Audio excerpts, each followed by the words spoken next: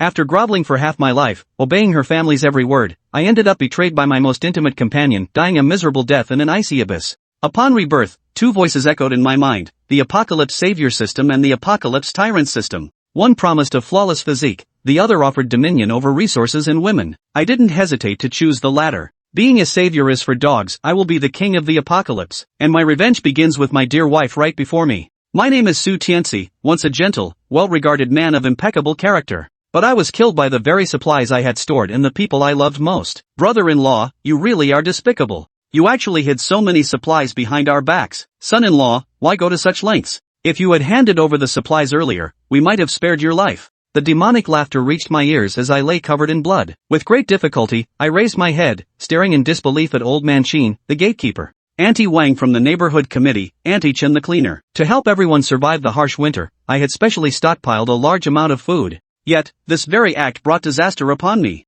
My Yawu stepped on my head, grinding his foot with a cruel laugh as he declared, "Your shelter, instant noodles, food supplies, bottled water and your lovely wife, I'll take them all without hesitation." His wife Zhang Kurson was wolfing down food beside him. "Zhang Kurson, I'm clearly your husband. Why did you conspire with outsiders to murder your own husband?" I stared at her intently. If it weren't for the poison she administered, my Yawu would be no match for me at all. Zhang Kurson clung to my Yawu's arm with a look of disdain. "Humph, you stingy, low-value man, you're only willing to give me 1 pack of instant noodles every day, while Yawu promised me 5 packs of instant noodles daily plus a spiced egg if the plan succeeds. If everyone gorges themselves recklessly like you, our supplies would run out quickly," I argued. "I'm starving right now, I can't think about anything else." She confessed, "To be honest, I'd already gotten together with Yawu before the class reunion. If it weren't for this damned apocalypse, maybe we would have even had children by now. I must have been blind to have fallen for a cheap slut like you who sleeps around with everyone," I shouted angrily. "How dare you insult my woman?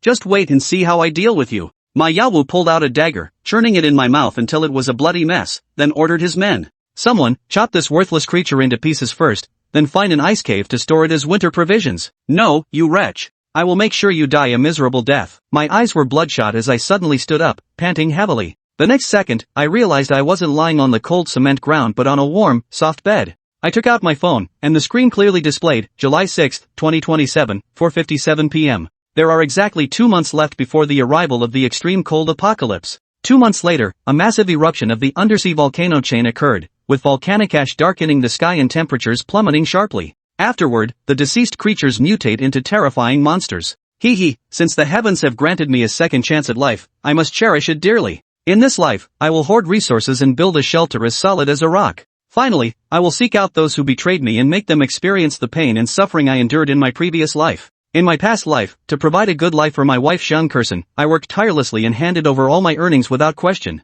But not only did she not show gratitude, she even brought over her parents and her idle younger brother Zhang Ziyue. After the apocalypse arrived, I went out alone to search for supplies, only to be met with blatant betrayal from Zhang Kurson's entire family. I clenched my fists tightly, radiating killing intent. At that moment, a cold mechanical voice rang in my mind. "Host, please select one of the following systems to load. Apocalypse Savior System. Reward, obtain a flawless physique, immune to all viral infections. Apocalypse Tyrant System. Who wants to be a savior? Not even a dog would take that role. I will be the king of this apocalypse." I smirked coldly and without hesitation chose the latter, the Apocalypse Tyrant System. Selection complete. Loading the Apocalypse Tyrant System for the host. Newcomer mission, the Tyrant descends. Mission content. Announce your return to your enemies in the most domineering way possible, with no restrictions on the method. Time limit, 2 hours.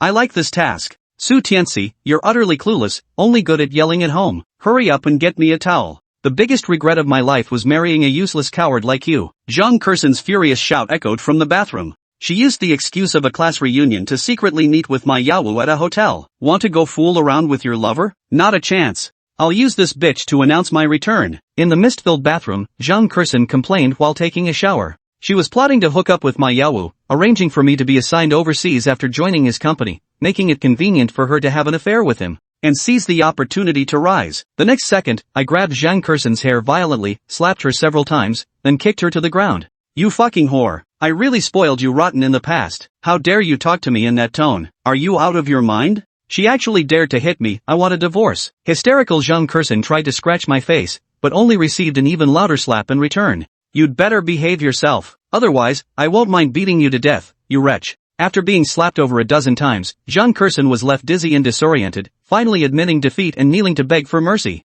"Honey, stop hitting me, I know I was wrong." I kicked Zhang Kursen over a dozen times, then went to the living room to get her bag, dumped out its contents, and discovered a baby eraser, blue pills and lubricant for the anus. I forcibly unlocked her phone, retrieved all the evidence of her affair with my Yawu, and backed everything up. I pinned Zhang Kursen firmly onto the toilet, revealing a devilish grin, and commanded, "As a husband, of course it's my duty to inspect the goods for your lover first." A few minutes later, the entire neighborhood with poor soundproofing was startled by the commotion. Next door, Su Jiajiao's face flushed red and her whole body burned with heat. When it was all over, Zhang Kursen lay weakly slumped over the toilet. "You beast, just you wait, I'm calling the police to arrest you." "Fine, I won't stop you. But if this scandal gets exposed, how do you think my Yawu will treat you?" Thinking that if I were to act recklessly and post the evidence of the affair online, it would affect my Yawu's company and marriage. Zhang Kursen's body trembled violently as she knelt on the ground, desperately kowtowing and begging for mercy. "Honey, I was wrong. Please don't leak our chat history. If you want to apologize, mere words won't cut it. Give me back the property deed first. This house is the inheritance left by my parents, but I gave it to Zhang Kursen as a betrothal gift. The property deed only has her name on it, %% no way, my parents would kill me, %% leave it to me. Otherwise, I'll beat you to death right now." Zhang Kursen finally gave in, trembling as she took the property deed out of the safe. With just one glance, the fury in my eyes turned palpable. On the property deed, the name under the homeowner column read Zhang Ziyue. These damned bastards had it all planned out, they came for my house. I slapped Zhang Kursen hard, kicked her a few more times, and strode away with the property deed in hand. "You useless man, what right do you have to hit me? I only had an emotional affair, I haven't physically cheated yet, right? Is it too much to ask for just one apartment from you? Isn't my youth worth at least one apartment?" Zhang Kursen collapsed to the floor, sobbing uncontrollably. I indulged in a feast at Dongjiang restaurant, venting my anger. Divorce would be too easy for Zhang Kursen, staying married actually makes things more convenient for me. I specifically took a photo of the property deed and captioned it, "After all these years,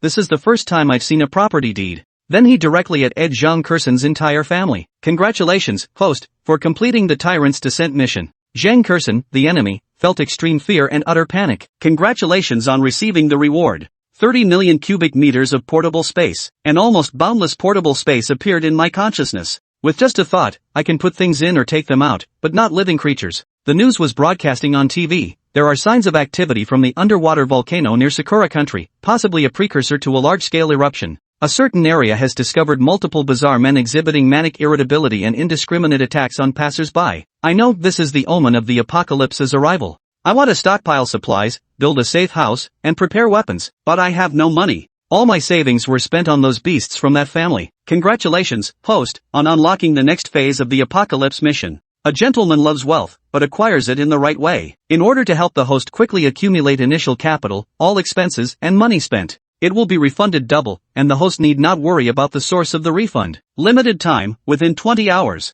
Double the refund. I immediately called the waiter to settle the bill. "Hello, the total for this time is 380 yuan. Ding, the card swipe was successful, and I saw 2 messages. Your bank card ending in 7183 has been charged 380 yuan. Your bank card ending with 7183 has received a deposit of 760 yuan. That's absolutely delightful." I frantically tried and found that only funds from savings cards and cash could be doubled and returned, while credit loans and Huabei didn't qualify.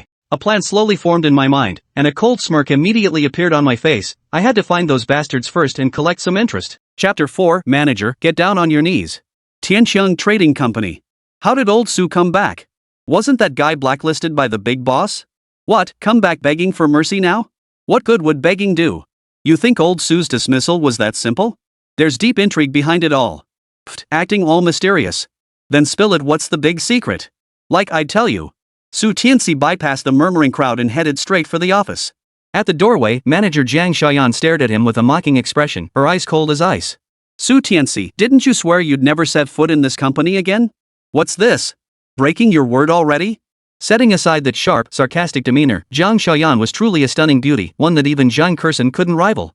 Her long legs were encased in black stockings, accentuating her curvaceous figure full where it should be, slender where it needed to be.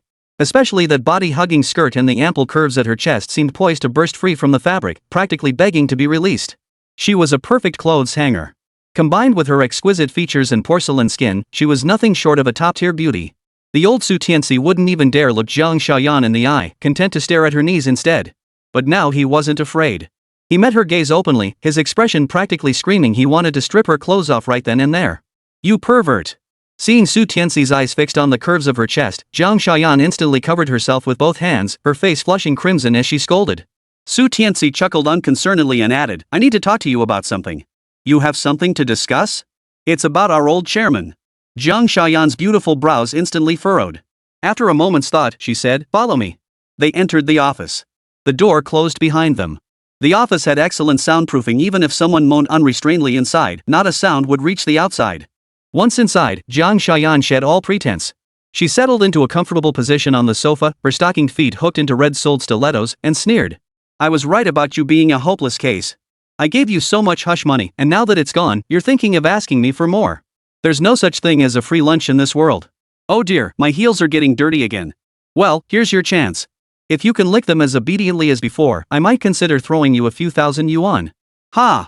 In an instant, Su Tianxi's eyes turned icy. Jiang Xiaoyan was the former chairman's mistress. Otherwise, how could someone barely in their 20s become a mid-level manager at a listed company? He stumbled upon that scene once, a pear blossom pressing against a sea of hibiscus, and the memory was still vivid. The aging ox strained to pull the plow across the newly cultivated field, the incongruity glaring. With a single grunt, it snapped the plow in two. Back then, Su Tianci was a pushover. Not only did he fail to leverage the situation, but Jiang Xiaoyan preemptively threatened his livelihood. Left with no choice, he reluctantly agreed to keep the affair secret. But Jiang Xiaoyan fired him immediately afterward. When he knelt begging her not to fire him, that wore this smug, contemptuous look. After that, she blacklisted him across the entire industry, leaving him no way out. As all these memories surfaced, Su Tianxi's gaze toward Jiang Xiaoyan held nothing but icy hatred. He lunged forward abruptly, his right hand forcing her thighs apart as he slammed his body against hers. Looming over her, he sneered coldly. That old man can't satisfy you, can he? Need me to lend a hand? Rest assured, I'm far more capable than the old chairman. If you're not satisfied, you can punish me however you like. Jiang Xiaoyan was utterly stunned. She never imagined Su Tianci would become so brazen. The suggestive posture instantly flushed her cheeks crimson, especially as the overwhelming masculine aura washed over her, a stark contrast to the chairman's musty, old man scent. As she stood frozen in shock, Su Tianci spoke with playful mockery. I have to admit, you're very thorough. Every time you're up to no good in the office, you turn off the surveillance and erase all traces. But you still left a loophole. If you don't want people to know, don't do it in the first place. Whether the chairman calls you or you call him, each meeting lasts hours. Rumors have been swirling around the company for ages. They just don't dare speak up because they fear getting fired and are intimidated by the chairman's authority. They may be afraid, but I'm not. If it comes down to it, we'll both go down together. Besides, I have the damning photos as proof. If the old lady finds out about your affair, you'll suffer a fate far worse than mine. In an instant, Jiang Xiaoyan's face drained of color. The person most responsible for Tianci Company becoming a publicly listed company was the chairman's wife, the old lady Su Tianci referred to. The old madam had zero tolerance for infidelity, both emotional and physical. If she caught wind of any rumors, her thunderous punishment would terrify even her. Before long, another unidentified corpse might be found under the overpass. What do you want to do? I'll give you 500,000 yuan as hush money. Is that okay? Jiang Xiaoyan pleaded urgently, her pitiful expression combined with her luscious, alluring gaze proving irresistible. Though she appeared to back down, a cunning scheme was brewing in her mind. If Su Tianci dared to take the money, she would call the police. She would claim Su Tianci had attempted to assault her, and that she had been forced to pay the 500,000 yuan to settle the matter. After all, everyone in the office had seen Su Tianci enter the room, and there were no security cameras inside. All the evidence would be stacked in her favor, easily landing Su Tianci in jail for the holidays. But while her imagination painted a rosy picture, reality was stark. The reborn Su Tianci was no longer the pushover he once was. He instantly saw through Jiang Xiaoyan's sinister scheme, pulling a document from his pocket and slamming it down on the table. Sign it. Jiang Xiaoyan glanced at it and immediately shook her head. No way. I won't sign it. The document's title read, How Mistress Jiang Xiaoyan Interfered in the Chairman of Tianci Group's Relationship. Its contents detailed Jiang Xiaoyan's affair, how many times it occurred, where it happened, and even the positions used, all described in excruciating detail. How could Su Tianci know such intimate details? It was all fabricated by him. But at this moment, whether it was true or false didn't matter at all. As long as Jiang Xiaoyan signed it, it would become the truth. Still not signing? Su Tianci made a show of reaching for his phone, his threat hanging heavy in the air. Finally, Jiang Xiaoyan gritted her teeth and yielded. With profound humiliation, she scrawled her signature, her voice choked with unshed tears. I beg you. I've finally achieved a life above others. You can't destroy me. Su Tianci tucked away the document with a satisfied smile before murmuring, "Kneel." Chapter 5. I never agreed to give you this evidence. Kneel? At that moment, Jiang Xiaoyan felt as if her brain might explode. They were standing very close together. If she knelt down at this height, wouldn't she be? At that moment, Jiang Xiaoyan radiated pure refusal. Serving the upper echelons? Even if it meant catering to some decrepit old man, she'd do it willingly. But to perform those despicable acts for this pathetic, spineless loser she despised most? She simply couldn't bring herself to do it. Looks like you won't cry until you see the coffin. Su Tianci's icy gaze fixed on Jiang Xiaoyan as he made to dial his phone. The next instant, she flopped to her knees with a thud, then reached straight for his trousers. I'm not as cheap as you. Su Tianci clutched his pants and took a few steps back.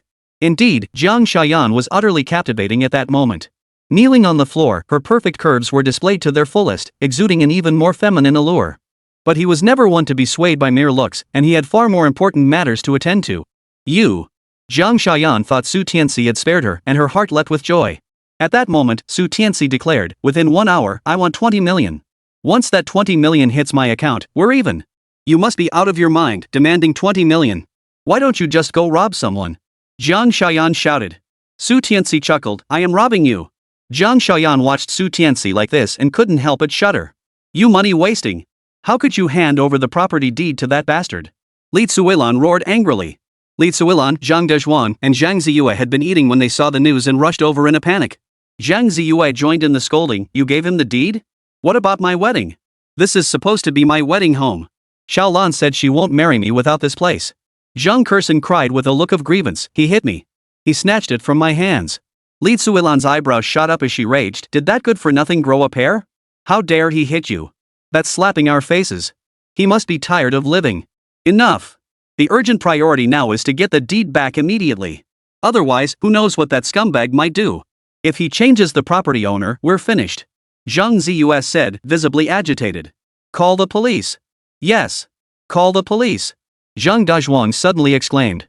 Tell them that bastard drinks, gambles, and does every kind of evil. He stole the deed for money and wants to sell the house. Then someone will help us seek justice. Li Tsuilan and Zhang Ziyue's eyes lit up instantly. Exactly. Right now, Zhang Ziyue is the registered owner of this house. Plus, Su Tianci assaulted someone and stole the property deed that's ironclad evidence. Maybe we can even squeeze some money out of Su Tianci later. No, we'll demand compensation for emotional distress. No, we can't make a big deal out of this. Zhang Kurson pleaded urgently, then revealed the arrangement she'd made with Ma Yaowu. The vast room suddenly fell into complete silence. Just as Zhang Kurson was about to be beaten senseless, Zhang Ziyue exclaimed excitedly, Sis, you mean that billionaire tycoon Ma Yaowu was going to be my brother-in-law? Both Li Tsuilan and Zhang Dezhuang looked at Zhang Kurson with astonished delight, as if she were some kind of hero. Aren't you going to beat me? Zhang Kurson swallowed hard and asked timidly. Zhang Dezhuang retorted, beat you? We're thrilled to have you. He's a billionaire tycoon.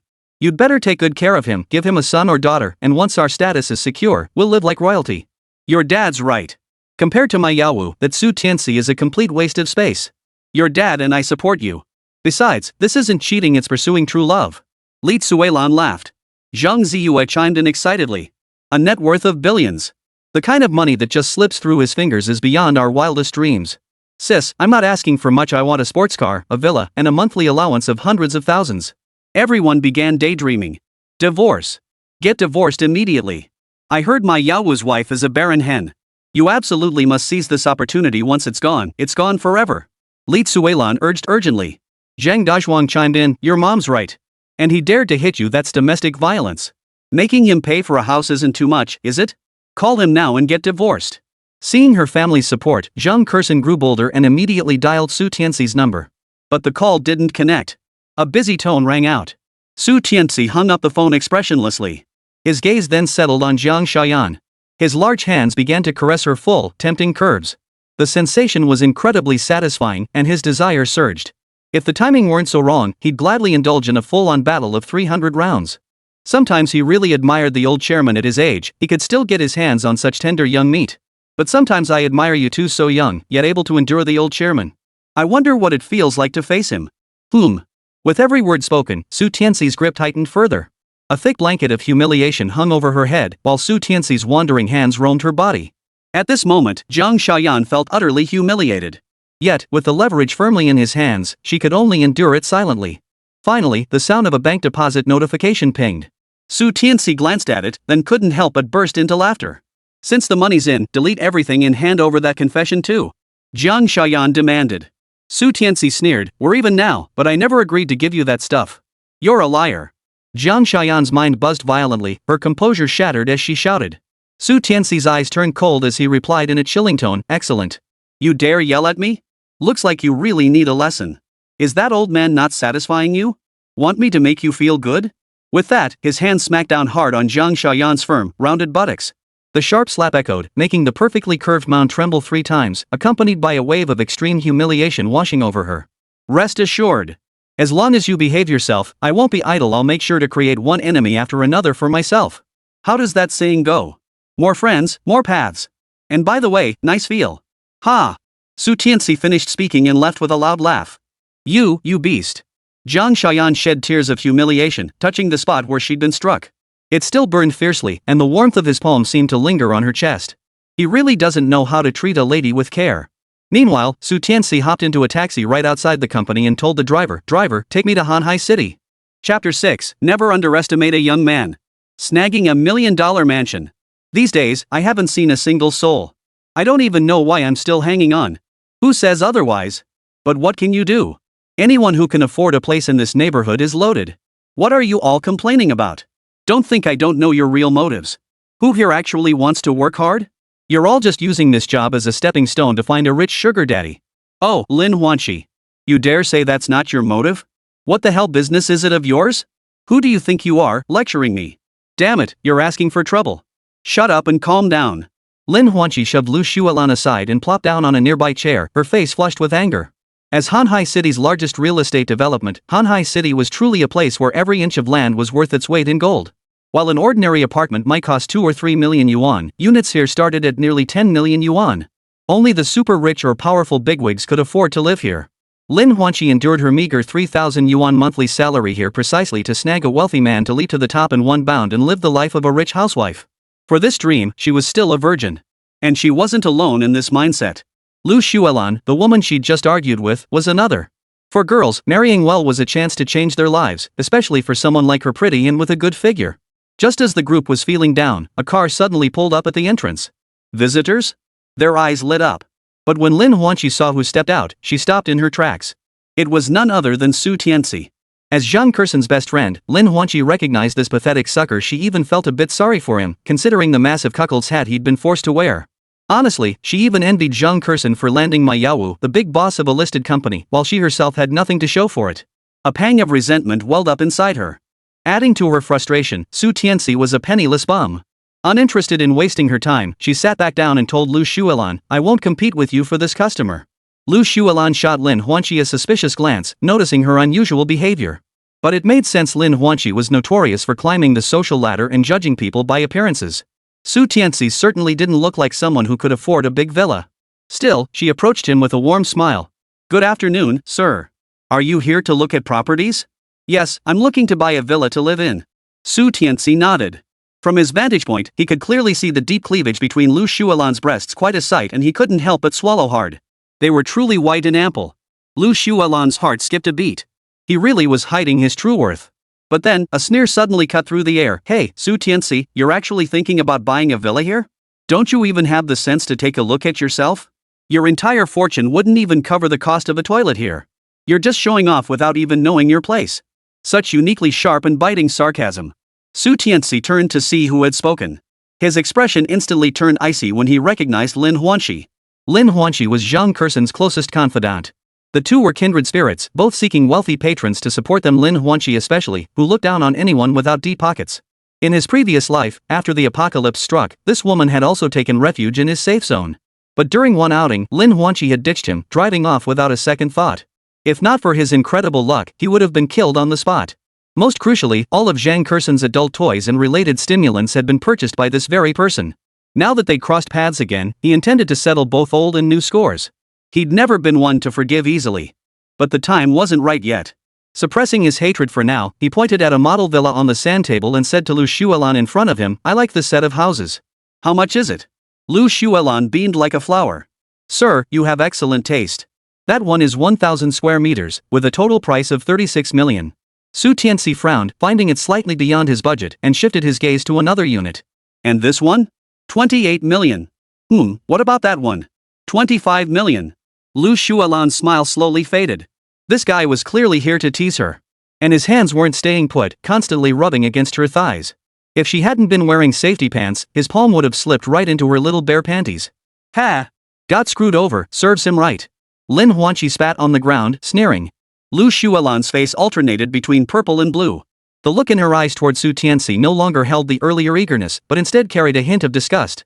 As a sales agent for the Hanhai Villa district, she was undeniably attractive, which inevitably drew men using property viewings as excuses to make unwanted advances. Having been taken advantage of again, Lu Shualan was thoroughly displeased. Her face hardened as she declared. Sir, if you can't afford it, please leave. And remove your hand from my leg, or I'll report you for sexual harassment. Su Tianci chuckled, then suddenly yanked her snow-white thigh. Just as Lu Shualan was about to erupt like a lioness, he swiftly withdrew his hand and asked, Do you have any houses around 10 million? Yes, that one's worth 13 million. Lu Shualan said, forcing back her anger. Sign the contract. Su Tianci slammed his bank card onto the table. In an instant, the expressions of the surrounding crowd froze. One by one, their faces were filled with disbelief. Even Lin Huanqi stood up in shock. What? You're turning down a sure deal? Su Tianci reached out and roughly squeezed Lu Shualan's snow-white chest. Though the fabric dampened the sensation, he keenly sensed she wasn't wearing a bra underneath. Lu Shualan froze for a moment before beaming with delight. Yes. Of course. I'll go find the manager to draft the contract right now. With that, she scampered off, her excitement evident in the wiggle of her pert behind. The ample sway of her hips, accentuated by her form-fitting skirt, was undeniably suggestive. Before long, the manager returned with a contract in hand, beaming as he said, Sir, please sign here. And regarding the loan? No loan. Full payment. Su Tianci replied coolly. Yet this seemingly casual remark exploded like a thunderclap, sending shockwaves through the crowd. Full payment. A villa worth over 10 million. Full payment. Generally speaking, anyone capable of producing 10 million in liquid assets would be worth at least 100 million. The manager initially thought Su Tianci was joking, but seeing the seriousness in his eyes, he reluctantly took the bank card. With a crisp ding, the transaction was completed. Sir, here's the invoice. Please sign here. The manager tremblingly held the invoice for over 10 million yuan, his hands shaking uncontrollably, his speech slurring. Everyone stood dumbfounded, utterly unable to process what had just happened. Hold on, I'm buying several more sets outright. While everyone else was in shock, Su Tianci spoke with the calmness of a cloudless sky, as if that 10+ million were no more than 1,000 or so yuan, something he didn't particularly care about. Chapter 7, Left Hand to Right Hand. Instant takeoff. After a brief, deathly silence, the eyes of the numerous salespeople present glowed with a sinister green light, and the atmosphere boiled over like boiling water. They'd never witnessed anything like this. Ordinary buyers haggled endlessly over a single unit, yet Su Tianci waved his hand, signed the contract instantly, and now wanted multiple units. This was the epitome of the elite among the elite. Lu Shualan was the happiest of all. The commission alone from the unit she just sold was no less than 200,000 yuan. Now, she was even more determined to seize this opportunity. Sir, let me introduce you. Sir, let me introduce myself. I have an advantage over them, my chest is the biggest. Don't believe me? Feel for yourself. Oh my, why are you saying all this? Sir, my butt is so bouncy, you can try it. Don't be shy. Have you no shame? Any sense of decency left? Hey, don't fight me over him. My chest and butt are both huge. Countless curvaceous beauties swarmed out, all jostling toward Su Tianci. Lin Huanqi struggled hard to finally reach Su Tianci's side, her smile so eager it seemed if he asked her to kneel and do something unspeakable, she'd do it without hesitation. Someone who could casually pull out 10 million to buy a house and was planning to pay cash for several more was undoubtedly one of the few in all of Hanhai City with that kind of clout. He perfectly matched her image of a wealthy man. Brother Su, given my relationship with Xinxin, these properties have to be bought through me, right? Oh, and Brother Su, I have to do the unthinkable cut ties with my own kin. Xinxin has someone else now. Lin Huanqi trailed off here, clearly aiming to pique Su Tianci's curiosity and create an opportunity for them to be alone. So what if he was her best friend's husband? She'd still poach him. How could Su Tianci fail to see through Lin Huanqi's little scheme? A cold curve touched his lips as he said, Once we're done here, you're leaving with me. Lu Shualan's expression changed abruptly. Sir, look at me. You too, Su Tianci said, fixing his gaze on Lu Shualan. Like Lin Huanqi, Lu Shualan belonged to that elite few, both in figure and appearance.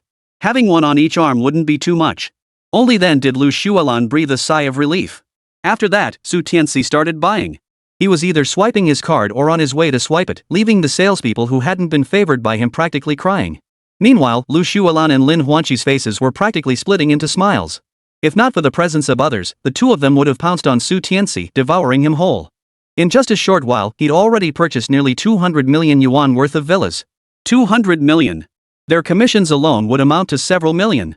And most crucially, anyone who could afford to buy a villa worth 200 million must have assets starting at several billion.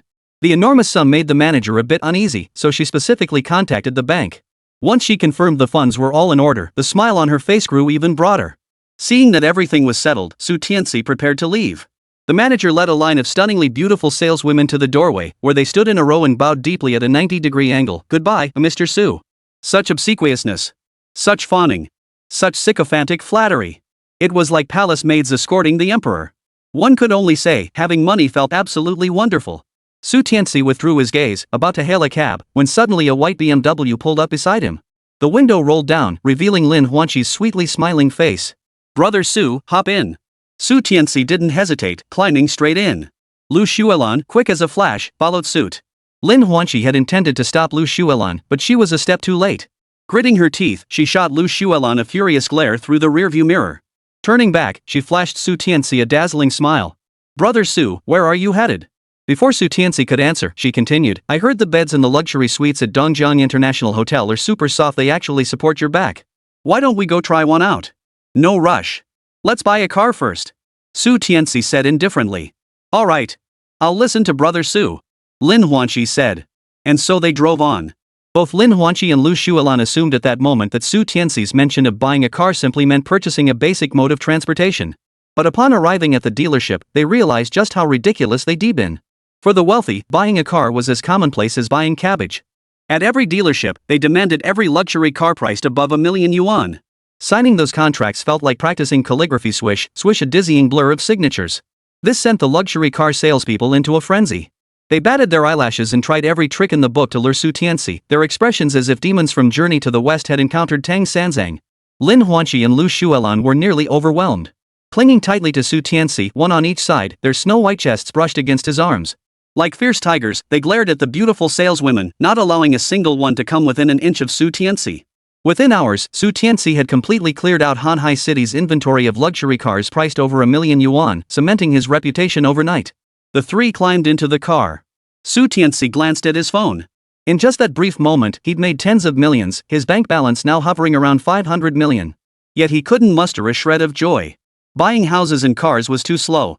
Now, only investing in land and large office buildings could accelerate his growth. But such transactions required connections to facilitate. He hadn't even gained entry into the right circles, so naturally, he lacked the channels. Just as he was deep in despair, Su Tianci suddenly realized he'd overlooked a money-gobbling beast. The stock market. With trillions at stake, if he played his cards right, he could turn 500 million into a terrifying geometric growth in no time, all without regulatory scrutiny. Better to act than to hesitate. Su Tianci immediately registered an account. He wasn't reckless enough to dump all 500 million into a single stock that would inevitably land him in jail on charges of market manipulation. After careful consideration, he bought hundreds of thousands to millions worth of each stock in large batches. In essence, he used volume to accumulate holdings. Since the total volume didn't cause significant fluctuations, it naturally wouldn't attract the attention of regulatory authorities. The 500 million yuan purchased shares in 500 or 600 different stocks. The next moment, the spent funds appeared in his bank account. Thanks to the double return policy, the 500 million instantly became 1 billion. Su Tianci suppressed his excitement and continued buying. By afternoon, his assets had ballooned to a staggering 5 billion yuan. Chapter 8, Shopping Spree continues. Su Tianci's little scheme. Su Tianci made no secret of his stock transactions, so Lin Huanqi and Lu Shualan, watching nearby, were stunned into wide-eyed disbelief. The sight of that long string of zeros left them utterly speechless. Su Tianci's bank balance was probably longer than their ID numbers. With assets in the tens of billions, his net worth was easily over 100 billion. In a place like Hanhai City, someone worth hundreds of billions could easily rank among the top 10 wealthiest individuals. At this thought, Lin Huanqi couldn't help but swallow hard, her gaze toward Su Tianci now tinged with a faint greenish glint. She thought to herself, since Zhang Kurson doesn't know how to cherish such a prime catch, don't blame me for swooping in and stealing him away. Lu Shualan was thinking the exact same thing at that moment. A few hundred billion yuan in assets meant that even a mere trickle of wealth from his fingertips could secure her financial freedom and a life of luxury for the rest of her days. Though she had no desire to share this fortune with Lin Huanxi, the little minx already knew the secret. Thus, the two tacitly agreed to keep Su Tianxi's immense wealth hidden from any third party. Lu Xuelan moved swiftly, tugging her top down. Since she wasn't wearing anything underneath, and given her ample proportions, vast swaths of snow-white cleavage were instantly revealed. That single glance was enough to take someone's breath away. Su Gu. It's getting late. Shall we test out the king-size bed at the Dongjiang International Hotel? Lu Xuelan leaned close to Su Tianci, her voice dripping with seductive charm. Lin Huanxi joined them, her voice sweet and seductive. Yes, brother Su, look how dark it's getting outside. We should find a place to rest properly. As they spoke, their hands grew restless, creeping toward Su Tianxi's crotch. Don't rush, let's go to Yonghui Supermarket first. Yonghui Supermarket was the largest in Hanhai City, stocking virtually every essential supply imaginable. In this post-apocalyptic world, resources were paramount. Therefore, the immediate priority was to stockpile supplies. As for the intimate attentions of these two beauties, well, there would be plenty of time for that later. He couldn't let himself be blinded by lust just yet. Alright then. Lin Huanxi and Lu Xuelan couldn't hide the disappointment in their eyes. But they quickly pulled themselves together, especially Lin Huanxi, who was already scheming to assemble a full set of those sexy lingerie and potions she'd bought for Zhang Kursen before. It would absolutely make Su Tianci, haunted by her image, utterly spellbound. Yonghui Supermarket. The manager stared at the list in his hands, his expression shifting from shock to mild surprise. He looked at Su Tianci with lingering bewilderment and asked, "Sir, are you certain you need this much?" The list was exhaustive, from fruits and vegetables to various medicines and foods. It included absolutely everything. This wasn't shopping, it was practically buying out the entire supermarket.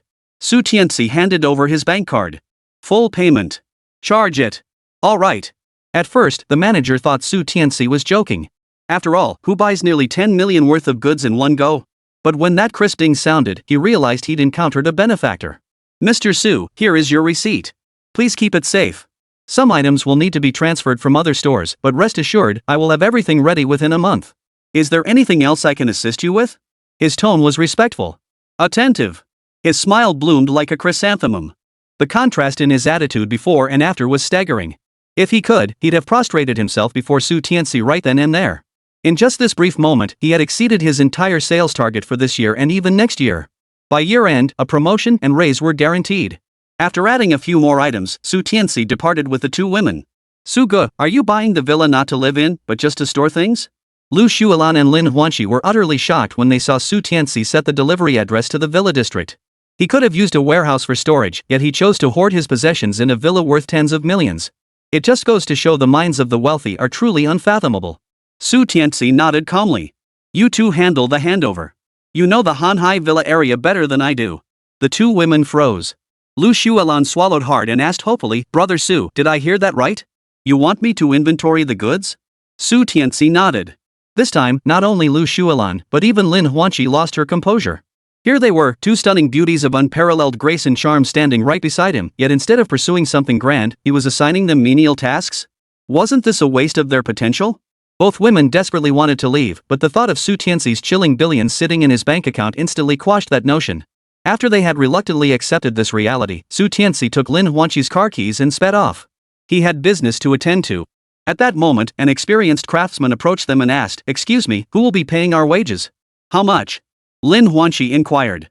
Since Su Tianci had entrusted the site to them, they reluctantly accepted the responsibility to appease this important client. 1,200 each. 12,000 total, the master craftsman stated. 1,200 each? Are you robbing us? Lin Huanxi couldn't help but snap. The old master retorted, "Hey, young lady, watch your tone. Mr. Su said migrant workers like us have it tough doing manual labor, so he doubled our pay. If you don't want to pay, I'll go ask Mr. Su myself." "No. I'll pay." Lin Huanxi hurriedly stopped the master craftsman who was about to leave. If they really let the old master go to Mr. Su, wouldn't they lose face in front of him? They were both broke. Forget 12,000, they probably couldn't even scrape together 1,200. Their wages were already meager, and they'd blown every penny on cosmetics and skincare products the moment they got paid. Now their pockets were emptier than their faces. "Lu Xuelan, you pay. I don't have any money. Not a single penny. Look for yourself if you don't believe me." "So what do we do now?" "You're asking me?" The two bickered back and forth, nearly coming to blows. Finally, with no other options, they started applying for online loans right there on the spot. They nodded and shook their heads repeatedly, leaving the veteran teacher speechless. "Oomph. This is what you get for tempting me. Let's see how you'll come up with all that money." Su Tianci hummed cheerfully, his mood greatly improved. He was doing this on purpose. Lin Huanqi and Lu Xuelan, neither of them were decent people.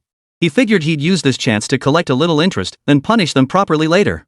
As for why he couldn't relax properly now, there were more important matters to attend to at the time. While driving, Su Tianci glanced at the time on his phone. If he hadn't misjudged, Zhang Kersen must be on her way to report him to Ma Yaowu right now. Chapter 9, Thrilling. Catching them red-handed. Su Tianci picked up his phone and dialed a number. Detective Li Zijian? Yes, I need your help with something. Track down someone for me. After hanging up, Su Tianci floored the accelerator and headed straight for the Dongjiang International Hotel. Upon arrival, he parked and settled into a cafe not far from the hotel. Ordering a coffee, he sipped it leisurely. About 10 minutes later, an unassuming-looking man walked in, sat down next to Su Tianci, and whispered, "Mr. Su?" Su Tianci nodded. The man continued, "I've confirmed it. Room 301 at the Dongjiang International Hotel was indeed booked by Ma Yaowu. And the woman in the photo you sent me was seen entering with him. Here's the room key." He then placed a room key on the table. "Good." Su Tianci nodded in satisfaction. Li Zijian paused, then added, "Before that woman arrived, there were 2 elderly people and a young man with her. I checked they're her parents and younger brother." At that moment, Li Zijian's eyes betrayed an uncontrollable thrill. Nothing was more thrilling than catching someone in the act of infidelity, such a melodramatic affair. And the fact that the target was the big boss of the Ma Group, a quasi-listed company, only added fuel to the fire of this melodramatic affair. Su Tianci hummed in acknowledgement. He was already used to this family's antics, a bunch of trash. He then asked, "Did those 2 old fools leave?" "No. They're sitting at the convenience store next to the hotel." Li Zijian replied.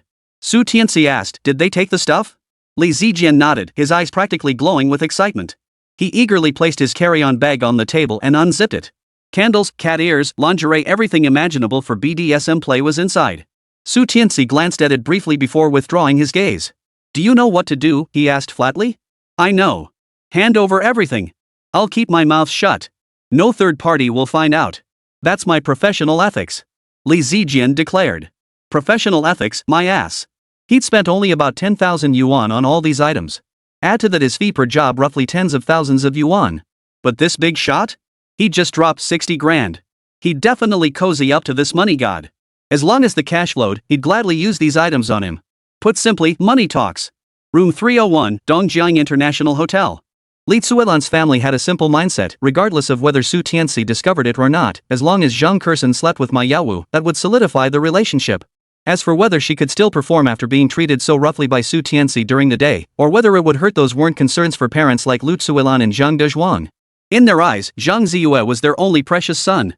"You mean Su Tianci found out about you and me?" Ma Yaowu had already stripped down, ready for a 300-round battle. But the moment he heard Zhang Kersen's pitiful explanation, his manhood instantly deflated. He stared wide-eyed and asked. Zhang Kersen timidly nodded, looking utterly wronged. Not a single word of comfort for her, only concerned with himself. Men really are no good. Ma Yaowu pondered for a moment before asking, "Besides the chat log, is there any other evidence?"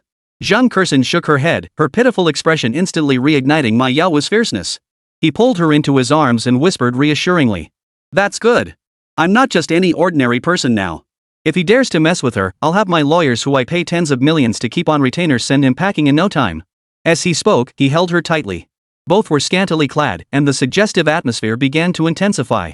"It's all my fault. I was so worried I lost my head. I just couldn't bear the thought of Su Tianci harming you." Zhang Kersen shed a few well-timed tears. Ma Yaowu swallowed hard, his throat involuntarily twitching. A surge of intense desire rolled in his eyes as he rasped hoarsely, "Don't worry, Xin. That bastard Su Tianci is no match for me. I promise you, if you'll be mine, I'll give you anything you desire. And I won't allow that scum Su Tianci to touch you." He drew closer and closer, his breathing growing heavy, his hands growing restless, roaming freely across her delicate skin. "I've agreed to everything you asked, but he took the wedding room meant for my brother." Zhang Kersen felt the heat rising from the man beside her and whispered softly. She knew well that when a man's certain part became unspeakably aroused, his heart would soften. Whatever he said, she would agree. "Sure enough," Ma Yaowu declared, "leave everything to me. Of course, the condition is that you make me feel good." "Don't worry," Zhang Kersen said, her cheeks flushing slightly. "Did you bring the items?" Ma Yaowu asked again. "I did. But I want to serve you myself," Zhang Kersen said coyly. "Good. Ha! You haven't wasted my affection." Ma Yaowu roared with laughter. "In room 302 next door. Get a close-up shot, zoom in, yes, just like that. Hold steady. Be careful, don't get caught." Su Tianci watched the footage on the screen, directing Li Zijian with the drone while grinning non-stop. This left Li Zijian beside him utterly baffled. His wife was being treated this way. Instead of getting angry, the man himself radiated an inexplicable, eerie aura. In that brief moment, Li Zijian found himself genuinely impressed by Su Tianci. Any other husband would never stand by and watch his wife do this unless, of course, he was one of those incompetent husbands from certain movies. The prelude is almost over, it's time for us to take the stage. Su Tianci patted Li Zijian on the shoulder before stepping out. Li Zijian froze for a second before following closely behind. Bang! The next moment, the door to room 301 burst open. Ma Yawu, who had been about to enter, snapped his head up at the sound and saw Su Tianci strolling in leisurely. Following closely behind him was a young man who, upon entering, immediately turned the doorknob and locked the door from the inside. Zhang Kursen froze, then let out a sharp gasp. She quickly covered herself with the quilt, panic-stricken to the point of tears. I warned you just this morning, and now you're out selling yourself at night? Zhang Kursen, are you that desperate? Su Tianci sneered. You? Zhang Kursen was speechless, unable to find a rebuttal. Instead, Ma Yawu stood up beside him and said coldly, even though you're Xixin's husband, I still have to warn you, watch your mouth. Otherwise, don't blame me for having you killed. Chapter 10, Pounding Ma Yawu. Into the station. Thud. Su Tianci lunged forward, his fist striking Ma Yawu's face with precise, brutal force. The crackling sound of blows, mixed with Ma Yawu's wails of pain, echoed throughout the room. At that moment, Su Tianci's mind was consumed by rage. In his previous life, he had died at this man's hands, a death marked by extreme humiliation. Now that he had the chance for revenge, he wouldn't let it slip away. Ma Yawu was completely stunned. He had assumed Su Tianci, that coward, would hesitate to act out of deference to his status. He figured Su had only come to extort money. But the turn of events far exceeded his expectations. Each punch landed with increasing force. Within mere moments, stars danced before his eyes and the world spun violently. Su Tianci was clearly intent on beating him to death. He wanted to beg for mercy, but the fists gave him no chance. Finally, seizing a moment when Su Tianci paused for breath, he clung desperately to Su Tianci's leg, wailing, "Brother! No, father! Please, father! Stop hitting me! I only took a few sips, I didn't even get to put the cap on you yet." Hearing you say that, you still have regrets? Su Tianci said with a faint, mocking smile. No. Ma Yawu shook his head frantically, his face etched with terror. Su Tianci snorted coldly but refrained from hitting him again. Instead, he ordered the man onto the bed and turned to Li Zijian beside him. Document this. Li Zijian snapped to attention, grabbing his camera and frantically snapping photos everywhere, every little detail captured, the various toys, the lingerie, nothing missed. A veritable erotic tableau. Terrified by the beating, Ma Yawu cowered naked on the bed, not daring to move an inch. Zhang Kursen, who had witnessed Su Tianci's rage before and now saw it again, was already scared stiff. She stood frozen in place like a statue. At this moment, she didn't even dare to look into Su Tianci's eyes. This guy was just too brutal, especially when he did that kind of thing in a rage. Even now, she was still red and swollen down there. At that moment, Ma Yawu looked at Su Tianci and immediately pleaded, "Brother Su, you absolutely mustn't make this public. Whatever you want, I'll give it to you." Su Tianci glanced at the camera, saw the evidence captured inside, and smiled with satisfaction. He then turned to Ma Yawu with a cold, icy grin before picking up his phone and dialing a number right in front of both men. "Hello? I want to report a crime. In room 301 of the Dongjiang International Hotel, there's prostitution taking place." After hanging up, he turned to the pair. "Uncle Hat will be here in 10 minutes max." At that moment, Ma Yawu and Zhang Kursen's faces drained of color. Su Tianci clearly had no intention of letting them off the hook. Was it really necessary? It's just a case of wearing a green hat. Was it really worth pushing things to the point of no return? No matter how indignant he felt inside, Ma Yawu could only put on a pleading expression now. "Brother Su, please have mercy. Spare me this once. As the saying goes, leave a little room for future encounters." Zhang Kursen quickly chimed in, "Husband, no matter what, we were once husband and wife. Don't treat me like this. I swear I'll be faithful to you alone from now on." The two were now sniveling and weeping, their cries utterly pitiful. Su Tianci, thoroughly enjoying the spectacle, declared, "Don't say I didn't give you a way out. Look. The window's still open." A chill shot through Ma Yawu and Zhang Kursen's hearts. This was the 3rd floor. While jumping down wouldn't necessarily kill them, they'd be seriously injured and stuck in the hospital for months at the very least. Plus, Su Tianci had taken all their clothes. Even if they somehow survived the fall, being seen like that would mean social death. "Alright, I'm outta here." Calculating the timing, Su Tianci departed. The next moment, the wail of sirens filled the air, and alternating red and blue lights shone through the window. Ma Yao's vision darkened. He murmured in a daze, "It's over. Everything's over." Downstairs convenience store. Zhang Ziyue remarked, "It's been so long. I wonder if my dear sister has taken good care of Mr. Ma." Zhang Dazhuang held a cup of milk tea, sipped some tapioca pearls, and grinned, "I've got faith in your sister. And honestly, this sweet stuff tastes amazing. Once we're rich, I'll buy you this every day," Zhang Ziyue declared. Zhang Dazhuang scoffed, "Who'd drink this crap when we're rich? I'll be sipping Mao Tai in that 82 La fight." "Fine. At least we won't be short on cash then." "Hey, why are police cars showing up?" Zhang Ziyue's words were cut short as the commotion outside caught her attention. A crowd of onlookers quickly gathered. After listening for a moment, he turned to Zhang Dazhuang and Li Tsuilan and said, "Someone got reported for soliciting a prostitute. Oomph, apparently it's some big shot. Looks like he's made an enemy. Serves them right. Those rich bastards deserve to die." Lu Tsuilan spat on the ground and cursed under her breath. A nearby waitress approached and whispered, "Ma'am, please don't spit on the ground." "What the hell business is it of yours?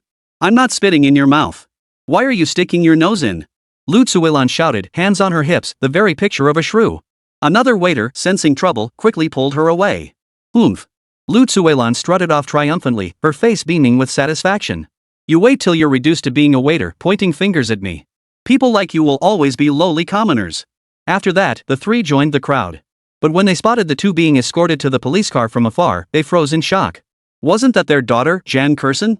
And that man wasn't he Ma Yaowu, the very boss they'd been sucking up to? After a moment of shock, the trio threw a tantrum, hoping to take advantage of the chaos and get someone released. But while their imagination ran wild, reality was harsh. Uncle Hat, accustomed to dealing with unreasonable outbursts, swiftly subdued the three and had them loaded into the police van. Bunch of idiots. Inside the car, Tianci let out a cold laugh before flooring the gas pedal and speeding away. Getting those two locked up was satisfying enough, but it was nowhere near enough to sate him. If Ma Yaowu had messed with his wife, then he would mess with Ma Yaowu's sister payback in kind. He pulled out his phone. Tianci dialed a number. "Are you asleep?" Zhang Xiaoyan's voice came through the phone. "I'm asleep. Don't you dare sleep. Get out here, I need to talk to you," Tianci said coldly. Zhang Xiaoyan's hand clenched the phone tightly as she gritted her teeth. "I said I'm already asleep. Can't you understand human speech?" "I may not understand human speech, but I'm sure the old lady does. If you don't mind, I'll have a little chat with her tomorrow," Tianci said with a casual tone. Threat. A blatant threat. Zhang Xiaoyan's eyes flashed with anger, yet her voice remained unnaturally calm as she said, "I'll go." Chapter 11, Spring's First Glimpse. A night of dragon and fish dance. The agreed-upon location was Zhang Xiaoyan's general manager's office. When she arrived, Tianci sat with his legs crossed, humming a tune with an indifferent expression. Only when the door creaked open did he lazily lift his eyes to find Zhang Xiaoyan standing there in her business attire. It must be said, those sheer black stockings paired with a black pencil skirt truly maximized the allure. No wonder the old chairman, despite his age, could still wield his sword in battle. From 18 to 80, she could charm them all. "Cheers." Tianci handed her a glass filled to the brim with red wine. Zhang Xiaoyan glanced behind Tianci. The display cabinet was open, meaning this guy had drunk her wine without her permission. A surge of inexplicable anger flared up inside her. Yet, as she looked at Tianci, she could only take the glass and sip it lightly. Sweet and mellow on the palate, it was her treasured genuine vintage. Tianci watched Zhang Xiaoyan with a smile, then suddenly asked, "What did you want to do during the day?" The abrupt question left Zhang Xiaoyan momentarily bewildered. But when she met Tianci's half-smiling, half-teasing gaze, she instantly understood. Earlier that day, this man had threatened her with the old lady. At that close distance, when Tianci ordered her to kneel, she thought he intended some kind of physical punishment. Who could have guessed it was merely to humiliate her? And now, bringing it up in the dead of night? The implication was crystal clear. Zhang Xiaoyan couldn't help but shiver. Before Zhang Xiaoyan could finish, Tianci spoke, "Kneel." In an instant, Zhang Xiaoyan's face drained of color. But seeing Tianci's unyielding stance, she finally bent her knees and knelt on the ground. She then obeyed his command, taking sip after sip of the wine. After several cups, Zhang Xiaoyan's cheeks flushed slightly. She wasn't much of a drinker, and these were premium liquors intended to help her get things done with the old chairman. But she hadn't planned on drinking too much. Now, however, she had consumed a large quantity all at once, leaving her feeling as though the world was spinning wildly before her eyes. "Keep drinking. Don't stop." Seeing Zhang Xiaoyan slow her pace, Tianci abruptly commanded. With no choice, Zhang Xiaoyan continued drinking. Yet, the moment that crimson liquid touched her lips, Tianci lunged forward, pinning her against the sofa. His entire body pressed down on hers. His rough, calloused hands roamed across her chest. "This feel, damn, it's amazing. No wonder the old chairman, even at his age, still adores you so much. Who the hell could resist this temptation?" Zhang Xiaoyan resisted slightly, but Tianci was relentless. He swiftly undid her restraints, exposing vast swaths of her beauty to the air. "No, Tianci, you can't do this." Jiang Xian's eyes brimmed with helplessness and terror, especially when she realized what Su Tianci intended to do. That emotion surged to its peak. She was a top student, capable, educated, and beautiful. Becoming general manager was well deserved. To her, Su Tianci was nothing but the lowest of dogs, unworthy of even a glance. And now he dared to covet her. Anger slowly simmered in her dark eyes. Are you sure you want to refuse me? Su Tianci's voice, cold and utterly devoid of emotion, rang in Jiang Xian's ear. It instantly plunged her into an icy abyss. The next moment, she lay limp and powerless on the sofa, allowing that wild man to have his way with her. Even as she struggled to resist, Su Tianci's technique was undeniably masterful. It was a completely novel sensation, drawing involuntary moans from her lips. For Su Tianci, this was also an entirely new experience. At first, he assumed that Jiang Xian, being an exceptional beauty, would feel the same as Zhang Kursen. But as he delved deeper into Jiang Xian's soul and physicality, he realized he was wrong, and spectacularly so. Unlike Zhang Kursen, who lived for indulgence, Jiang Xian pursued her own goals. Even while serving the old chairman, she never relaxed her strict self-discipline, especially regarding her figure and appearance. She meticulously controlled her 3 daily meals, exercised regularly, and spared no effort in beauty and skincare. It was no exaggeration to say she spent nearly half of the money the old chairman gave her on these pursuits. Such immense financial investment yielded remarkably rich rewards. Her skin glowed with the milky pallor of a newborn infant, and her waist was supple and slender, even surpassing that of professional dancers. Of course, these were secondary. The most crucial aspect was Jiang Xian's gaze. Humiliation, resentment, hatred, and even a hint of disgust, countless emotions swirled together. To Su Tianci, this was far more intoxicating than any lingerie or aphrodisiacs. This transformed Su Tianci's initial plan of a brief encounter into a drawn-out ordeal, consuming over an hour before he finally surrendered. Her pride had been utterly trampled. Jiang Xian stared blankly at the ceiling, unable to utter a single word. Su Tianci sat back down in the chair and remarked indifferently, "Not bad. I'm quite satisfied." Only then did Jiang Xian snap back to reality. The physical abnormality within her brought shame, yet it was also laced with an indescribable tinge of pleasure. Regardless, Su Tianci, a robust man in his prime, stood in stark contrast to the aging chairman. One radiated youthful vigor, like a newly risen sun; the other was a setting sun, heavy with the weight of time. The choice was obvious. Besides, it had been far too long since she'd experienced the joys of intimacy. The old chairman, being advanced in years, could barely manage once a month. Coupled with his busy schedule running the company, he was often abroad and rarely returned. She could pocket millions in spending money each month. But the condition was that she must not get close to any man. So, with her passion burning fiercely, she could only resort to buying little toys to get by at night. Yet toys could never compare to the real thing. Now, Su Tianci's reckless and domineering manner felt like he'd opened the door to a whole new world for her. That indescribable sensation was incomparable to the interactions she'd ever had with the old chairman. The moment this thought surfaced, she felt an extreme sense of humiliation. How could someone of her stature yearn for such a feeling? Especially when it was brought on by such a despicable man. "I'm going to take a shower." Jiang Xian rose shakily to her feet. Before she could even move, a voice suddenly cut through the air. "Did I say it was over?" Chapter 12, Su Tianci's unscrupulous scheme against the Ma group. As the words fell, a large hand reached out. Instantly, Jiang Xian stumbled backward, her body falling involuntarily into a warm embrace. Just as she tried to struggle, she suddenly sensed an indescribable, monstrous presence awakening within her. In an instant, her body stiffened involuntarily. Is this person a monster? So fierce. Amidst her terror and bewilderment, a ghostly voice suddenly whispered in her ear. "Young people, you know. Their desires are naturally a bit more intense. I hope you understand. So, Miss Jiang, would you mind putting on that battle robe?" He knew that for someone like the chairman, who was difficult to get into the right state of mind, the importance of the battle robes was self-evident. Naturally, he hoped to heighten his own emotions. Though phrased as a request, his tone brooked no argument. "No, no." Jiang Xian's body trembled uncontrollably. Already humiliated, this man was now finding new ways to shame her. "HM? Are you refusing me?" Su Tianci hummed in response, his tone drawn out. Jiang Xian resigned herself to her fate, shakily making her way toward the restroom. The old chairman had built a hidden room within the general manager's office cubicle for his own pleasure. The room was fully equipped, identical to a hotel suite, with everything one could need. Soon, the sound of running water echoed from the bathroom, accompanied by faint, muffled sobs. Su Tianci heard it all, but only let out a cold laugh, feeling little pity. He leisurely checked his phone, finding several new messages, all from Lu Xuelan and Lin Huanxi. "Su Ge, I miss you. Su Ge, how can you bear to leave a pure maiden waiting alone in an empty room?" Several provocative photos were attached, revealing more than intended. Any ordinary young man would likely be utterly captivated by such tactics, but Su Tianci was no ordinary man. How could he possibly be tempted by such petty tricks? He exited the text messages and turned his attention to the news. His hunch proved right. The scandal involving Ma Yawu, CEO of the Ma Group, having an affair with a married woman, was already raging fiercely. With one refresh, related news immediately dominated the trending topics and front-page headlines. Yet the most prominent headline was a denial statement. Upon investigation, the individual in question is not Ma Yawu, CEO of Hanhai City's Ma Group. All online claims are unfounded rumors. We urge netizens to neither believe nor spread false information. TSK, I knew it. Rich guys have all the women they want, why would they need to go after a married woman? I bet it was just some rich-bashing haters making it all up. Yes. Justice has finally been served for Mr. Ma. Those who spread rumors deserve to die. Su Tianci scanned through these comments.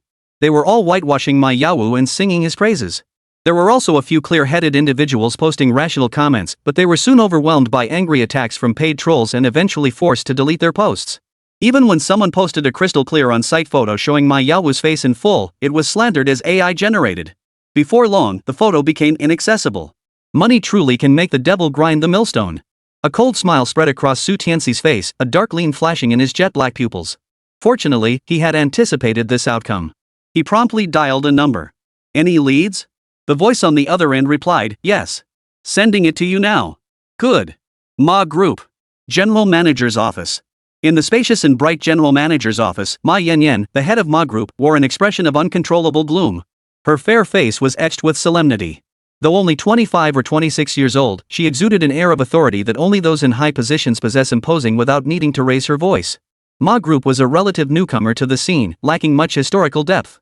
Its fortune had been amassed through currency speculation and ventures into certain gray areas over the past few years, raking in nearly 10 billion yuan. Eventually, they washed their hands of those activities and founded Ma Group. It could be said that Ma Group's rise from nothing to its current scale was entirely due to Ma Yanyan. This woman was a true workaholic, devoting every waking hour to her business. If she could, she'd work 25 hours a day. Forget dating, she doesn't even have a romantic prospect. As the undisputed head of the Ma Group, she reigns supreme. As for Ma Yawu, he holds nothing but a title. He collects his paycheck without interfering in any company operations, wielding absolutely no real power.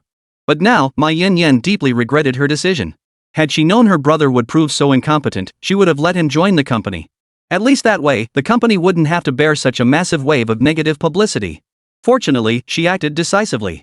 By mobilizing substantial funds and connections, she had finally managed to suppress the backlash. After all, it involved employment and tax revenue for Hanhai City, so higher-ups were willing to give some face. Besides, for wealthy families, a certain degree of debauchery seemed almost instinctive, hardly a moral failing, and authorities were often willing to overlook it. Tonight, I thank you all, but we mustn't let our guard down in the follow-up. Ma Yanyan addressed the PR team. A middle-aged man replied, "You're too kind, Ms. Ma. This is simply our duty. As for the follow-up, I'll personally oversee the team around the clock." Excellent. Your dedication is appreciated. A bonus of 10,000 yuan each. Ma Yanyan knew how to win people over. Thank you, Ms. Ma. Everyone beamed with joy, their weary faces now graced with smiles. After everyone left, Ma Yanyan was about to rest when her phone buzzed. She picked it up to find a video call. Curious, she tapped to accept and froze instantly at the sight. An unknown number had called. "Ms. Ma, did you see it? Do you like this gift?" Ma Yanyan's fingers clenched the phone so tightly her fingertips turned purple. Her breathing grew heavy. A trap. This was a trap specifically set for her, the Ma Group. From the negative publicity surrounding Ma Yawu to the arrival of Uncle Hat, followed immediately by this live video, each piece interlocked seamlessly, leaving no breathing room. It was clearly aimed at the Ma Group. What do you mean? Extortion? Be straightforward, how much? Ma Yanyan had weathered countless storms and quickly regained her composure. She knew that panic only led to self-sabotage in moments like this. Yet, her response was met with heavy breathing and the sudden crack of a slap as fierce as a storm lashing against banana leaves. Ma Yanyan froze for a moment before instantly realizing what was happening on the other end. Her face flushed crimson. Though still a virgin, she could guess what the other party was doing. Beep. The phone went dead, and the unspeakable sounds abruptly ceased. Who exactly set this trap for Ma Group? Was it Xinglong Group or those foreign financial tycoons? There was no way around it. The rise of Ma Group had been stained with too much blood, making it impossible to pinpoint the enemy at a moment's notice. Striking at the Ma Group during its critical IPO period was truly hitting the snake at its 7-inch mark. She had just smoothed things over, getting the higher-ups to issue an announcement. If any substantive evidence leaked out, it would not only deal a devastating blow to credibility, but the higher-ups wouldn't protect them either. That was the most terrifying part. Su Tianci wasn't deliberately teasing. But when he saw Jiang Xiaoyan in her battle attire, that dazzling outfit instantly left him frozen in place. Chapter 13, The Flames of Revenge Ignite. Stockpiling begins. Tianci Trading Company. It wasn't Su Tianci's fault he couldn't control himself. Jiang Xiaoyan was simply breathtaking. Beneath her black leather trench coat, black stockings with a hint of red hugged her snow-white legs. The curves of her calves, paired with the full toes peeking out from her speed boots, were utterly captivating, drawing the gaze irresistibly. Her upper body was completely bare, showcasing her exquisitely proportioned figure to the fullest. For the first time, Su Tianci truly understood what it meant when they said, clothed yet more provocative than naked. Who the hell could resist this? His mouth instantly went dry. Thinking of how he'd squandered such a treasure these past days, he couldn't help but feel a pang of regret. But thankfully, he was here now and it was worth every penny. Come here. Su Tianci slumped limply on the sofa, adjusting into a comfortable position before gesturing meaningfully toward Jiang Xiaoyan. Jiang Xiaoyan froze in place for a moment, biting her red lips in humiliation. After a brief pause, she resigned herself to her fate and took a few steps forward, accepting what was about to happen. What she hadn't anticipated was Su Tianci suddenly closing the distance, instantly seizing the initiative.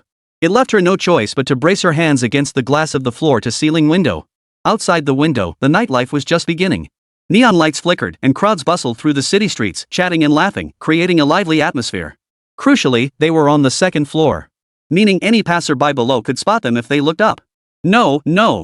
Jiang Xiaoyan tried to reach for the curtains, but they were out of her grasp. Humiliated, she could only lower her head. Not now, it's too late. Besides, don't you know that sometimes saying no actually means yes? Su Tianci let out a deep chuckle. In that moment, fragments of memories flooded his mind. Jiang Xiaoyan's arrogance and tyranny in his past life, her broken promises, and the utter humiliation she had inflicted upon him. She was, without a doubt, one of the sources of his tragedy. Now that he had the chance for revenge, how could he possibly let this enemy off easily? Every ounce of his fury would be unleashed upon this woman. The slightest shred of pity would be an insult to his own tragic death in the past life. Rain lashed the banana leaves, wind swept away the fallen leaves. A fierce storm swept across the land, bringing with it the exhilaration born of rage and vengeance. Jiang Xiaoyan wept, overcome with a sense of injustice. She could feel the hatred radiating from Su Tianci, especially that overwhelming, crushing fury that seemed intent on reducing her to dust, as if he wanted to tear her apart with his bare hands. Beyond the humiliation, Jiang Xiaoyan now felt an indescribable dread. She had unwittingly developed feelings for Su Tianci, the very outcome she dreaded most. An ant, nothing but an ant. How could a noble goddess possibly harbor such emotions for a lowly insect? Sometimes, psychological humiliation could be far more devastating than physical humiliation. 2 hours passed in the blink of an eye, yet felt like an eternity. Amidst the agony, Jiang Xiaoyan felt an indescribable sensation spreading through her heart, making her feel inexplicably distressed. How about it? Su Tianci held a cigar between his lips, drew a deep drag, and slowly exhaled a smoke ring. Beside him on the table sat a glass of red wine. A puff of cigar, a sip of wine. This blissful life was better than that of the gods. Jiang Xiaoyan buried her face in the sofa, refusing to utter a word. Ha! Su Tianci let out a hearty laugh before saying, "Find me several warehouses over 1,000 cubic meters, the kind with cold storage. Also need one over 6,000 cubic meters, room temperature is fine. Also, place bulk orders with meat processing plants, farms, organic ecoparks, any industry related to fruits, vegetables, meat, and such." Jiang Xiaoyan possessed genuine capability. After all, she was a graduate of a prestigious university. Combined with Tianci Trading's extensive reach, entrusting her with this stockpiling task made her the ideal candidate. Jiang Xiaoyan froze upon hearing this. She stood up in shock and asked in surprise, "What are you planning to do?" She had just been wondering if this guy even had that kind of money. It wasn't a small sum, after all. But then she remembered how he'd squeezed a lot of cash out of her earlier that day, so she wisely kept her mouth shut. For reasons she couldn't explain, after stopping to refuel, her attitude toward Su Tianci had subtly shifted. Though she was reluctant to admit it, this change was undeniable. As a mid-level executive at a trading company, Jiang Xiaoyan was exceptionally attuned to bulk commodity transactions. She kept up with international news reports, and Su Tianci's unusual stockpiling immediately sparked a bold thought in her mind. Could it be that you truly believe the apocalypse is coming? Su Tianci said nothing, only giving Jiang Xiaoyan a cold stare. The latter shuddered instantly and dared not utter another word. Perhaps without even realizing it herself, she now regarded Su Tianci's words as gospel truth, not even daring to contradict him. As the general manager, Tianci Trading had partnerships with those corporate industrial parks, so he simply made a phone call. Upon hearing about the substantial business opportunity, the recipient was instantly thrilled, jumping out of bed with his mistress and heading straight to the office. Within just 1 hour, the warehouse arrangements were finalized. As for the bulk supplies of fruits, vegetables, and meats, mobilizing them would take time, at least 10 days. However, Su Tianci flatly stated that if they could be assembled within 7 days, he was willing to increase the payment by 60%. A 60% price increase. This instantly sent the merchants into a frenzy. They pounded their chests repeatedly, guaranteeing they would gather everything needed within 7 days.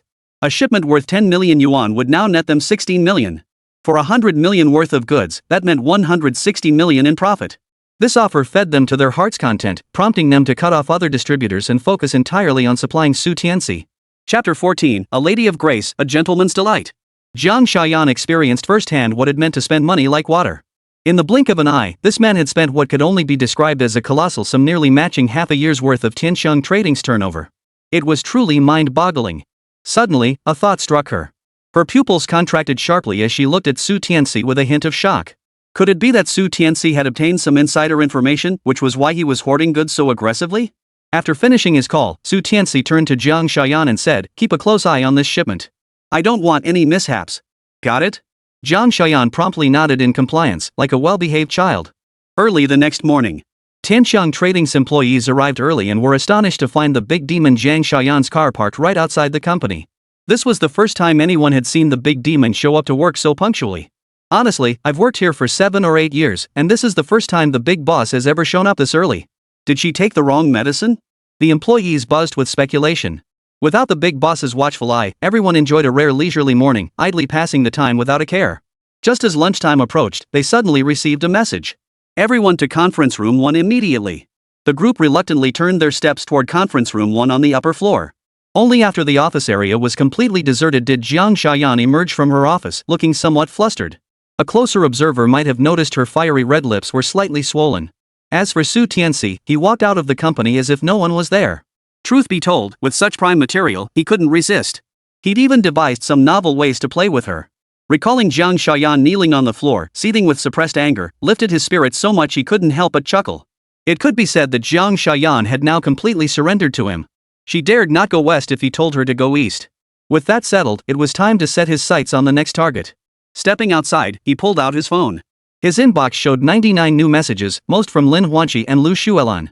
These two were truly exceptional, both sending provocatively suggestive messages paired with photos that sparked endless imagination.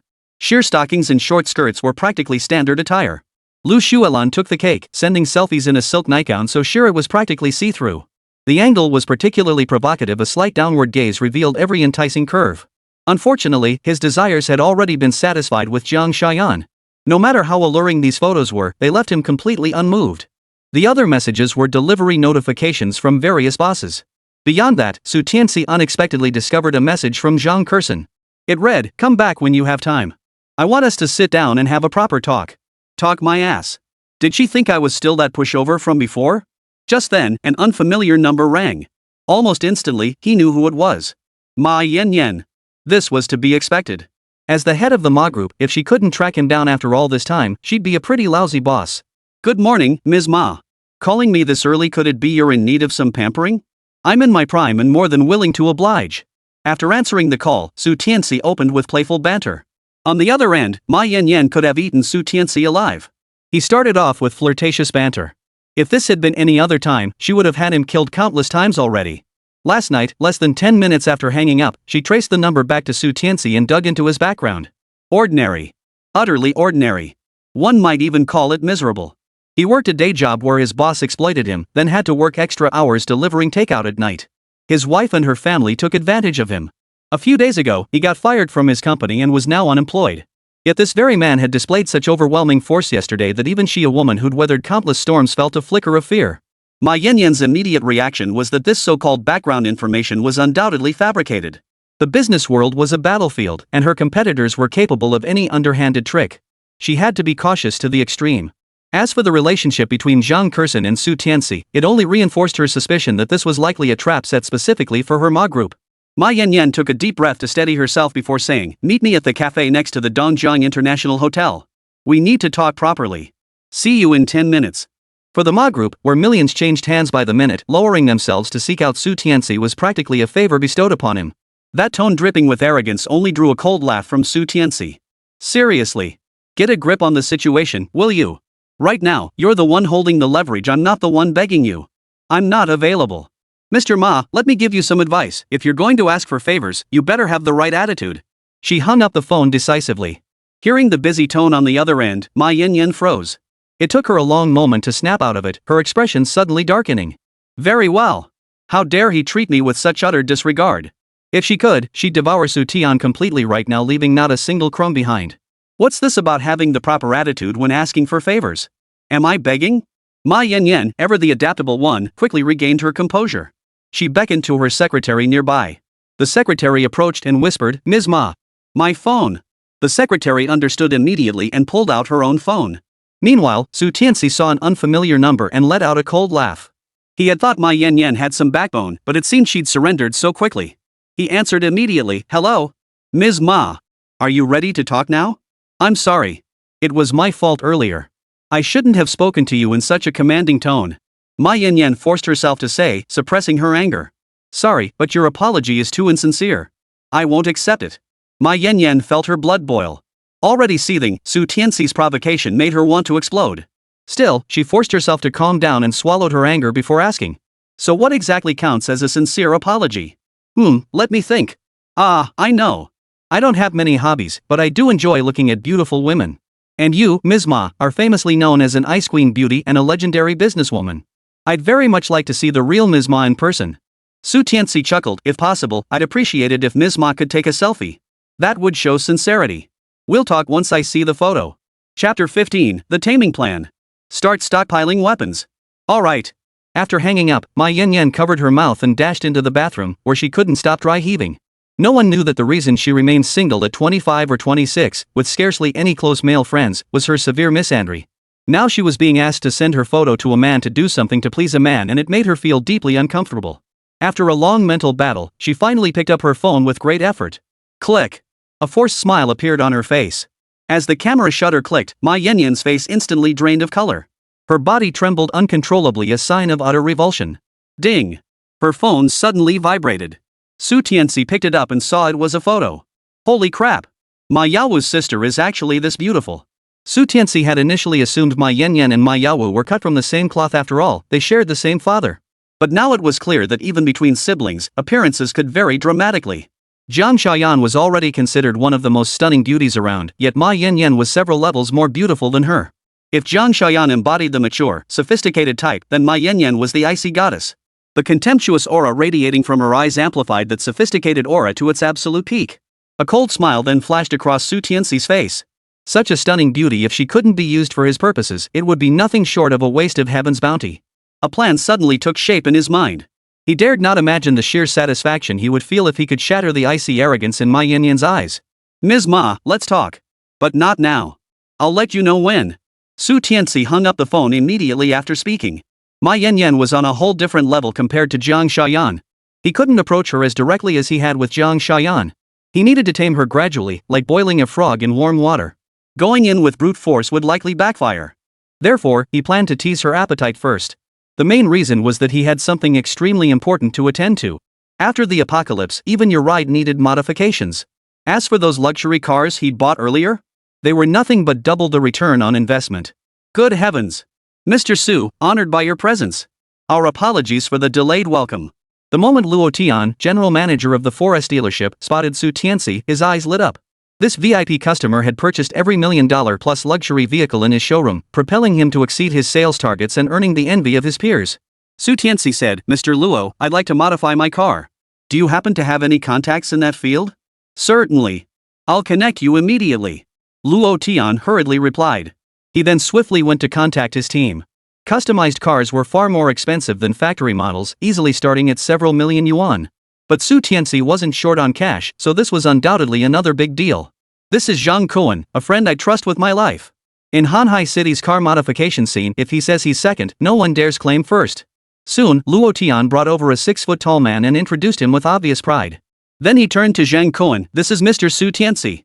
The moment he heard Mr. Su, Zhang Kuan knew the Su Tianci was a big shot. He didn't dare be disrespectful, immediately extending his hand and saying, Hello, Mr. Su. I'm Zhang Kuan. You can just call me Xiao Zhang. After this brief introduction, Su Tianci outlined his requirements for the modified vehicle. Requirements like 10mm bulletproof reinforced steel plates and a reinforced, thickened chassis in layman's terms, turning the vehicle into an all-around fortress, a steel beast whose performance might even rival the most advanced tanks. While this pursuit of steel might be understandable, a man's fascination with the iron tied the subsequent demands were harder to fathom. He insisted on installing steel plates around the vehicle and adding protective grills to the windows. These modifications steered the vehicle squarely toward becoming a mobile war machine. This was merely the first vehicle requested for modification. The second one was to be converted into an armored vehicle with ample interior space to accommodate more personnel. The third was transformed into a mobile mini-fortress, with every facility inside built to apocalyptic bunker standards, all using the finest materials. Hearing this, even the worldly wise Luo Tian and Zheng Kuan froze in place. They then looked at Su Tianci with expressions reserved for fools, convinced he must have lost his mind. How could anyone conceive of such bizarre ideas? However, after Su Tianci explained that he suffered from severe paranoia and firmly believed an apocalypse was inevitable, the two understood. After all, wealthy individuals abroad had been building underground bunkers for radiation protection and zombie survival as early as 20 years ago. It was only natural for the affluent to value their lives. They had the money to spare. Can I opt for the military-grade version? Su Tianci asked in a low voice.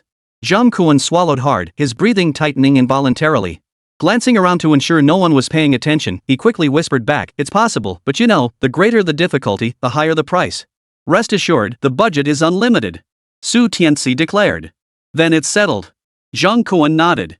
With sufficient funds, nothing was insurmountable. What about various transportation options? Including but not limited to seagoing and snow-terrain vehicles? Su Tianci added. "We can get them." "What about the guns?" "No way. That's a death sentence." Zheng Kuan shook his head hastily.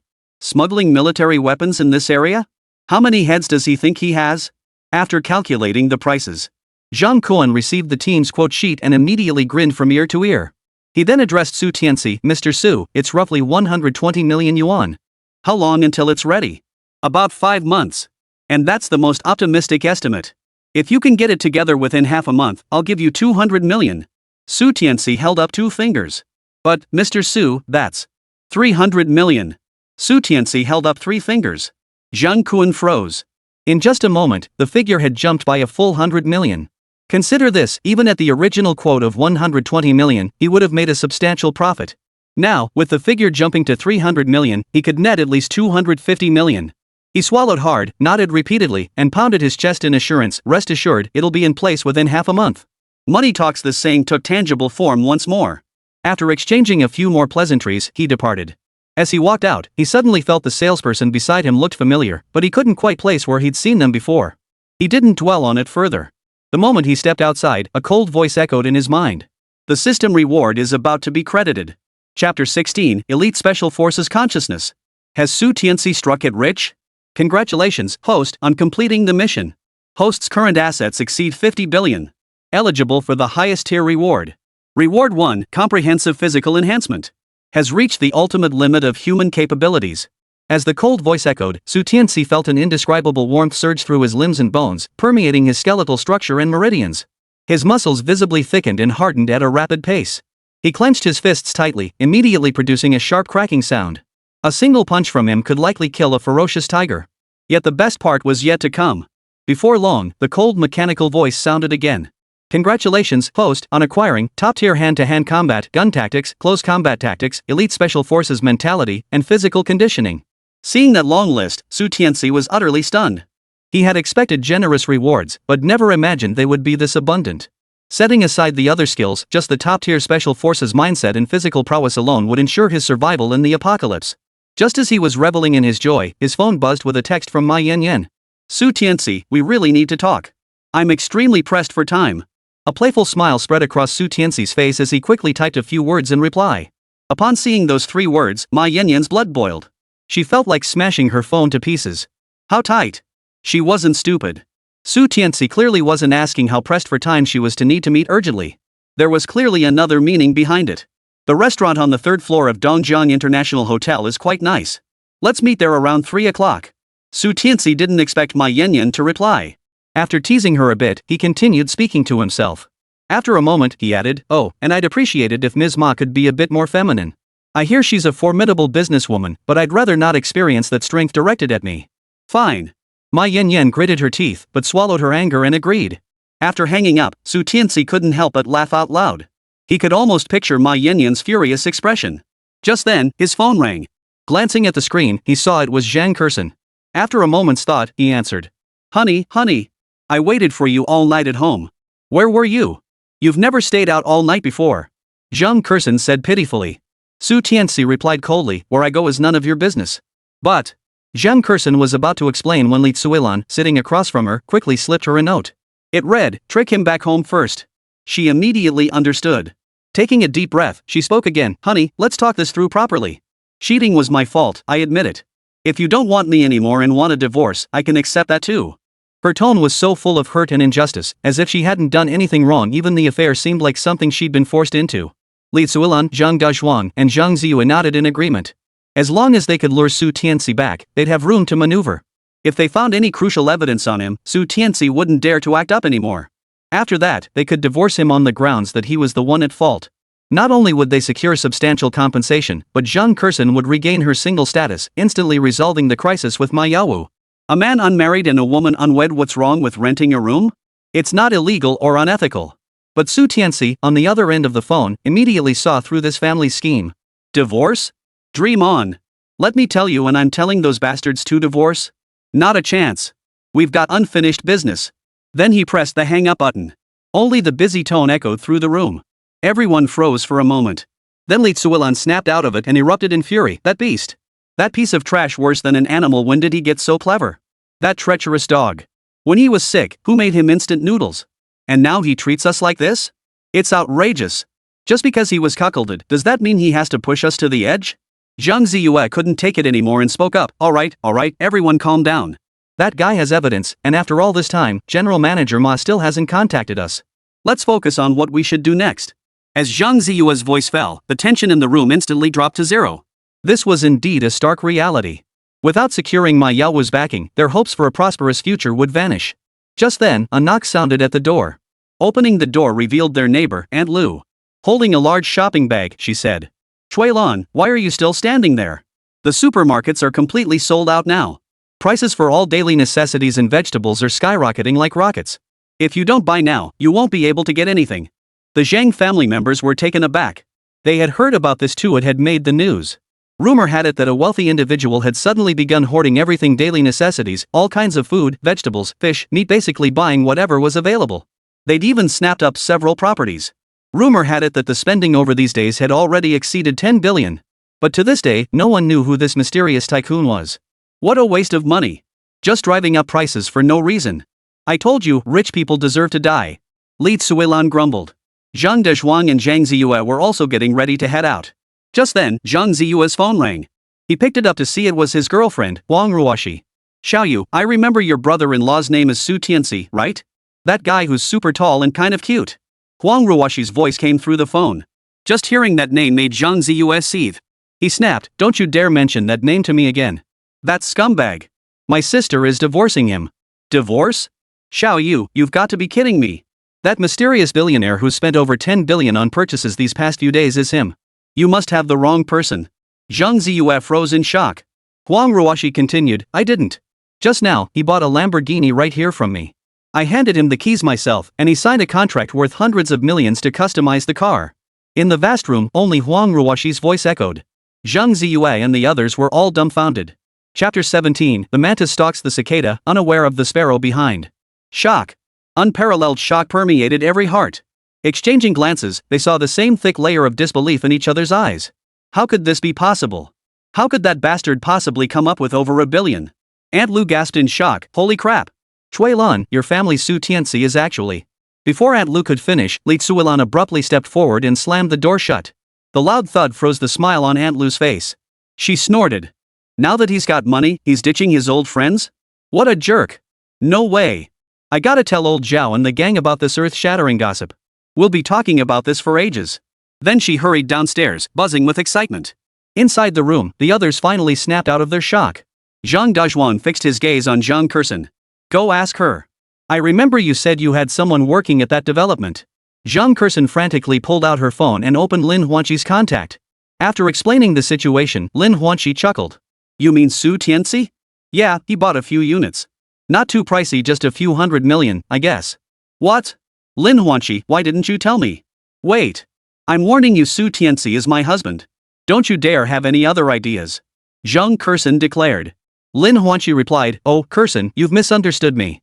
You were with my Yawo at the hotel back then, right? I figured I'd tell you after you'd hooked up with him. Her flimsy excuse didn't convince Zhang Kurson one bit. After the call ended, the group stared at each other in stunned silence. Faced with this sudden revelation, they seemed utterly incredulous. From Lin Huanqi's side, it indirectly confirmed that Su Tianci was indeed wealthy. Su Tianci couldn't possibly have that much money himself, so there was only one possibility left: Su Tianci was a second-generation rich kid. Li Tsuelan immediately beamed with delight. Oh my! Who knew we'd hit the jackpot? That Su Tianci is loaded. Zhang Dezhuang and Zhang Ziyue burst into loud laughter. Then, Lu Tsuelan turned to Zhang Kurson and said, "It's the man's job to earn and the woman's to manage. With all that money, you'd better take good care of it for him." Zhang Kurson gave a wry smile. "We're getting divorced. How am I supposed to manage his money? Can you guys be a little more realistic?" The others froze in stunned silence. Right, Zhang Kurson had been caught red-handed in bed with another man. And judging by Su Tianci's demeanor, he seemed determined to exact revenge. Why would he hand over any money? Even if they went through with a divorce lawsuit, Zhang Kurson had been unfaithful first, making her the party at fault. She'd likely end up with nothing. As they pondered this, Zhang Ziyue suddenly had a flash of inspiration. "My sister cheated," she said. "But if we make sure Su Tianci is also at fault, then both parties would be considered at fault. That would mean neither of them is truly at fault." Hearing this, everyone's eyes lit up. Lu Tsuelan beamed at Zhang Ziyue with unbridled pride. "My little you is so clever. We never thought of that, only you did." "Of course. Look at whose blood runs through his veins." Zhang Dezhuang beamed with pride. But then a new problem arose: how to get Su Tianci to cheat. Choosing the right person was a major hurdle.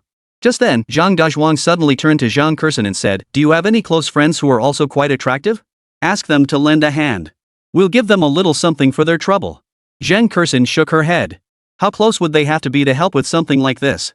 Just then, Li Tsuelan had a sudden idea and said, "My dear son, what about Huang Ruoshi?" "Absolutely not." Zhang Ziyue shook her head decisively. Just as Lu Tsuelan was about to persuade her, Zhang Kurson suddenly said, "I think I have someone in mind." Mercy to your enemy is cruelty to yourself. Inside the Lamborghini, Su Tianci let out a cold laugh.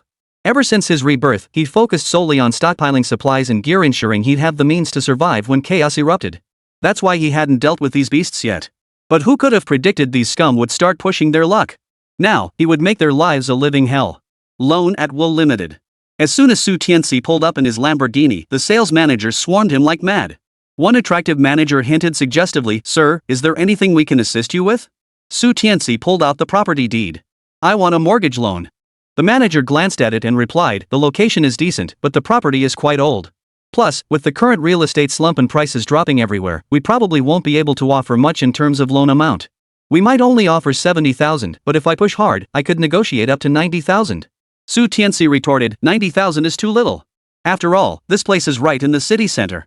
Its current market value is over 3 million. Give me 2 million. Even if it means paying high fees, it's no problem. Seeing Su Tianci like this, the female manager almost burst out laughing. This was a major client. You see, someone who owns a property outright and drives a car worth several million must come from a wealthy family. Judging by his demeanor, he's likely facing a cash flow crisis and urgently needs to liquidate significant assets to stay afloat. He was absolutely prime client material. With that thought, the manager composed herself slightly and feigned reluctance. "I can offer you a loan of 1.3 million yuan. That's absolutely the maximum I can approve. But with that amount, the interest rate might be a bit steep." "Interest doesn't matter. Once I catch my breath, I'll repay you immediately." Since interest wasn't an issue, the loan contract was finalized quickly. Although the property deed wasn't under Su Tianci's name, he had already obtained Zhang Ziyue's ID. After some maneuvering, the funds were transferred.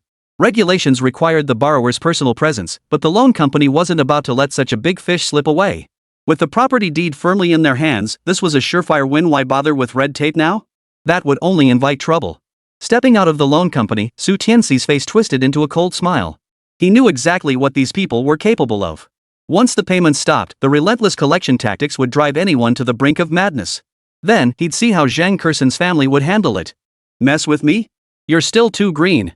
The mere thought of these beasts cornered and desperate made him laugh out loud. Chapter 18, Lin Huanqi's Surrender. You are the gift. Hanhai Villa District. What? You've got to be kidding me. You want me to seduce Su Tianci into cheating so you can divorce him and split the assets? At that moment, Lin Huanqi was utterly dumbfounded upon hearing Zhang Kurson's words. She'd seen cruel schemes before. But never this vile. And did she look like that kind of loose woman? How dare she even suggest it? No way. I have my own principles and dignity. Lin Huanqi refused flatly. Oh, come on. It's not like we're actually doing it, just acting. Zhang Kurson continued to persuade him. No way.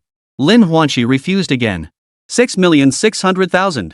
After it's done, I'll give you 600,000. Zhang Kurson gritted her teeth and hurriedly said. She'd originally planned to offer 6 million. After all, you can't catch a wolf without sacrificing the bait, but Li Suilan shot her a fierce glare, forcing her to lower the offer to 600,000. Lin Huanqi couldn't stop sneering. Su Tianxi's net worth started at tens of billions at the very least. If Zhang Kurson's scheme succeeded, she could easily get half the fortune. Yet now she was being offered a mere 600,000? Was she really that cheap? Just as she was about to refuse, something suddenly occurred to her. A cold, calculating expression flashed across her face. She then feigned a hint of reluctance and said, then let's agree up front, no actual action. Just take some photos. Seeing Lin Huanqi change her mind, Zhang Kurson quickly patted her chest and assured her, don't worry. It won't interfere with you finding a rich man. They then discussed the details briefly. After ending the call, Lin Huanqi's smile stretched wide across her face, though it didn't reach her eyes. 60,000. Making me risk losing my innocence for this scheme. If it succeeds, I get 60,000, while you lot rake in billions. But if it fails, I lose my reputation, while you walk away unscathed. No matter how you look at it, this isn't a fair deal. Why did she agree? Because she recorded it. Hand this recording over to Su Tianci, and the position of his legitimate wife will be hers. Zhang Kurson, don't blame me for being ruthless. As luck would have it, Su Tianci happened to be at the Hanhai Villa complex on business. She immediately rushed toward the VIP lounge. The moment the door opened, Lu Shualan practically threw herself at Su Tianci. Her hands weren't idle either, busily fiddling about, clearly trying to seduce him. Yet Su Tianci seemed remarkably composed. Ahem. Mr. Su, I have something extremely important to discuss with you. After saying this, Lin Huanqi added, it's about my dear friend Zhang Kurson. Su Tianci immediately dismissed Lu Shualan. Lin Huanqi took the opportunity to sit beside him and played the recording. At the end, she declared her loyalty. I can't believe I ever considered someone like that a best friend. I must have been blind, she declared. Rest assured, Mr. Su, I stand firmly by your side. At that moment, Lin Huanqi was practically itching to strip off her clothes and throw herself at Su Tianci, ready to consummate their relationship right then and there. A billionaire worth tens of billions, this opportunity to leap to the top was one she absolutely refused to let slip away. Su Tianci appeared utterly calm, yet an indescribable chill surged in his eyes. So they've come to scheme against me. But once I deliver that special gift to them, these people won't be smiling for a long time. Her actions once again shattered his preconceptions. She truly stopped at nothing to achieve her goals, not a good sort at all. Glancing at the time, he recalled his earlier plan to collect interest from this woman. Judging by the situation, now seemed like the perfect moment. Turning to Lin Huanqi, Su Tianci declared, I'll hold on to this evidence for now. As a token of my gratitude, I'd like to present you with a small gift. Lin Huanqi's face lit up instantly. A gift from a billionaire was utterly beyond her reach at her level, and she was instantly overcome with excitement. Upon reaching the underground garage, Lin Huanqi couldn't help but stare wide-eyed at Su Tianci's Lamborghini. She knew he wouldn't actually gift her the supercar, yet anticipation still welled up inside her. Working as a real estate agent in the Hanhai Villa district, Lin Huanqi had seen luxury cars before, but this was her first time getting so close to one. She couldn't help but gasp in awe repeatedly, leaning her whole body against the car to stroke it up close. The reward is inside the car, Su Tianci said. He then opened the door. Seeing she could enter the car, Lin Huanqi was overjoyed. After sweetly saying, thank you, brother Su, she scrambled headfirst into the Lamborghini. It was undeniable the interior of this multi-million-dollar luxury car was leagues above her own 200,000 or 300,000 yuan vehicle. Even the seats were made of genuine leather, offering a luxurious feel and exuding an air of opulence. However, after searching for quite some time, she couldn't find any gifts. Just as she was about to ask Su Tianci, a crisp door closing sound suddenly echoed behind her. She turned to see Su Tianci closing the door. He had already stepped inside. Su Gu, you. Lin Huanqi's heart skipped a beat. She suddenly realized that the gift Su Tianci had mentioned was herself. While she desperately wanted something to happen between them, this was absolutely not the place. This was the basement parking garage of the company building, a bustling area. If anyone caught them, it would be social death. Yet, though Lin Huanqi resisted mentally, her body reacted with brutal honesty.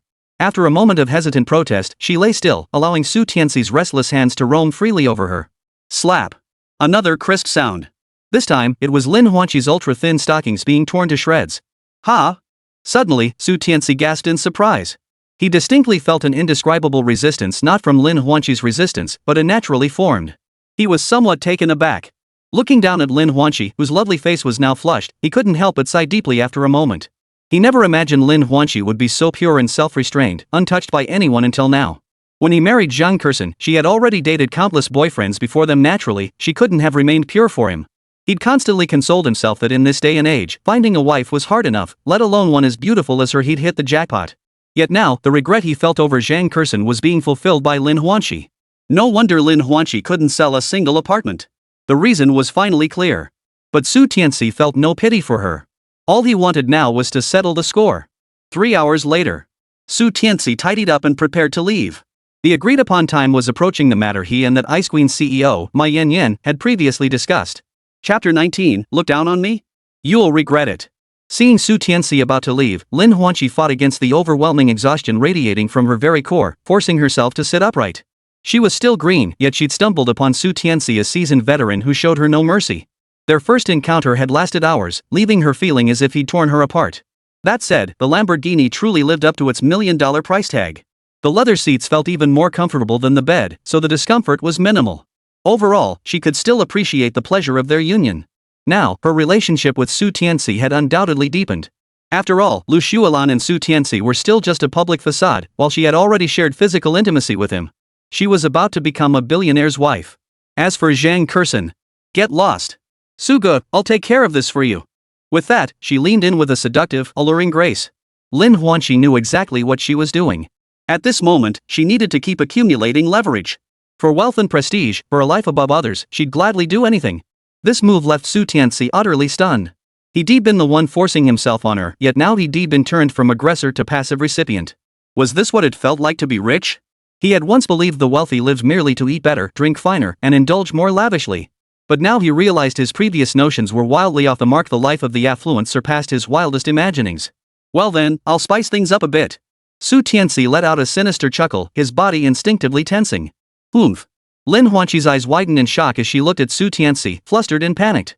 Whether from sheer terror or an inability to speak coherently, she could only manage a muffled, indistinct sound. Yet the cold smile on Su Tianci's face only grew more intense. Dongjiang International Hotel, 3rd floor. Inside a private room, Ma Yanyan sat nervously, trying to appear more approachable. Having gone centuries without makeup, she had even gone out of her way to have someone apply a light, subtle makeup look.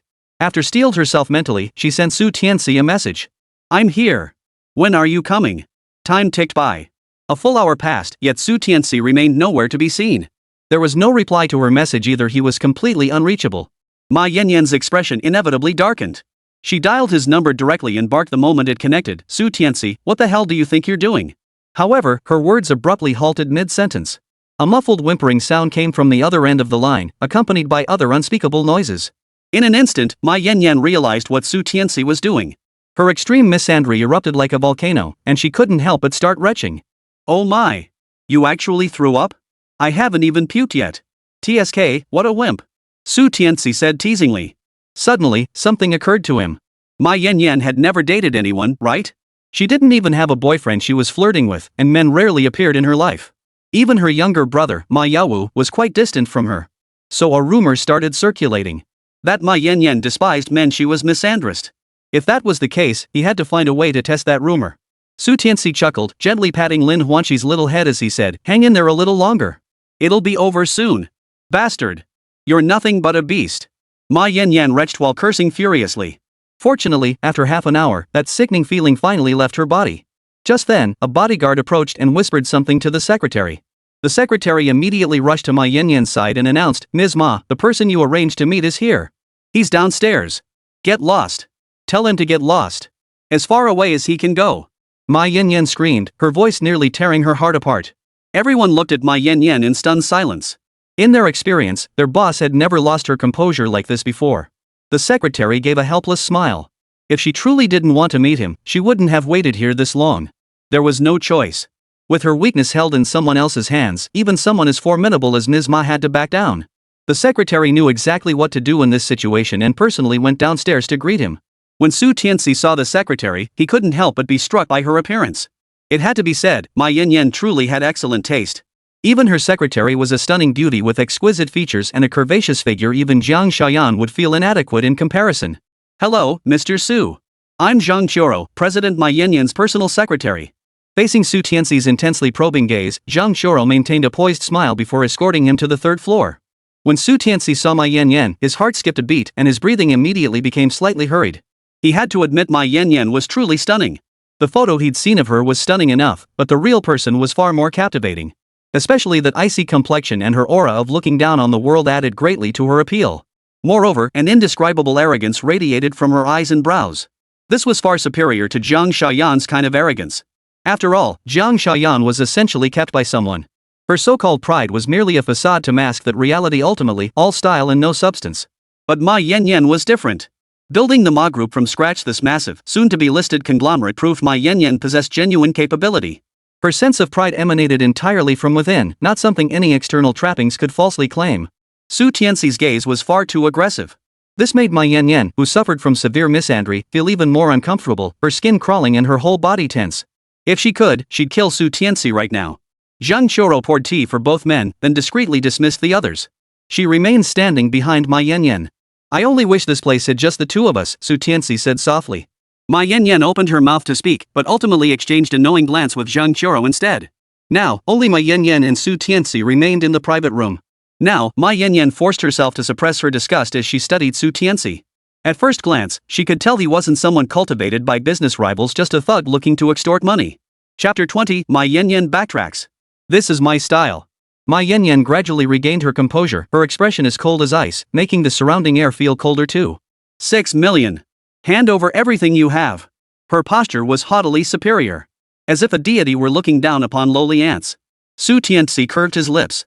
Do you think I'm trying to fleece you, Ms. Ma? What else? Ma Yanyan sneered contemptuously, adding, I think personally negotiating with you is already giving you plenty of face. I can tell you right now, even if you expose it, my people can delete it promptly and thoroughly, ensuring no one sees a thing. That was the source of Ma Yanyan's confidence. As a pre-IPO company, the Ma Group generated extraordinary employment and tax revenues, naturally granting it significant influence and standing. As the saying goes, the people don't fight the merchants. Su Tianci was just one person. Without the system, he was just an ordinary office drone. How could he possibly be a match for the Ma Group?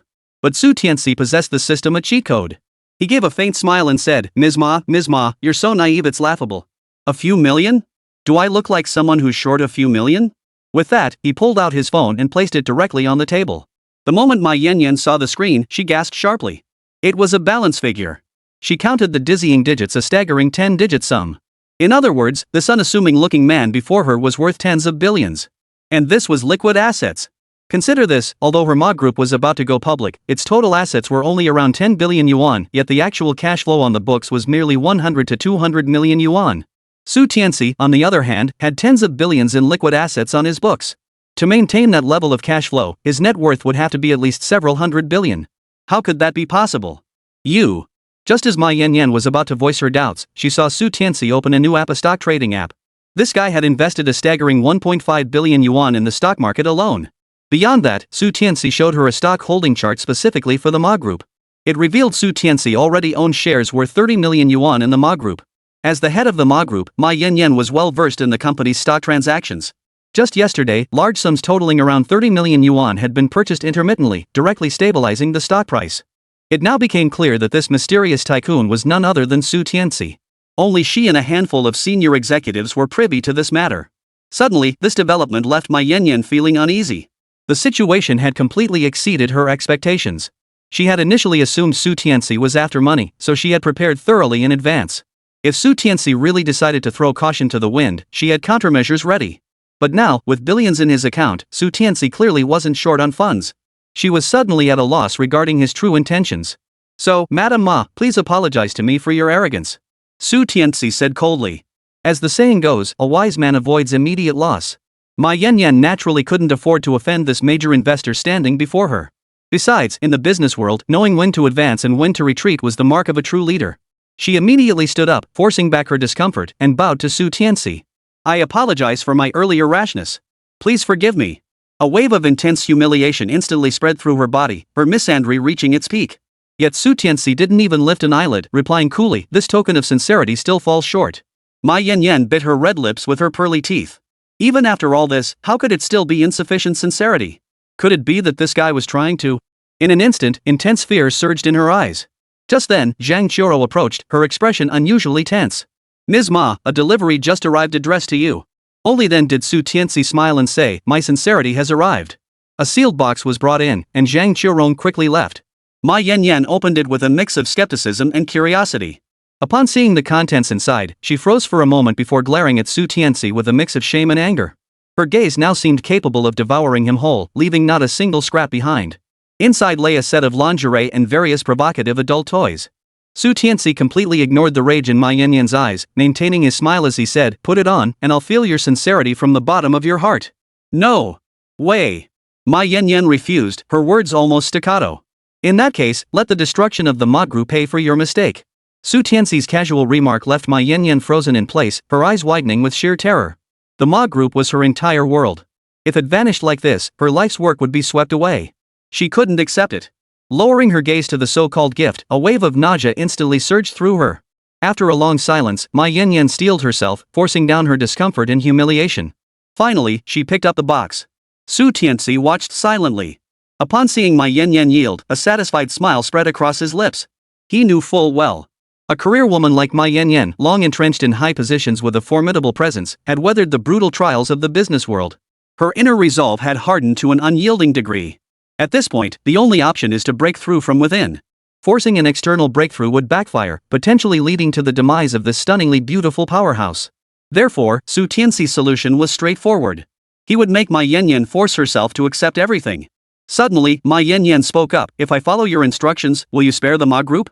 The Ma group was her entire life's work. If possible, she naturally didn't want to see it destroyed. Compared to that, her own humiliation was nothing. Upon hearing these words, Su Tianci couldn't help but laugh out loud. He knew Ma Yanyan had accepted everything his plan had achieved initial success. He then murmured softly, "Rest assured, Madame Ma. I, Su Tianci, am no street thug. I always keep my word. Besides, you've sacrificed so much already, how could I bear to hurt such a beauty?" To Ma Yanyan's eyes, however, that smile appeared utterly lecherous. She drew a deep breath inwardly, her mind already lashing Su Tianci countless times with a barbed whip. Then, she picked up the box and walked toward the restroom. "Will Mr. Ma know how to put this on?" "I can help," Su Tianci offered with a smile. "No need." Ma Yanyan's voice was almost gritted through clenched teeth. Chapter 21, Training shows initial results. Ma Yanyan's resentment. Creak. With a crisp sound, the bathroom door slowly swung open. The moment he caught sight of the figure, Su Tianci froze, his eyes fixed straight ahead, utterly unwilling to look away. How could one describe that beauty?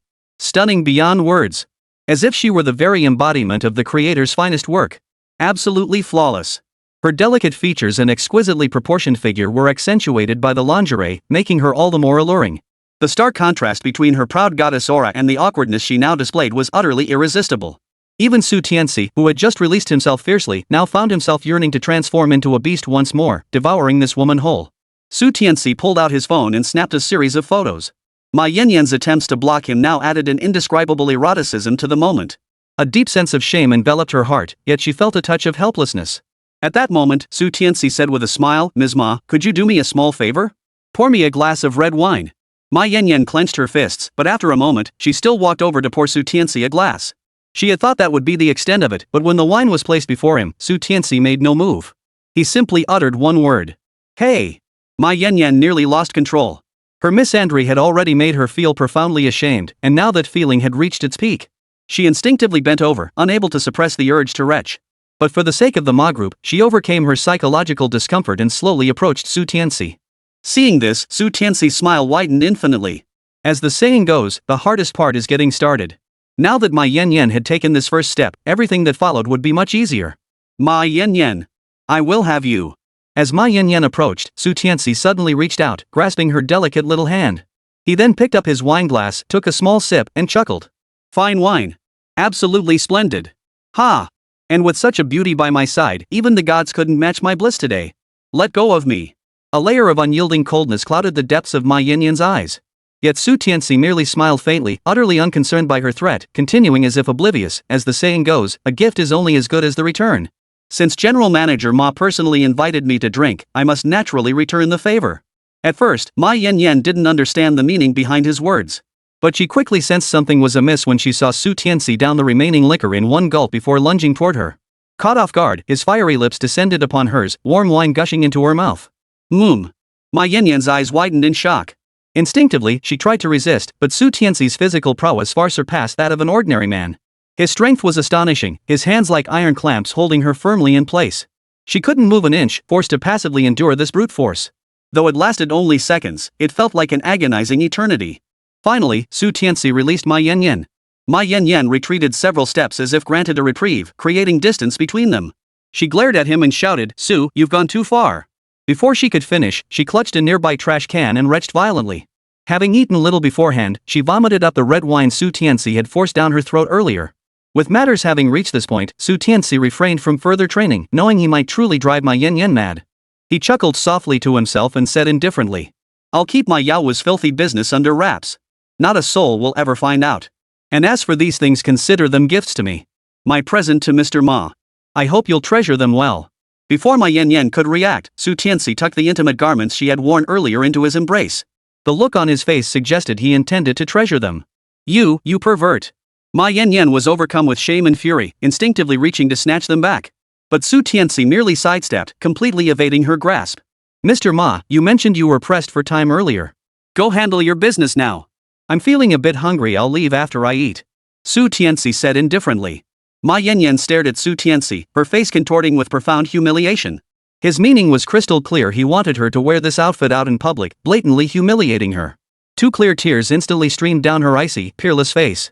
Wiping away the tears, she gritted her teeth and spat, "Su Tianci, I remember this. I hope you never fall into my hands. If you do, I'll make you wish you were dead." After delivering her threat, Ma Yanyan wrapped herself in a thick coat and strode out.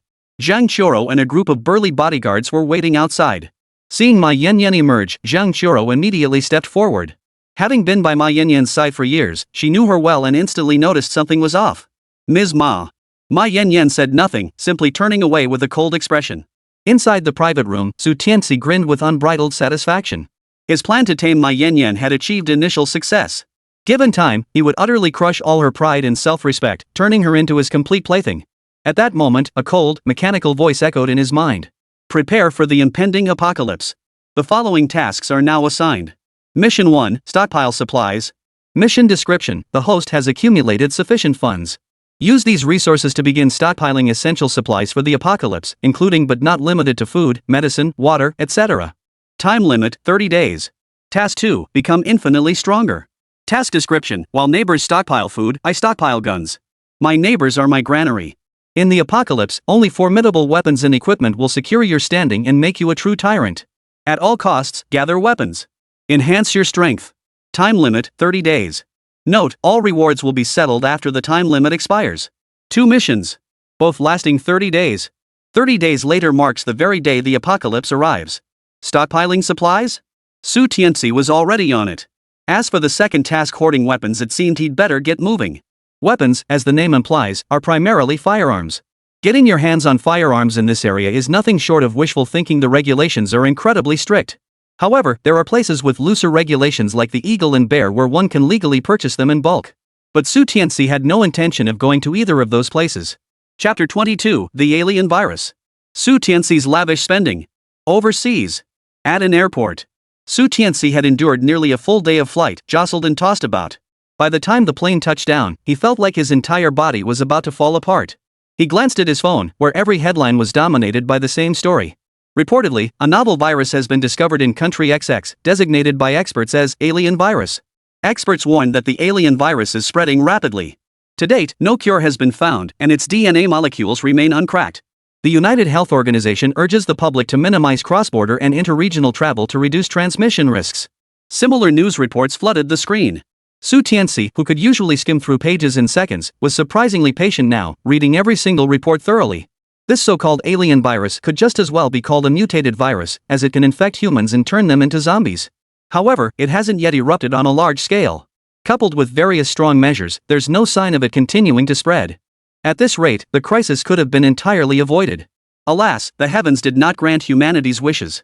As the bitter cold gradually descended, situations across regions began spiraling out of control. Efforts to contain the mutant virus faltered, leading to a massive outbreak. He felt a flicker of relief. Thankfully, he had escaped early. Otherwise, he might well have been trapped inside. However, Su Tianci keenly noticed a piece of news: the virus was spreading far faster than anyone had imagined, with signs of its spread even reaching the very place he was currently in. This was not good news. Never mind. Now wasn't the time to worry about that. He needed to handle the immediate situation first. Just outside the airport, a pickup truck sat parked on the dusty highway.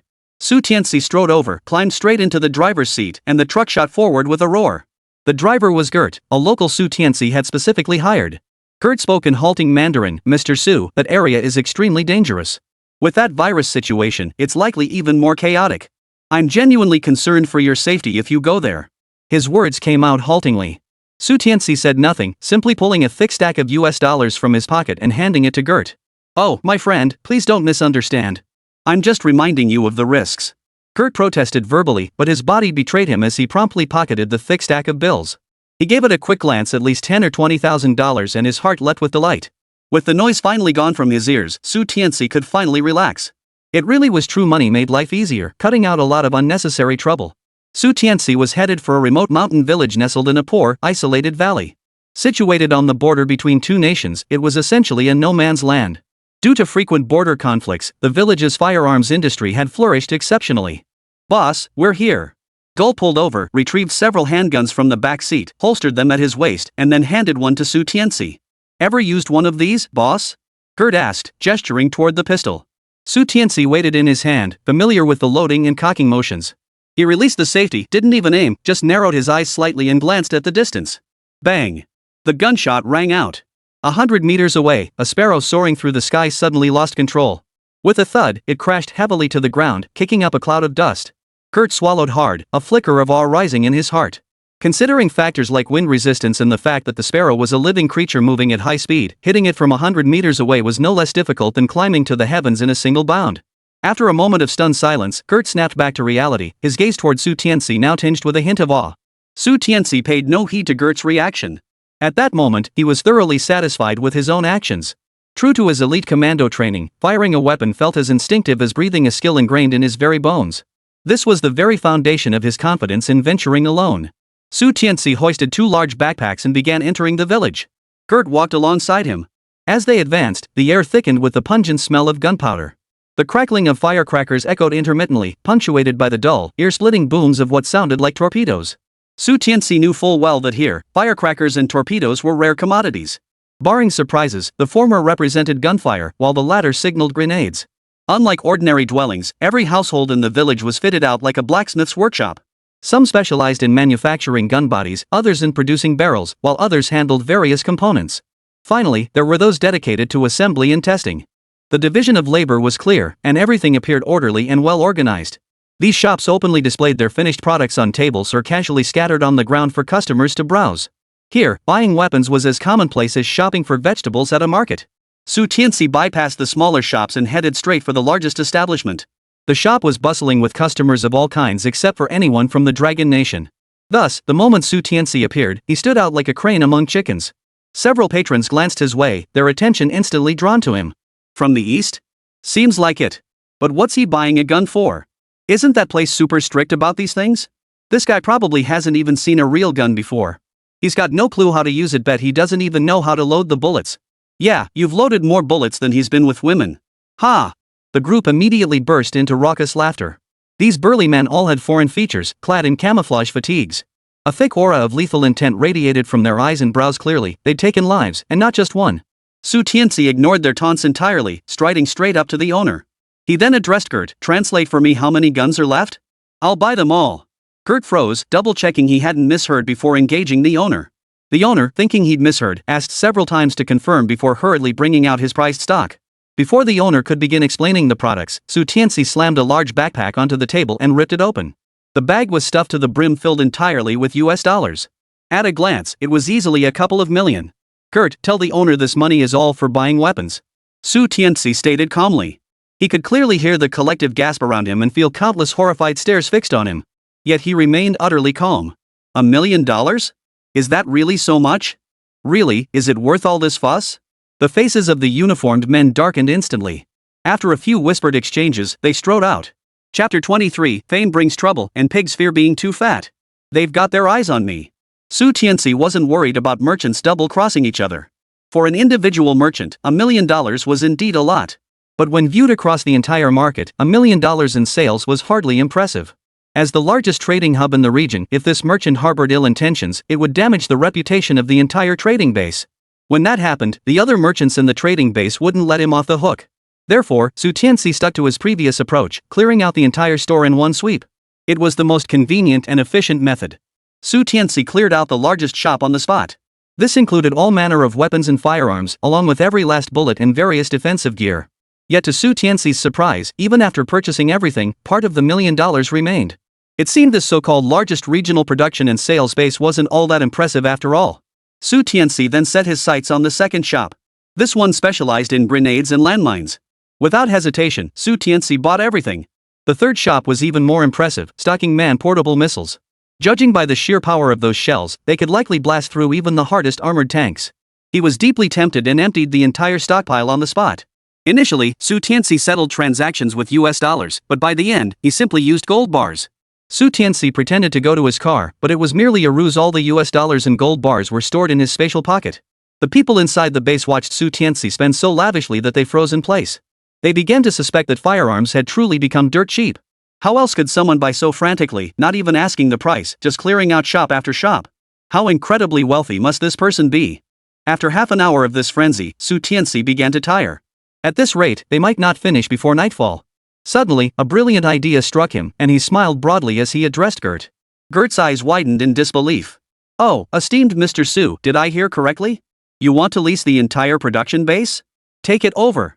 In short, every single piece of weaponry and equipment produced by this facility from now on would be purchased outright by Tianci. The merchants at the production base needn't worry about sales either.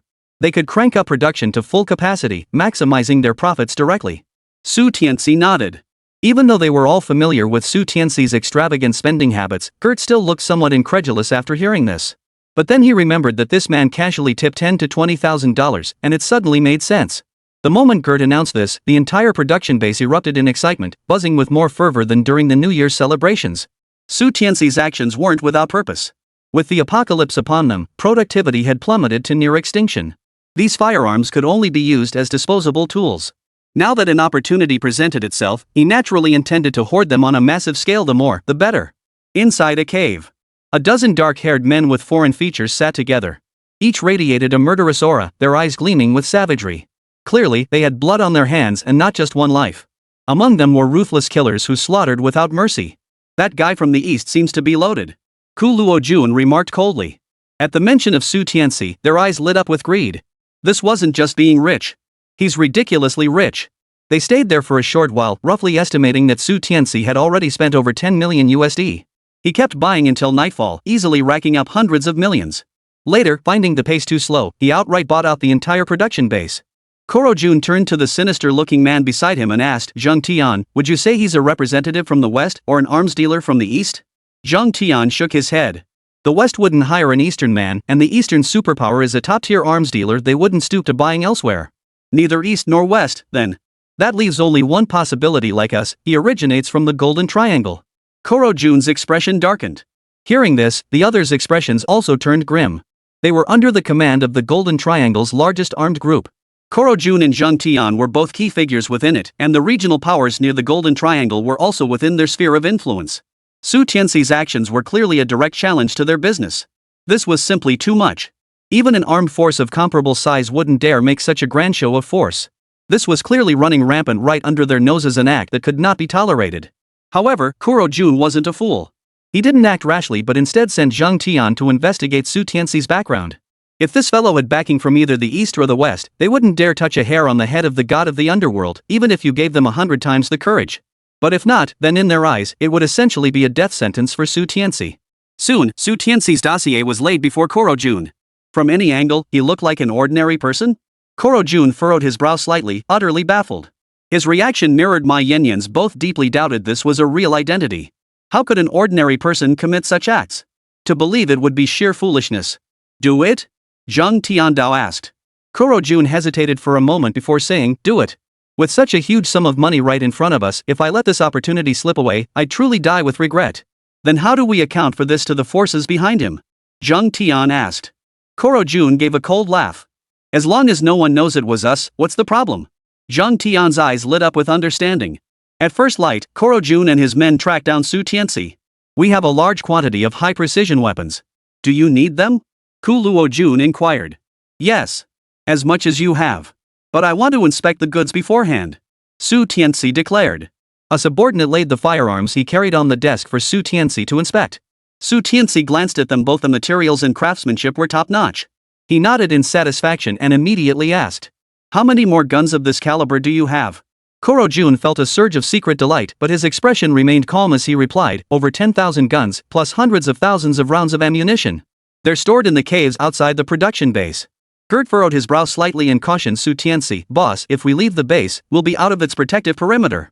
Su Tianci waved it off nonchalantly. With his elite commando mindset, unless they used overwhelming firepower, a handful of men couldn't possibly stop him. Chapter 24, Messing with the Boss? You're asking for it. It wasn't so much that Su Tianci was completely without caution, rather, he simply didn't regard these people as a threat. Koro Jun remained oblivious to this, simply believing Su Tianci was easy to deceive. He exchanged a knowing glance with Zhang Tian, and both let out a low chuckle. Thus, Su Tianci and Gert followed Koro Jun and his men as they made their way outside. After walking for an unknown length of time, they finally arrived at the entrance of a cave. Just as Su Tianci was about to step inside, something dark and slimy suddenly pressed against his waist. A voice rang out from behind him, "Who knew you'd be this stupid?" "Ha!" Gert's eyes widened in shock.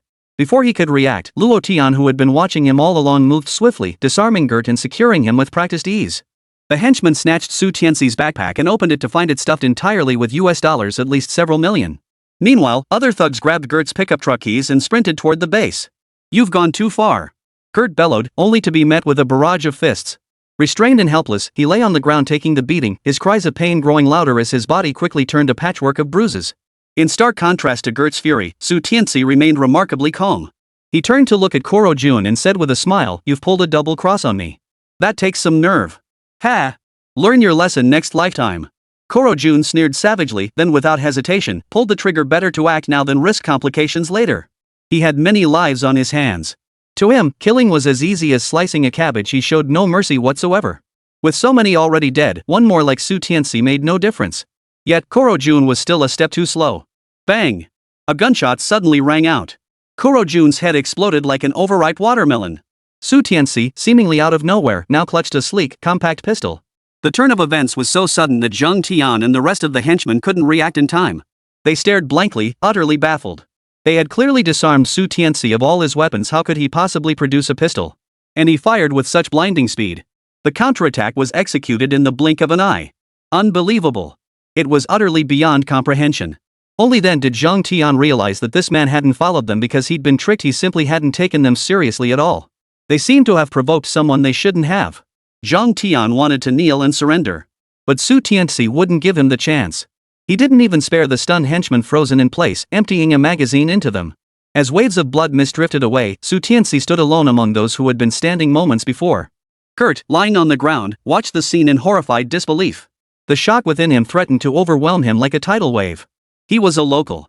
He knew Zhang Tian, Luo Jun, and the others were elite assassins who treated human life as cheap as grass, killing as casually as slicing watermelon. Yet these ruthless men had been dispatched by Su Tianci with brutal efficiency and near total annihilation. From the first shot to the end of this brief skirmish, not even 5 seconds had passed. He killed several people in 5 seconds. Was this guy that fierce? Could he be a covert Eastern Special Forces operative?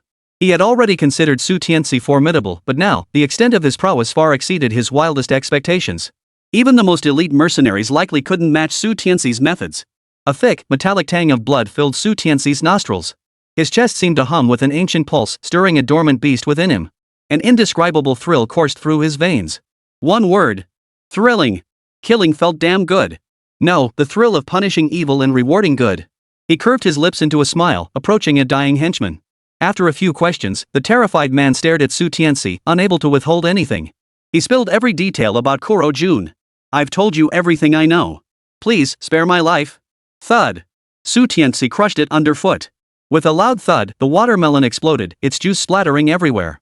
Licking the blood from his cheek with his tongue, Su Tianci walked over to Gert, handed him several $1,000s, and said, "Take care of those guys, then guard my stuff." "Yes, sir.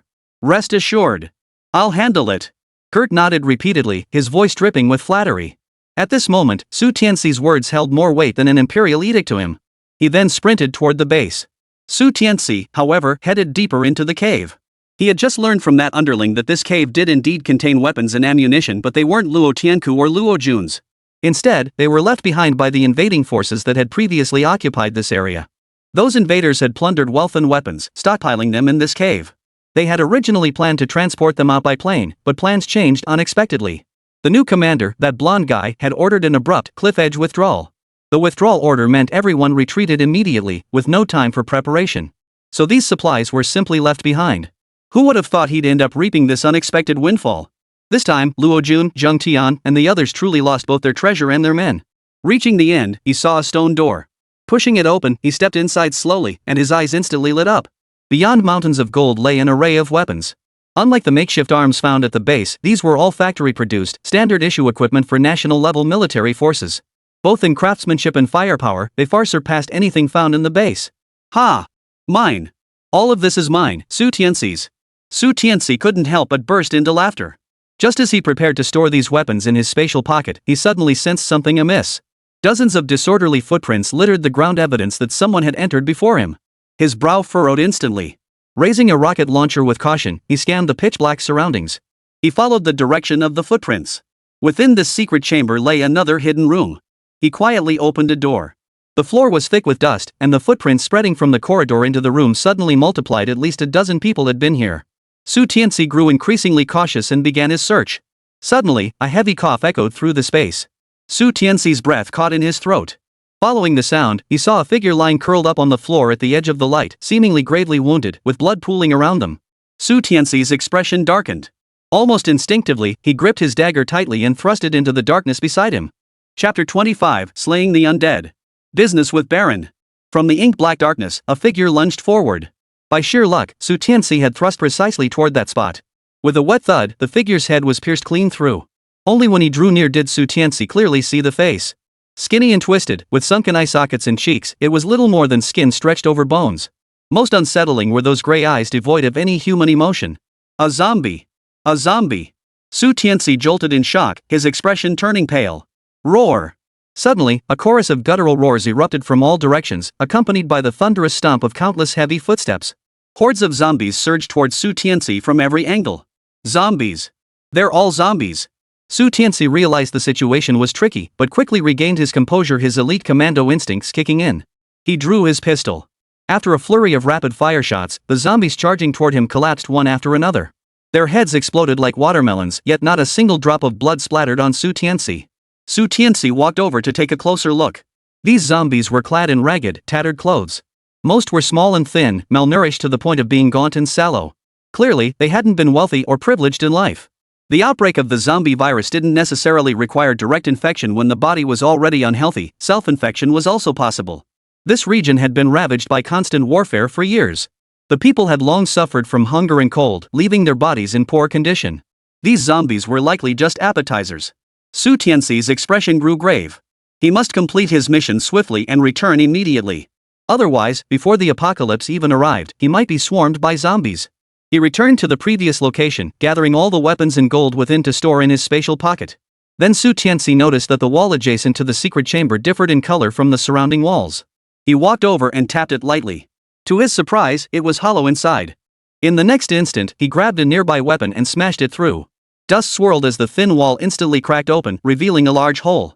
A blinding, golden-orange light poured out, momentarily dazzling him. Holy crap! It took Su Tianci a full minute to slowly come to his senses, the shock on his face impossible to hide. Inside that secret chamber, it was filled entirely with gold. No, gold bars. Their purity was so high they radiated a dazzling, golden-orange glow. A quick glance revealed that at this height and across this area, there were easily tens of thousands of gold bars. Their combined weight was at least several dozen tons, conservatively valued at billions of US dollars. At that moment, Su Tianci felt that coming to the Golden Triangle had undoubtedly been an exceptionally wise decision. He stored everything within sight into his spatial pocket, not even sparing the abandoned tanks and other vehicles left behind by the invading forces. He scooped them all up without hesitation. Su Tianci could distinctly feel his spatial pocket growing heavier, as if it had silently expanded. No wonder such a vast space was now packed to the brim. Thankfully, he had the system, otherwise, all these treasures would have remained mere objects of envy. Upon returning to the base, Gert stood waiting at the entrance. His two henchmen lay bound and battered on the ground, their faces swollen and bruised, wailing incessantly, clearly victims of a brutal beating. Baron, the base's chief administrator, bowed to Su Tianci and said, "Esteemed Mr. Su, I deeply apologize for this." Su Tianci shrugged it off. If he weren't a major client, Baron wouldn't have been this courteous. Their relationship was purely transactional anyway. Besides, he'd already left the base's jurisdiction barren and the base couldn't be held responsible. After having his men dispose of the two henchmen, he privately approached Baron. I have a large quantity of gold that needs to be disposed of urgently. Do you have any connections? In a major nation, selling such a massive quantity of gold would inevitably attract attention. But here, it was different. The Golden Triangle was one of the most chaotic regions in the world today, a melting pot of competing factions. With the right connections, selling the gold was entirely feasible. Besides buying weapons, Tianci had another crucial mission here, purchasing oil. He needed both gasoline and diesel.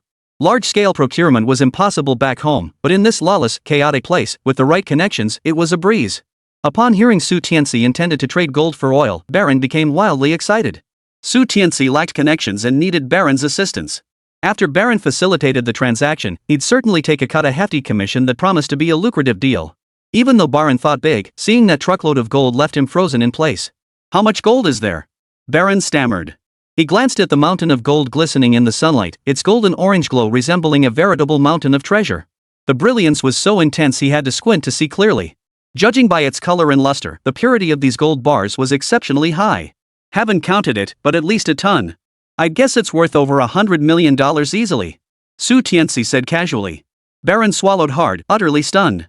It took him a long moment to recover before he stammered again. Are you planning to convert all of this into gasoline and diesel? The use of formal address alone spoke volumes about his current state of mind. Yes.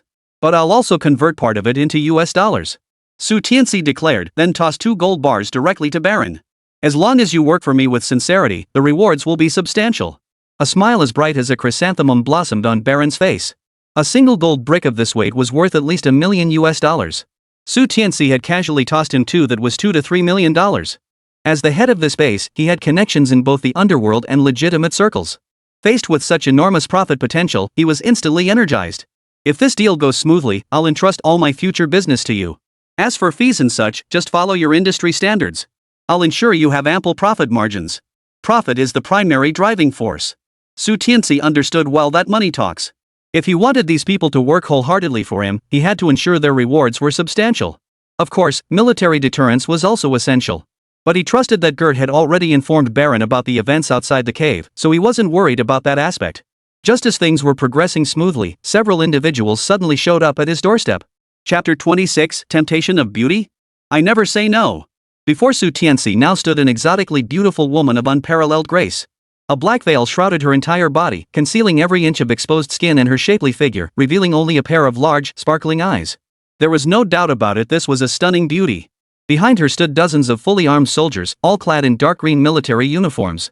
A hint of lethal intent lingered in their eyes, clearly indicating they had blood on their hands. Baron chuckled, this is a gift from my friend to you. I hope it meets your expectations. Tianci froze for a moment before comprehending. To swallow several tons of gold and instantly convert it into the oil and US dollars he needed, that person was undoubtedly someone with connections reaching to the heavens. Compounded by the ongoing turmoil in this region, the invading forces had departed, and the nation-building process had already commenced. As an internationally circulating currency and a commodity tied to petroleum, US dollars were certainly not in short supply for someone of that caliber. What was most scarce was hard currency like gold. Many invaluable resources could only be acquired with it. After all, gold retains its value, whereas the US dollar depreciates constantly, making it unsuitable for large-scale transactions. Given this context, the identity of the person behind Baron becomes quite obvious. It must be the leader of the armed forces occupying this territory. Sending a top-tier beauty over serves no other purpose than to negotiate increased trade volumes with him, thereby securing greater quantities of gold. The market dynamics have shifted from sellers to buyers. Tianci hadn't anticipated that his simple act of stockpiling goods would inadvertently entangle him with a local warlord.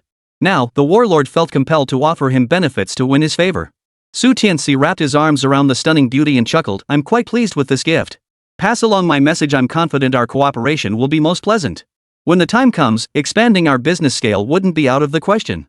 Baron nodded. Rest assured, your message will be delivered. If possible, you may meet him tomorrow or the day after. Now, I won't keep you from your meal. With that, Baron departed with his heavily armed soldiers. Tianci entered the room with the beauty in his arms. As the door closed, he eagerly tore off the veil covering her entire body. Revealed was a face of unparalleled beauty, complemented by a figure that was exquisitely proportioned, curvaceous, and devilishly alluring. She was truly the cream of the crop. Her skin wasn't pale, but a warm, wheat-like hue that looked incredibly inviting. Especially those clear, large eyes, as if they could speak.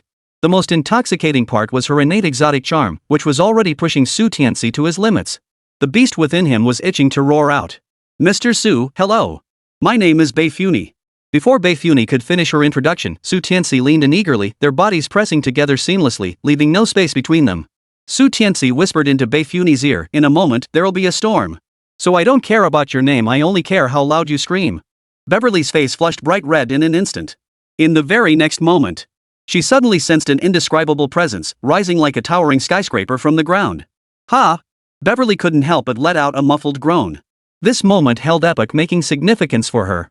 Su Tianci also froze in place. For in Bei Funi, he sensed a stirring nearly identical to that he felt with Lin Huanxi. In other words, this breathtakingly beautiful woman had never experienced intimacy. After the initial shock subsided, Su Tianci slowly processed the revelation. As the saying goes, small temples have fierce winds, and shallow waters breed many turtles.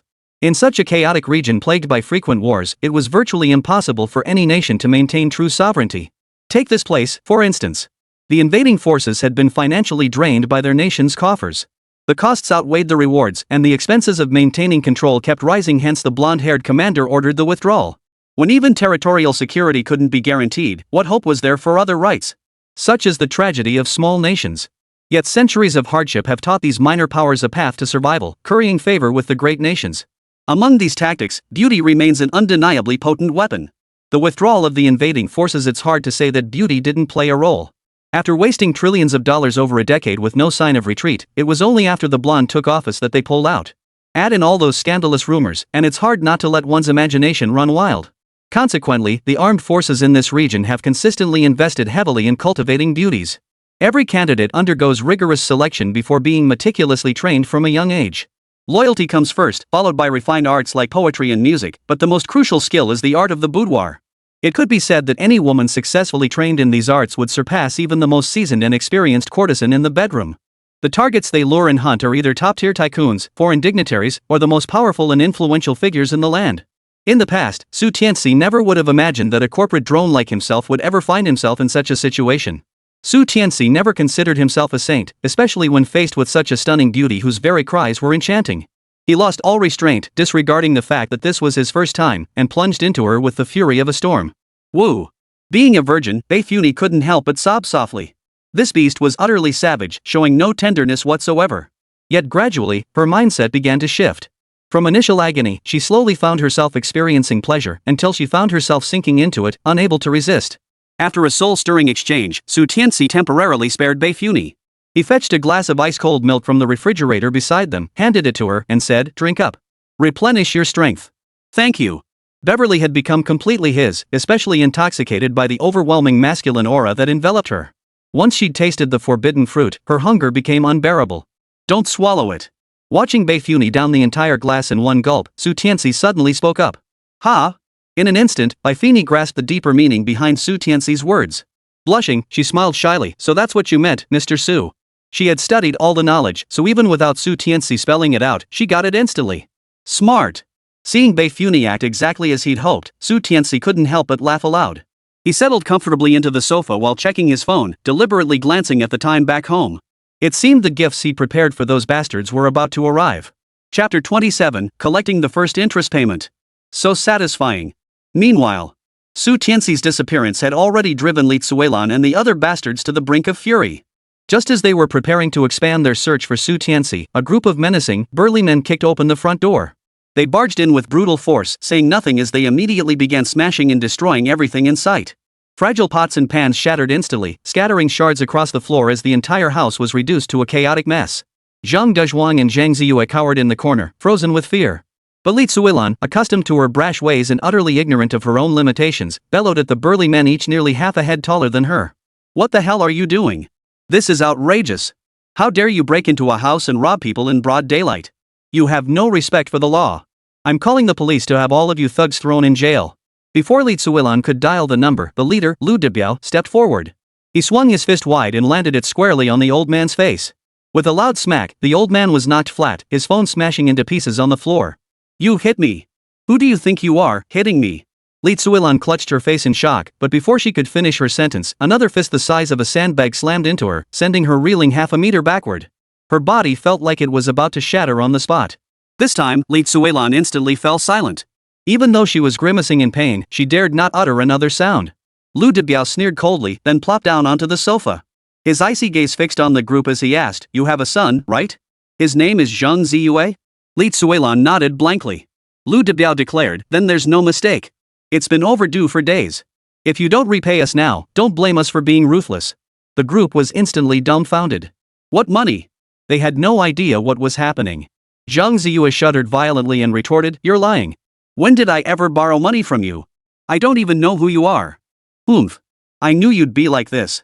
Lu Debiao slammed a stack of evidence onto the table, including loan contracts and property deeds. Over 1 million yuan borrowed. Interest alone reached 4 or 500,000. This was clearly usury. The most crucial question was, when had Zhang Ziyue ever borrowed money? With the evidence laid bare, Lu Tsuelan erupted into fury, screaming at Zhang Ziyue, "You've been borrowing from loan sharks outside. Do you want us old folks to die? Zhang Ziyue, you beast." Zhang Ziyue froze for a moment before speaking, "Mom. Have you lost your mind? That property deed has been in my brother-in-law's hands for ages." Zhang Dezhuang, who had been about to beat his good-for-nothing son, froze mid-swing upon hearing this. "That's right. The property deed for this house has always been in the hands of that bastard Su Tianci. Which means this money was borrowed by Su Tianci, who forged Zhang Ziyue's signature to frame them. What a viciously cunning scheme." At that moment, Li Tsuelan mentally dismembered Su Tianci 1,000 times over. What kind of son-in-law treats his in-laws like this? Su Tianci, that bastard, is truly inhuman. He deserves to be buried without a grave. Zhang Dezhuang hurriedly explained to Lu Debiao, "Brother, this money truly has nothing to do with us. It was borrowed by my son-in-law, Su Tianci. The property deed isn't even in our possession." Lu Debiao snarled menacingly, "You think I'm a fool? The loan agreement bears Zhang Ziyue's signature. Since the property is registered under Zhang Ziyue's name, if you can't produce the money, the contract stipulates this house becomes mine. As the saying goes, it takes a villain to deal with a villain." These old crooks had finally met their match, a real tough nut to crack. Just as panic gripped the group, Zhang Ziyue had a sudden flash of insight. She hurried over to Lu Debiao and cooed ingratiatingly, "Sir, please hear me out. My brother-in-law is Su Tianci. Yes, that very Su Tianci, the mysterious tycoon who suddenly emerged these past few days. He owns double-digit luxury cars worth millions each, and who knows how many properties valued at tens of millions. We may be broke, but he's loaded. What a brilliant diversion tactic." Zhang Dezhuang and Lu Tsuelan couldn't help but feel overjoyed. But wasn't Su Tianci currently missing? They couldn't find the guy themselves, but someone like Lu Debiao, with his connections and resources in the underworld, could track him down easily. They could use Lu Debiao to track down Su Tianci, who in turn could be pressured for money. Perhaps they could even extract incriminating evidence against Su Tianci, allowing them to seize his assets during the divorce settlement. It was killing 3 birds with 1 stone. After hearing this, Lu Debiao's eyes lit up. The name Su Tianci was truly a household name. His recent buying spree in Hanghai City had shaken the entire city, reaching a point where everyone knew about it. He never imagined that collecting a debt could lead to connections with such a tycoon. He immediately turned to Zhang Ziyue and said, "Stop standing there. Call him right now and get Su Tianci over here." Zhang Ziyue gave an awkward chuckle. "But we can't even find him." The air instantly grew eerily quiet. Lu Debiao froze for a second before snapping out of it. He sneered coldly, "So all this time, you've been trying to trick me into finding someone for you, huh? Damn it, you dare play me. Pay up. Or else I'll get rough." Zhang Ziyue immediately clung to Lu Debiao's leg, wailing, "It's true. I'm not lying. My brother-in-law really is Su Tianci. If you help us find him, forget 1 million, even 10 million, I'll give it to you." Zhang Ziyue was now desperate, grasping at straws. Lu Debiao, however, had lost patience with this entire family. He ordered his men to start hauling away anything valuable, smashing what couldn't be moved. Zhang Dezhuang and his wife could only cower timidly in the corner, watching helplessly. Finally, Lu Debiao glanced at the emptied house and coldly declared to Zhang Ziyue, "This is the interest for 3 days past due. I'll come back in a few days. If you haven't prepared the money, don't blame me for taking the house." With that, he waved his hand dismissively and walked out. Zhang Ziyue stared at the devastated, empty room, wanting to cry, but her throat was too hoarse to utter a sound. Once those thugs were gone, Li Tsuelan immediately stood up, hands on her hips, and raged, "That bastard Su Tianci. Using my Xiaoyu's house to run some shady loan operation. People like you deserve to be torn to pieces. You should rot in hell." She raged on, completely forgetting that the house had originally belonged to Su Tianci. After a fit of tantrums and rolling on the floor, she turned to Zhang Dezhuang and ordered, "Call that money-losing woman. Her husband made this mess, let her clean it up." Chapter 28, Xinxin, I'm counting on you now. Zhang Kurson rushed back home in a panic. Seeing the utter chaos and emptiness of her home, she stood there momentarily stunned. Only after Zhang Dazhuan roughly explained did she grasp what had transpired. Li Tsuilan took out all the frustration she'd endured from Lu Debiao on Zhang Kursen. Grabbing a broom, she beat her while screaming. "It's all your fault, you good-for-nothing brat. How could I have been so blind to raise a traitorous dog like you? Conspiring with outsiders to scheme against us. Look at Xiaoyu still bruised and battered from the beating." Zhang Kursen dodged while pleading, "Mom. Mom. Stop hitting me. I really didn't know about this. You're paying back this debt." Exhausted from beating her, Li Tsuilan sat down on a nearby chair to rest, but her words remained relentless. "I don't have any money," Zhang Kursen said with a mournful expression. "With interest, it's nearly 2 million now. Where on earth would she get that much money? I don't care. Even if you have to sell yourself, you'll scrape that money together." Lu Tsuilan yelled, showing not a shred of maternal kindness. Zhang Dazhuan, who'd been watching from the side, couldn't stand it anymore and spoke up. "Enough with the tantrums. You know perfectly well Xixin's money has mostly gone to us. Where would she get more? You should put up your 20,000 first to tide us over." At this, Lu Tsuilan shook her head like a bobblehead. "No way. That's for Xiaoyu's wedding. Not a chance in hell I'm touching it. Doesn't that good-for-nothing still have those gold bracelets and chains? Sell them for cash." Zhang Kursen felt like she might faint from rage. She'd rather sell herself than give up the money, and it wasn't even her debt. All the pent-up emotions erupted in that moment. She cried out, "Li Tsuilan, are you even my mother? Is there any mother in this world who would do such a thing? I knew something was off when Su Tianci gave you 2 or 3,000 yuan every month and it disappeared so quickly. Turns out you were secretly stashing it away. Now Zhang Ziyu is saddled with debt and you want me to sell myself to pay it off. Wah! I don't have parents like you." Zhang Kursen wiped away her tears, took a deep breath, and forced herself to calm down. "Fine. I'll pay this debt. But from this day forward, we are done with each other." She pulled out her phone and dialed Ma Yawu directly. "Brother Ma, I need to discuss something." "Got it. Thanks, Brother Ma. Rest assured, I'll come by your place every day." After hanging up, Zhang Kursen's expression turned icy. She said to Lu Tsuilan, "Ma Yawu said he'll find someone to handle it." "Alright, I'm leaving." Li Tsuilan and the others froze in place at the sight. They had initially assumed Ma Yawu had lost interest in Zhang Kursen, which was why they had treated her so arrogantly. But now it seemed Ma Yawu wasn't disinterested in Zhang Kursen at all, he was merely biding his time. "Oh dear. I was just messing with you before." Li Tsuilan's expression instantly softened as she said affectionately, "We're family, no need for formalities. No matter what, our blood ties are stronger than anything. You should have told us sooner. We all would have been so happy to hear the news." Zhang Ziyue, who had remained silent, also smiled and said, "Borrow. You're really something. Now, forget about 1 million in debt, even 10 million wouldn't be a problem." As she spoke, Zhang Ziyue reached out to hug Zhang Kursen, only to be coldly dodged by her. Li Tsuilan had intended to ask about Ma Yao's condition, but Zhang Kursen waved her off with an odd expression, clearly unwilling to discuss it further. Before leaving, she even took the 200,000 yuan that had been tucked away in Lu Tsuilan's trunk. Meanwhile, at Hanhai City First Hospital. At the ward entrance, a young nurse kept stealing glances inside while muttering to herself. "It's been half an hour already, can't you get even the slightest reaction? Don't even get me started. I just asked Director Zhang and he said it's psychological. He probably won't be able to respond much in the future. TSK. His manhood is still there, but he can't use it, he's practically a eunuch. The real regret isn't never having used it, but having once possessed it. A man in the prime of his life, now only able to look but never touch. Just thinking about it is frustrating, huh? Alright, keep the laughter down. Don't let him hear you. With his background, you'll all be in deep trouble if he catches wind of this." "Got it. Quiet, quiet. But I heard he did have some reaction before. Only when that woman came over did he show any reaction. That woman was the mistress. She was caught in the act by her husband, which is why he became so broken. Who would have thought that very mistress turned out to be the cure? This isn't just a mistress anymore, this is ing true love."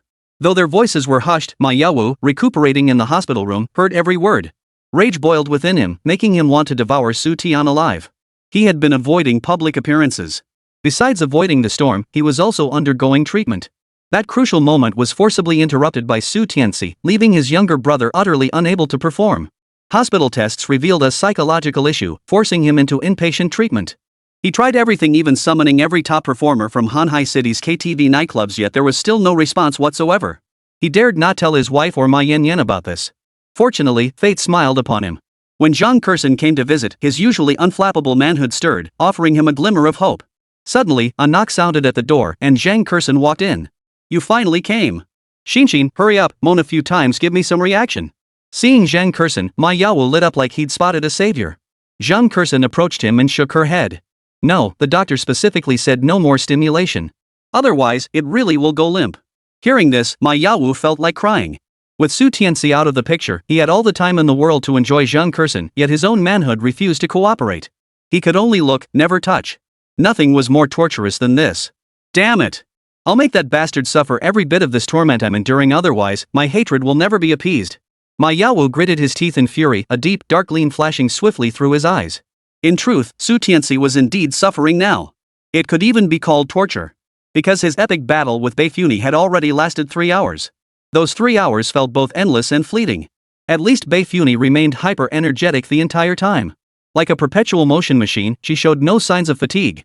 Chapter 29, Trying to pull a fast one on me? You've got the wrong guy. Su Tianci couldn't recall when he'd fallen asleep. All he knew was that when he collapsed onto the sofa, utterly exhausted, Beifuni was still glaring at him with her clear, wide eyes, her expression unmistakably unsatisfied. He was simply too drained to resist, and eventually drifted off into a drowsy sleep. Even then, Beifuni didn't let him off the hook. While Su Tianci slept, she set out to find her own source of pleasure. Su Tianci slept straight through until dawn. He could have slept until noon, but the honking outside and the loud footsteps eventually woke him up. Opening his eyes, he found Beifuni sound asleep beside his thigh, looking utterly adorable. Su Tianci smiled helplessly. He quickly dressed and stepped outside. Outside, dust swirled across the open ground as a large group of armed personnel stormed the base, immediately setting up security perimeters. 10 armored vehicles rolled in first, followed closely by 5 heavy trucks. Above, 3 helicopters hovered overhead. At the center of it all stood a car that looked incredibly luxurious. The car came to a stop in the open area. Under the tight security of the armed men, the door opened, and a middle-aged man with a full beard and wearing a black turban stepped out. His bearing was commanding, his brow radiating an innate authority that commanded respect without a word, clearly a man accustomed to high office. As the turban man appeared, everyone including the base's chief commander, Baran, raised their hands high and cheered "Long live." The atmosphere was intensely fervent, bordering on tearful devotion. How much of it was genuine remained unclear. After all, the gun barrels of the armed militants were silently aimed at every person present. Tears or heads one would inevitably fall. The hooded man approached Su Tianci, first bowing in respect before extending both hands to present a mobile phone. Su Tianci glanced at the turban man. Only then did he realize that this seemingly grand figure wasn't the true mastermind behind the operation. He took the phone. A voice came through immediately. "My most esteemed friend, do you like my gift?" The voice was heavily processed, a mechanical, electrical hum that sounded nothing like a human voice. "If I say I'm satisfied, can I take it back with me?" Su Tianci pondered for a moment before speaking. At that moment, Beifuni had silently appeared behind Su Tianci. Hearing his words, she shyly lowered her head. The exotic beauty that flashed across her face in that instant was almost blinding. "Of course. Then our collaboration. Happy cooperation." Su Tianci beamed. After chatting with the hooded man for a while and finalizing numerous deals, a chilling laugh suddenly echoed from the other end of the line. "Mr. Su, I hope our cooperation remains pleasant forever." Somewhere in the Golden Triangle region, a magnificent palace stood amidst the forest, its gilded splendor nearly outshining the sun itself. Inside the grand hall, a blonde-haired man hung up the phone. While elegantly enjoying his breakfast, he addressed his butler. "Confirmed no official background?" The butler nodded. "Our people personally visited Hanhai City in the Dragon Nation and conducted a thorough background check on Su Tianci. We have every detail of his life from childhood to present. Based on our think tank's analysis, we can confirm with near certainty that this man has absolutely no official connections." "Excellent. Proceed as planned. Once the gold is secured, dispose of him by feeding him to the tigers," the blonde man declared. "And Beifuni?" The blonde man paused with his knife and fork, then spoke after a moment. "A woman defiled by foreigners has no right to live. Let our men have their fun, then kill her." "Understood." The butler chuckled darkly. The blonde man continued his breakfast. Before him lay raw animal entrails, seasoned only with coarse salt. He sliced them into small pieces with his knife and fork, then chewed them voraciously, blood dripping from his mouth. Blood trickled slowly from the corners of his mouth. The hooded man led Su Tianci to the location. Massive quantities of military supplies and weapons were arranged in perfect order. An inexplicable icy aura of authority emanated from the scene. Su Tianci scanned the scene. Indeed, they were all top-grade quality. Satisfied, he nodded, then pulled out a map and said, "These 5 coordinates mark where I've hidden the gold." The hooded man took the map and handed it directly to a nearby soldier. The soldier glanced at it, then strode off at a brisk pace. Just as Su Tianci was about to leave, the next moment, the armed men behind the hooded man raised their blackened gun barrels, their gleaming barrels aimed squarely at Su Tianci. Su Tianci showed no surprise whatsoever. Instead, he spoke calmly, "Looks like you're still planning to rip off your own kind." The hooded man chuckled. Why trade for something you can get for free? Ha! By the end of his sentence, he couldn't help but burst into loud laughter. In his eyes, Tianci was already a dead man. After all, with hundreds of guns trained on him at once, even a divine being couldn't escape this fate. This turn of events clearly caught Beifuni off guard. Her eyes widened, her face instantly turning pale as she stammered in terror, "Master, I..." The hooded man held back only because he was waiting for your report on whether gold existed in those locations. At that moment, he smiled at Beifuni and said, "Return now. This fellow holds no further value to the Holy Lord. Your task is complete. The Holy Lord specifically instructed me to bring you back with me." His words seemed noble and righteous. Yet the lecherous grin on his face betrayed his true intentions. Even the hundreds of armed men behind him stared at Beifuni with eyes burning with predatory lust. "No, I already belong to Mr. Su." "None of you." Beifuni shook her head frantically, hiding behind Tianci. The hooded man sneered coldly. "Do you really think you have any choice at this point?" With a sweeping gesture, several burly men immediately began advancing toward Beifuni. Beverly understood clearly, she had become a sacrificial pawn, a gift to be offered to the foreign tribe. Once Tianci deemed her useless, her fate having shared intimate relations with the outsiders could only be one thing: death. And judging by the current situation, it seemed she might first endure the repeated humiliation and brutal assault of hundreds of men before meeting her end. No! This absolutely could not happen to her. Yet it seemed her fate was already sealed, no struggle would save her. With this realization, despair slowly crept into Beifuni's expression. Tianci watched the advancing militants and sneered coldly, "You dare touch my woman? Who gave you the guts?" "Ha!" The hooded man roared with maniacal laughter, "Not only will I play with her, but hundreds of us will. And you'll have to watch it happen. Still talking tough when death is upon you? You really don't know your place." Chapter 30, Carnage. Safe return home.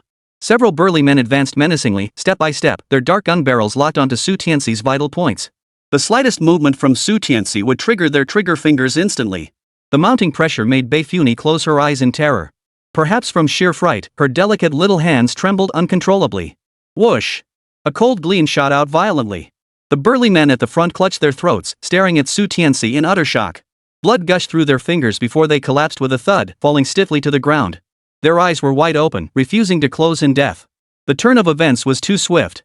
Before the armed men could even react, they watched helplessly as their comrades died before their very eyes. The hooded man's face twisted into utter horror. He never would have imagined Tianci possessed such blinding speed. The atmosphere instantly froze, tension thick as rope. An invisible weight pressed down on every heart. Yet Tianci showed not a hint of panic. He looked at the hooded man calmly and said, "Why do you think I came to see the oil depot?" The hooded man, about to order his men to fire, paled again upon hearing this. He bellowed, "No one fires without my command." Only then did he realize that the massive oil reserve stored in this depot could be ignited by a single spark, triggering an explosion rivaling a nuclear blast that would level the entire area. Narrowing his eyes, he suddenly sneered coldly, "Looks like you planned this all along." "Ha! I'm not as despicable as you." Tianci naturally wouldn't admit it. He had long planned to double-cross them. As for dividing the gold among multiple locations, that was precisely to scatter the group, giving him the chance to take them down one by one. In truth, none of those locations contained any gold. Every last piece was stored within his spatial pocket. He chuckled again and added, "There's an old saying in the Dragon Kingdom, as the devil grows an inch taller, the Tao grows a foot taller. Our relationship is purely transactional, so I had to guard against you. Now it seems your understanding of the world matches your suffering. I provided you with vast quantities of gold, yet all you thought about was freeloading. A regime that puts profit above all else is doomed to collapse." Heaven knows how satisfying it felt for Tianci to stand on that moral high ground, delivering those words with such righteous indignation. The hooded man sneered coldly.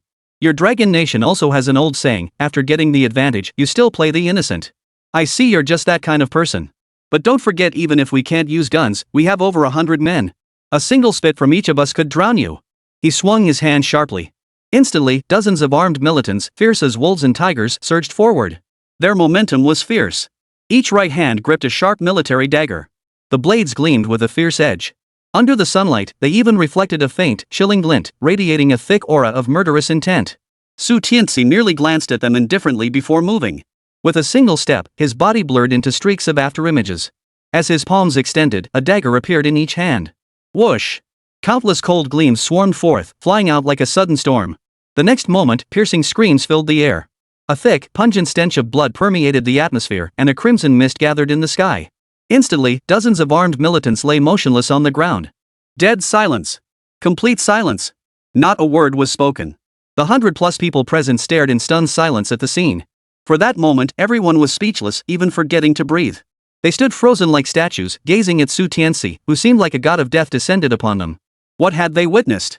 Su Tianci, single-handedly, had killed dozens of people. And from start to finish, it hadn't even taken 10 seconds. In the blink of an eye, the cold gleam of blades flashed, and comrades in arms who had fought alongside them for years closed their eyes forever. Was this man even human? Even though the hooded man's side still held the numerical advantage, the remaining dozens of men couldn't muster the will to resist. Their minds were consumed by a single thought: run. Run as fast as they possibly could. But before they could flee, a metallic taste suddenly surged in their throats. Glancing down, they saw a dagger had appeared in their throats. They didn't even know when it had been planted there. You used to love to laugh, didn't you? Why aren't you laughing now? Su Tianci slowly approached the hooded man, his smile unchanged. The hooded man opened his mouth to speak, but blood gushed forth instead. His dark eyes held not only terror of death, but also a deep-seated dread of the man before him. That look in his eyes was as if he had seen the devil himself. Thud! The hooded man crashed heavily to the ground. Blood spread out in a circle around him, gradually blending into the earth. Useless! Su Tianci shook his head, then turned his gaze toward the cave filled to the brim with supplies, his eyes practically glowing. When the blonde man realized his plan had failed, he shot the armed messenger dead in a fit of rage. He then issued a warrant for the arrest of Su Tianci and Bei Funi. A reward of 1,000 kilograms of gold awaited anyone who could capture these two. Those providing information would receive 10 kilograms of gold. The generous rewards, coupled with the chance to impress the new king, sent the entire Golden Triangle region into a frenzy. People began searching day and night. Yet despite their exhaustive search, they couldn't find even a single hair of Su Tianci. For Su Tianci had already left the Golden Triangle, entering a neighboring country. He had already laid the groundwork, securing the necessary plane tickets and passport long ago. The country he was in harbored a deep-seated grudge against the Golden Triangle region, so he had absolutely no worries about any retaliation from their affecting him here. Before heading to purchase the arms, he had meticulously planned everything. Within his personal space, the weapons looted from that warlord's forces were now worth hundreds of millions of dollars. Not to mention hundreds of millions more in cash and gold. He had practically emptied the warlord's entire fortune. Particularly the weapons and equipment purchased at the base. He had only paid a deposit worth tens of millions, yet acquired arms worth billions of dollars. Beyond that, he'd amassed vast quantities of strategic resources: oil, tanks, medical supplies, and more. As for the US dollars and gold he'd acquired, that was even more staggering. To put it plainly, this entire venture not only cost him nothing but netted him a massive fortune and even landed him Bei Funi, a top-tier exotic beauty. At this thought, Su Tianci's smile couldn't be contained, brighter than a chrysanthemum. Upon reaching their designated location, the two boarded the plane. By the following morning, the plane touched down, and Su Tianci finally returned to his long-lost hometown. Seeing the thriving cityscape of Hanhai, Bei Funi was momentarily lost in thought. Chapter 31, Precious Peace. Su Tianci's Reflections. Standing before the hotel's enormous floor-to-ceiling windows, Bei Funi gazed out at the vibrant scene below. The bustling night market stalls, brimming with the warmth of everyday life, filled her with envy. After all, in certain regions, peace, this seemingly ordinary thing, was always the most precious and elusive of all. The people of this country have grown accustomed to peaceful lives, which is why they complain about social injustice and yearn for life beyond its borders. Born in a war-torn nation, she understood better than anyone the preciousness of peace. From the moment she could remember, she had scarcely known a single day of peace. Explosions erupted around her daily, death was a constant companion, and even in broad daylight on bustling streets, she lived in fear that someone might suddenly shout a slogan. The Golden Triangle was the most chaotic region in the entire world, without exception. The number of unnatural deaths she had witnessed likely far exceeded the lifetime exposure to death of the average person in her current country. This is not an exaggeration. Perhaps this was the tragedy of small nations. Compared to her compatriots, she was quite fortunate. Thanks to her striking looks, she caught someone's eye and at least managed to live a life free from want. But she was merely kept in captivity, waiting for the moment when she would be offered as a gift to powerful officials in need of favors. Her fate was inextricably tied to the place of her birth. Fortunately, her luck held until now, allowing her to encounter a young, handsome man rather than some disgusting, pot-bellied old creep. When it came to doing that thing, it became a pleasure rather than a torment. Many of the girls caged alongside her were given to beasts like middle-aged men. To satisfy these men's twisted desires, most were tortured to death.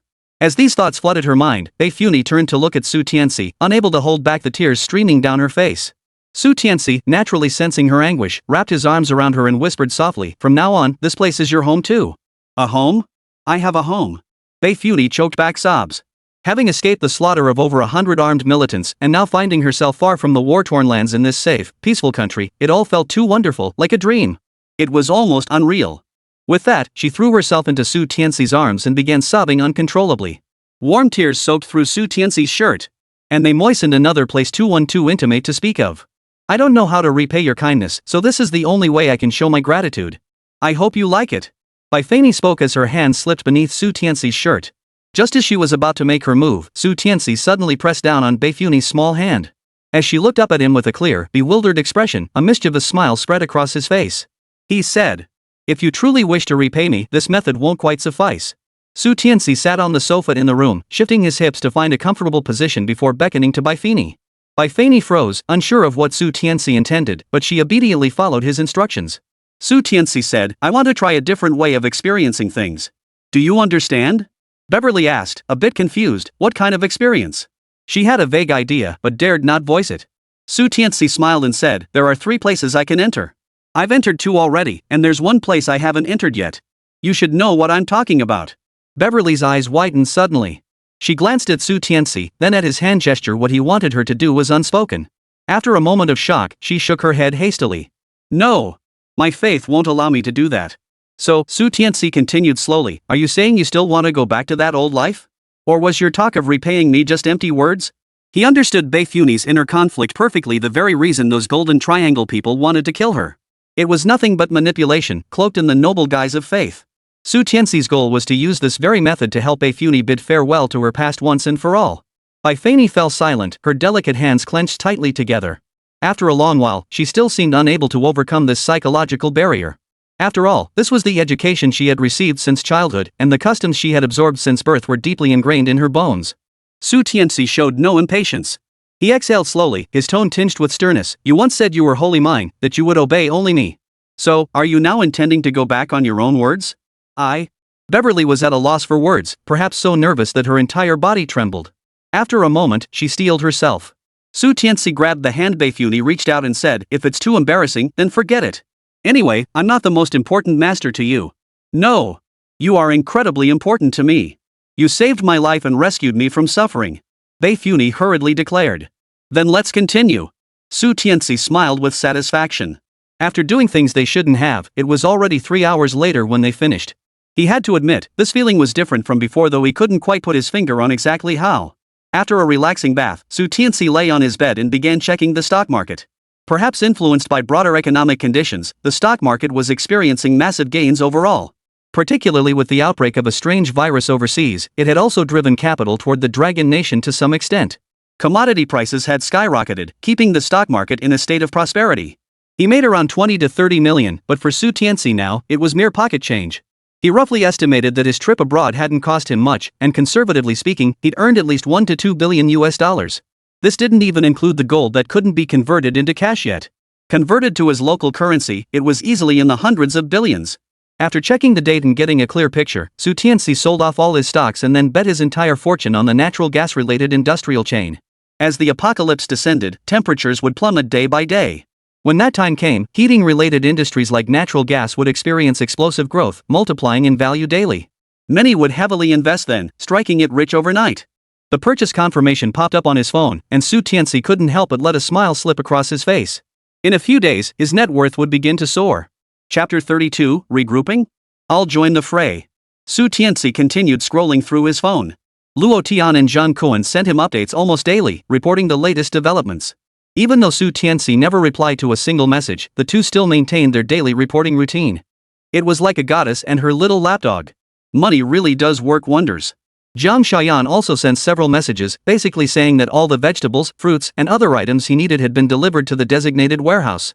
She asked if there were any other requirements. While snapping photos on location, she deliberately or seemingly unintentionally showcased her stunning figure, with occasional flashes of skin that were utterly tempting. Judging by this, the little minx was genuinely starved for attention. Su Tianci couldn't help but chuckle. Barring any surprises, Jiang Xiaoyan had already been conquered by him. It made sense. With such formidable endurance, anyone who'd experienced it once would naturally be utterly captivated. How could they ever give it up easily? News about Lin Huanqi and Lu Xuelan was also circulating. It seemed Lin Huanqi had bragged to Lu Xuelan about their encounter, causing the lagging Lu Xuelan to grow anxious. Her photos and voice messages shed all pretense. Her outfits might as well have been non-existent, and her poses were so provocative they made your blood boil at a glance, the kind you could upload straight to the original content section. The voice messages she sent were all coy and seductive, and even more outrageous, she sent several breathy moans a day. Beyond that, what caught his attention were messages from Zhang Ziyue, Zhang Dezhuang, and Lu Tsuilan. How to describe it? Centered around parents and anchored by extended family ties, any single word from these messages would be completely censored if used in a TV drama. Even the system couldn't stomach it. During voice-to-text conversion, it automatically censored all profanity. As a result, the voice messages Su Tianci heard bore no resemblance to the converted text. They were completely unrelated. Hundreds of messages piled up daily, and over the past few days, they'd accumulated nearly 1,000. Just as he was scrolling through them, a new message popped up from Zhang Ziyue. It started with, "ing hell. What a lack of manners." Su Tianci muttered under his breath, feeling somewhat curious. How come the debt collection agency hadn't taken any action against Zhang Ziyue's family, who hadn't paid back the money? When had they become so law-abiding? After a moment's thought, Su Tianci dialed Li Zijian's number. "Old Li, how's that thing I asked you to keep an eye on?" Old Li, Li Zijian, the detective who'd gone with him to catch someone cheating earlier. Li Zijian was always quick-witted. Not long after meeting Su Tianci, he'd figured out his true identity, the mysterious tycoon who'd been making waves lately.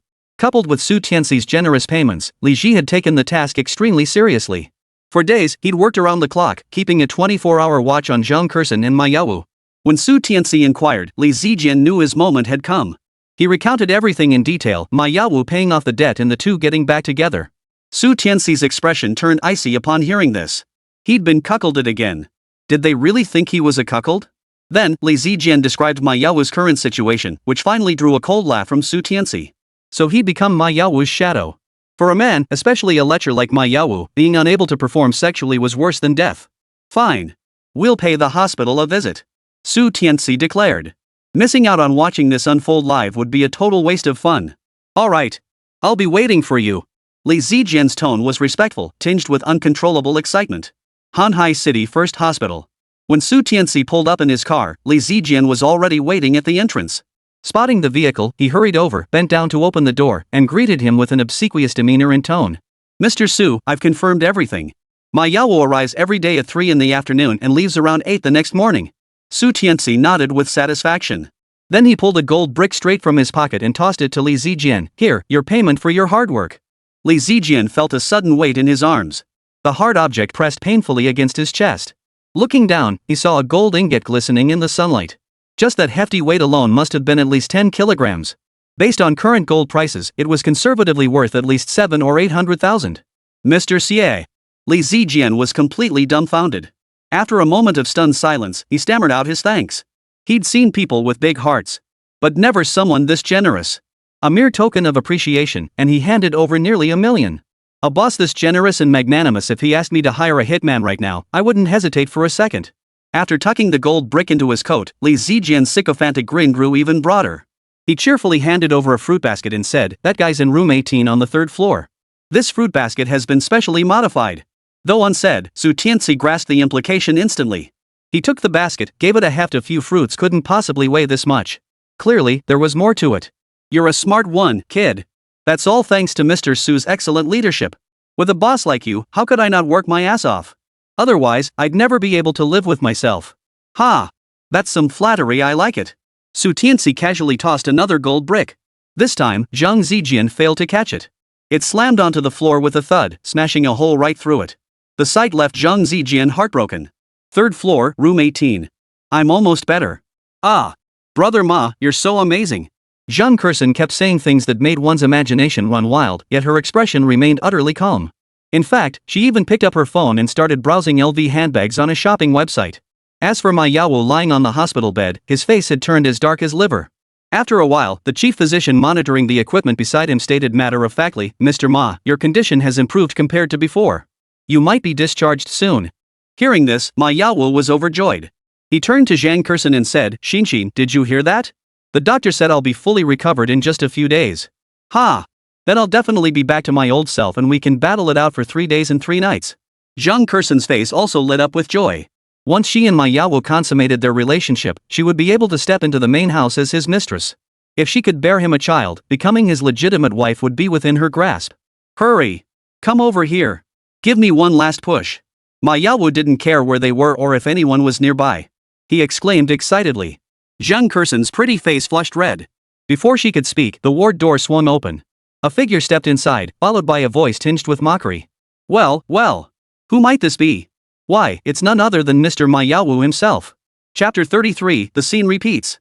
The sweet taste of revenge. The sudden appearance of that voice made my Yawu shudder involuntarily. Then, his spirit visibly wilted at a speed visible to the naked eye, even more completely than before. Witnessing this scene, everyone was utterly bewildered. Especially the chief physician, who now radiated profound helplessness. He immediately turned his furious gaze toward the speaker at the door and roared, "What the hell is this? Who let you in?" For a private hospital, performance metrics were paramount. Patients like Ma Yawu were especially crucial. Treating him could yield profits equivalent to treating dozens, even hundreds, of other patients. Most crucially, Ma Yawu had promised him a 3 million yuan cash reward if the treatment succeeded. Success was within reach, only to be abruptly interrupted. How could he not be furious? Whoever this person was, he didn't care.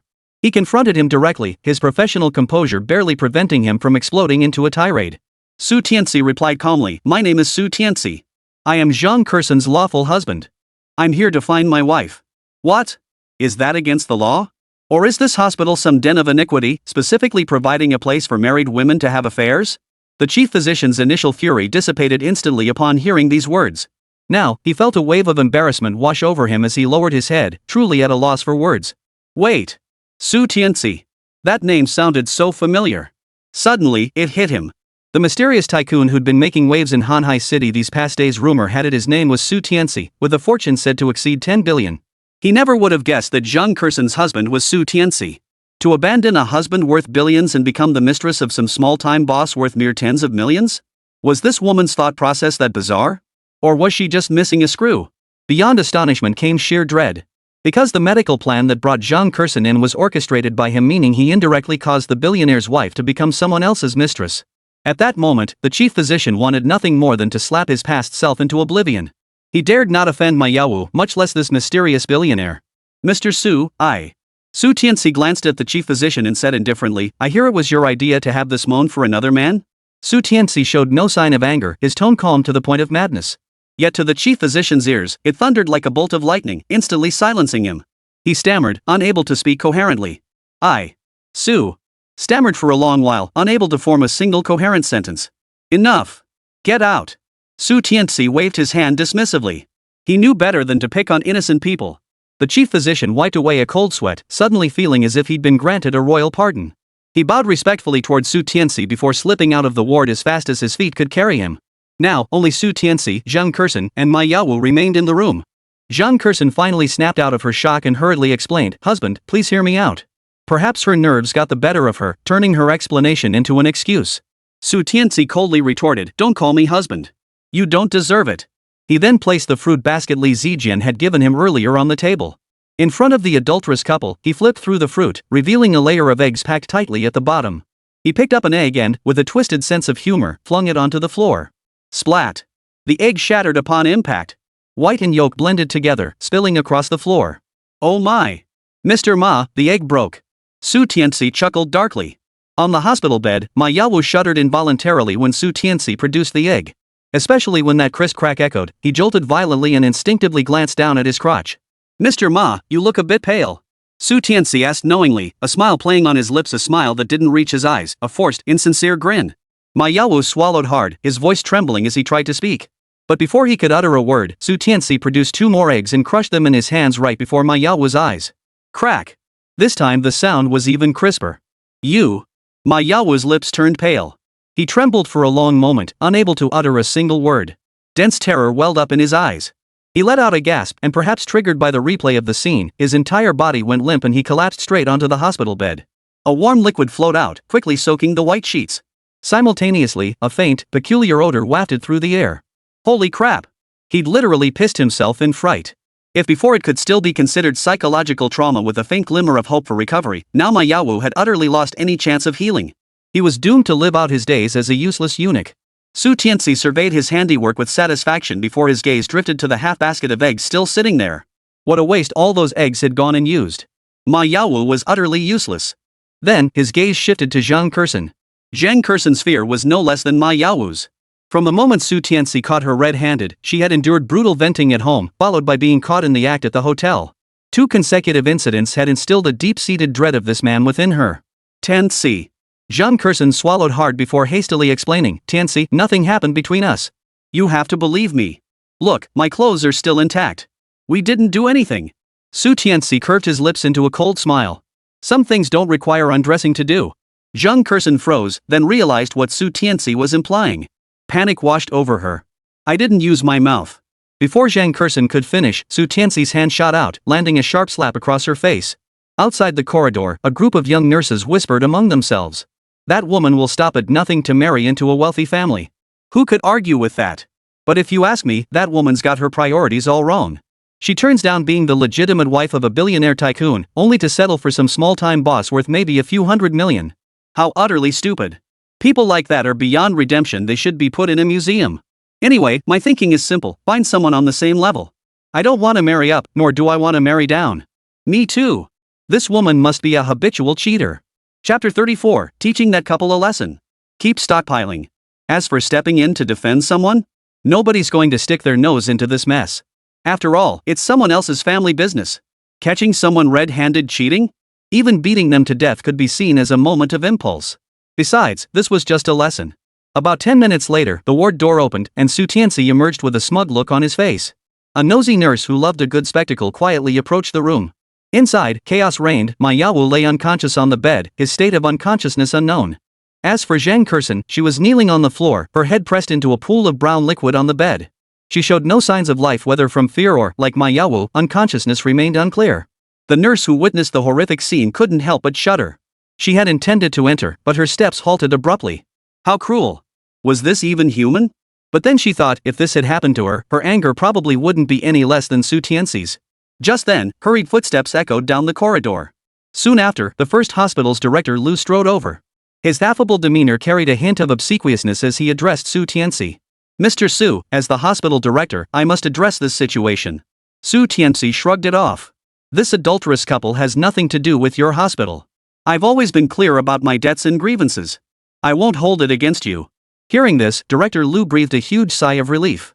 As long as this mysterious tycoon held no grudge against them, it was fine. After all, someone with a net worth in the hundreds of billions was not someone a mere hospital director could afford to offend. Catching a glimpse of the ward out of the corner of his eye, he took a deep breath and addressed Su Tianci. Mr. Su, I have one more favor to ask. If anything happens to my Yawu here, I won't be able to take responsibility. So, Mr. Su, would it be possible for my people to go in and check on him? Su Tianci replied, go ahead. I don't want to kill them either.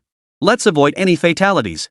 Director Lu visibly relaxed and promptly instructed the doctors and nurses behind him to enter. They couldn't afford to offend Su Tianci, nor could they afford to offend Ma Yawu.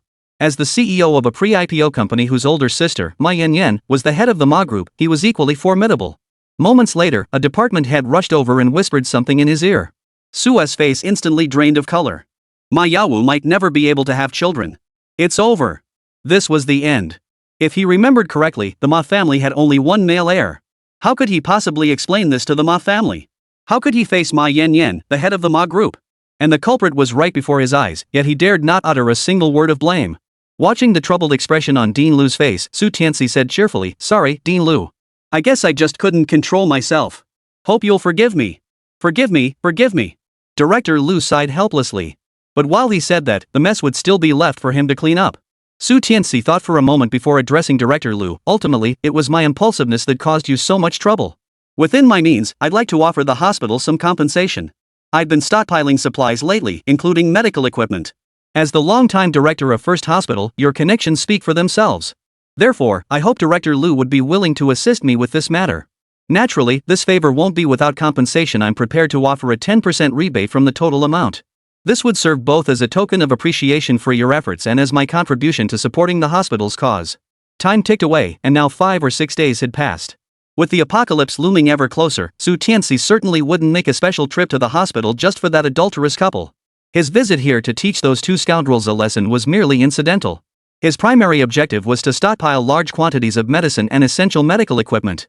This was akin to procuring military supplies within the country. It wasn't something money alone could secure. One also needed connections and influence. Due to his previous large-scale purchases, he had already drawn the attention of regulatory authorities.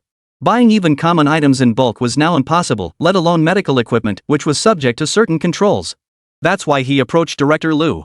With his connections and influence, acquiring medical equipment was as simple as a phone call. As long as the money was there, he could get whatever he needed.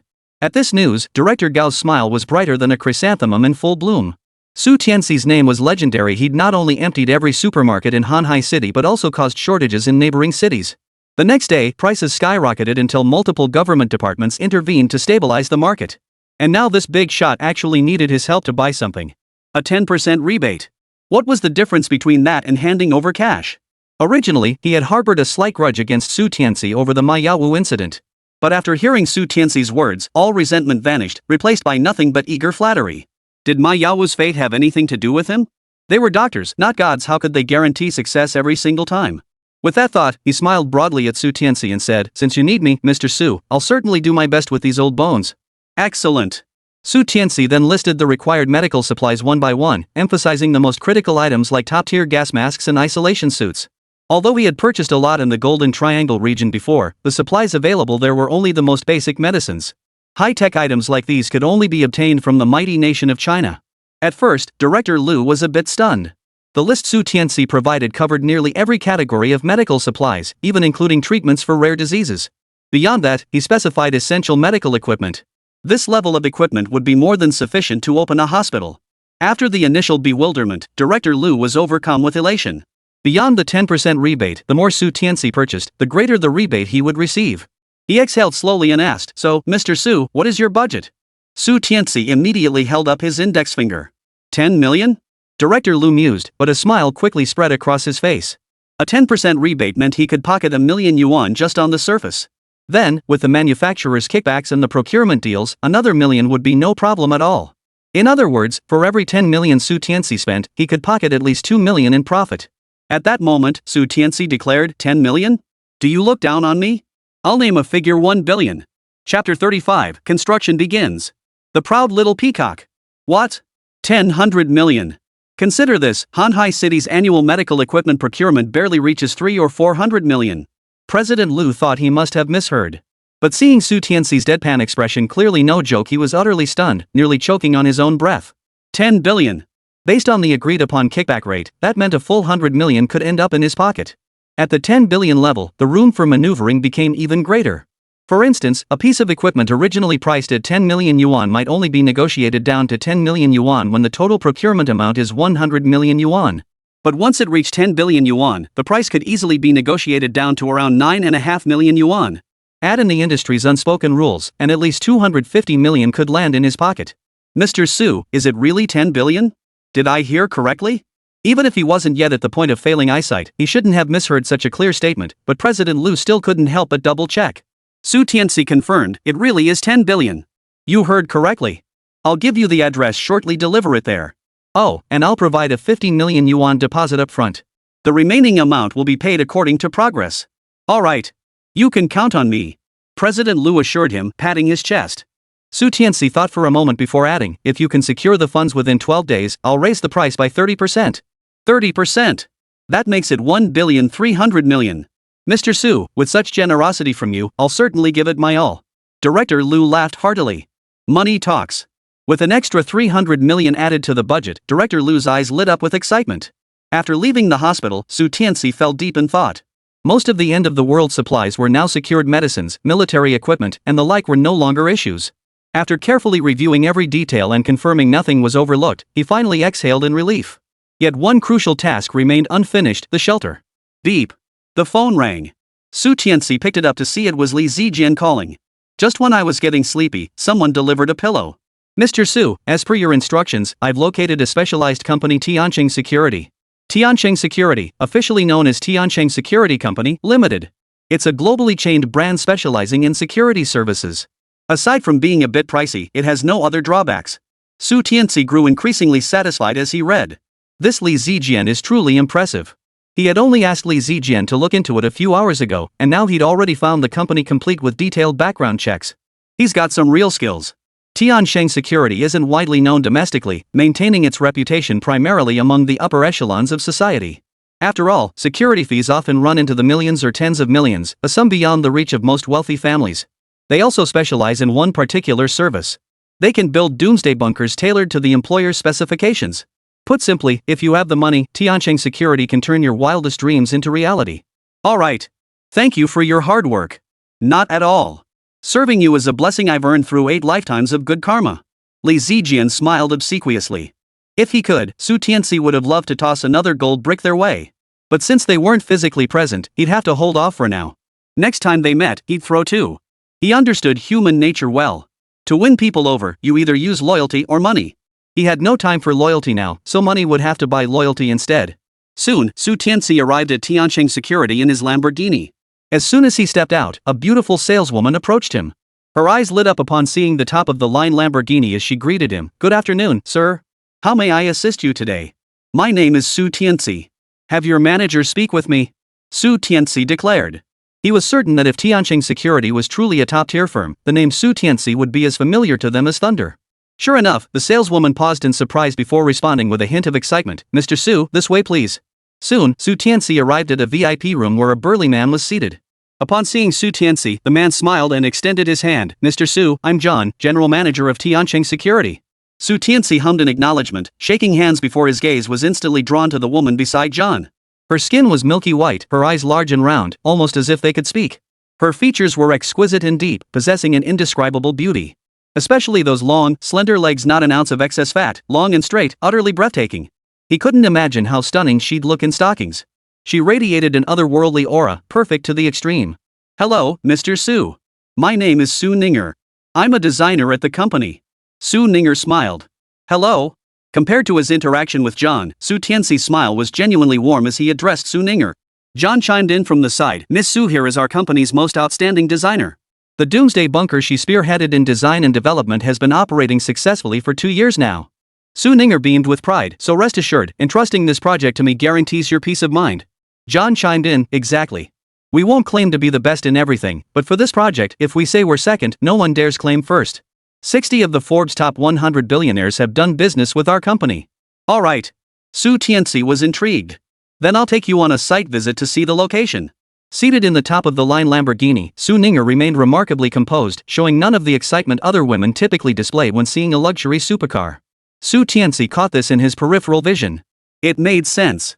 As the top designer in innate security systems, Su Ninger had dealt with celebrities and tycoons countless times. Luxury cars held no allure for her. What seemed unattainable to ordinary people was, to the truly wealthy, no different than a taxi on the street. Moreover, Su Ninger's family background was likely quite affluent. Naturally proud, she resembled a cute yet haughty little peacock possessing an otherworldly aura and a beauty beyond compare. To Tianci, this carried an irresistible allure. His greatest wish was to live in the shelter with all kinds of beautiful women, a life that felt like a paradise on earth. Exhaling slowly, Tianci pressed the accelerator. The Lamborghini's engine hummed to life, and after a powerful surge of acceleration, the car shot forward with a roar. Whether it was Tianci's imagination or not, a faint, pleasant fragrance seemed to linger within the car. Chapter 36, Want to play with Barrett? Su Ninger's little scheme. Tianci planned to transform the most expensive villa in Hanhai City's residential district, the Tianshan Villa, into a safe haven. The purchase of this single villa alone had cost Tianci nearly 100 million yuan. Tianshan Villa was surrounded by water, though not the real sea, but an enormous artificial lake. Its scale rivaled several large swimming pools combined. Behind it stood a famous mountain, Tianshan, from which the villa derived its name. Su Ninger surveyed the surroundings and nodded with satisfaction. "Excellent. Mr. Su has excellent taste. This villa is perfectly suited for conversion into an end-of-the-world shelter. Moreover, its four-sided lake setting is ideal for implementing defensive measures." At this point, she turned to Tianci with a puzzled look. "But I do have one question for you, Mr. Su. Why didn't you choose a location in the suburbs or somewhere less populated?" This was also John's confusion. If the so-called apocalypse truly came, being in the wilderness would undoubtedly be far safer than staying in the city. After all, when that time comes, order and law cease to exist. It reverts to the law of the jungle, might makes right. Anyone who spots a shelter will charge, and regardless of the cost. This is precisely why wealthy individuals abroad build their shelters either deep within remote mountain jungles or dozens of meters underground. Tianci's actions naturally left these two utterly baffled. Because Tianci wanted to hunt zombies only by killing enough of them could he awaken his special abilities as quickly as possible. While remote wilderness offered safety, Tianci viewed it as cowardly. He scorned the security of hiding in a corner. Tianci aspired to become a tyrant who ruled the apocalyptic world with utter contempt and absolute power. He certainly wouldn't tell the truth now, so he made up an excuse. "Well, I'm a social butterfly. Besides, if the apocalypse really hits, I can contribute my share, saving as many people as I can. That'd be my way of giving back." By the end, Tianci had convinced himself.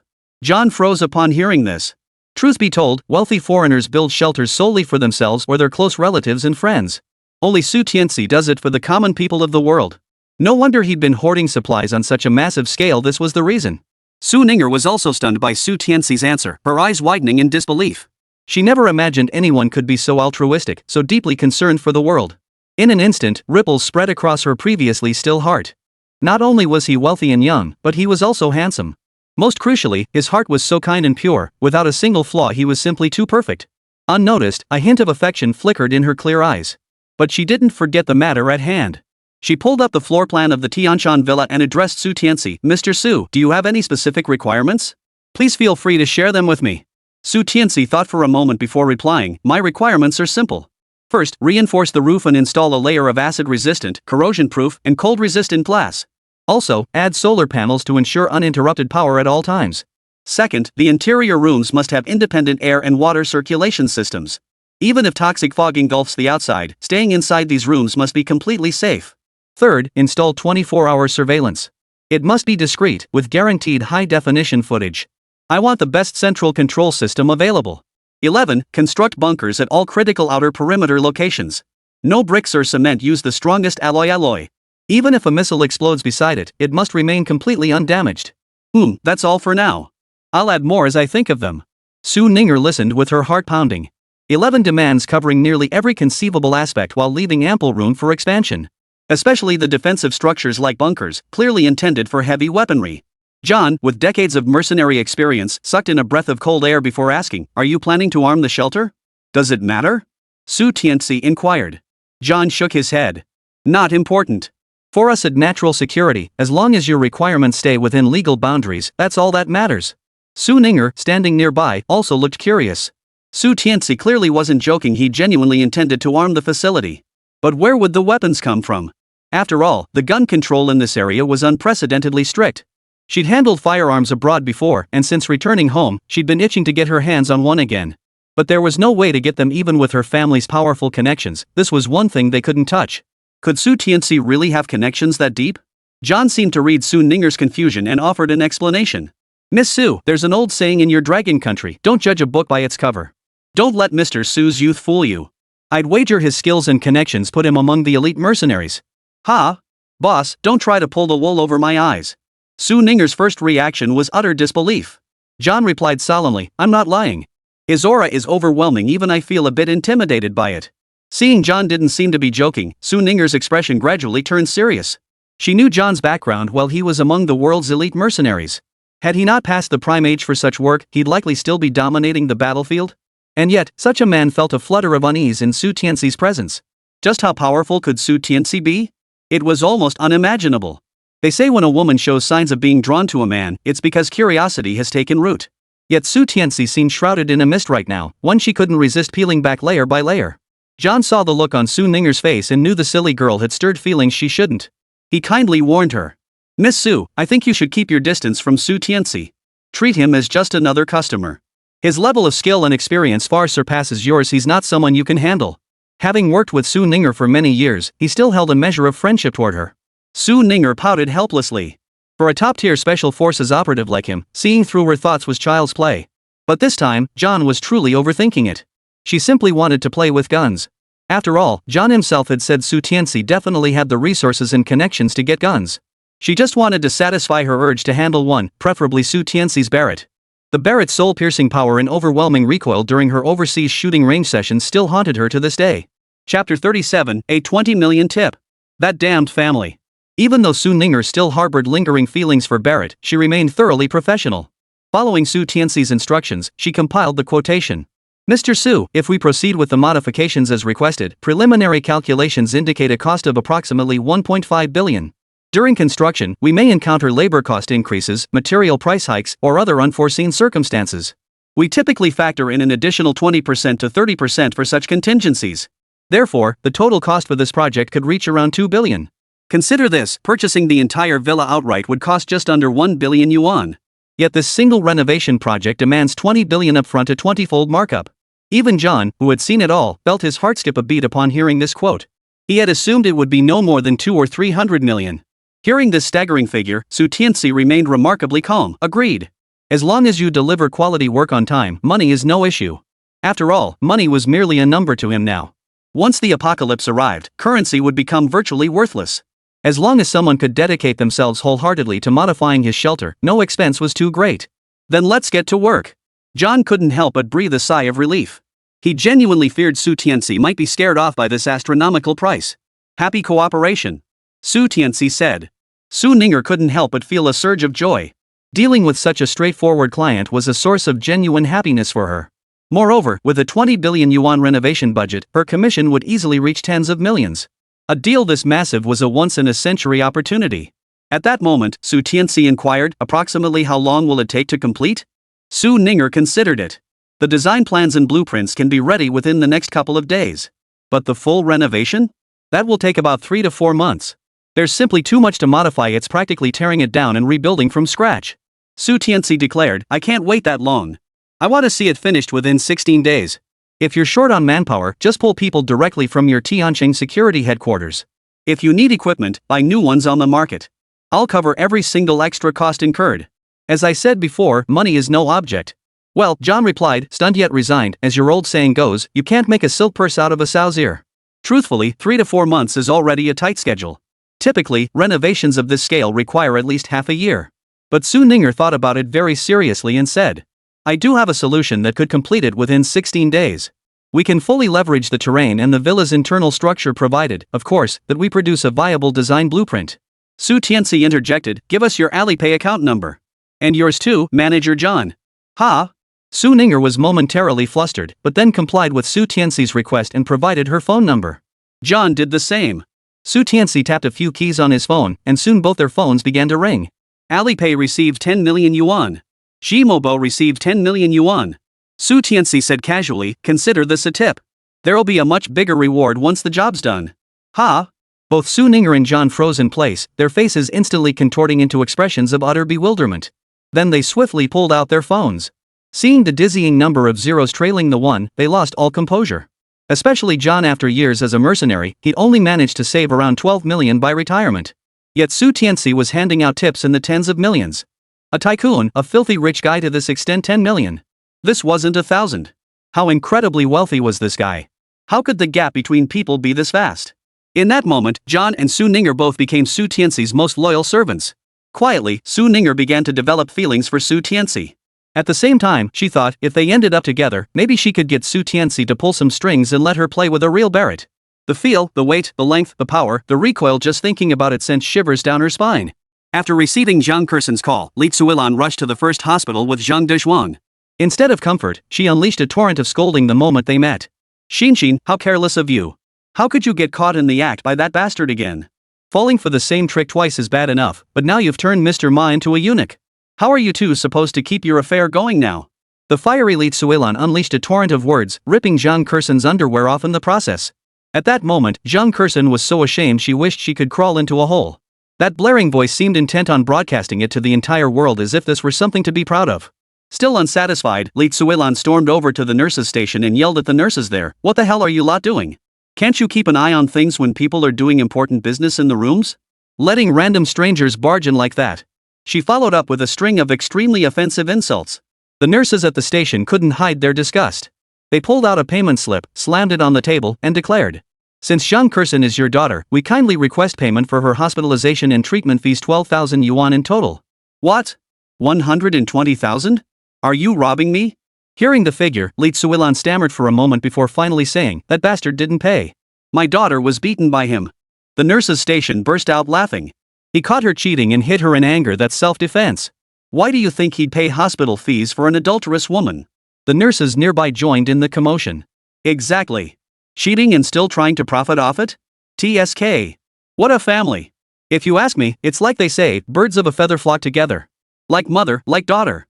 They feared someone like Ma Yawu, but when it came to the Zhang Kerson family of hooligans, they weren't afraid at all. Besides, they knew perfectly well that Director Liu had just struck a strategic partnership with Su Tianci. A procurement deal worth billions. Director Liu had specifically asked them to handle matters from Mr. Su's perspective. The implication couldn't be clearer. Cut ties with Ma Yawu and Zhang Kerson. That's why these past days, when treating Zhang Kerson's wounds, they'd used only the most expensive imported supplies. Otherwise, how could the bill have ballooned to over 100,000 yuan in just a few days? The goal was to drive Zhang Kursen out. Li Tsuelan immediately fell silent. 12,000 yuan. Even if she could afford it, she wouldn't willingly pay. She turned to Zhang Kursen and said, Xinxin, go find President Ma. Find him? Ma Yaowu was still unconscious. Chapter 38, Zhang Kursen's counterattack. Zombie virus outbreak. With no other choice, Zhang Kursen reluctantly pulled out the bank card she had taken from Li Tsuelan earlier. You can't touch this money. It's for your brother Xiao Yu's wedding. Before Lu Tsuelan could finish speaking, the nurse at the station swiftly snatched the card and swiped it with practiced ease. Watching over 10,000 yuan get deducted, leaving only a few dozen yuan in the account, Lu Tsuelan gasped for air, nearly fainting on the spot. 3 hours later. At a restaurant outside the hospital, Zhang Ziyue's family was having a meal. Suddenly, the door swung open from the outside, and Lu Debiao staggered in. Still reeling from the trauma of Lu Debiao's earlier assault, Lu Tsuelan and the others were terrified at his arrival. Zhang Ziyue instinctively stood up and hid behind Lu Tsuelan, cowering like a turtle. Zhang Kursen, however, smiled sweetly and said, Brother Lu, you finally came. Lu Debiao chuckled as he sat beside Zhang Kursen. His hand made no pretense of restraint, reaching out to freely rub against the smooth, supple skin of her thigh. A day apart feels like 3 autumns, Xiao Xian. You've grown even more beautiful. If not for the last shred of his sanity, his hand might have ventured beneath her skirt. He'd played the field in Hanhai City's KTVs and nightclubs, experiencing every type of woman dominant, innocent, pure, even those with a married woman's allure. He'd seen countless beauties, but someone as stunning as Zhang Kursen was a first. Her subtle innocence was laced with a hint of allure, a perfect contrast, a true temptress. He found himself envying Su Tianci and Ma Yaowu right now. But neither of those men was someone he could afford to cross. He certainly didn't have the guts to provoke this wildflower either, so he could only settle for a little harmless flirting. Zhang Kursen chuckled, chimed in briefly, then declared, My husband has arrived. Yes, that mysterious tycoon Su Tianci. The Zhang family was initially bewildered, but they quickly pieced it together. Zhang Kursen had been involved with Lu Debiao for quite some time. Ma Yaowu, who had never actually touched Zhang Kursen, didn't pay the over 1 million yuan for the Zhang family. He merely told Lu Debiao to ensure these people wouldn't bother the Zhangs anymore. This left Lu Debiao in a tough spot. He dared not cross Ma Yaowu, especially since Su Tianci had indeed been the one to borrow the money earlier. Zhang Kursen also needed Su Tianci to make a mistake so she could divide his assets after the divorce. The two were essentially colluding in their misdeeds. What do we do? Lu Debiao asked. You control him when the time comes. Leave the rest to me. Once it's done, we split the proceeds 50-50. Zhang Kursen declared. Agreed. Lu Debiao couldn't help but rejoice. After all, Su Tianci was worth tens of billions. Even a small portion of that would be billions. Zhang Kursen let out a deep chuckle. She had become somewhat psychologically unstable. After 2 consecutive blows, she had developed a deep-seated hatred for Su Tianci, even to the point of wanting to destroy him completely. She had believed that by climbing onto Ma Yaowu's high branch, she could transform her fate and rise to great heights. But now that Ma Yaowu was impotent, her path as a mistress was utterly severed. Having fallen to such depths, her hatred for Su Tianci was palpable. She murmured coldly, Su Tianci, I'll make you wish you were dead. Just as the proverb says, while the mantis stalks the cicada, unaware of the oriole behind, Zhang Kursen's family meeting with Lu Debiao at the small restaurant was secretly recorded in its entirety by Li Zijian, who promptly sent all the evidence to Su Tianci. Li Zijian even specifically reminded Su Tianci to be careful lately. He now shadowed Zhang Kursen around the clock, monitoring her every move. It was safe to say that the 2 gold bricks had paid off handsomely. Su Tianci stared at the video footage and photos, a cold smile curling his lips. Zhang Kursen, oh Zhang Kursen. I truly underestimated you. Not only did you refuse to surrender, but you actually planned to strike back at me. He was ready to meet every challenge head-on. He was eager to see what Zhang Kursen and her crew were really up to. A low-level gangster like Lu Debiao, relying on a few hundred underlings to run amok, dared to set his sights on him? What a joke. Remember, he'd cut his teeth fighting warlords in the Golden Triangle. How could he possibly fear a few street thugs? Good work. Keep monitoring the situation. Su Tianci commended Li Zijian's dedication and promptly transferred funds to him. Upon hearing the notification chime, Li Zijian picked up his phone. The dizzying array of zeros left him momentarily stunned. He swallowed hard, his voice trembling with shock. 1 million? A whole million.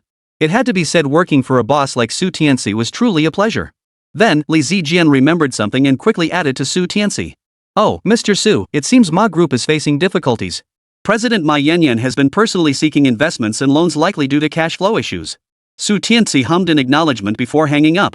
He intended to search online for information about the Ma Group, but after scouring for a while, he found nothing.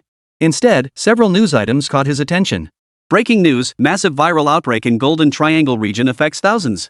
Local hospitals overwhelmed. Seeking international attention and aid. Reports indicate the Golden Triangle region is now under nationwide martial law. Transportation is restricted, and military forces have fully taken over public security. Tianci stopped outside a supermarket where a crowd was buzzing with discussion. Holy crap! Is this virus that deadly? Could the Mayan prophecy actually be true? Don't believe or spread rumors. This isn't official news, it has no credibility. Besides, you haven't even gone outside to see for yourselves. Just a few news clips have you all freaking out? If you don't trust the news, what do you trust? Haven't you heard the saying, seeing is believing? Besides, who knows if foreign forces are involved, or if the reports are cherry-picked to sow panic? Alright. You make a good point. Hearing the murmurs outside, Tianci's expression gradually turned cold. Judging by the timeline, the zombie virus must have already erupted in the Golden Triangle region while he was still procuring weapons at the production base. It seemed the zombies he encountered in that cave earlier were already a precursor to the outbreak.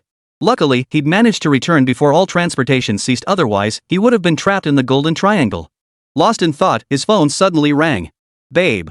I finished everything you asked me to do. Come over to my place whenever you're free. Chapter 39, Skip the base runs, I want a grand slam.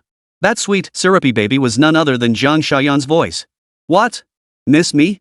Tianci teased. Yeah. I missed you. You didn't even come find me. Zhang Xiaoyan sounded like a little girl coaxing her boyfriend, her voice tinged with coquettish tenderness. Where did you miss me? Tianci asked again. Zhang Xiaoyan paused for a moment, her smile growing even more radiant as she pouted playfully, everywhere, you little rascal. These past days, Tianci had completely vanished, as if he'd evaporated from the face of the earth. At first, she thought she'd escaped a prison and felt incredibly happy. But for some reason, instead of feeling joy, she felt a bit unhappy. This feeling of longing was just like a girlfriend missing her long-distance boyfriend. The moment this thought surfaced, Zhang Xiaoyan herself was utterly astonished. Only now did she realize that amidst the constant violence, she had somehow grown somewhat dependent on Tianci. Tianci swallowed hard, his desire stirring. Just as he was about to reach out to Zhang Xiaoyan for some fun, another call came in from Ma Yanyan. Tianci flatly refused, sorry. I'm already taken. Then he hung up without another word. For some inexplicable reason, upon hearing Tianci's words, Zhang Xiaoyan felt a wave of panic wash over her. Her eyes filled with despair as she thought, it's over. Everything is ruined. My darling has another woman. The moment Tianci answered the call, Ma Yanyan's voice sounded on the verge of breaking. Tianci. What do you mean by that? Her voice was not only frantic but also laced with anger and agitation. These past days, Ma Yanyan had been running around nonstop, barely getting any rest, and she was on the verge of a complete breakdown. Then, she received the call from Director Liu. Only then did she learn about Ma Yaowu's hospitalization and Tianci's actions, prompting her to call him immediately to confront him. Facing Ma Yanyan's interrogation, Tianci merely gave a cold laugh and said, Ma Yanyan, I see you've gotten too used to being the boss. I'm not your employee, so don't lecture me here. You should go ask your dear little brother what he's been up to. Ma Yanyan was momentarily stunned, her imposing demeanor suddenly diminished. After receiving the call from Director Liu, she hadn't had time to understand what Ma Yaowu had done again before confronting Tianci. She knew Tianci's character all too well. His past actions toward her were still vivid in her memory, so naturally, she wasn't in a good mood. But hearing Tianci's words now, it seemed, this time, it might be her brother who'd caused trouble, prompting Tianci's retaliation. Just as Ma Yanyan was about to say something, the call abruptly ended. Hearing the busy tone on the other end, she froze for a moment before blurting out an expletive, bastard. Now she felt a pang of regret. She shouldn't have called Tianci in the first place. As for Tianci, his expression darkened slightly after hanging up. He had planned to proceed gradually with Ma Yanyan, but now it seemed unnecessary. Ugh. In the bathroom, Ma Yanyan vomited for a long time, even bringing up the sour acid from her stomach, yet she still felt goosebumps all over. Disgusting. It was truly disgusting. She already suffered from severe misandry, yet Tianci remained oblivious, constantly teasing her in various ways. It had left her with such a psychological shadow that every time after talking to him on the phone, she felt so sick she couldn't control herself. After another 10+ minutes of vomiting, Ma Yanyan finally began to feel slightly better. Just then, her secretary Zhang Choro entered and whispered softly, Boss, Tianci is here. Who's here? Ma Yanyan splashed water on her face and stepped out of the bathroom. The moment Zhang Choro uttered those 3 words, a shiver ran down her spine. Bang! The door burst open. Then Tianci strode in with an air of utter arrogance. Ms. Ma. Your office is truly beautiful. If I could take a few photos here, I think they'd turn out even better than the ones you gave me last time. Photos. Ma Yanyan's face paled, her breathing immediately becoming somewhat hurried. She then said to Zhang Qioro, you may leave first. Without my permission, no one is allowed to enter the office. Zhang Xioro glanced at Ma Yanyan, then at Su Tianci beside her, before finally stepping out and closing the door softly. Now, only Ma Yanyan and Su Tianci remained in the room. Is there surveillance in this office? Su Tianci inquired. Realizing Su Tianci's intent, Ma Yanyan instinctively took a step back. What are you planning to do? Turn off the surveillance. Otherwise, I can't guarantee certain photos won't be leaked, Su Tianci said calmly. After gathering her courage for a moment, Ma Yanyan walked over to her desk and shut off the internal recording. She looked up at Su Tianci and said, "It's off. What exactly are you going to do?" "Nothing. I just want to get back at you for what your brother did to me." Su Tianci plopped down in the chair opposite Ma Yanyan, crossed his legs, and spoke with a light, almost dismissive tone. Then, a cold curve formed at the corner of his mouth, his voice deepening significantly. "Therefore, I want you. I want everything of you." It was precisely this statement from Su Tianci that sent Ma Yanyan's misandry into an instant peak.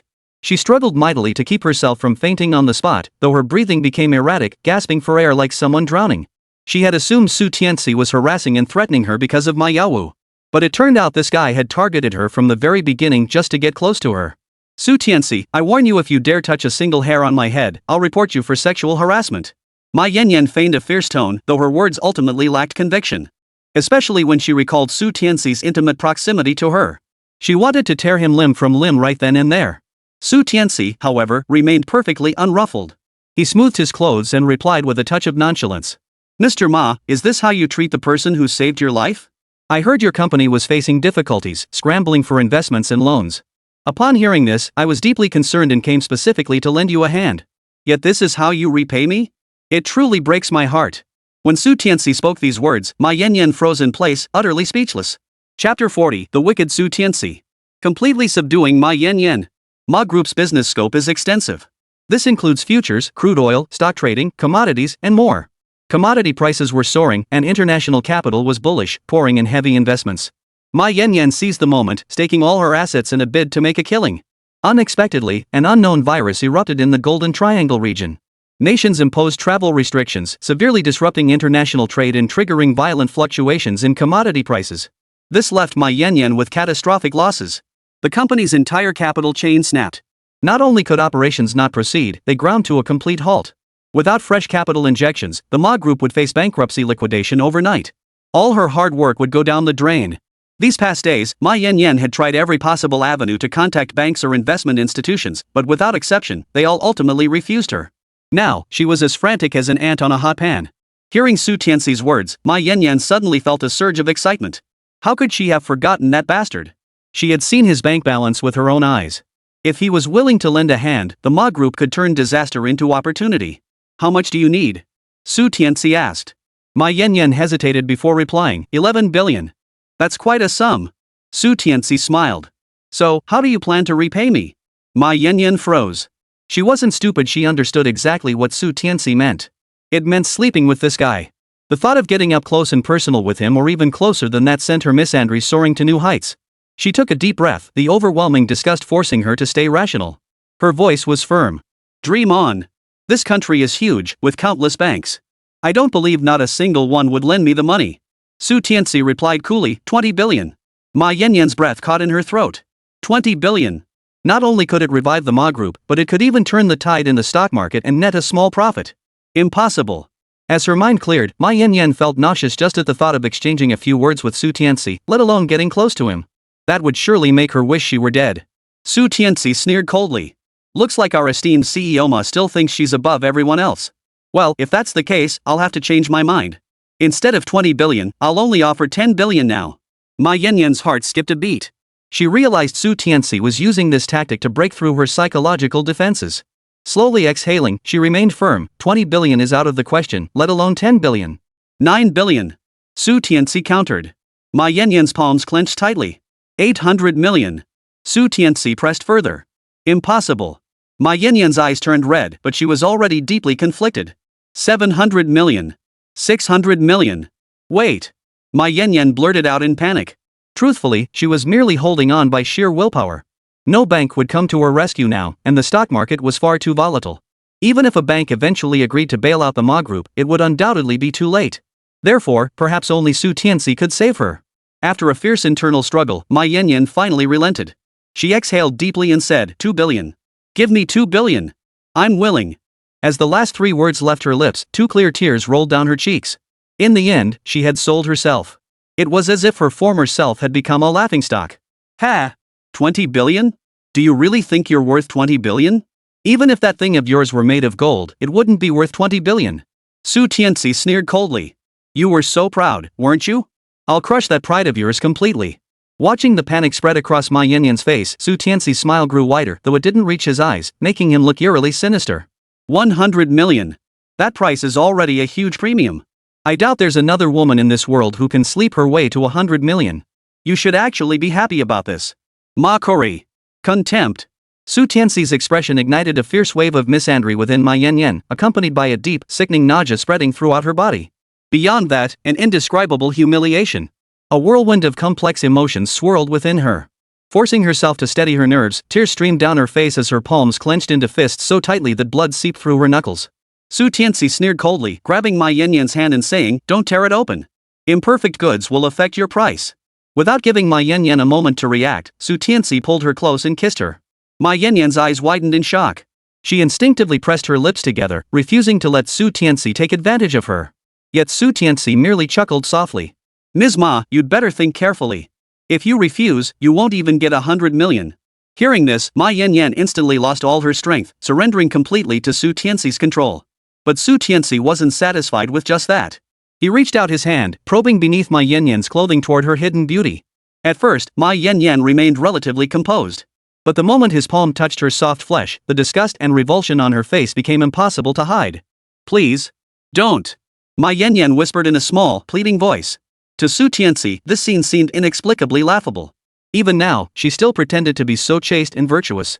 Judging by her reaction, she still couldn't fully submit to him. Too bad. The more you resist, the more excited I get. Su Tianci yanked violently. With a sharp rip, Ma Yanyan's blouse split cleanly in two, revealing vast swaths of her beauty to the air. Ah! Ma Yanyan's expression changed abruptly as disgust surged within her. She ran to the bathroom and vomited uncontrollably. Yet, a strange sensation suddenly spread throughout her body. Her limbs stiffened abruptly. Looking up through the bathroom mirror, she saw Su Tianci standing behind her. What are you doing?" Her eyes betrayed an uncontrollable flash of terror. Su Tianci snorted coldly. "What do you think?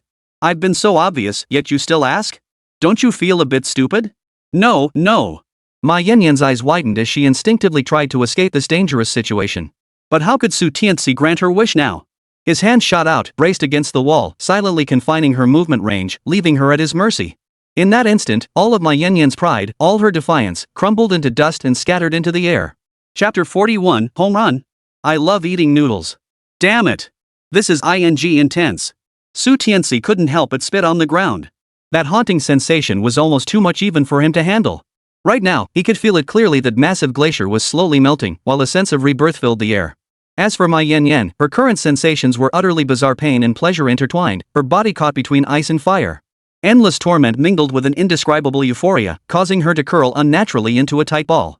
Outside the office, Zhang Qiurou and the other secretaries were growing increasingly anxious.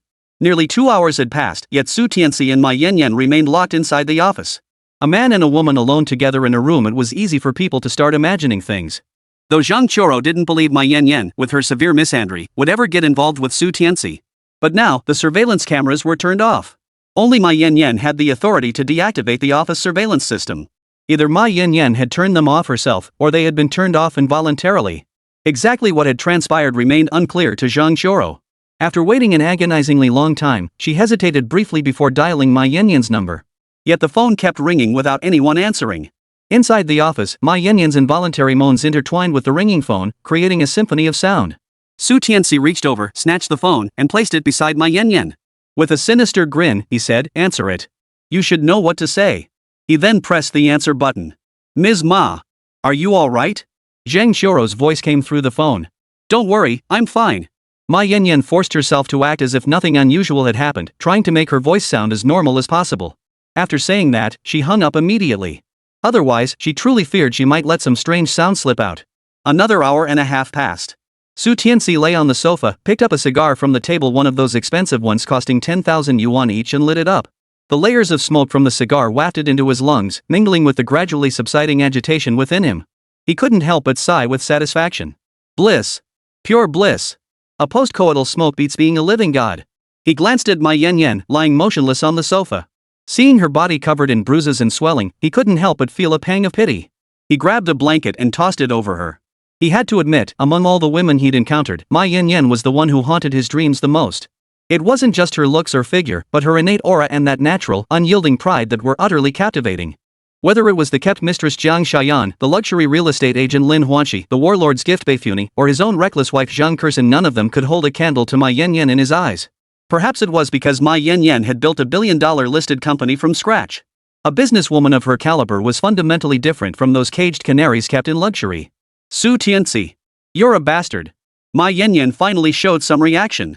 Her gaze sharpened, and the moment her eyes locked onto Su Tianci, they instantly filled with murderous intent. She genuinely wanted to kill Su Tianci. How could this man treat her like this?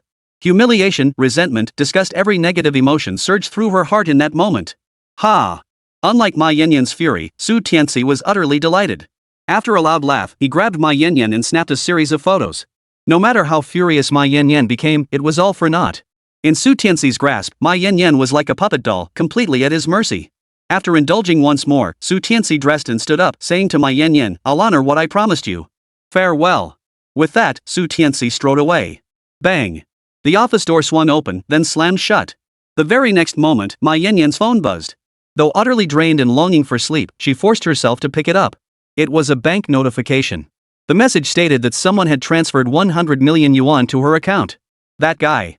Ma Yan didn't know whether to laugh or cry. She could have sold herself for 2 billion yuan, reviving the company, but she hesitated at the crucial moment, ultimately settling for just 1 billion. 100 million yuan was utterly insignificant compared to the company's current predicament. Stepping out of the Ma Group headquarters, Su Tianci felt refreshed and invigorated. He was genuinely happy today. Ma Yan was even sweeter than he'd imagined.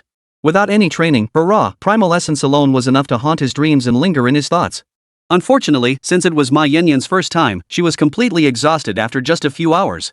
To ensure sustainable enjoyment, he had no choice but to temporarily suppress his desires. After leaving the Ma Group building, Su Tianci still felt a lingering sense of unfulfilled desire. He exhaled slowly, then pulled out his phone. "I'm hungry. Let's grab a bite together. You cook. Oh, and I love noodles, make me some noodles." On the other end, Jiang Xiaoyan was already feeling defeated. She'd driven herself home, just unlocked the door, when Su Tianci's call suddenly came through. She froze for a moment before hurriedly pressing the answer button. Upon hearing Su Tianci wanted noodles she'd cook, she was instantly overcome with excitement. Tears welled up in her eyes as she exclaimed, "Yes. Whatever you like, I'll make it. Where are you? I'll come pick you up." Ma Group. Su Tianci could hear the excitement and thrill in Jiang Xiaoyan's voice, far surpassing that of a love-struck puppy. It seemed Jiang Xiaoyan had been completely won over by him. He smiled with satisfaction and added, "Remember to dress nicely. Oh, and I love black stockings, especially Balenciaga. So you know what to do, right?" A blush instantly flashed across Jiang Xiaoyan's face as she pouted, "Ugh. It's still daytime. But since you like it, I'll reluctantly indulge you." "Reluctantly?" Su Tianci said with feigned indifference. "If it's reluctantly, then forget it altogether." "Ugh. You're so annoying. I'm a girl, I need to maintain some decorum. No backing out." Jiang Xiaoyan giggled, her voice brimming with playful charm. Chapter 42, Going Topless. Time to stock up on feast. Jiang Xiaoyan moved swiftly, arriving at the entrance of the Ma Group in just over 10 minutes. The moment Su Tianci saw Jiang Xiaoyan, his eyes lit up. Jiang Xiaoyan had perfectly grasped the essence of his earlier words. Her long legs were clad in sheer stockings, and a bodycon skirt that barely reached her thighs showcased her figure to perfection. Light makeup accentuated her exquisite features, making her stunningly beautiful. Her already excellent aura was now utterly mesmerizing. She was utterly captivating. Su Tianci swallowed hard, his mouth suddenly dry. Glancing down, he saw his younger brother already eyeing her, so he stepped into the car. He slammed his foot on the gas pedal, and the car shot forward like a rocket. Seated in the passenger seat, Su Tianci glanced sideways. Catching a glimpse of the accidental reveal, a knowing smile spread across his face. "That little trick of yours," he remarked, "I quite like it." His hand reached out. Jiang Xiaoyan wore an extremely short, form-fitting skirt, making any action remarkably convenient. She herself was more than willing to cooperate. If not for the driving restrictions, she would have thrown herself at him already. But Su Tianci? He was perfectly comfortable. He seemed to sense something, and the smile on his face deepened. "Could I interpret this as you deliberately tempting me? Wearing only a skirt and top, with nothing underneath at all." In an instant, Jiang Xiaoyan's face flushed bright red. The atmosphere inside the car grew increasingly suggestive. Su Tianci had originally intended for Jiang Xiaoyan to cook for him personally. But judging by the current situation, the woman before him seemed far more delicious than any meal. He'd satisfy his hunger first, then savor this feast properly. Thank goodness for the system, otherwise, Su Tianci might not have been able to handle it. Otherwise, he'd only be left gazing longingly at the East African Rift Valley. So the two arrived at one of Hanhai City's largest restaurants, Donlai Restaurant. The Donlai Restaurant was already packed to the rafters. Su Tianci immediately requested a private room, then addressed the waiter. Is the manager here? Get him over here. I have a major business deal to discuss with him. The waiter seemed slightly displeased, but his face betrayed no hint of irritation. Maintaining a professional smile, he replied, Sir, rest assured. Whatever you wish to eat that our restaurant offers, I can order for you. Su Tianci hummed in acknowledgement. With that, he didn't press further and began ordering. Australian lobster, king crab, premium caviar. At first, the waiter remained composed. But as Su Tianci ordered hundreds of dishes in one breath, his hands began to tremble uncontrollably. In all her years in this line of work, she'd never encountered anything like this. And there was no sign of stopping. Judging by the pace, it seemed he intended to order every single dish on Donlai Restaurant's menu. She immediately sensed something was off. As a server, she'd seen all kinds of people, but this unassuming-looking guy was likely someone sent to cause trouble. The total cost of these dishes would easily run into tens of thousands of yuan. No sane person would order like this. It wasn't a banquet, and there were only 2 people. So the waitress discreetly pressed her walkie-talkie. Moments later, the manager rushed over, offering a polite, apologetic smile to Su Tianci. Sir, you've ordered over 100 dishes. Why not start eating first? You can order more after you've finished. Su Tianci placed the menu on the table and retorted, Does ordering mean I have to eat it immediately? Take the dishes I just ordered and make 2,000 servings. Completed within 5 days. The statement left the manager speechless. A cold snort followed, and the polite expression vanished from his face. Over 100 dishes. 2,000 portions of each. That's 200,000 dishes. His cheapest dish cost hundreds, while the most expensive reached tens of thousands per serving. By this calculation, the food alone would cost hundreds of millions. Who in their right mind would order hundreds of millions worth of food in one sitting? This guy was clearly looking for trouble. The manager immediately prepared to call security. At that moment, Su Tianci spoke, I'll pay a 70% deposit up front. Once all the dishes are prepared, deliver them to the Hanhai City Villa District. Mention my name, and the security at the gate will escort you in. The manager seemed to recall something. His hand holding the walkie-talkie dropped silently. Swallowing hard, he asked in astonishment, May I ask your honorable surname, sir? My name is Su. Su Tianci declared. Are you Mr. Su Tianci? The manager asked urgently. Su Tianci was somewhat surprised. He hadn't expected this manager to recognize him, suggesting he had some connections in Hanhai City. But he didn't mind such things. Nodding, he replied, That's me. The manager's face instantly lit up with a dazzling smile, tinged with flattery. His body instinctively bent slightly as he chuckled, Mr. Su, rest assured. I'll make the arrangements immediately. I guarantee you'll enjoy your meal. I appreciate it. Oh, and bring me a few tables of your most expensive dishes. I'll be dining here. Su Tianci said indifferently. Right away. The manager eagerly agreed before stepping out of the private room. In this world, only fine cuisine and beautiful women are worth indulging. Since Su Tianci's spatial pocket could preserve food, he might as well stockpile as much as possible. That way, when the apocalypse came, he'd have a feast fit for a glutton. Just then, Jiang Xiaoyan parked her car and walked in, sitting directly beside Su Tianci. As she was about to speak, her body suddenly froze stiff. Su Tianci gently lifted her calf and placed it on his knee. With tender movements, he slipped off her stockings the legendary Valentino pair dubbed the god of attack speed and critical hits. Her plump, rounded toes were tightly encased in the fabric, their texture smooth and delicate to the touch. Su Tianci had only intended to play with them briefly, but upon seeing Jiang Xiaoyan's delicate feet, he suddenly found himself unable to control himself. It must be said, Jiang Xiaoyan's feet were like a naturally formed work of art. Especially against the backdrop of the black stockings, they exuded an indescribable, hazy beauty wrapped in a touch of tender cuteness. They were simply irresistible. Oh my, why are you so impatient? Jiang Xiaoyan's cheeks flushed crimson, as if they might bleed, yet she allowed Su Tianci to continue caressing her without protest. Su Tianci's smile deepened. What? Don't you like it when I treat you like this? I like it. I like it very much. Jiang Xiaoyan couldn't help but murmur a soft her slender waist involuntarily arching. Her allure was tinged with desire, her body like a volcano ready to erupt. Good heavens! That sensitive? Su Tianci froze for a moment before his face lit up with delight. He hadn't known Jiang Xiaoyan possessed such a physique. This was an unexpected delight. Just as he prepared to go further, a voice suddenly echoed from outside. Mr. Su! What a surprise to see you here. Seems fate really brought us together. Chapter 43, trying to freeload off me? Dream on. I'm a tyrant. The voice drifted in from outside. Tianci turned his head just in time to see a large group of elderly men and women filing in, their faces creased with fawning smiles. Auntie Lu, Uncle Li, Auntie Zhang, these were all card-playing buddies of Li Tsuelan, and their relationship was decent enough. Of course, that relationship was with Lu Tsuelan. To him, they were complete strangers. Worse, they often abused their seniority to act recklessly, calling them a bunch of disrespectful old beasts. Wouldn't be an exaggeration. Tianci remained perfectly composed. He gently set Jiang Shayan's small foot down before turning to the group. Good day, Auntie Lu, Uncle Li, and Auntie Zhang, he said calmly. What brings you to Donlai Restaurant? We're a group of card-playing friends gathering for a meal. What a coincidence to run into you here. Mr. Su, now that you're so wealthy, we hear you've bought cars, houses, and all sorts of things. Don't forget your neighbors. As the saying goes, a good neighbor is better than a distant relative. A dozen or so people chatted as they sat down without waiting for an invitation. They acted like old friends, not treating themselves as outsiders at all. Tianci snorted coldly. They actually came to Donlai Restaurant for a meal? A casual meal here easily costs several thousand yuan, and if they really let loose, it starts at tens of thousands. Would these old folks really splurge on a place like this? Aunt Lu plopped down next to Tianci, pushing Jiang Shayan, who had just slipped into her Valentino, further to the side. You lot have no manners whatsoever. Jiang Shayan finally managed to spit out after holding her breath for ages. The elders immediately took offense, pointing fingers at Jiang Shayan and retorting. You little brat. Don't you know to respect your elders? How dare you fight us old folks for seats?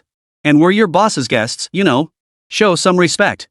Dress like you'll be stuck serving people your whole life. Mr. Su has no complaints, so what gives you the right to nag here? You ungrateful brat. No manners whatsoever. Don't you know how to read the room? What kind of job are you doing? Keep your eyes open from now on. Not everyone is as easygoing as us. Once she started talking, she just wouldn't stop. Spewing whatever vile thing comes to mind, acting like you own the place.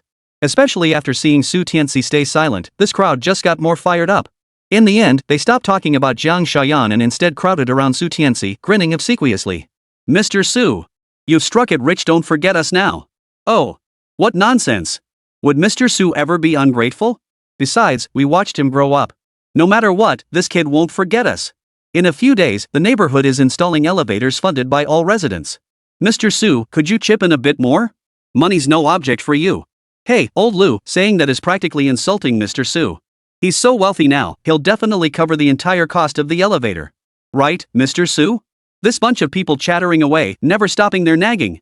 Tianci sat there silently, showing no reaction. In just a few words, they'd somehow managed to squeeze an extra penny out of him. Those old bastards really knew how to scheme. Soon, the food arrived. The elderly folks devoured their food as if they hadn't eaten in days, eating with such messy abandon that several of them even came to blows over a roast chicken, completely abandoning any sense of decorum. Jiang Shayan seethed with fury, itching to tear them apart with her bare hands. Yet Tianci remained as calm as ever, smiling and asking, "How's the food, folks?" "Delicious. Delicious. This is the best I've ever tasted. Too bad there wasn't enough to go around." "Yeah. Oh my. Oldly, that big crab was mine. How could you snatch it from me?" After exchanging a few words, they resumed devouring their food with abandon, utterly unconcerned with their manners. Tianci summoned the manager and instructed him to bring out every signature dish, ensuring they ate their fill and enjoyed themselves to the fullest. Upon hearing this, the elderly couple beamed with delight, showering Tianci with praise for his thoughtfulness. They'd only ever seen these dishes on TV before. This was their first taste. The flavors were truly exquisite. Such a golden opportunity to feast for free might never come again in their lifetimes. Within 10 minutes, the table was cleared. Soon, a dozen waitstaff streamed in, one group clearing plates and wiping tables, another bringing fresh dishes.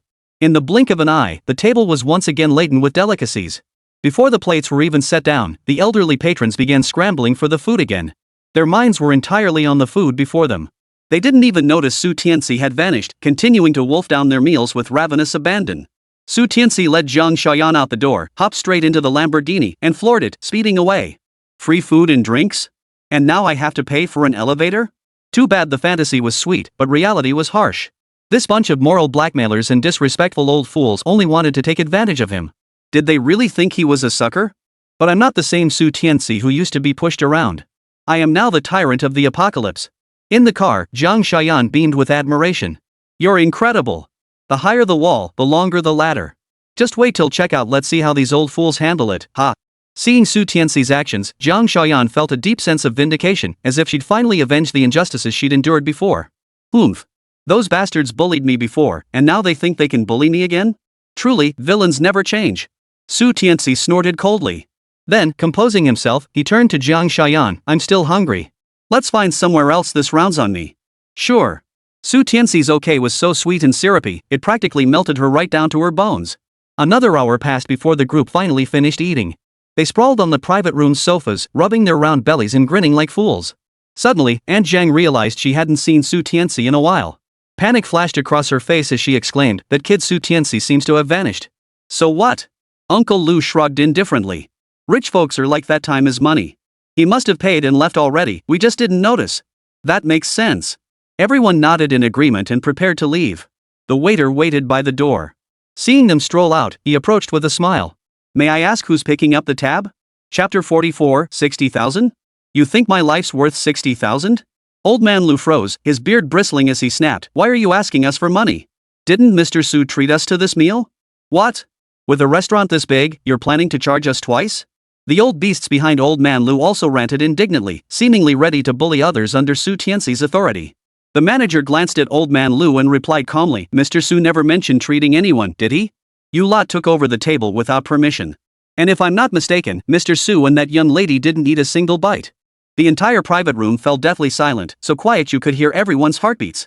The old men exchanged glances, only now realizing that Su Tianci had never once mentioned the word treat. Unable to avoid it, old man Lu took the bill from the manager's hand. But after just a quick glance, his face froze stiffly. His fingers trembled uncontrollably as he turned pale, staring at the manager. His lips quivered. 60,000? How could we possibly have eaten 60,000? What? 60,000? Old Lu, your eyesight must be failing. Did you add an extra zero? Let me see. It really is over 600,000. In an instant, their composure shattered completely. After all, a house in Hanhai City only cost a little over 1,000,000 yuan. They'd just eaten up half a house, how could they possibly accept that? A dozen or so elderly folks immediately started bickering amongst themselves. Old Lu recovered first, pointing his finger at Old Li and yelling, it's all your fault. If you hadn't claimed you saw Su Tianci eating here and dragged us in for a free meal, we wouldn't be in this mess. 60,000 yuan. Auntie Li wasn't about to back down. She fired back fiercely, I only suggested it. You lot were the ones who got carried away. Besides, you ate the most, I think you should pay for this. Pay my ass. I've got $10 on me, not a cent more. The manager watched the scene unfold and, without a moment's hesitation, headed straight for Uncle Hat. Earlier, Su Tianci had specifically informed him that if this group couldn't cover the bill, he should handle it strictly by the book. The implication was crystal clear to him. Otherwise, given Su Tianxi's earlier generosity, why wouldn't he simply cover the bill? But since Su had other plans, he was perfectly happy with this outcome. Seeing this, the old bastards panicked.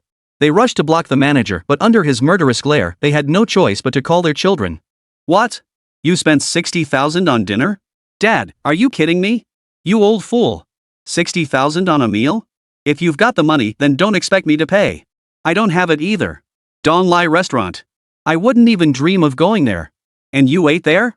I've got no money, but I've got my life, figure it out yourself. The children exploded upon hearing this. Some hot-tempered ones, disregarding family hierarchy, immediately launched into tirades, scolding these old folks as if they were their own children. In the end, we had to clean up the mess. Each family chipped in a bit, roughly 20,000 yuan per household. Those old beasts lost all their earlier arrogance. Trailing behind their children, they dared not lift their heads, their dejected, sheepish expressions radiating an indescribable sense of humiliation. The lavish banquet Su Tianci had ordered arrived at the villa complex one after another, only to be stored away in his spatial pocket. But he wasn't satisfied with just that. Eating the same food day after day would get boring, so he set his sights on other restaurants and eateries, focusing on those that offered nutrient-rich meals. With the apocalypse looming just days away, even though the authorities had already caught wind of him, he had no choice but to accelerate his pace. He dined at restaurants daily, and whenever he encountered a flavor he liked, Su Tianci would instruct the waitstaff. Get your manager over here. Prepare 2,000 tables using this exact standard. I can pay a 70% deposit upfront, but I demand delivery to the Hanhai City Villa District within 5 days. If delivered within the specified time frame, I'll not only settle the balance on the spot but also pay an additional 10% as a bonus. At first, the manager in charge thought Su Tianci was playing games with them. But upon seeing the astronomical sum that had indeed appeared in their account, he was stunned.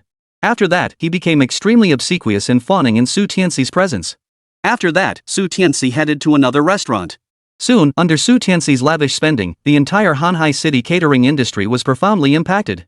Not only did food prices skyrocket, but the scale of both dine-in and takeout services plummeted. The reason was simple: Su Tianci had bought out entire menus. With hundreds of dishes ordered at each restaurant, some places receiving orders for 1,000 servings, others for 2,000, kitchen staff worked double shifts just to keep up. Indirectly, Su Tianci had become a capitalist exploiting the labor of ordinary people. The leaders of the relevant departments were furious. The highest authority ordered an investigation. But the outcome stunned everyone. After purchasing the goods, Su Tianci neither resold them nor engaged in any commercial activities. He simply stored them in warehouses, a completely legal and legitimate act. If anything, he had merely bought a bit more than usual. Yet, with no laws or regulations restricting commodity purchases, the authorities had no choice but to drop the charges against Su Tianci.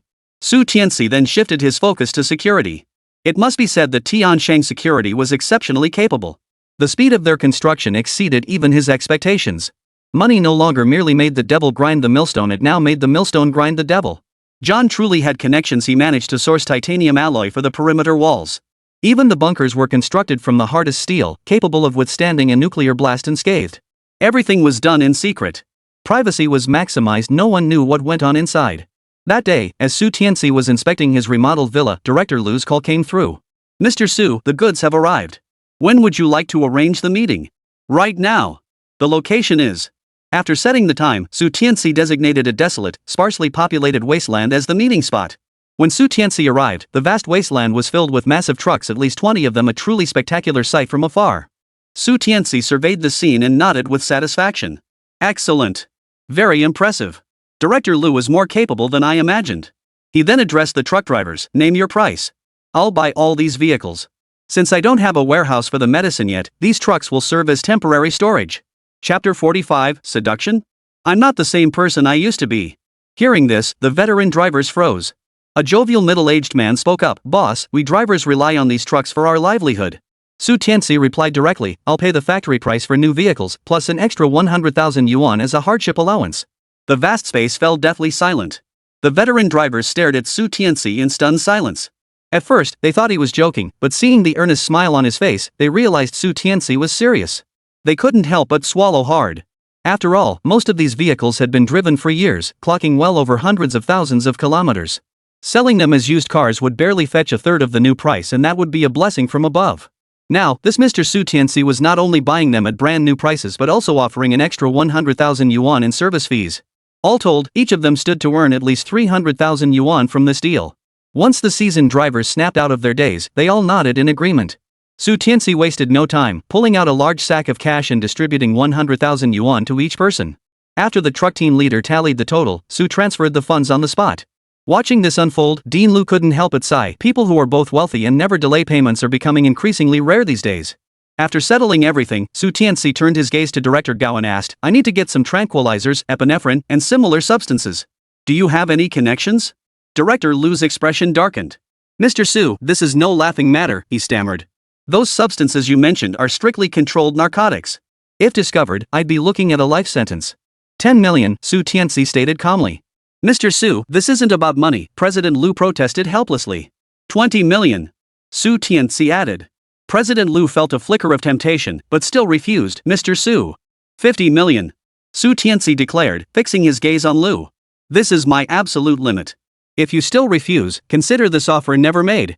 President Lu finally relented. Taking a deep breath, he gritted his teeth and said, "All right. I'll try. How much do you want?" "Whatever you can get, I'll take. The more the better," Su Tianci said with a cheerful smile. The apocalypse was approaching. Money would soon become worthless paper. Better to spend it now. Besides, his wealth only grew the more he spent, endless and inexhaustible. He had no fear of ever falling back into poverty. After seeing off President Lu and his entourage, Su Tianci's phone suddenly rang. He picked it up to see it was Li Zijian calling. "Mr. Su, that Lu Debiao guy has taken a group of people to your house." Su Tianci wasn't surprised at all. This group was finally making their move. But why choose today? It wasn't any special holiday. Just as he was puzzling over it, a video suddenly appeared on his phone sent by Zhang Kersen. In the video, Zhang Kersen wore a sheer silk lingerie set that outlined her figure seductively, hinting at the alluring curves beneath. Parisian brand stockings hugged her snow-white legs, and her half-crouching posture hinted at the mysteries of life. A single glance was enough to set one's blood racing. "Honey, I miss you." Today is your birthday, and I want to celebrate it with you. Her voice was sweet and seductive, like a fox spirit reincarnated, her allure pushed to the absolute limit. Only then did Su Tianci realize today was his birthday. As he stood dazed, text messages poured in from Zhang Ziyue and Zhang Dezhuang. Even the usually brash and shameless Li Tsuelan softened her tone, offering warm birthday wishes. Su Tianci scoffed coldly. A weasel paying respects to a chicken, no good intentions. He replied with a text.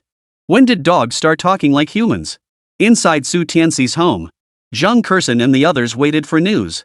Lu Debiao stood guard nearby, his eyes constantly drifting toward Zhang Kurson, who wore silk lingerie. His mouth went dry, and even his own men voiced complaints, but all they could do was feast their eyes. Suddenly, Zhang Ziyue's phone buzzed.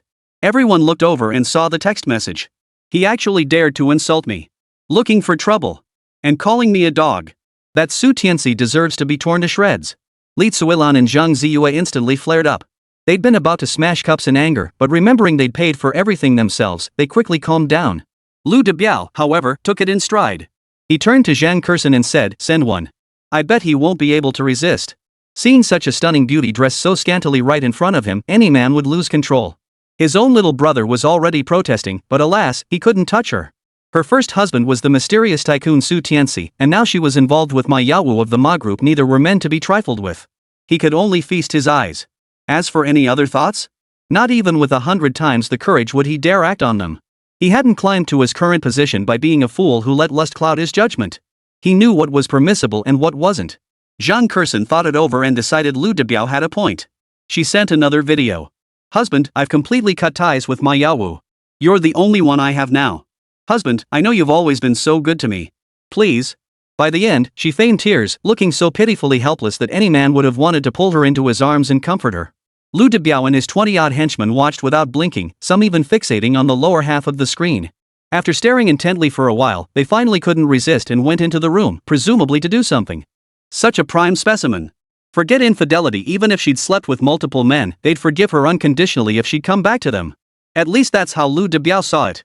Unlike Lu Debiao and his crew, who could only watch and not touch, Su Tianci didn't even bother to glance at her. Just as he was about to ignore her, a wicked thought suddenly popped into his head, followed by a savage grin spreading across his face. Let them see what it means to be caught in the crossfire. He dialed 3 digits, and the call connected immediately. Hello, this is the Hanhai City Command Center. Go ahead. Hello? My wife and my father-in-law's family have been kidnapped. I suspect they have weapons. Just now, these people demanded I pay a ransom, threatening to kill them if I don't. Su Tianci feigned urgency, adding, the leader's name is Lu Debiao. It seems his son-in-law borrowed high-interest loans and can't repay them. Well, how would I know all that? Auntie Zhang next door told me. Great. Thanks a bunch. Chapter 46, Aunt Zhang's Shock. Modification complete. Su Tianci's home. The group was still foolishly waiting for Su Tianci to walk into their trap when suddenly, flashes of red and blue light shot through the window. The sound of vehicles passing by echoed from outside. Everyone's attention was drawn to the scene below. Unbeknownst to them, the area had already filled with police officers. Li Tsuelan, who loved a good spectacle, chimed in, "What's this? Such a big commotion. Has a murderer escaped into our neighborhood? What the hell is that? Why is it moving?" one of the henchmen suddenly asked curiously. Lu Debiao immediately looked over. He saw several red dots flickering on his subordinate's body. In an instant, his face paled. Then another henchman chimed in, "Boss, I think I've got one of those things on me too. What kid's playing with a laser pointer? I see it. It looks like it's on the roof of the building across the way. Damn it, I'll beat the crap out of him." At first glance, I thought it was the laser sight from a sniper rifle. One by one, they let out furious curses, fearless of danger. At the same moment, the walkie-talkie of Uncle Hat downstairs crackled to life. Reporting, "The criminal has spotted us and is taunting us. Shooting angle is unfavorable, risk of hostage collateral damage." Got it. Stay on high alert. Hat Uncle commanded. Hanhai City had always maintained excellent public order. This was the first time such a despicable case of home invasion, kidnapping, and extortion had occurred, and the targets were the family of the mysterious tycoon Su Tianci. The Public Security Bureau chief dared not take it lightly, personally arriving at the scene. Lu Debiao and his crew all had criminal records and were already under close surveillance by the Public Security Bureau. Now that they'd committed such a crime and dared to kidnap for ransom, the bureau chief had no intention of leaving any survivors. "Move!" the chief roared. Immediately, special forces stormed into the building. "Holy! They're here to arrest us!" One henchman finally realized, his face turning deathly pale. Before they could react, doors were kicked open. Special forces poured in, swiftly subduing the entire group. When Lu Debiao and the others were carried out, they were foaming at the mouth, their eyes rolling back in their heads. Their bodies still trembled with the aftereffects of the electric shocks, twitching uncontrollably, a truly pitiful sight.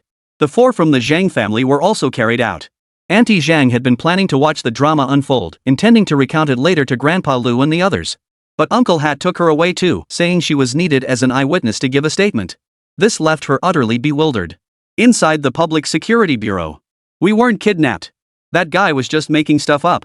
It's a misunderstanding. A huge misunderstanding. We're the ones involved, don't we know best? We weren't threatened, not at all. We're telling the truth, not because we're afraid of retaliation. After hearing the full story, the 4 scoundrels from the Zhang family were utterly terrified. Snipers and special forces were deployed. They came prepared for a high-priority case. Thankfully, they didn't resist, otherwise, Lu Debiao and his crew would have been taken out on the spot. But they couldn't reveal their true motives, leaving them in a bind.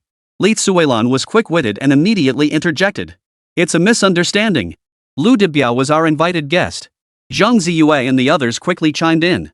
Uncle Hat gave Li Tsuelan a half-smile, half-sneer and remarked, bringing so many restricted knives to a social gathering? In all my years managing public order, this is a first. The Zhang family's expressions instantly froze. We're done for. There was no way to cover this up now. If Li Debiao really went to jail, his release would spell their doom. And even if he stayed locked up, Lu Debiao's henchmen wouldn't let them off the hook. Still, Zhang Ziyue and the others stubbornly insisted it was just a visit. Since the parties involved had said so, the Public Security Bureau could only close the case as a misunderstanding. However, they still gave Lu Debiao and his crew a thorough dressing down before releasing them. After leaving the Public Security Bureau, Zhang Ziyue immediately began fawning over him. Brother Biao, it was all a misunderstanding. We had no idea. Misunderstanding. Beat him. Lu Debiao had been seething all along. His fist, as big as a sandbag, slammed straight into Zhang Ziyue's face. His henchmen weren't about to be outdone, and they all started beating Zhang Ziyue mercilessly. As for the other 3 two old geezers and a stunning beauty, they held back. The former feared causing a fatality, while the latter was too precious to hit. Their fury was vented solely on the young and robust Zhang Ziyue. Zhang Ziyue lay on the ground, his face soon swollen and bruised. No matter how much he begged for mercy, Lu Debiao was blinded by rage and wouldn't listen to a word. This must be your dirty trick, you little bastard. Otherwise, how would that dog Su Tianci have known? Falsely accused? Forget about it. I'll never forgive you. That bastard almost got me killed by the Public Security Bureau chief. Damn it, no matter how much I beat you, it won't ease my rage. Lu Debiao cursed while beating him mercilessly. This broke Li Tsuelan's heart. Suddenly, as if realizing something, she pointed at Aunt Zhang, who was trailing half a step behind them, and said, I think I heard them mention earlier that it was that guy who told Su Tianci. Aunt Zhang was a bit confused. She just stepped out to watch the commotion. How could they all be blaming her for tipping him off? It wasn't me. Lu Debiao wouldn't listen, charging straight at Aunt Zhang. Damn you. You nearly got me thrown in jail for good. I'll kill you. Su Tianci watched Li Zijian's live footage with a satisfied grin. Too bad I couldn't witness their infighting. Such a spectacular scene, and I couldn't be there to see it live. What a pity. Ha! In the end, he couldn't help but burst into laughter. But there was nothing he could do. With the apocalypse drawing ever closer, he had to focus his energy on more pressing matters. Just moments ago, Luo Tian had notified him that the vehicle modifications were complete. He now had to rush straight to Luo Tian's location without delay. By the time he arrived, the dealership was completely empty. In the open space outside the entrance, a large object covered in thick tarpaulin stood like several towering mountains, massive and imposing. Good day, Mr. Su. Luo Tian and Zhang Kuan, accompanied by the entire staff, greeted him at the entrance with beaming smiles. Upon seeing Su Tianci, each bowed deeply at a 90-degree angle. Then, Luo Tian personally lifted the tarp. Like a fierce tiger bearing its fangs, 6 beasts revealed their true forms. They were built strictly according to Su Tianci's specifications, far exceeding ordinary vehicles. With weapons installed, they were nothing less than a steel torrent. Su Tianci's eyes lit up. He nodded in satisfaction, then tossed a gold brick to Zhang Kuan. Drive me to the villa district, he said. This is your reward for your hard work. Zhang Kuan caught sight of the gold brick, weighed it in his hand, and his eyes lit up instantly. His face glowed with excitement, his lips trembling with thrill. Chapter 47, Don't Look Back. Call me darling. Inside the VIP lounge. Luo Tian watched Zhang Kuan effortlessly rake in tens of millions, then be casually rewarded with a gold brick. The way he now looked at Su Tianci was more obsequious than he'd ever been toward his own father. Mr. Su, would you be interested in purchasing a vehicle? These salespeople are the elite of our dealership. Which one catches your interest? I'll have her give you a personalized demonstration.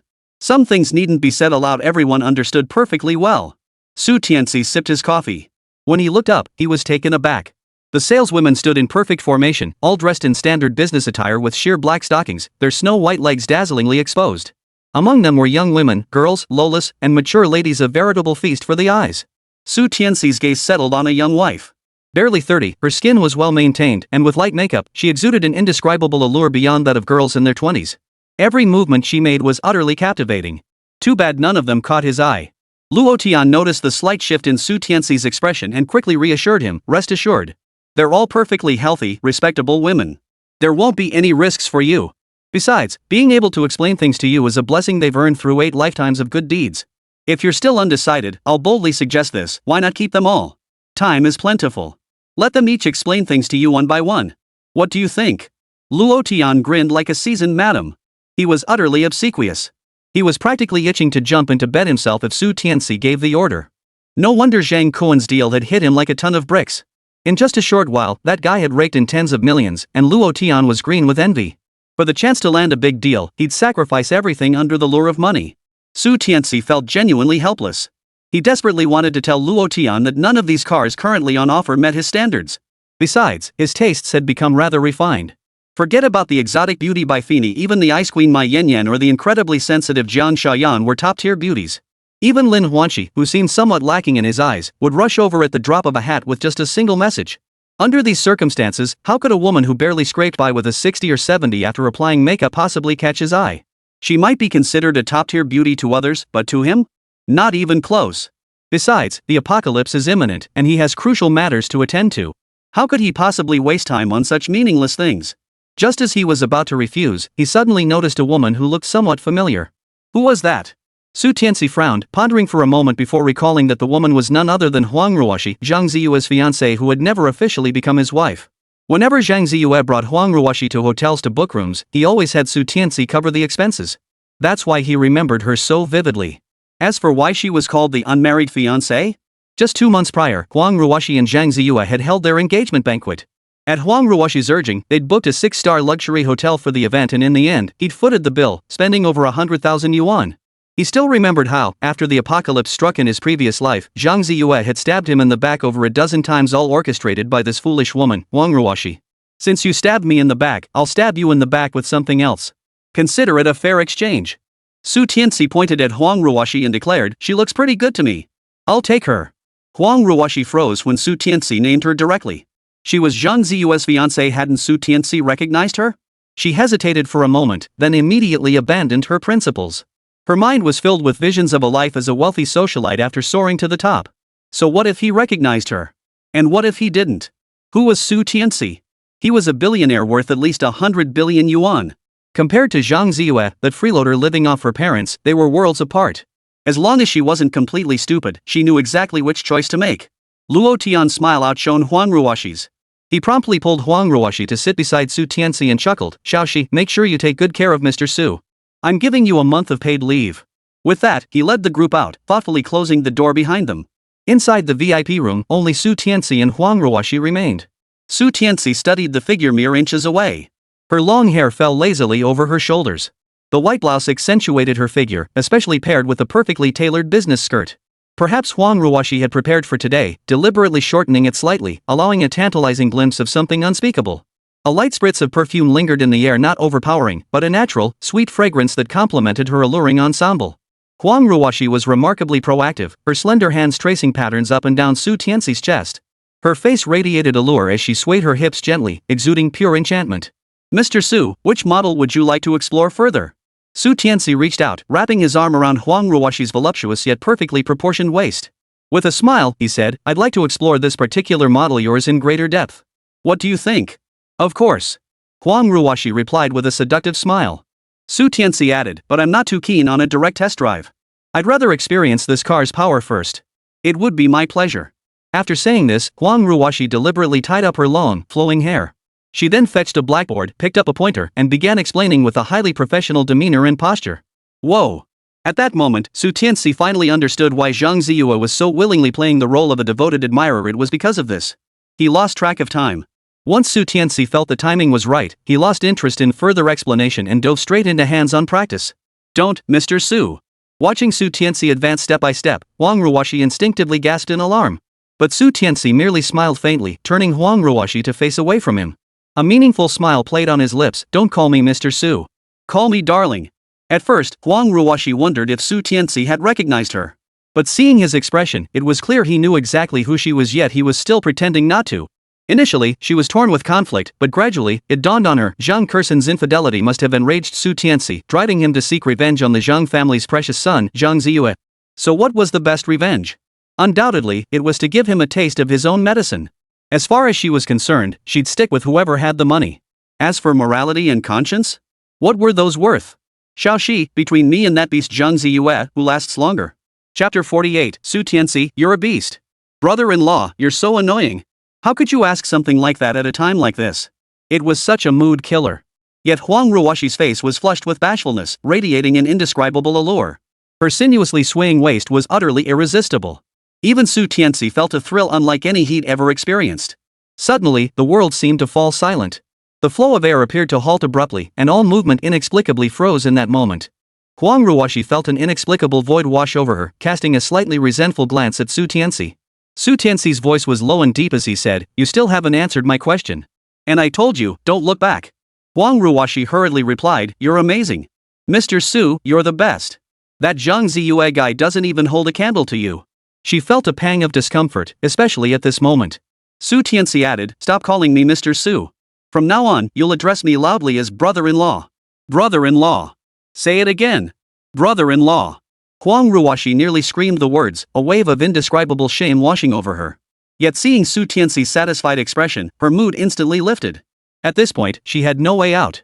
As long as she served this mysterious tycoon Su Tianci well, she would live a life of luxury and privilege, rising above others. Any sense of shame or conscience was utterly insignificant. Su Tianci roared with laughter, an indescribable wave of exhilaration washing over him. In his past life, whether it was Huang Ruoshi before him, Zhang Ziyue, Zhang Kursen, Zhang Dezhuang, or Li Tsuilan, all were treacherous scum. 100 deaths wouldn't have been enough to quench his rage. Now, to exact revenge so directly and in the most psychologically devastating way possible was utterly satisfying. Suddenly, Su Tianci curved his lips, leaning close to Huang Ruoshi's ear. "Just curse him," he whispered. "I'll grant your every little wish. Keep cursing, and I'll keep granting them. How's that deal?" His words echoed like a devilish melody in Huang Ruoshi's ear. She was already struggling to contain herself, a sly fox at heart, and without a second thought, she nodded and began cursing him out. That whole family was trash. Each one worse than the last. Zhang Ziyue is a complete waste of space. He takes forever to respond, and then he just can't perform. Sleazy, living off his parents, he's nothing but my lapdog. After initially focusing her vitriol on Zhang Ziyue until she ran out of insults, her tirade spread to Zhang Kursen. Her vocabulary suddenly expanded. They say women understand women best. As a fellow woman, she knew exactly what Zhang Kursen was thinking. All sorts of nasty words just slithered out of Huang Ruoshi's little mouth. This only fueled Su Tianci's growing frenzy and excitement. Perhaps the thrill of verbal abuse had stimulated Huang Ruoshi, driving her to rant even more fiercely. She couldn't help but sob softly, not out of sadness, but pure, unadulterated ecstasy. As Huang Ruoshi began to grow drowsy, seemingly nearing exhaustion, Su Tianci suddenly harbored a wicked thought. He unlocked his phone using Huang Ruoshi's fingerprint. Then, in the contacts list, he found Zhang Ziyue's name and dialed it directly. Su Tianci's home. Zhang Ziyue lay limp on the sofa, his face a bruised and battered mess. Even blinking felt like torture now, and he gasped for breath in short, shallow bursts. This heartbroken Zhang Dezhuang and Li Tsuilan, the couple, had initially planned to vent their anger at Zhang Kursen. But the thought of this kid hooking up with Ma Yaowu, their future hope, made them swallow their rage silently. That little bastard, if I ever see him, I'll skin him alive. In the end, Li Tsuilan vented all her resentment on Su Tianci. How fortunate. Suddenly, Zhang Ziyue's phone rang. He perked up instantly. This song, How Lucky, was Huang Ruoshi's favorite, and he had specially set it as her ringtone. He answered it right away. The next moment, a torrent of profanity poured from the other end of the line, not only furious curses targeting his entire family, but also laced with an unmistakably suggestive tone. The dramatic fluctuations in the speaker's voice left no doubt about what was happening on that end. Zhang Ziyue was completely stunned. Zhang Kursen and the other two also froze in shock. They crowded around the phone and stared in disbelief. Am I being cheated on? Zhang Ziyue muttered blankly. What he found most unbearable was that Huang Ruoshi, while committing her infidelity, was reveling in the humiliation, taunting him about how he wilted in seconds. Clearly, she was treating his degradation as some perverse thrill. Zhang Dezhuang and Li Tsuilan snapped out of their shock, furious beyond words. They wanted to storm right through the phone and tear that adulterous pair limb from limb. Just as Li Tsuilan was about to unleash a torrent of curses, Zhang Curson suddenly spoke up. That man's voice sounds like Su Tianci's. Zhang Ziyue froze, her eyes widening in utter disbelief. That bastard not only schemed against their entire family, leaving them in such a mess, but also cuckolded him. He'd stolen his home. In that instant, Zhang Ziyue felt a murderous urge to kill Su Tianci. It felt like an eternity passed. Su Tianci picked up that 100,000 yuan cigar, took a deep drag, then exhaled a smoke ring. He let out a satisfied sigh. This moment of bliss felt more heavenly than any immortal's joy. Huang Ruoshi knelt beside Su Tianci with a radiant smile, her delicate hands massaging his legs. Brother-in-law, you're truly amazing. I just can't wrap my head around what Zhang Curson's thinking. She has such a great brother-in-law right here, yet she goes looking for trash elsewhere. She really doesn't know how good she has it. Huang Ruoshi spoke, every word revolving around Zhang Curson. As long as she could leave in the end, she would ascend to become the mistress of a billion-dollar fortune. Then she could have anything she desired. At first, she felt somewhat uneasy, but gradually she grew accustomed to it, especially the thrill of the illicit affair, which drew her irresistibly into its embrace. Of course, all this hinged on not getting caught.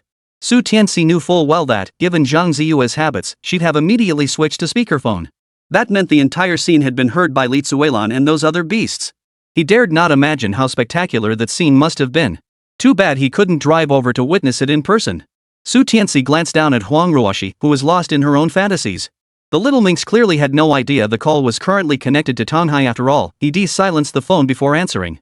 The thought of the thrilling scenes to come made him anticipate them eagerly. Then, he beckoned to Huang Ruoshi with a flick of his finger. Huang Ruoshi understood immediately, a seductive smile spreading across her face. She pulled out a rubber band to tie up her hair, then sank into the present moment. Chapter 49, Dogs Biting Dogs. Spectacular. Several more hours passed. Su Tianci emerged from the VIP lounge and addressed Luo Tian, who was waiting outside. Give her a few days off. As for the car, when I need it, I'll come support you. Understood. Thank you for your hard work, Mr. Su. Luo Tian replied cheerfully, bowing and scraping with such obsequiousness that he surpassed even the most fawning lapdog. He didn't doubt Su Tianci's words for a second. After all, at this level, buying a car was as easy as eating or drinking. The sales staff watched Su Tianci depart. Only after he vanished from sight did they murmur in unison, "Monster. He's truly a monster." That single phrase carried 2 layers of meaning. They'd heard the sounds coming from inside. Those heart-wrenching cries of brother-in-law were impossible to ignore. Sleeping with his own brother's wife? That's a beast, plain and simple. The second meaning was this: from the moment he entered until now, at least 2 or 3 hours had passed. To be that vigorous, if he wasn't a beast, what was he? Immediately, they began to envy Huang Ruoshi. After all, being favored by a mysterious billionaire would surely catapult her to the pinnacle of success. Beyond that, they yearned to experience for themselves what 2 or 3 hours of that felt like. The mere thought of that shameful scene made everyone's faces flush crimson. Inside the VIP room, Huang Ruoshi was still fast asleep when a group burst in, frantically slapping her awake. Huang Ruoshi stared blankly at them, utterly clueless about what was happening. Li Tsuilan, now looking like a shrew, grabbed Huang Ruoshi's hair fiercely, gritted her teeth, and snarled with a hideous, demonic expression. "You ungrateful little bastard.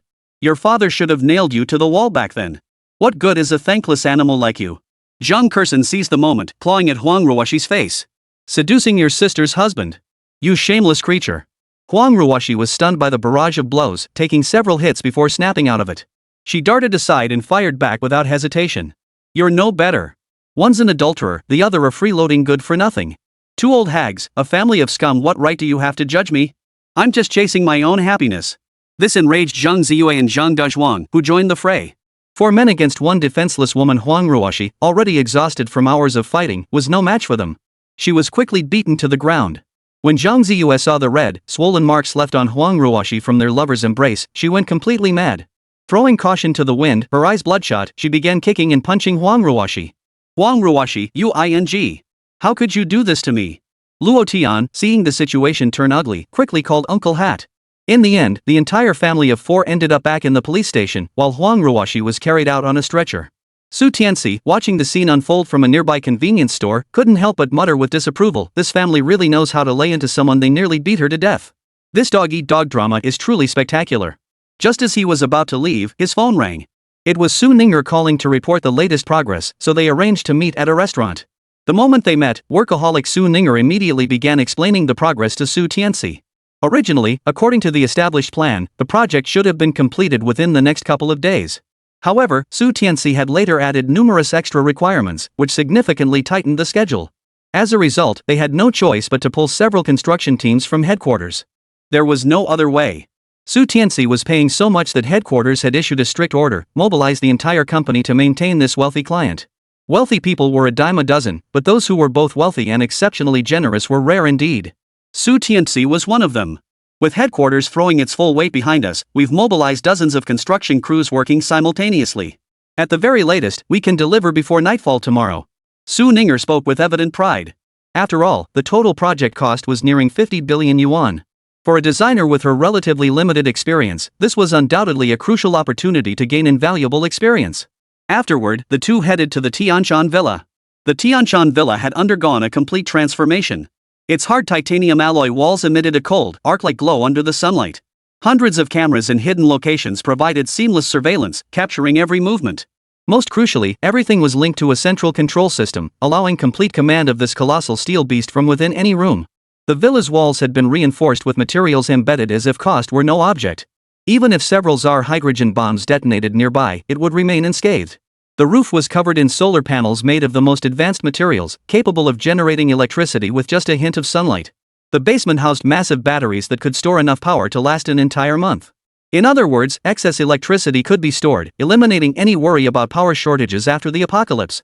The interior also featured a dedicated water recycling system capable of purifying rainwater and, if necessary, any liquid. Moreover, Su Ninger had prepared numerous replacement parts. Should any component fail, it could be swapped out effortlessly, ensuring uninterrupted operation.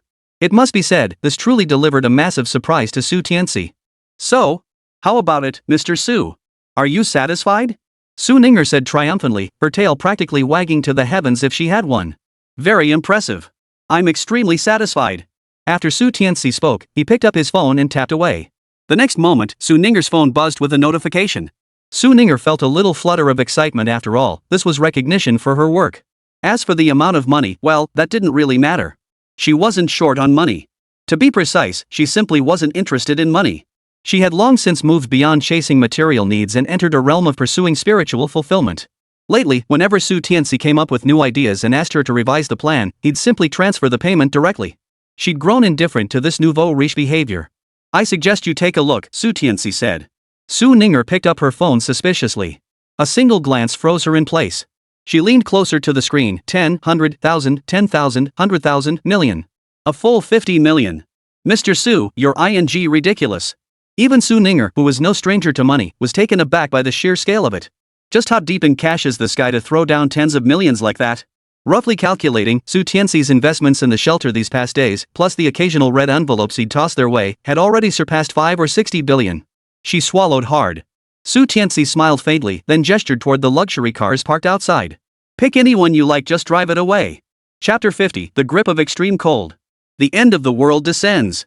Su Ninger came from a wealthy family and had seen many grand spectacles, but this was the first time she'd witnessed such extravagant spending. She couldn't help but be astonished. After all, the cheapest luxury car parked outside was worth 5 or 6 million yuan, and there were plenty of top-tier models priced at 10 or 20 million yuan. Most crucially, every single one of these vehicles was a brand new, zero-mileage car. Then I'll take that Mercedes-AMG one. Su Ninger beamed, deliberately selecting the most expensive model. I wonder if Mr. Su will be willing to part with it. This Mercedes-AMG one is the ultimate limited edition supercar. Only over 100 exist worldwide. Its base price starts at 20 million yuan and climbs upward, truly the pinnacle of luxury vehicles. Su Tianci pulled out a thick stack of keys and said, I don't know which one is for it. You'll just have to try them all yourself. Holy crap! Su Ninger was stunned. Such plain, unassuming keys, anyone unaware might mistake them for those from a rental agency. Who could have imagined that each seemingly ordinary key corresponded to a luxury car worth millions? She took the keys, but instead of rushing to enjoy the top-tier supercar, she smiled at Su Tianci. Mr. Su, with the red envelopes you've sent me these past days, plus this car, it's almost over 100 million yuan. After spending so much, could it be? Mr. Su has taken a liking to me? Su Ninger was undeniably stunning, and with her innate elegance, many had sought to keep her as a mistress. Yet she had turned them all down. Su Tianci lit a cigar worth 10,000 yuan, took a deep drag, and said, if you're willing to be the one I take a fancy to, I wouldn't mind taking you, my little fairy. He deliberately emphasized the word favor so softly it almost sounded like he was saying favor me at first listen. Su Ninger maintained her playful smile. No, Mr. Su. I don't think we're quite that familiar yet, ha.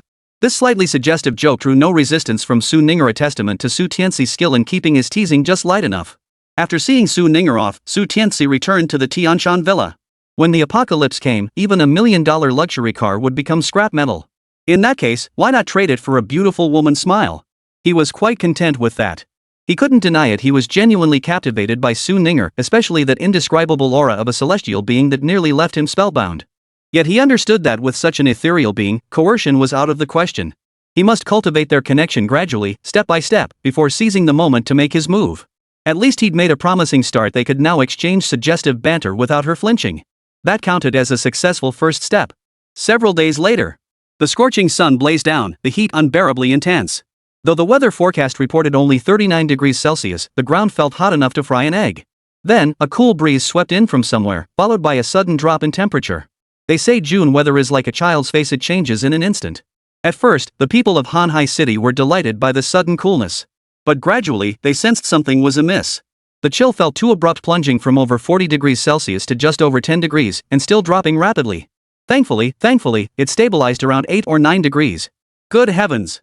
In all my years, I've never felt winter's chill in the heart of summer. What the hell is going on with this weather?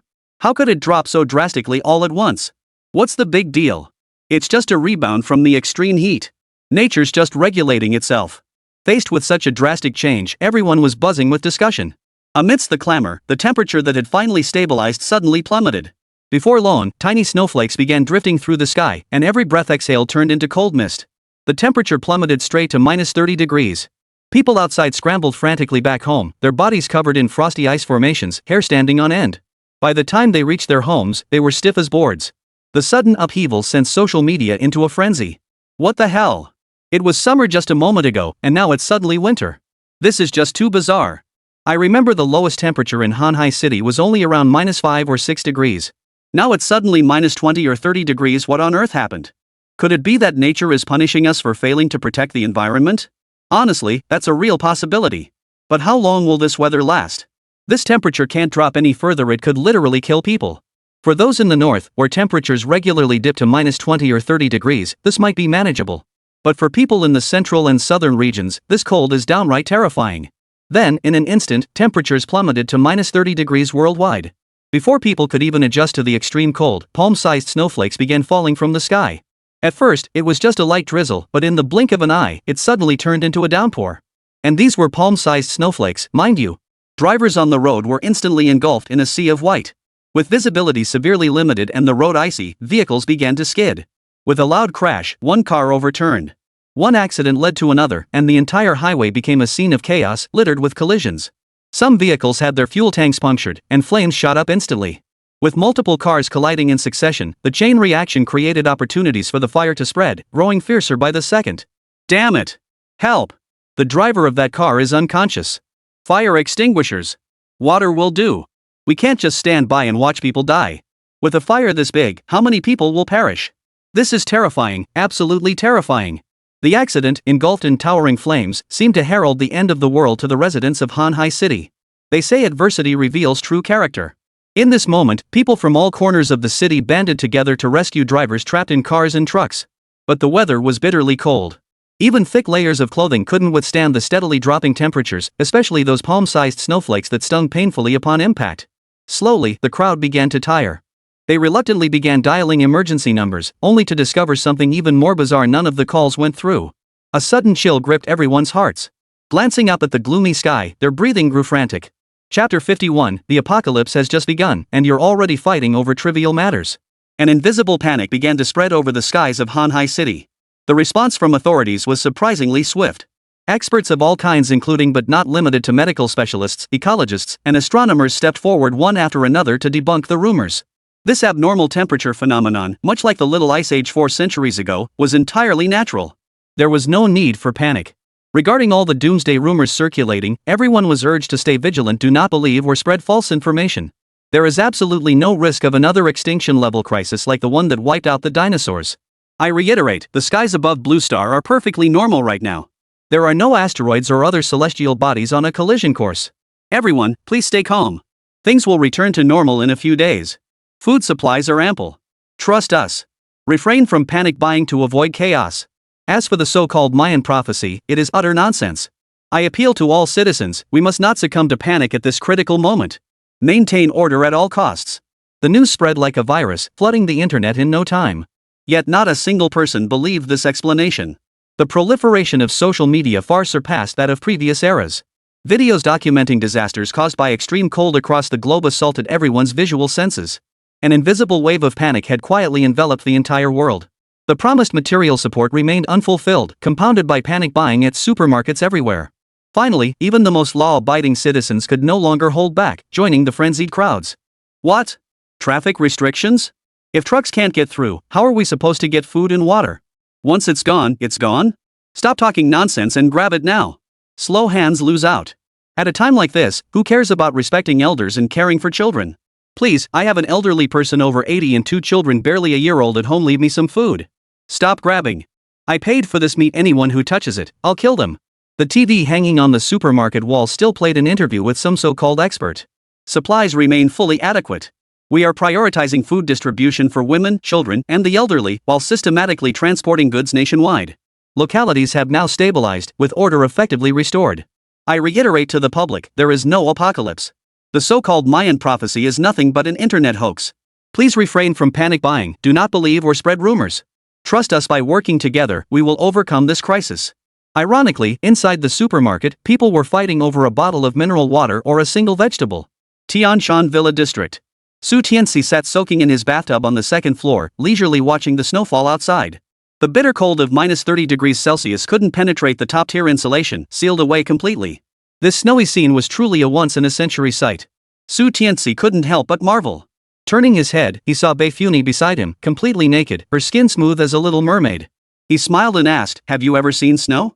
"My first time."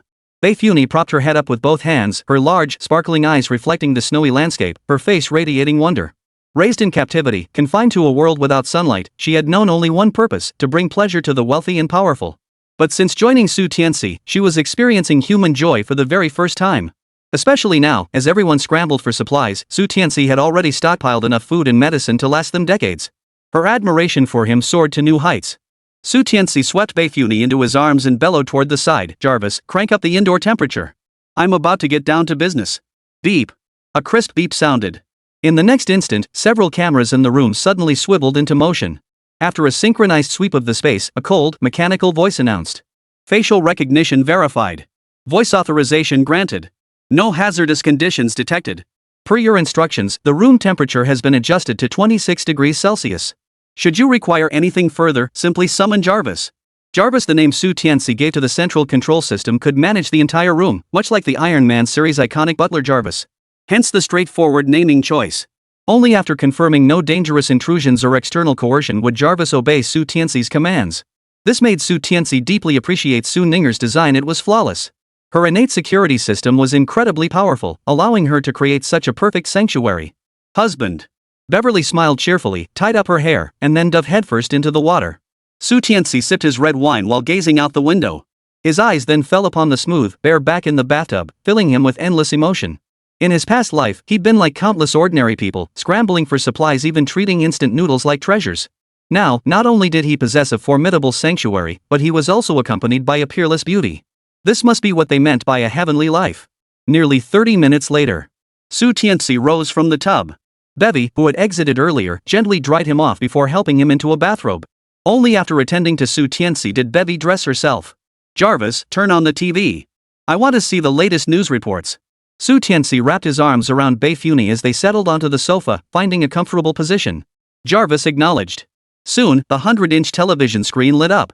The news was chaotic. One side debunked rumors, while the other showed panic-stricken crowds hoarding supplies. Some ill-intentioned individuals, perhaps relishing the spectacle, kept stirring the pot and sowing discord. Su Tianci wasn't surprised at all. Just then, his phone rang, a video call from Jiang Xiaoyan. "Honey, I bought a lot of food. Do you still have enough to eat over there? If you need more, just tell me and I'll bring some over." Her tone was filled with anxious concern. Su Tianci couldn't help but feel smug. Judging by this, Jiang Xiaoyan had completely become his woman. He retorted, "They say big breasts mean no brains, but I don't see yours being that big. How come you're so brainless? Didn't you forget I bought tons of food earlier? That's enough to last me decades." Jiang Xiaoyan froze, then lowered her head in embarrassment. She really had let her concern cloud her judgment. Suddenly, out of the corner of her eye, she spotted a round little head at the bottom of the screen. She froze, then asked, "Honey, is that?"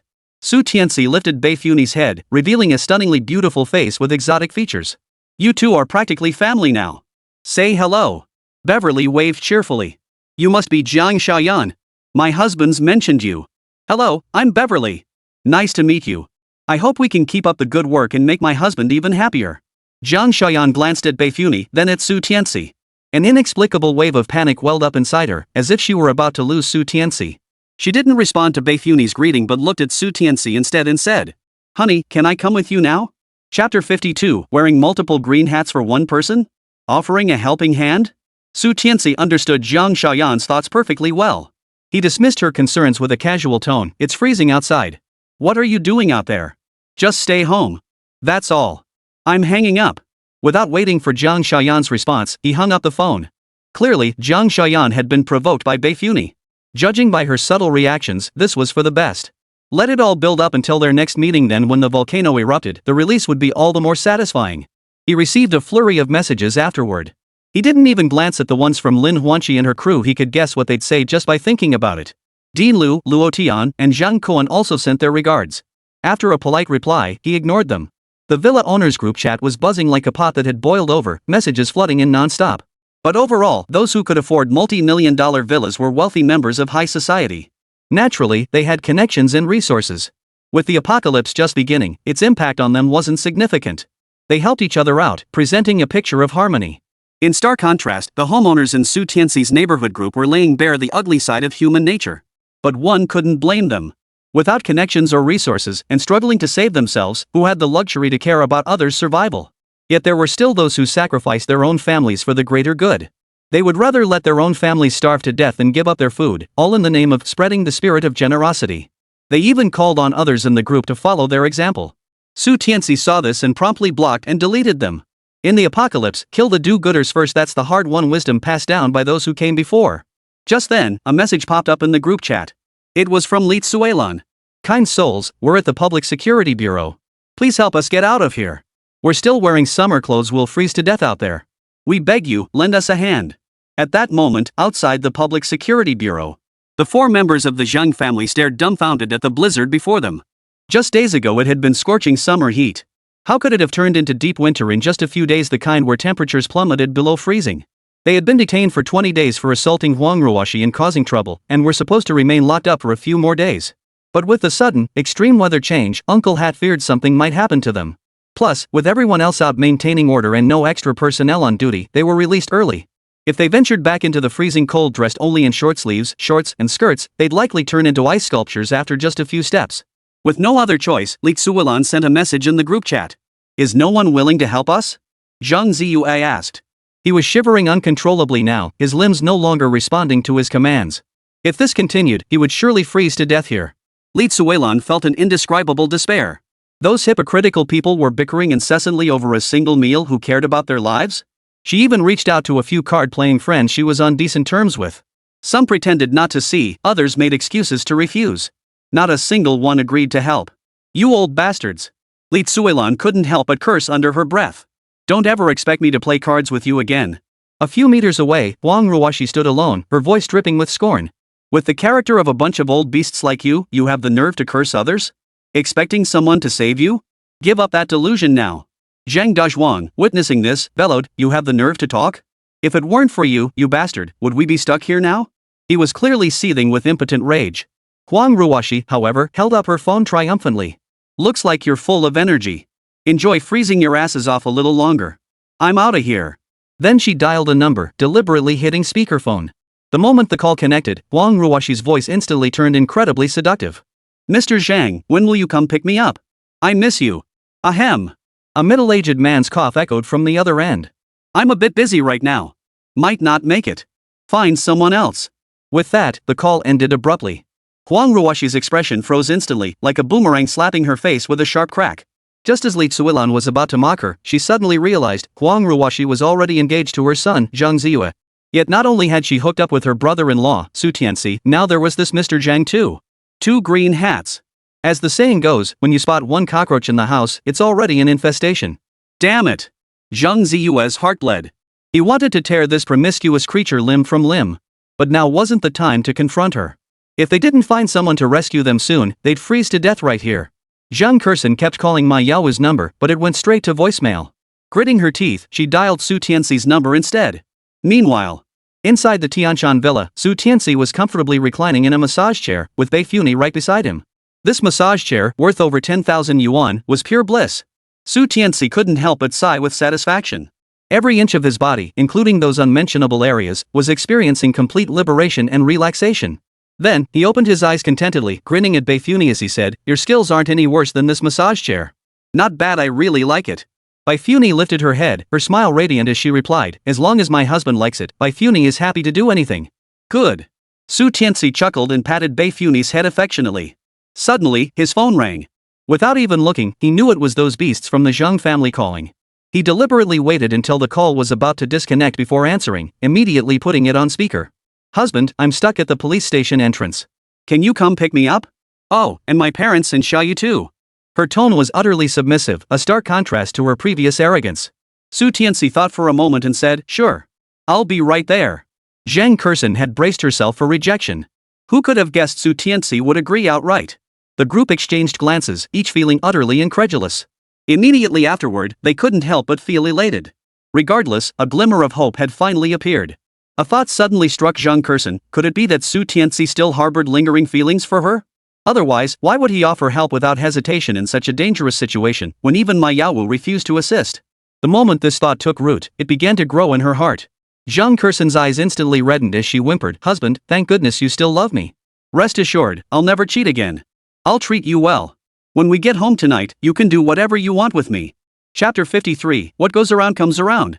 After hanging up, Su Tianci couldn't help but get goosebumps all over. Damn, that's wild.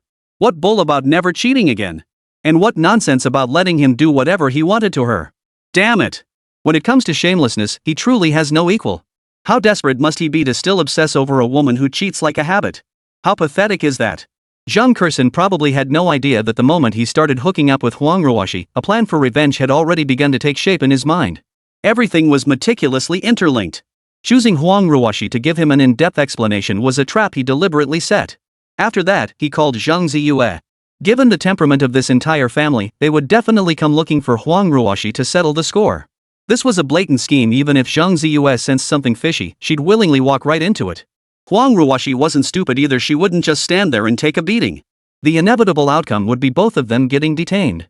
Thus, the Zhang family would lose their last chance to stockpile food.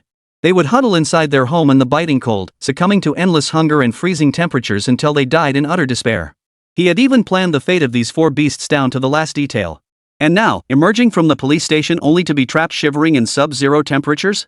That was merely an appetizer for him. "Honey, are you really going out?" Beverly had taken a sip of yogurt at some point, traces of it still lingering at the corner of her mouth. Su Tianci smiled and wiped it away. Yogurt that could only be stored below freezing to maintain its optimal flavor was certainly unavailable in Bei Funi's homeland. After trying it for the first time a few days ago, the little girl had been instantly captivated by the taste and now craved it from time to time. Of course, this indirectly benefited him too. "Do you think I'm that kind of shameless person? Pick her up? Nice try." Su Tianci let out a cold laugh, then looked at Bei Funi, suddenly feeling his mouth go dry. He tilted his head back and chuckled, "Have some yogurt." Bei Funi immediately grasped the deeper meaning behind his words. After tying her hair back, she took a mouthful of yogurt.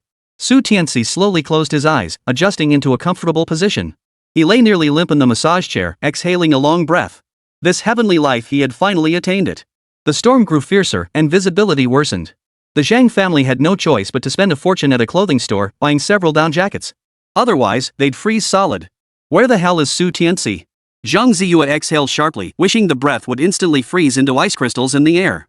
He glanced at Zhang Kursen and asked, "Sis, call Su Tianci again. If we keep waiting aimlessly like this, we'll be gone before he even shows up." Zhang Kursen nodded, picked up her phone, and called Su Tianci. "Honey, where are you now? We can barely hold on any longer. Could you please hurry up a bit?" Her voice was as gentle as could be. Su Tianci's calm voice came through the phone. "Where are you guys right now?" "We're in a shop right next to the police station." Zhang Kursen replied. Su Tianci hummed in acknowledgement. "The road ahead is impassable. Come to me instead. It's just a few steps. I brought 4 down jackets and turned on the heater. Don't worry about staying warm." At first, Zhang Kursen and the others hesitated. In this weather, stepping outside for even a few steps could turn them into frozen statues. But the moment they heard Su Tianci's promise, their spirits soared. "We're heading out now. Wait for us." Zhang Kursen exclaimed excitedly. Alright. Keep heading south. You'll see a Lamborghini parked by the roadside. Su Tianci instructed. A shy smile spread across Zhang Kursen's face as she murmured softly, You're the one I can always count on when it matters most, honey. I love you. I'll definitely make it up to you tenfold from now on. Su Tianci said nothing and hung up immediately. Love you. Love my ass. Just wait till you realize you've been played. See if you'll still say that then. After hanging up, Su Tianci resumed his enjoyment. Meanwhile, the Zhang family members exchanged glances and could only press on in silence.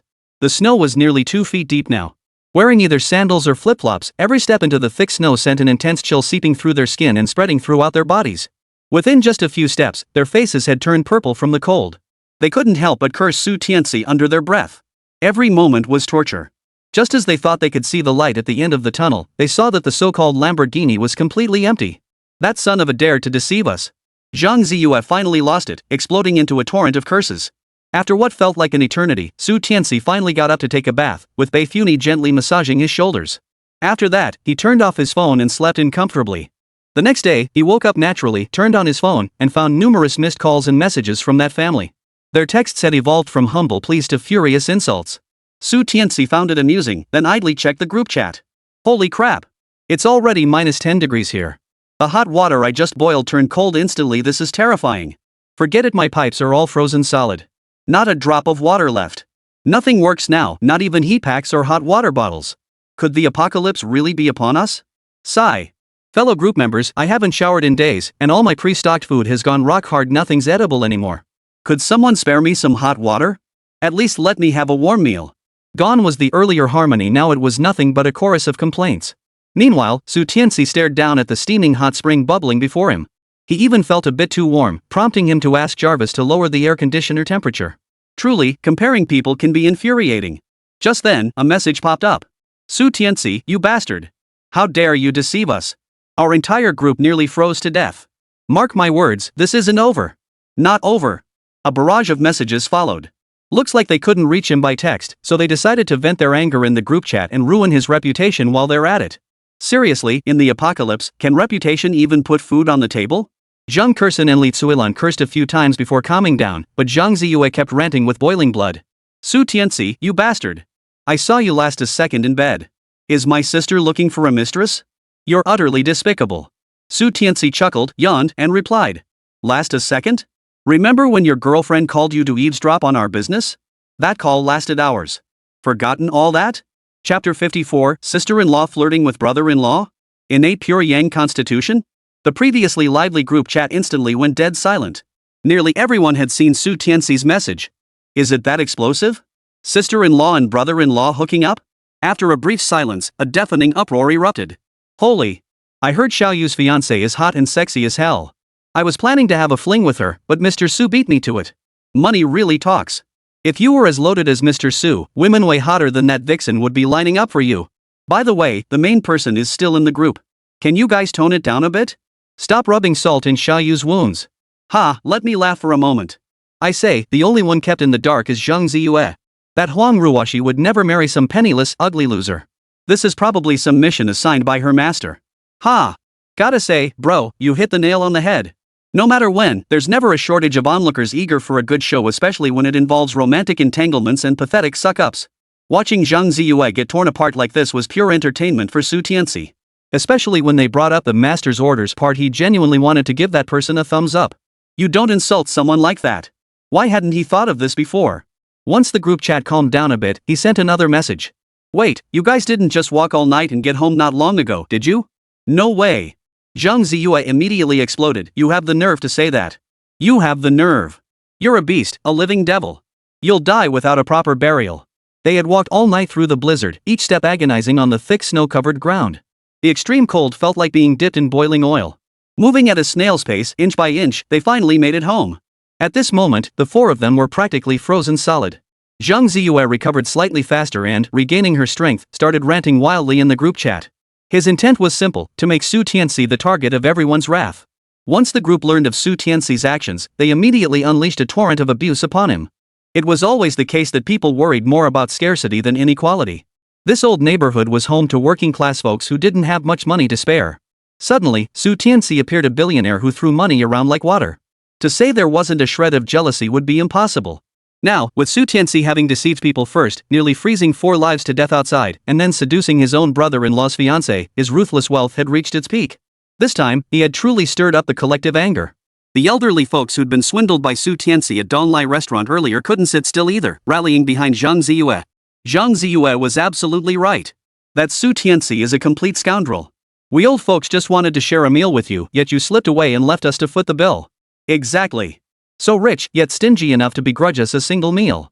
The richer they get, the more miserly they become. All the wealthy in this world are cut from the same cloth. Su Tianci. I watched you grow up. Your own father would greet me when he saw me, but now that you've got money, you don't recognize anyone. That arrogant attitude of yours will come back to bite you hard someday. As more people chimed in to support her, Zhang Ziyue only grew more animated in her scolding. But this was bound to be futile rage. Su Tianci sent over a few photos in a very friendly manner and said, I bet you guys froze your butts off on the way here. Check out my artificial hot spring, warm yourselves up. Oh, and you guys probably haven't eaten yet.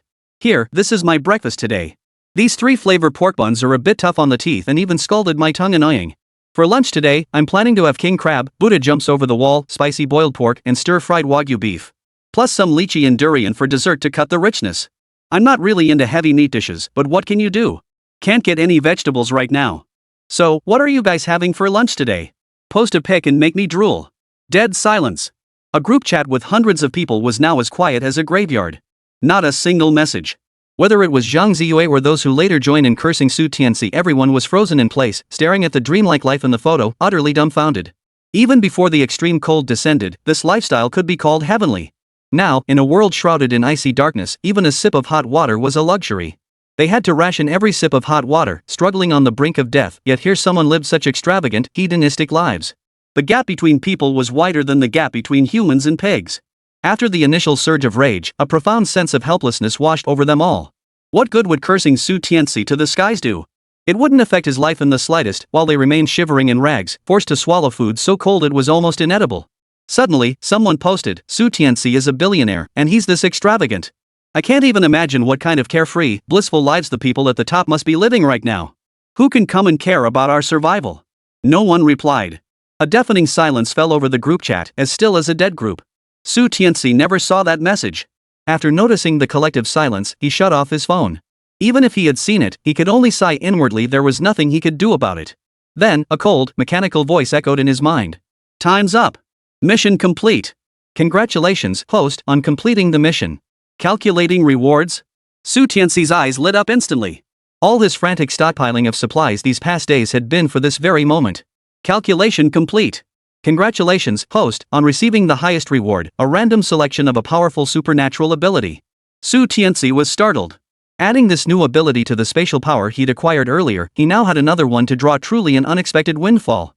In his understanding, those who possessed dual abilities invariably became formidable figures of immense power in the future, with limitless potential. Moreover, the most crucial point was that he hadn't awakened yet. Awakening would grant him yet another ability. That meant he would possess 3 abilities. 3 extraordinary abilities. Even in my past life, among countless prodigies, such a feat was exceedingly rare enough to dominate an entire era. Drawl. Su Tianci exhaled slowly, forcing down the overwhelming excitement surging within him. His eyes gleamed as he stared at the translucent panel before him, his entire being suddenly filled with anticipation. Drawing in progress. Congratulations, host. You have acquired a new ability, Innate Pure Yang Constitution. Chapter 55, An Unexpected Delight. Unlocking the second stage quest. Innate Pure Yang Constitution? What the hell is that? Seeing the name, Su Tianci looked utterly perplexed. He'd never heard of such a thing. It wasn't a combat ability, nor a control ability. Could it be some newly discovered thing?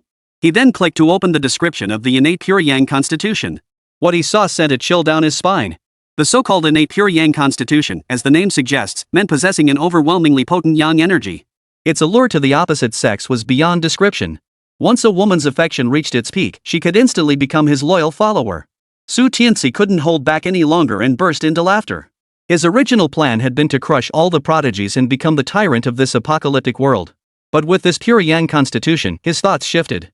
If maxing out affection resulted in boundless loyalty, could he exploit this loophole to forge an army of female loyalists? The thought made Su Tianci swallow hard. He scrutinized the description of the pure yang constitution. It placed no specific requirements in this regard. Theoretically, this idea was feasible. Thus, Su Tianxi's gaze settled on the only woman currently by his side, Beverly. Beverly grew up in a place devoid of sunlight. You brought her new life and helped her grasp the mysteries of existence. Beverly now holds infinite loyalty toward you. Her loyalty is maxed out and cannot increase. Su Tianci wasn't surprised at all. He felt a bit regretful that he couldn't test this ability. However, he promptly claimed his second reward. Second task completed.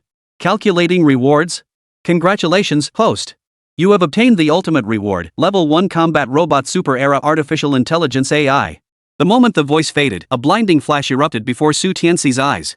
The next moment, a titanium alloy robot materialized before him, nearly his own height. Its entire body was forged from the hardest titanium alloy, gleaming with a cold, arc-like light that radiated an oppressive aura. Its left arm bore a protective shield, while its right arm featured fish scale-like barbs, razor-sharp and menacing. Two compact, elegant pistols were holstered at its waist, their jet-black muzzles radiating a cold, lethal aura. Both palms featured freely articulated five-fingered structures, virtually identical to human hands. So damn cool. Even cooler than the Terminator in the movies.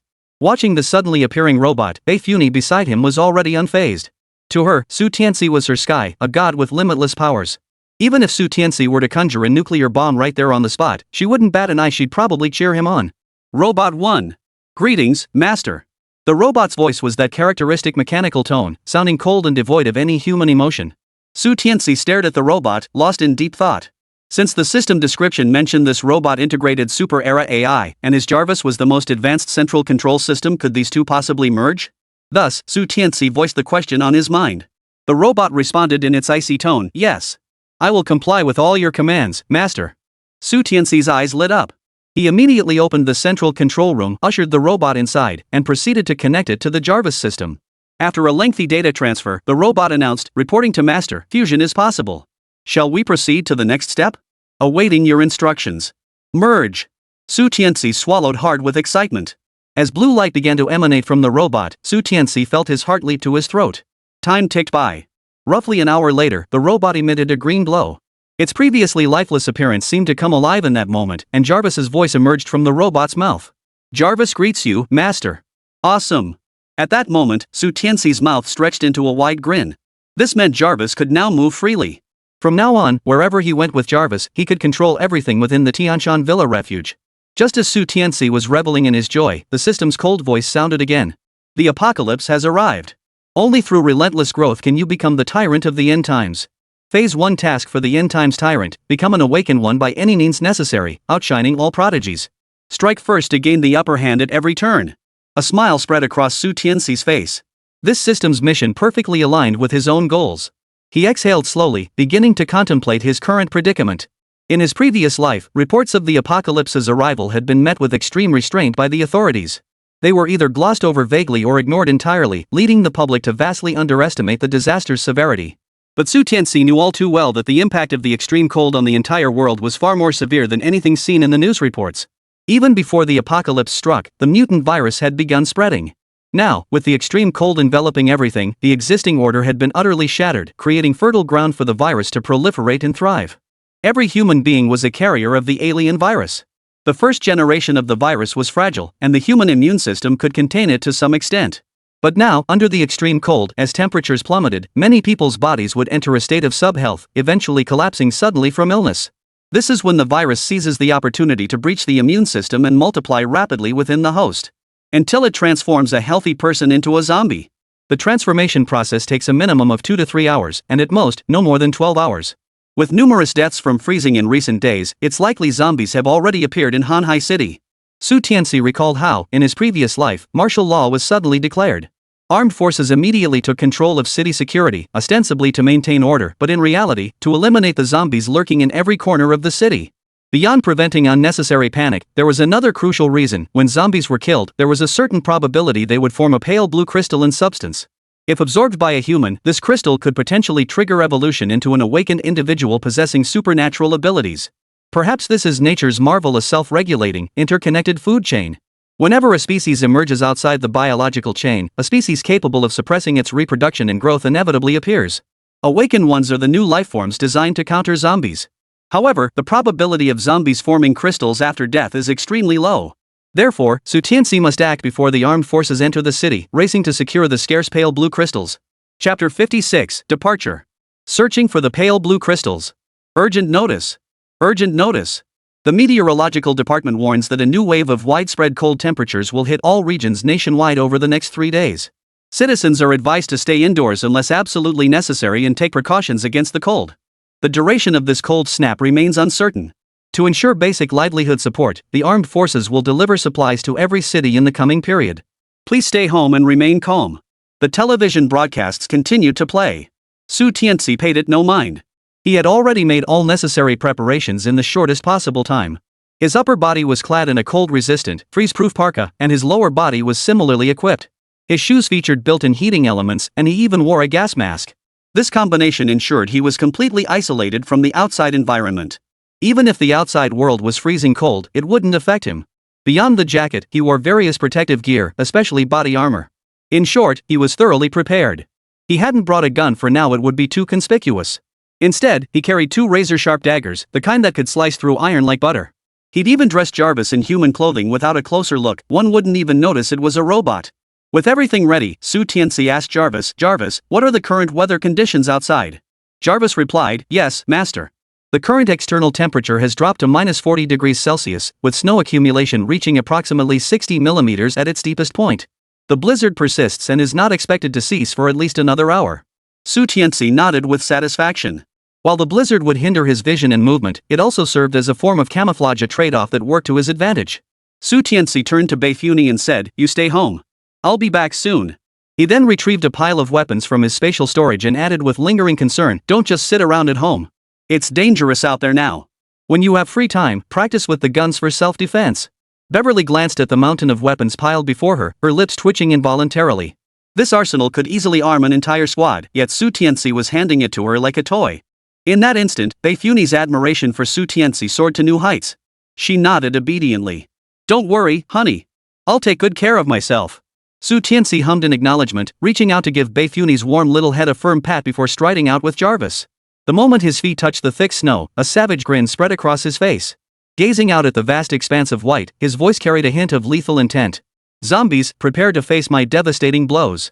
The blizzard raged fiercely, obscuring every soul from view. The entire city lay buried beneath a thick blanket of snow, frozen in time as if someone had pressed pause.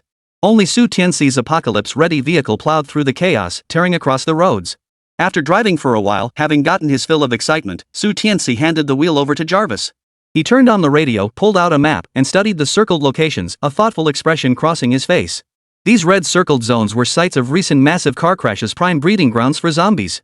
It must be said that the armed forces' response speed was remarkably swift. Although the main military forces hadn't fully deployed to Hanhai City yet, Tianci knew small special forces units had already begun taking control of the situation, working to minimize the impact as much as possible. Hospitals must be the most dangerous places right now. The armed forces must be expending enormous effort on security, and with manpower stretched thin, there are bound to be other areas they can't cover. Take, for instance, the sites of these chain reaction crashes. Under Tianci's command, the Apocalypse vehicle arrived at the first major crash site. It was undeniably a harrowing sight. Even Tianci, with his hardened resolve, couldn't help but gasp at the first glance. Several out-of-control trucks had crushed over a dozen passenger cars to pieces. Body parts littered the ground. While some victims had been rescued, the vast majority remained pinned beneath the wrecked vehicles, bleeding to death. Even now, beneath the thick blanket of snow, the pristine white flakes were tinged with a faint reddish hue. It was almost unbearable to imagine the sheer brutality of the moment the crash occurred. Tianci took a deep breath, allowing his emotions to gradually settle. He then cautiously approached the accident scene. Thud! Suddenly, the silence was broken by the sound of someone tapping on a car window. Simultaneously, the sharp scraping of long nails against the glass created a faint, scratching noise, seemingly an attempt to draw attention and secure rescue. But in this frozen wasteland, where temperatures plunged to -40 degrees, how could anyone possibly survive amidst the wreckage?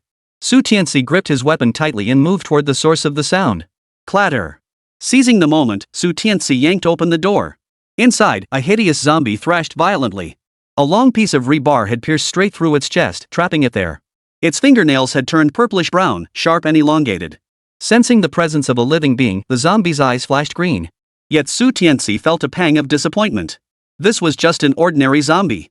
Only those with faint blue hues in their eye sockets possessed the crystalline essence capable of awakening humans. "Let me put you to rest." Tianci spoke, then thrust his dagger violently into the zombie's eye socket.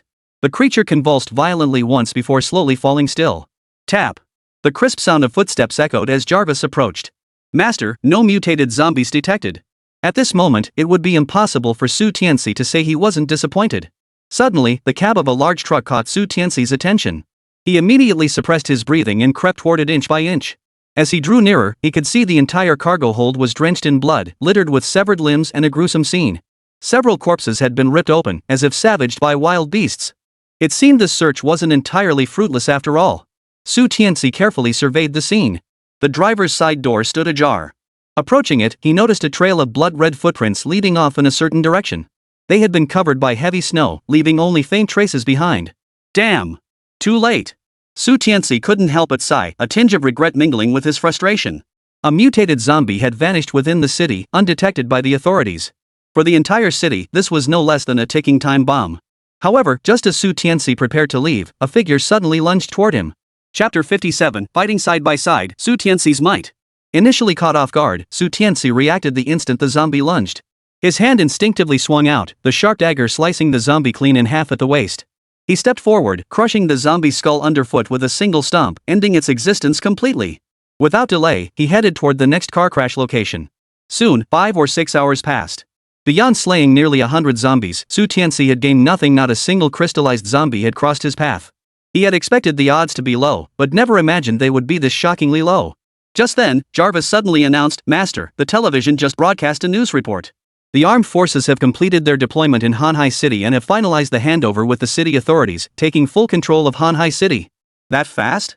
The Dragon Nation's response speed was undoubtedly the fastest in the world, but for Su Tianci, this was not good news.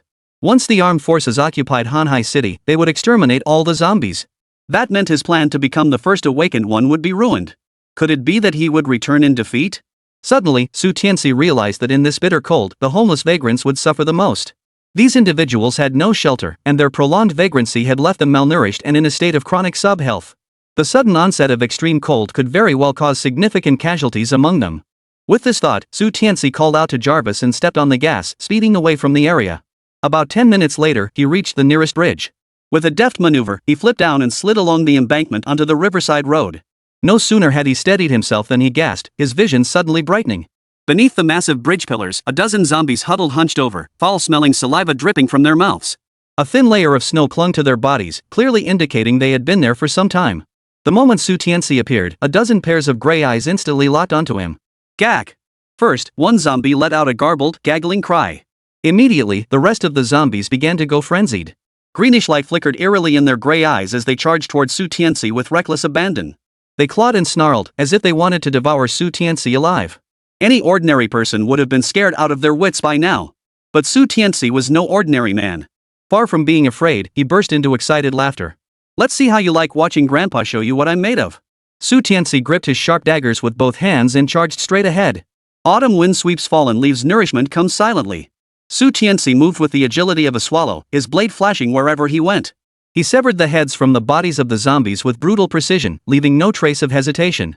In mere moments, over half of the dozen zombies were gone. Some decapitated corpses still writhed on the ground, crawling toward Su Tianci's feet to take a bite. But before they could succeed, Jarvis crushed them under his boot. The zombies were endless. Or rather, the number of vagrants clinging to life beneath the bridge had exceeded Su Tianci's expectations. Before Su Tianci could even clean up the battlefield after the first wave, another horde burst out from somewhere beneath the bridge, charging straight at him and Jarvis. For Su Tianci, slaughtering zombies was child's play, easier than eating or drinking. With each swing of his blade, blood spattered like mandala flowers blooming in the snow. Compared to Su Tianci, Jarvis had it easier. He switched straight into slaughter mode, wielding the submachine gun he'd been equipped with earlier. He swept it around in a flurry of fire, sending flesh and blood flying everywhere as the zombies' brains were reduced to pulp. Wait a minute, what did I just notice? Su Tianci's eyes suddenly lit up. Amidst the relentless tide of zombies, he spotted one whose eye sockets glowed with a faint blue light. This was the mutated zombie he'd been desperately searching for. This particular zombie was truly terrifying in appearance. Its age was impossible to discern, but it had undergone complete zombification. Tall and muscular, it resembled a walking tank, its right hand wielding a blood-soaked iron hammer. Among the horde, this zombie stood out like a crane among chickens. Compared to ordinary zombies, the mutated ones possessed a hint of intelligence. Not only were they physically stronger, but they could also wield weapons with surprising agility. Their power was no small matter. Su Tianci was so overcome with excitement at that moment that his body trembled uncontrollably. Taking a deep breath to steady his nerves, he drew a compact, elegant pistol from his waistband. Aiming directly at the mutant zombie's head, he pulled the trigger. True to its nature as a mutated zombie, sensing extreme danger, its massive body darted sideways, easily dodging Tianci's shot. Then, swinging its iron hammer, it let out a loud howl. The ordinary zombies froze for a moment, then, as if receiving some command, joined in the chaotic howling. This was one of the mutated zombies' abilities commanding ordinary zombies. Tianci showed no fear. With a single shot, he blew the head of the loudest howling zombie to smithereens. Jarvis immediately positioned himself in front of Tianci. Anyone who dared harm his master would be killed without mercy. Standing behind Jarvis, Tianci instantly hatched a plan and bellowed, "Jarvis, charge in." "Roger that, master." Upon receiving the command, Jarvis's arm shot upward, instantly deploying a protective shield. He then charged headlong into the horde of zombies. Jarvis possessed immense strength, especially now that he'd entered slaughter mode. Like a walking mountain, he crushed everything in his path, forging a bloody trail through the horde. Tianci seized the moment. When he was at the right distance, he planted his foot, leaping into the air and charging toward the mutated zombies. Thud! The mutated zombie raised its iron hammer to defend, but the hardened dagger pierced straight through the hammer, finally jabbing into the eye socket. A sharp crack followed as the massive head exploded like a watermelon, sending pulp and juice flying everywhere. The entire sequence was fluid, executed without the slightest hesitation. Tianci landed steadily on the ground, snatched the submachine gun from Jarvis's hands, and immediately opened indiscriminate fire in all directions. Bright, eerie mandala flowers bloomed across the pristine, flawless snow. Chapter 58, Special Forces Squad. Tian's shock. Tianci approached the mutated zombie, delivering a brutal hammer blow that smashed its skull to pulp. He then dug around inside, eventually extracting a pale blue crystalline object no larger than a thumb. This was a level 1 crystal. A pity it fell short of the standard grade 1 crystal, but obtaining an incomplete one was still acceptable. Tianci stowed the item away. With this promising start, Tianci naturally pressed on. He bypassed all the car crash sites and headed straight for areas where vagrants tended to gather. Working tirelessly until dusk, Tianci finally decided to head home. On one hand, nighttime brought reduced visibility and another sharp drop in temperature, causing the danger level to increase exponentially. On the other hand, the armed forces had already established meticulous defenses at every critical point within the city. Had it not been for the relentless storm, he would have been detected long ago. Tianci returned directly to the Tianci villa aboard the Apocalypse battle vehicle. Upon seeing Tianci return, Bei Funi practically threw herself at him, her joy palpable. But when she realized he was alone, a hint of disappointment flashed in her eyes. "What's with the face, you little minx?" Tianci ruffled Bei Funi's hair. Beverly playfully stuck out her tongue. "I thought my husband brought a woman home, but it's just him." "What? You're not jealous?" "I'm too happy to feel jealous. Honey, you don't know back home every outstanding man has dozens of wives. The more wives he has, the more impressive he is," Bei Funi said with a giggle. After a pause, she continued with an expression of deep admiration, "And you, my husband, are the most outstanding man in the entire world in my eyes. I'm even worried I might not be able to serve you well enough by myself." Tianci froze for a moment, then burst out laughing. He truly hadn't expected Bei Funi to say such things, and his heart was naturally filled with joy. It must be said, Bei Funi truly was the perfect partner. She never refused any request from her partner. She was stunningly beautiful, had an incredible figure, and possessed a gentle, devoted nature so loyal she'd even go out of her way to find women for him. He was now genuinely curious what special abilities would Bei Funi possess once she awakened her powers. Meanwhile, near the riverside road by the bridge, dozens of elite armed soldiers, armed with rifles and machine guns, had sealed off the area layer upon layer so tightly not even a mosquito could slip through. At the center of their blockade lay the gruesome remnants of a brutal battlefield. Hundreds of zombies lay smashed to pieces, their blood and severed limbs mingling in a horrifyingly gruesome scene. The thick, putrid stench of blood and decay was utterly unbearable. Yet now, a middle-aged man stood there, ignoring the stench. His brow furrowed as he stared intently at the pulpy remains before him, his expression grim. Beside him, a military medic held a report and stated, "Sir, our team has completed the on-site inspection. A total of 102 zombies. Plus 1 mutated zombie. All confirmed dead. After surveying the scene, our preliminary assessment indicates 2 assailants were involved. One used close-range combat with a US-made SEAL specification dagger, while the other employed a US-manufactured short-range submachine gun for long-range fire. The other individual used only long-range weapons, likely an assault rifle, though the specific model remains unclear at this time. Moreover, what shocked us even more was that a significant portion of these zombies were eliminated by melee weapons. The Special Forces soldiers standing nearby in small groups all shuddered involuntarily upon hearing this. Only 2 people had killed over 100 zombies, including a powerful mutated zombie. Even the elite of the elite, the most seasoned Special Forces veterans, couldn't achieve that. It was utterly mind-boggling. Individual combat prowess reaching such heights was almost unimaginable. Su Qingtian exhaled slowly and remarked, "There's one thing you missed. Observing one of these two is exceptionally formidable." He walked to a corner, retrieved his assault rifle, and fired in 5 different directions. Bang! 5 zombies lay motionless in each direction. Su Qingtian's marksmanship was flawless, every shot hitting the zombie squarely in the head. Immediately afterward, Su Qingtian shifted his position. With each adjustment of the rifle's muzzle, a zombie in a different direction was headshot. His movements were fluid to the extreme. Su Qingtian was reconstructing the scene. The Special Forces soldiers watched him intently. An image of a figure with exceptional movement and marksmanship slowly formed in their minds, followed by a collective gasp. Not only were his movements crisp and decisive, but he achieved perfect accuracy. Even while continuously dodging and shifting, he consistently struck the zombies squarely in the head. They knew full well that even the most elite soldiers of the armed forces couldn't achieve such feats. Because they were human, not gods. Under such intense combat pressure, even the most skilled would inevitably make mistakes. Yet before them stood a living embodiment of godlike prowess, forcing them to struggle to believe their own eyes. But what followed left them stunned into silence. With decisive precision, Su Qingtian tossed aside his assault rifle. As his right hand drew a dagger, his left hand simultaneously gripped a pistol from his waist. Both hands moved in unison, executing an incredibly difficult slashing maneuver. He repeated the sequence multiple times. The battle-hardened Special Forces soldiers' eyes widened gradually, their faces washing over with shock like a tidal wave crashing down upon them. No wonder the angle at which the zombies piled up was so peculiar. It was because of that man's movements. Even the elite among their own ranks couldn't execute such moves. Each strike instantly dispatched a zombie. A rough estimate revealed that in less than a minute, he had already taken down nearly 20 to 30 zombies. This speed, this efficiency, this identity, it was utterly breathtaking. Most crucially, if word of this reached the barracks, the instructors and commanders would surely declare it impossible. After all, this far exceeded the limits of human capability. Yet the positions of these fallen zombies before them proved undeniably that such unfathomable things did indeed occur in this world. Chapter 59, The Shock of the Crowd. Tanaka Mariko. After finishing all this, Su Qingtian withdrew his hand. The reverent gazes of the Special Forces soldiers all fell upon Su Qingtian. Su Qingtian, captain of the 1st Special Forces Unit, the peerless warrior who had crushed all opposition to claim victory in the inter-military district combat trials. He had practically become a legend within the armed forces. Su Qingtian exhaled slowly, his expression solemn. But my speed is still too slow. Both the fluidity of my footwork and the speed of switching between weapons are far too sluggish. And that was while facing over 100 flesh-eating zombies. By the end of his assessment, even Su Qingtian wore an expression of self-reproach. Upon hearing Su Qingtian's words, the expressions of the Special Forces team members darkened considerably.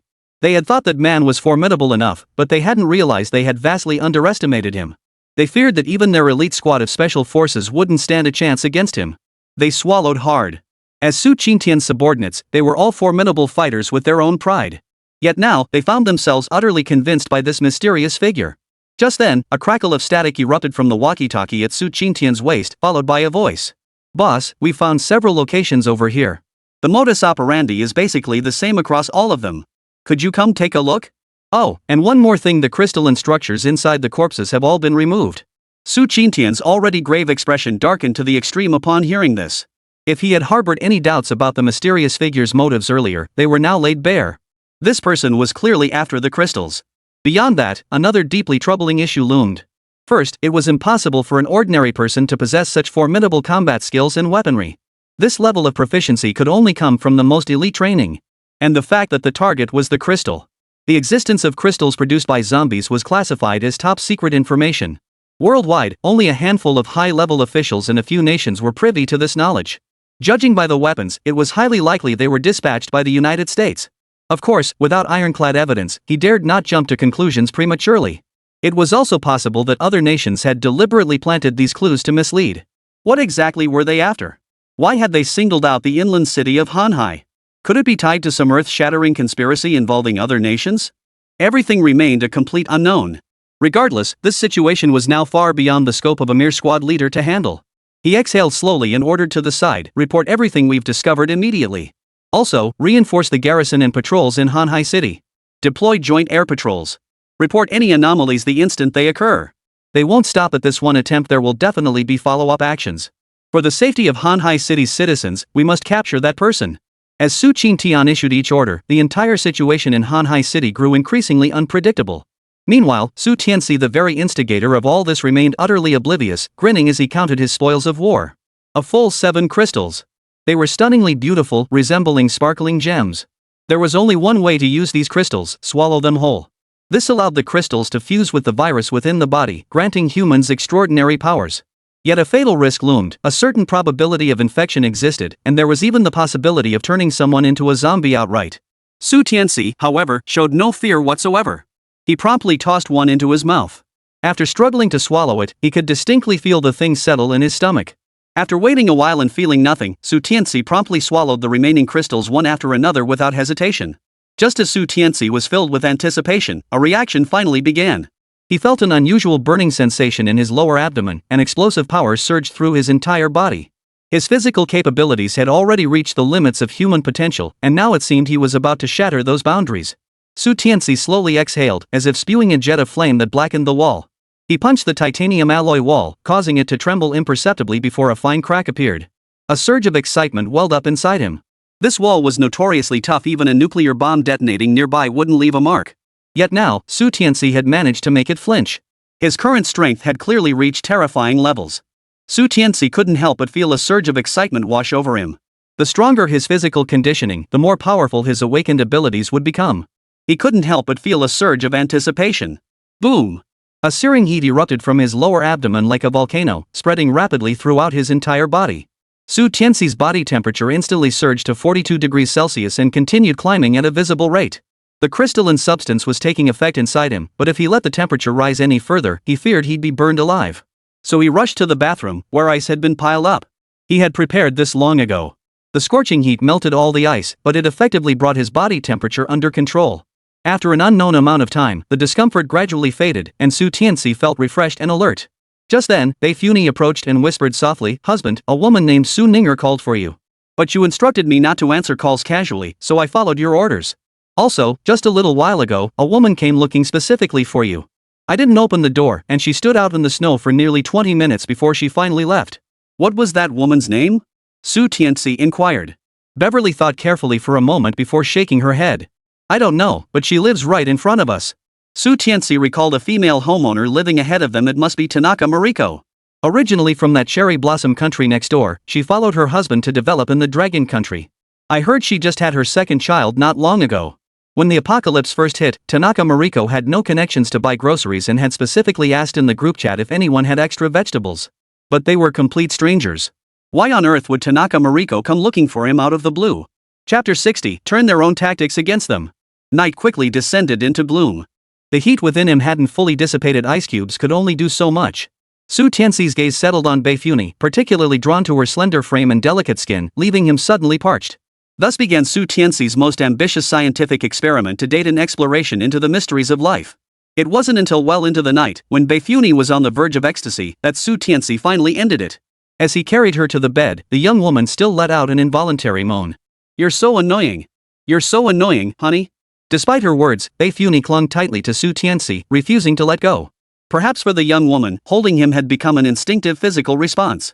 Watching the nearly dazed Bei Funi, Tianci's face softened into an embarrassed smile. Truth be told, he hadn't used any special techniques on Bei Funi. Yet she adored him unconditionally, depended on him completely, and even willingly sought out women for him, truly the epitome of a perfect lover. Beverly truly obeyed his every word.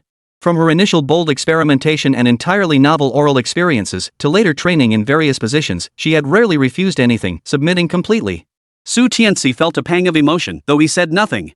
He tucked the covers around Bei Funi, instructed Jarvis to raise the temperature, and then lay down beside her, drifting into a deep sleep. After battling through the entire night, he was now somewhat weary.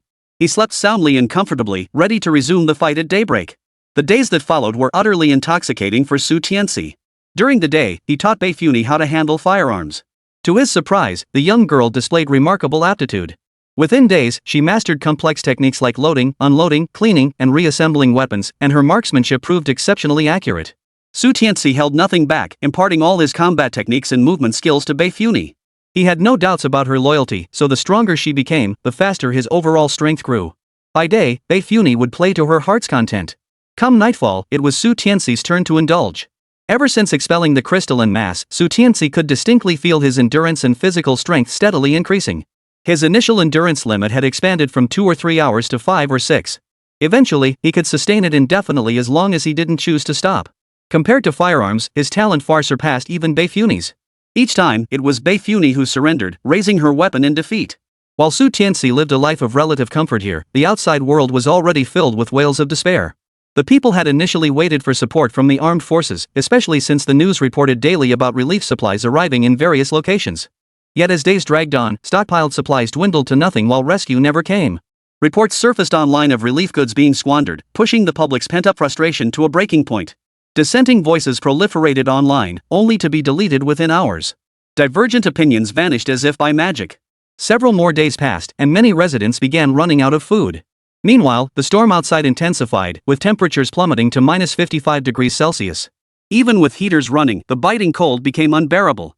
Facing the grim prospect of starvation or freezing to death, some decided to take matters into their own hands. They braved the torrential blizzard, rushing toward nearby supermarkets and supply points. But the boldest among them didn't get far before being harshly driven back by armed soldiers. This was like pouring gasoline on a fire. The crowd instantly erupted, venting their frustration in their respective homeowners' group chats. They promised supplies, but we haven't seen a damn thing. Forget instant noodles, we haven't even seen a single leaf of greens. Where are the supplies? They keep saying they're coming, but where the hell are they? What are you talking about? Didn't you see those videos from a few days ago? We're starving and freezing here, but others? They've got plenty of food and water, even extra to feed their dogs. Ugh. How come I didn't see that? Got the videos? Send them over. How can people be so different? Those bastards, those good-for-nothing scumbags lining their pockets at a time like this, they should all rot in hell. The videos are gone now. Even the ones I downloaded and saved got deleted. Oomph. Stop complaining about this stuff. Just wait patiently for rescue. Yesterday, a few people went out to buy supplies and got escorted back. That's all I can say. The neighborhood chat exploded. Especially those old folks, Uncle Lee, Auntie Jean, they were ranting non-stop. Some people just loved stirring the pot, fanning the flames. As the saying goes, don't rely on others when the day comes, you'll be on your own. We need to start helping ourselves and uphold our traditional virtues. If anyone has extra food, sell it to us, we'll pay 3 times the market price. The moment this message hit the chat, the conversation went completely silent. I said, folks, they say a good neighbor is better than a distant relative. We've been neighbors for decades, isn't this the time to help each other out? Are you just going to stand by and watch us starve? Yet, silence remained. Su Tianci peered at the screen. After reading these messages, he let out a cold laugh. Still standing on that moral high ground to blackmail others. Exactly the same as in his previous life. In his previous life, he'd stockpiled supplies in advance, and that pack of old beasts had set their sights on them. Li Suilan, blinded by greed, had pressured him into selling them off, with every last penny ending up in that old hag's pocket. As the storm raged on, his family ran out of food. Then that old hag blamed Su Tianci, cursing him out without a shred of mercy. Frankly speaking, this entire building is full of beasts. Su Tianci let out a cold laugh, suddenly struck by an idea. He quickly typed out a message and sent it straight to the group chat. If I recall correctly, Old Manly in 201 on the 5th floor stockpiled 10 boxes of instant noodles, 20 boxes of regular noodles, 50 pounds of pork, and 60 pounds of mutton. In 201 on the 7th floor, Old Lady Lou hoarded 100 pounds of noodles and 500 pounds of vegetables. As for the 3rd floor, he rattled off the stockpiled supplies of every household as if listing a menu, recounting them with the familiarity of a cherished collection. The lengthy message read like a short essay. Finally, he added, I'm doing this for the sake of neighborhood harmony. Fellow elders, I trust you wouldn't stand by and do nothing. Chapter 61, Turning the Tables on Moral Blackmail. Zheng Kursen's Scheme. Moral blackmail? As if anyone doesn't know how to do that. The moment Su Tianci's message hit the group chat, it erupted in chaos. Damn it! Old Zheng, you're being unfair. With all these supplies, when we asked for help earlier, you didn't even utter a word. You guys are just too sneaky. I think Mr. Su was right, we all need to stick together through this tough time. Fellow neighbors, you wouldn't just stand by and watch someone drown, would you? Grandpa Lu and the others had been happily watching the drama unfold, but suddenly the fire had spread to their own doorstep, leaving them utterly bewildered. That son of a... What the hell does Su Tianci think he's doing? Mrs. Zhang, who'd been called out, couldn't help but curse loudly. All she did was echo a few curses when Li Suilan was berating Su Tianci. Was that really worth such deep-seated hatred? Bang! Suddenly, there was a loud knock at the door. At this moment, Aunt Zhang dared not open the door. Not only did she lock it from the inside, but she also blocked the doorway with the living room sofa, fearing that the desperate, starving crowd might smash it down recklessly. The other households were doing the same. So those who came away empty-handed started cursing these old bastards in the group chat. And these old bastards, especially the ones who felt wronged, immediately fired back with every nasty insult they could think of. Thankfully, this was the apocalypse, otherwise, a single report would have shut down the entire group. Watching the pack turn on each other, Su Tianxi's face twisted into a cold, bitter smile. In his past life, these beasts had treated him the same way. Now, he was merely getting his revenge. But his revenge had only just begun. They'd only been without food for a few days. Wait until they were truly desperate, starving to the point of eating tree bark that would be the real fun. What puzzled Su Tianci was the utter silence from Li Tsuilan's entire clan after all this time. It was genuinely baffling. After all, he had deliberately arranged for those four to be detained by the Public Security Bureau, perfectly missing the golden window for stockpiling supplies. By now, they should be lining up with the old bastards to divide up the hoarded goods. Why were they so quiet? After a moment of bewilderment, Su Tianci figured it out. Li Tsuilan was dirt poor. Forget paying triple the market price. Even if they sold it at a discount, she probably couldn't afford it. You had to admit, Su Tianci was spot on. Inside Su Tianci's apartment complex unit, the four huddled under a quilt, shivering with cold and hunger. Haven't we eaten today? Li Tsuilan asked, her face a mask of despair. Zhang Kursen muttered angrily under her breath, you have the nerve to say that. If it weren't for that beast Zhang Ziyue gobbling up all 5 of our last packets of instant noodles, we could have lasted at least a few more days. Zhang Ziyue instinctively defended himself, am I hungry? Isn't there a saying? A growing boy can eat his father into poverty. The world may be vast, but eating comes first. You can't just stop me from eating. Zhang Dezhuang had intended to back Zhang Ziyue up, but upon seeing Zhang Kursen's expression that could devour a person, he immediately backed down, his head drooping. Li Tsuilan edged closer to Zhang Kursen and said in a pitiful tone, my dear daughter, why don't you go knock on old Qian's door next door? If all else fails, just close your eyes and let him have his fun. That old geezer only lasts a few minutes anyway. Zhang Kursen's blood boiled at those words. She never imagined her own mother could utter such words, clearly showing no regard for her daughter. For days, Li Tsuilan and her group had refused to move on. When hunger struck, they'd demand Zhang Kursen find food. What could she do? She had no choice but to beg for scraps from the neighbors. Those neighbors had soft hearts. Seeing the beautiful girl looking so pitiful, they gave her some food. But this situation couldn't go on forever. Those old men weren't doormats, they couldn't keep giving selflessly indefinitely. Besides, what was the state of the world now? Outside, a blizzard raged, and every morsel of food consumed meant one less to go around. It was no exaggeration to say food was as precious as gold. So it was inevitable that some would start scheming. Among them was old Qian, whom Li Tsuilan had mentioned earlier. Old Qian had stockpiled hundreds of pounds of noodles and pork, plus dozens of boxes of instant noodles. He laid it out plainly, if Zhang Kursen would sleep with him, he'd give her a box of instant noodles each time, and each box contained 100 individual packets. And this old bastard was nearly 50 years old. When did she become so cheap? Hearing his offer made her feel sick to her stomach. Go ahead then. You've got a thing for that old Qian, haven't you? Why else would you be begging people to play cards with you every single day? Zhang Kursen retorted, her face twisted with disgust. What? You old fart, you actually want to have an affair? Zhang Dezhuang flew into a rage the moment he heard it, immediately hurling insults at Li Tsuilan. The two old folks instantly started wrestling. Zhang Ziyue ignored his parents' brawl, looking pitifully at Zhang Kursen and saying, sis, I want something to eat. Eat me instead. You good-for-nothing brat. Zhang Kursen couldn't hold back and snapped back. If they hadn't gone looking for trouble with Huang Ruoshi, they wouldn't have missed that crucial chance to stockpile supplies. Honestly, half the blame for this mess lies squarely on Zhang Ziyue. Wait. Zhang Kursen seemed to remember something and hurriedly said to Li Tsuilan and Zhang Dezhuang, I recall that Su Tianci stockpiled a huge amount of supplies earlier, causing quite a stir throughout Hanhai City.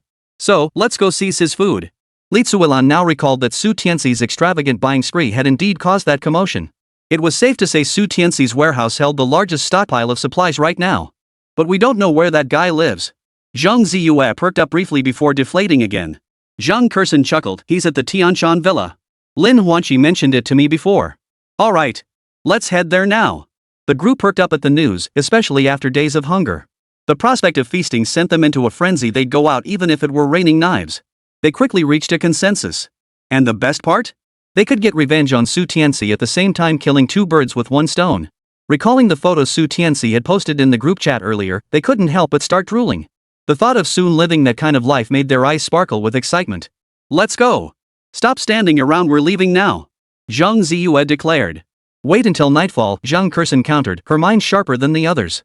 We don't want those animal neighbors catching wind of it. Su Tianci's supplies belong to us. Of course, operating at night meant they'd be hidden by the darkness, avoiding detection by the armed forces outside and thus preventing the possibility of being sent back. Chapter 62, Su Ninger, completely enchanted. Inside the Tianci villa, after firing a round, Bei Funi meticulously cleaned the firearm. Barrett's thick, rigid barrel rumbled with each shot like a miniature cannonball. Not only was the firepower immense, but the recoil was powerful too. The sensory experience was absolutely incredible. After just one shot, Beifuni was hooked on the sensation. Not far away, Su Tianci lounged on the sofa, sipping vodka while puffing on a cigar worth 200,000 yuan. He was lost in a cloud of smoke, utterly blissful. Suddenly, a phone on the nearby table rang, a video call from Su Ninger. Su Tianci shot a glance in its direction without moving a muscle. The AI Jarvis understood immediately, seamlessly transferring the call to the large screen in front of Su Tianci. On the other end, Su Ninger was still waiting for the call to connect. As the blizzard intensified, the network signal became increasingly unstable, often taking half a minute to respond. There was still a final payment outstanding, and she genuinely feared Su Tianci might suddenly kick the bucket, leaving her with a bad debt and a blemish on her otherwise stellar track record. Alone at home, Su Ninger dressed with casual freedom, a silk gown worn without undergarments, hinting at a deep, alluring cleavage. Her every movement radiated irresistible charm, utterly captivating. Soon, the call connected. Su Tianci blew a smoke ring, looking languid after his workout. Wearing only boxer shorts, his perfectly sculpted physique was fully exposed to Su Ninger through the large screen projection. Just as Su Ninger was about to speak, she caught sight of the scene. Startled, she nearly dropped the phone. After swallowing hard, she found herself inexplicably drawn closer, pretending to casually appraise Su Tianci's flawless physique. As she looked, she swallowed repeatedly. The smooth contours of his muscles promised an incredible feel. His 8-pack abs were undoubtedly rock hard, while the subtly defined chest muscles radiated an indescribable allure. Most crucially, the bulge straining against the briefs was indescribably pronounced. The overwhelming surge of testosterone was enough to kill. Literally kill. This was far more tempting than any male beauty in short videos. Her breathing instinctively quickened. If her rationality hadn't held out, she might have started licking the screen right then and there. Why aren't you wearing any clothes? The moment those words left her lips, Su Ninger's face flushed bright red. Come on. You're the one who called, okay? Didn't you see I just finished working out and was resting? What, is it wrong for me to answer your call? Huh? Su Tianci deliberately drew out the last syllable of huh? His deep voice paired with the tantalizing scene instantly left Su Ninger utterly spellbound. Su Ninger swallowed hard again. Even though she felt embarrassed, her eyes betrayed her honesty. She couldn't help but glance at his 8-pack abs and that indescribable bulge, her speech stumbling slightly. I just came to see if you were dead. Don't worry, I'll be just fine. Su Tianci suddenly took a swig of wine. The intense testosterone radiating from his every movement made Su Ninger's cheeks burn. She wanted to look, yet dared not gaze openly. This conflicted desire plunged Su Ninger into turmoil. She'd encountered many top international male models before. While their physiques were impressive, they strangely lacked masculinity, giving off only the cold, lifeless aura of clothes racks that left her utterly uninterested. Su Tianci's physique, however, and the overwhelming surge of male hormones radiating from him, instantly captivated her. Her heart pounded wildly, threatening to leap out of her throat. It was the first time in over a decade that she'd felt this way. As she continued peeking, her gaze suddenly landed on the table holding the vodka. There, resting on it, was a black, gleaming pistol. She froze, her expression snapping back to alertness. She blurted out. Is that thing next to you a gun? Su Tianci glanced at it, then shrugged nonchalantly. Just a replica toy I collect when bored. What? You like it? Next time we meet, I'll let you touch it. Seriously, the feel is indistinguishable from the real thing, especially the barrel. So black and hard. His voice suddenly dropped low, but it's not as hard as mine. Su Ninger's mind didn't register the meaning at first. But as she slowly processed it, her gaze drifted inexplicably to that unnameable object. Her brain felt like it had exploded, buzzing with disbelief. Right now, that phrase was all she could think about. Even if she were the slowest person alive, she understood this guy was making a rather vulgar, dirty joke. You're disgusting. Su Ninger was utterly flustered, at a loss for words. After muttering I hate you, she hung up the phone. Tossing the phone aside, Su Ninger flopped onto her bed. Her heart still pounded wildly, and all the blood in her body seemed to rush to her face, burning hot. This guy is so annoying. How come I never noticed before how great his body is? Those abs must feel amazing to the touch, heh. I'll definitely get my hands on them someday. Staring at the ceiling, Su Ninger couldn't help but let her imagination run wild. By the end, she giggled softly, her face flushed with youthful desire. Looks like I've got her completely smitten. Su Tianci was no fool. He saw right through Su Ninger's little thoughts. He could have easily changed clothes before the call or switched to voice chat, but he deliberately didn't. Instead, he flaunted his assets with confidence. If things went as planned, that prov little peacock would surely be lost in fantasies right now. Their relationship was definitely ready to take a step forward. Just then, Jarvis's voice suddenly chimed in. Master, intruder detected. The next moment, surveillance footage filled the large screen before Su Tianci. 4 figures could be seen trudging through the blizzard, inch by inch, toward the Tianshan villa. They moved in fits and starts, their furtive, sneaky demeanor betraying their thieving intent. They thought they were being stealthy, but Su Tianci had them completely figured out. He could guess who these four were without even thinking. I thought you bastards had finally learned your lesson, but it seems you still want to come after me. Too bad you picked the wrong target. Su Tianci let out a cold laugh, extinguishing his cigar. Just as he was about to rise, Jarvis suddenly spoke again, an intruder detected near the sales office. Interesting. Very interesting. So you all think I'm a soft target, huh? Then, rising to his feet, a cold expression hardened his features as he declared, Jarvis, follow your master. Let's hunt. Chapter 63, I truly want to torture you to death. It's ing freezing. I'm about to freeze to death. Shut up and save your strength. The Zhang family members crawled forward like snails in the blizzard, inch by inch. When they finally reached the Tianci villa, they were stunned to see walls as solid as bronze and iron, without a single crack. Even the windows were sealed with reinforced glass. Zhang Dezhuang and Zhang Ziyue hammered away at the walls for ages, leaving not a single scratch. Damn bastards! Would it kill them to cut corners a bit? Why make it so damn solid? Zhang Ziyue cursed, about to spit on the ground. But as he opened his mouth, the biting cold wind rushed in, sending a shiver down his spine. He immediately clamped his mouth shut, saying nothing. Just as everyone was growing frustrated, a shadowy figure suddenly appeared nearby. Who? The group instantly went on high alert. As the figure drew nearer, they finally made out the face. Zhang Kurson gasped in surprise, Lin Huanqi? What brings you here? Lin Huanqi never imagined he'd run into Zhang Kurson's family here. Ever since that one time in the car with Su Tianci, she thought she'd caught his eye. Even if she couldn't be the main wife, she wouldn't mind being a mistress or two.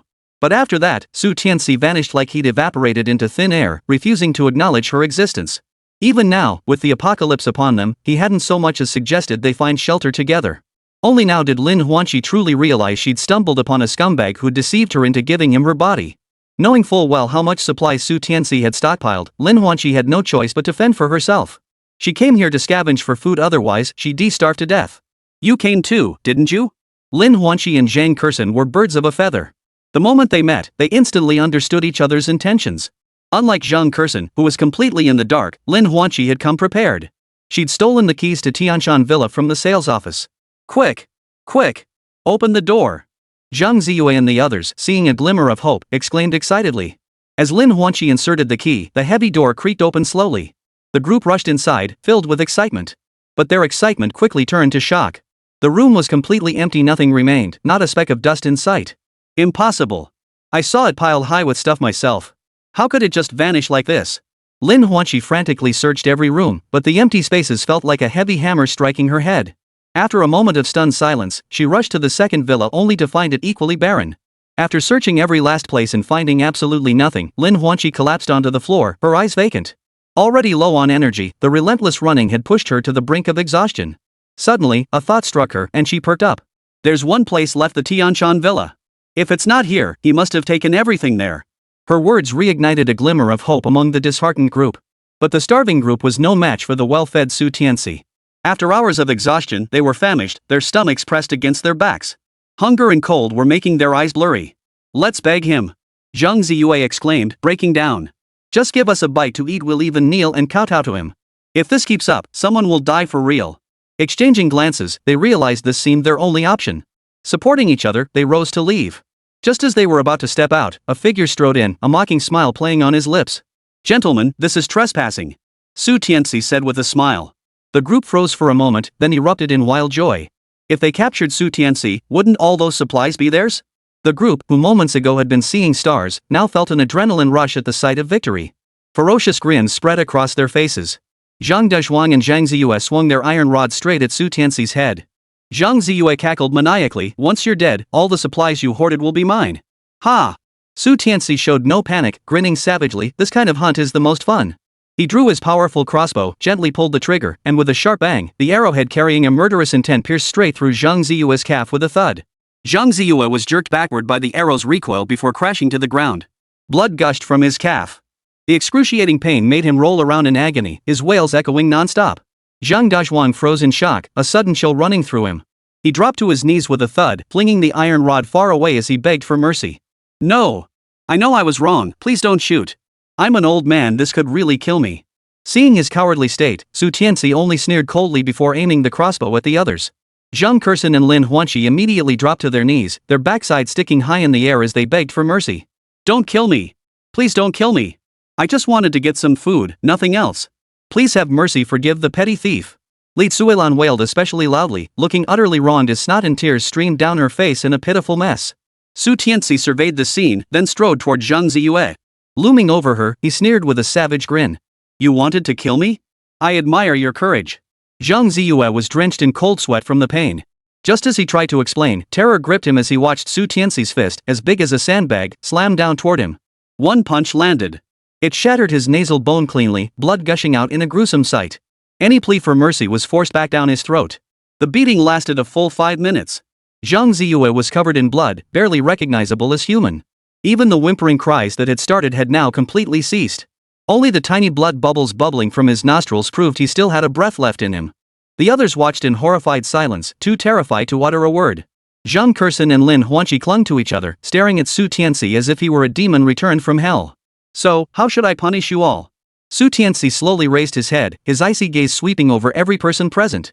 His deep, ominous tone added an oppressive weight to the already bloody atmosphere. A collective shiver ran through the crowd. How about I just kill you all? After all, no one else will ever know. Su Tianci chuckled deeply. Chapter 64, Survival After the Storm? No! This is only the beginning of the nightmare. Hearing these words, the group was utterly terrified, especially when they saw the savage grin on Su Tianci's face. They had no doubt he was deceiving them. Besides, with signs of the apocalypse already emerging, the old order shattered, a few deaths wouldn't make a ripple. Zhang Dazhuang shuddered uncontrollably. Without a second thought, he threw his arms around Su Tianci's leg and wailed, My dear son-in-law, please don't kill me. After all, I'm your father-in-law. Yes, dear son-in-law. Look here, you slept with my daughter, and you slept with my future daughter-in-law before she was even married. We've done our part for you. Li Suilan also hurriedly pleaded. The two old beasts kept banging their heads on the floor, making a thudding sound. Blood began to flow from their heads, but they dared not stop. Hidden in the corner, Lin Huanqi listened to this exchange. Beyond utter bewilderment, she felt fear so thick it was almost tangible. She never imagined Su Tianci would not only sleep with Zhang Ziyue's girlfriend but also harbor such intense murderous intent toward Zhang Kursin's entire family. No wonder he'd ignored her after taking advantage of her these past days. He'd found a new conquest. Yet she couldn't utter a single word of reproach now, for Su Tianci appeared like a demon returned from hell, chilling the very bones. Want me to spare you? Easy enough. Let's play a game. Su Tianci declared. The Zhang family froze, then exhaled in relief.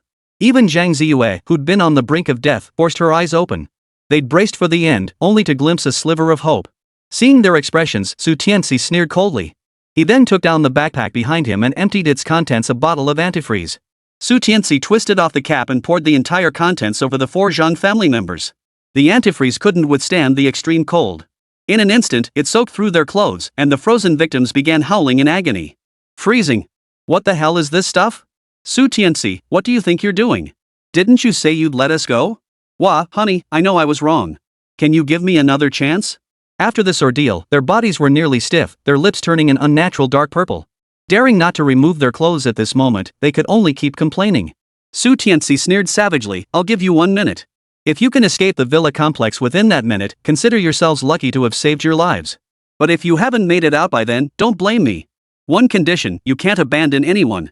Otherwise, I'll ignore the rules and take action against you. The timer starts now. The final words exploded like a thunderclap. Zhang Dezhuang and Li Suilan reacted first, grabbing Zhang Ziyue's arms on either side and sprinting toward the exit. The raging blizzard, the man-high drifts, none of it mattered now. Their minds were consumed solely by the will to survive. No one paid Zhang Kursin any mind. Only after the other 3 had vanished into the distance did she snap out of her daze. Instantly, tears streamed down her face. After cursing the 2 old fools under her breath, she too scrambled frantically toward the exit.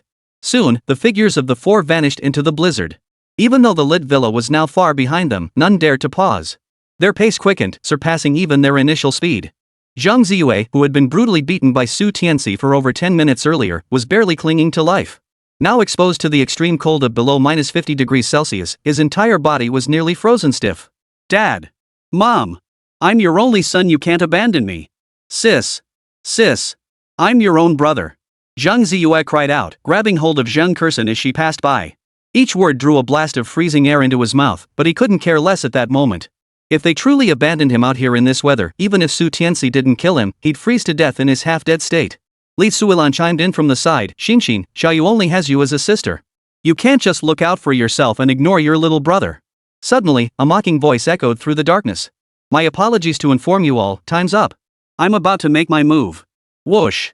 In the next instant, a sharp arrowhead sliced through the air, trailing layers of razor-sharp edges as it whizzed toward them. Whether Su Tianci did it on purpose or the blizzard obscured his vision, the arrowhead flew directly over Zhang Ziyue's head, missing her by mere millimeters and snatching away a few strands of her hair. Zhang Ziyue felt a chill run down her spine, her body going numb. After a moment, she screamed at the top of her lungs, "Run! Su Tianci is going on a killing spree!" The group instantly accelerated, their speed increasing visibly. Their burst of speed at that moment far surpassed even the most agile cheetah, especially after hearing the piercing whistles of arrows tearing through the air behind them. They moved so fast they became mere afterimages. Finally, after leaving the villa compound, the whistling arrows ceased. They breathed a sigh of relief and limped toward the residential neighborhood. In the darkness, Su Tianci watched the scene with a savage grin.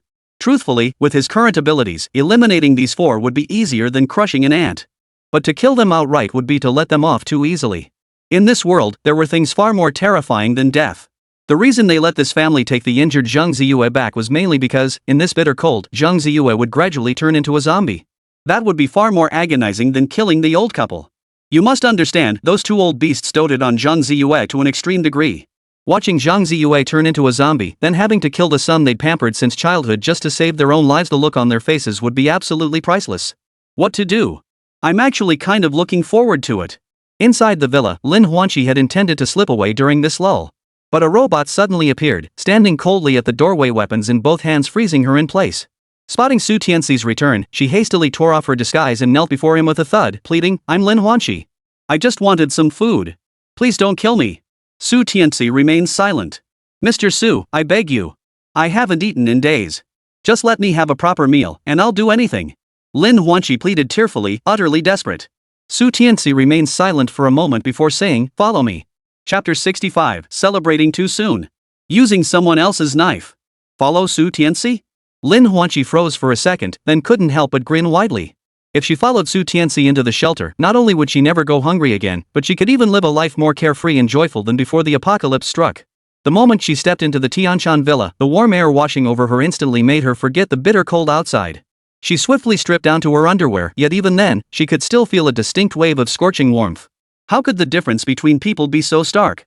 Outside, the bitter cold nearly froze them to death, yet here at Su Tianci's place, the heat was so intense it felt like summer enough to cook someone alive.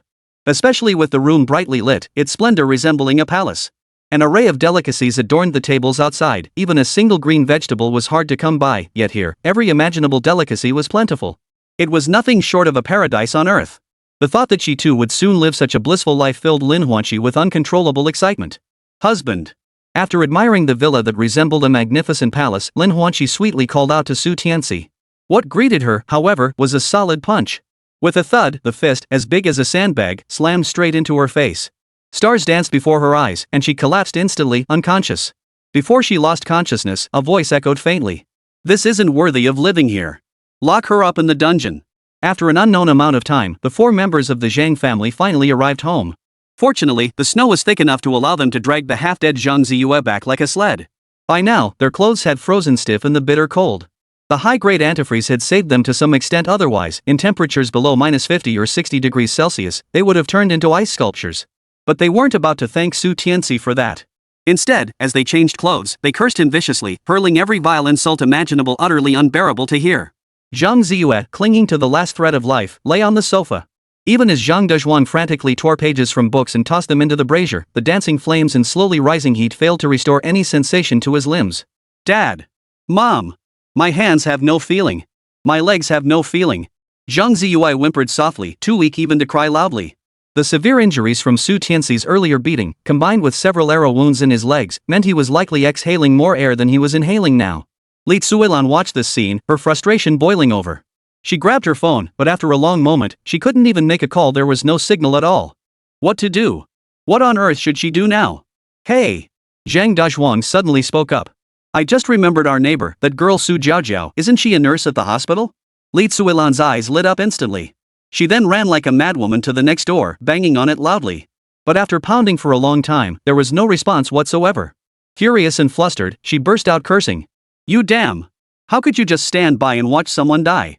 They say a good neighbor is better than a distant relative. Don't you have any humanity left? After raging helplessly for a while, she finally stormed off, still muttering curses under her breath. Since she couldn't rely on others, she'd have to figure it out herself. Shinshin, fetch the first aid kit. It's in the second drawer of the study desk. Hey, you little brat, who are you giving me that look to? Li Suilan had intended to instruct Zhang Kursen, but the girl remained cold-faced. Once her body regained some sensation, she rose and marched to her own room, slamming the door shut with a loud bang. The actions of those two old fools had already left Zhang Kursen utterly disillusioned with this family and these so-called parents. Already seething with anger, Li Suilan exploded at the sight, bellowing. What do you think you're doing, you little brat? Think you've grown wings and can fly away now? You ungrateful. I've wasted my life raising you. Even a dog I raised would wag its tail for me. Raising you was a waste of time. Only when she had vented her fury to her heart's content did Li Suilan stop. Together with Zhang Dezhuang, they tended to Zhang Ziyue's arrow wound. Though they had no real-world experience, they'd watched plenty of TV shows.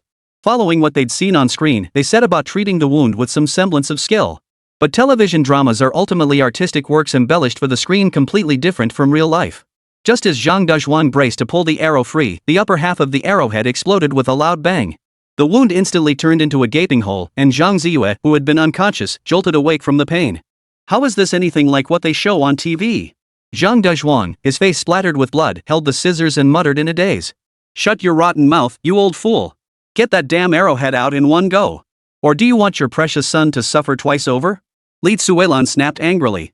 Zhang Dezhuang shrank his neck and hurriedly resumed the task. This cycle repeated itself. By the time all the arrowheads were extracted from Zhang Ziyue's leg, it was deep into the night. The living room was now splattered with blood everywhere, looking no different from a murder and dismemberment scene. Zhang Ziyue finally felt some relief. He had been trapped in an endless cycle of waking in agony only to pass out from the pain again and again. Thankfully, it was finally over. Seeing her son pale and tortured beyond recognition, her heartache gradually transformed into fury directed at Su Tianci. By the end, she radiated a mad aura. No matter what, Su Tianci would not be allowed to get away with this. How dare he threaten us and lay hands on our precious son? If this grudge goes unavenged, I'll never rest in peace. Zhang Dezhuang trembled at the thought of Su Tianci, who radiated murderous intent, and hurriedly tried to calm her. Don't act rashly. That man has no regard for his own kin now. Li Suilan let out a cold laugh. Aren't there already many people in our neighborhood who've run out of food? If they found out Su Tianci's house is stockpiled with mountains of supplies, what do you think they'd do? Zhang Dezhuang froze, then his eyes lit up. They'd definitely go after Su Tianci. As the saying goes, people die for wealth, birds die for food. They're starving now for a single meal, they'd even risk their lives. Just this one building alone has hundreds of residents. He couldn't believe Su Tianci would dare kill them all. The more Zhang Dezhuang thought about it, the more feasible it seemed. Finally, he couldn't help but burst out laughing. Not only would they get revenge on Su Tianci, but they'd also get a huge haul of supplies, killing two birds with one stone. Meanwhile, Su Tianci, the very man these two old beasts had set their sights on, was just about to begin his own entertainment session. Chapter 66, Flogging. What goes around comes around. After an unknown amount of time, Lin Huanqi slowly opened her eyes, only to find herself trapped in a dungeon. Her limbs and neck were tightly secured to the walls. The floor was paved with angular tiles, the walls a dark gray radiating an inexplicable chill. A chandelier hung from the ceiling, casting uneven light. In the corners piled various bizarre objects. As Lin Huanqi took in her surroundings, her pupils instantly contracted. Having been pampered since childhood, she had never faced such a situation. Panic overwhelmed her completely, and she had no idea why she was here. Mr. Su! Mr. Su! How did I end up here? Mr. Su, say something. Tap. Suddenly, crisp footsteps echoed through the room. Su Tianci descended the stairs, a bottle of vodka in hand. His face twisted into a mocking grin when he spotted Lin Huanqi. Truthfully, I hadn't planned to deal with you just yet. But you chose to aid the tyrant, helping those beasts steal my supplies. Looks like you think I'm easy to push around. Lin Huanqi trembled in fear. No, it's not like that. I just wanted something to eat. I haven't eaten in days. I'm really hungry. Su Tianci merely gave a cold laugh. He reached for the leather whip hanging on the wall beside him. Meeting Lin Huanqi's terrified gaze, he slowly approached, his voice deep and ominous, as if echoing from the depths of hell. Lin Huanqi, mistakes come with a price. Crack. Su Tianci lashed the whip directly across Lin Huanqi's body. A sharp crack echoed, followed by the sound of flesh tearing in a piercing scream. Lin Huanqi felt a searing pain across her body, so intense it nearly knocked her unconscious. Pain. It hurts so much. Mr. Su, please don't hit me anymore. I know I was wrong, I truly know I was wrong. I was just so hungry, I only wanted to get some food. I never meant to harm you. With each plea, Su Tianci struck harder. In his past life, he and Lin Huanqi had gone out together to scavenge supplies. Out of nowhere, they were surrounded by zombies. In the end, the self-serving Lin Huanqi had fled alone. Heaven had shown him mercy, granting him a slim chance of escape from certain death. That terror had become an indelible psychological shadow, haunting him for the rest of his life. Recalling this, rage gradually consumed his mind. To forgive Lin Huanqi so easily would be to betray his former self. At this moment, Su Tianci showed no mercy. Under the influence of his pure young physique, he could absolutely make Lin Huanqi willingly pledge absolute loyalty to him. Moreover, he had discovered an unspeakable function of this constitution: the more brutal the torment, the more unwavering the loyalty. Had he not stumbled upon this ability, Lin Huanqi would have been dead long ago. Su Tianci knew no fatigue. One lash followed immediately by another. After covering her front in wounds, he turned her over to begin anew on her back. This cycle repeated relentlessly until Lin Huanqi was a bloody mess, not a single inch of her body spared. Even so, Su Tianci still felt unsatisfied. The agony Lin Huanqi was enduring now paled in comparison to the torment he'd suffered in his previous life when surrounded by hundreds of zombies.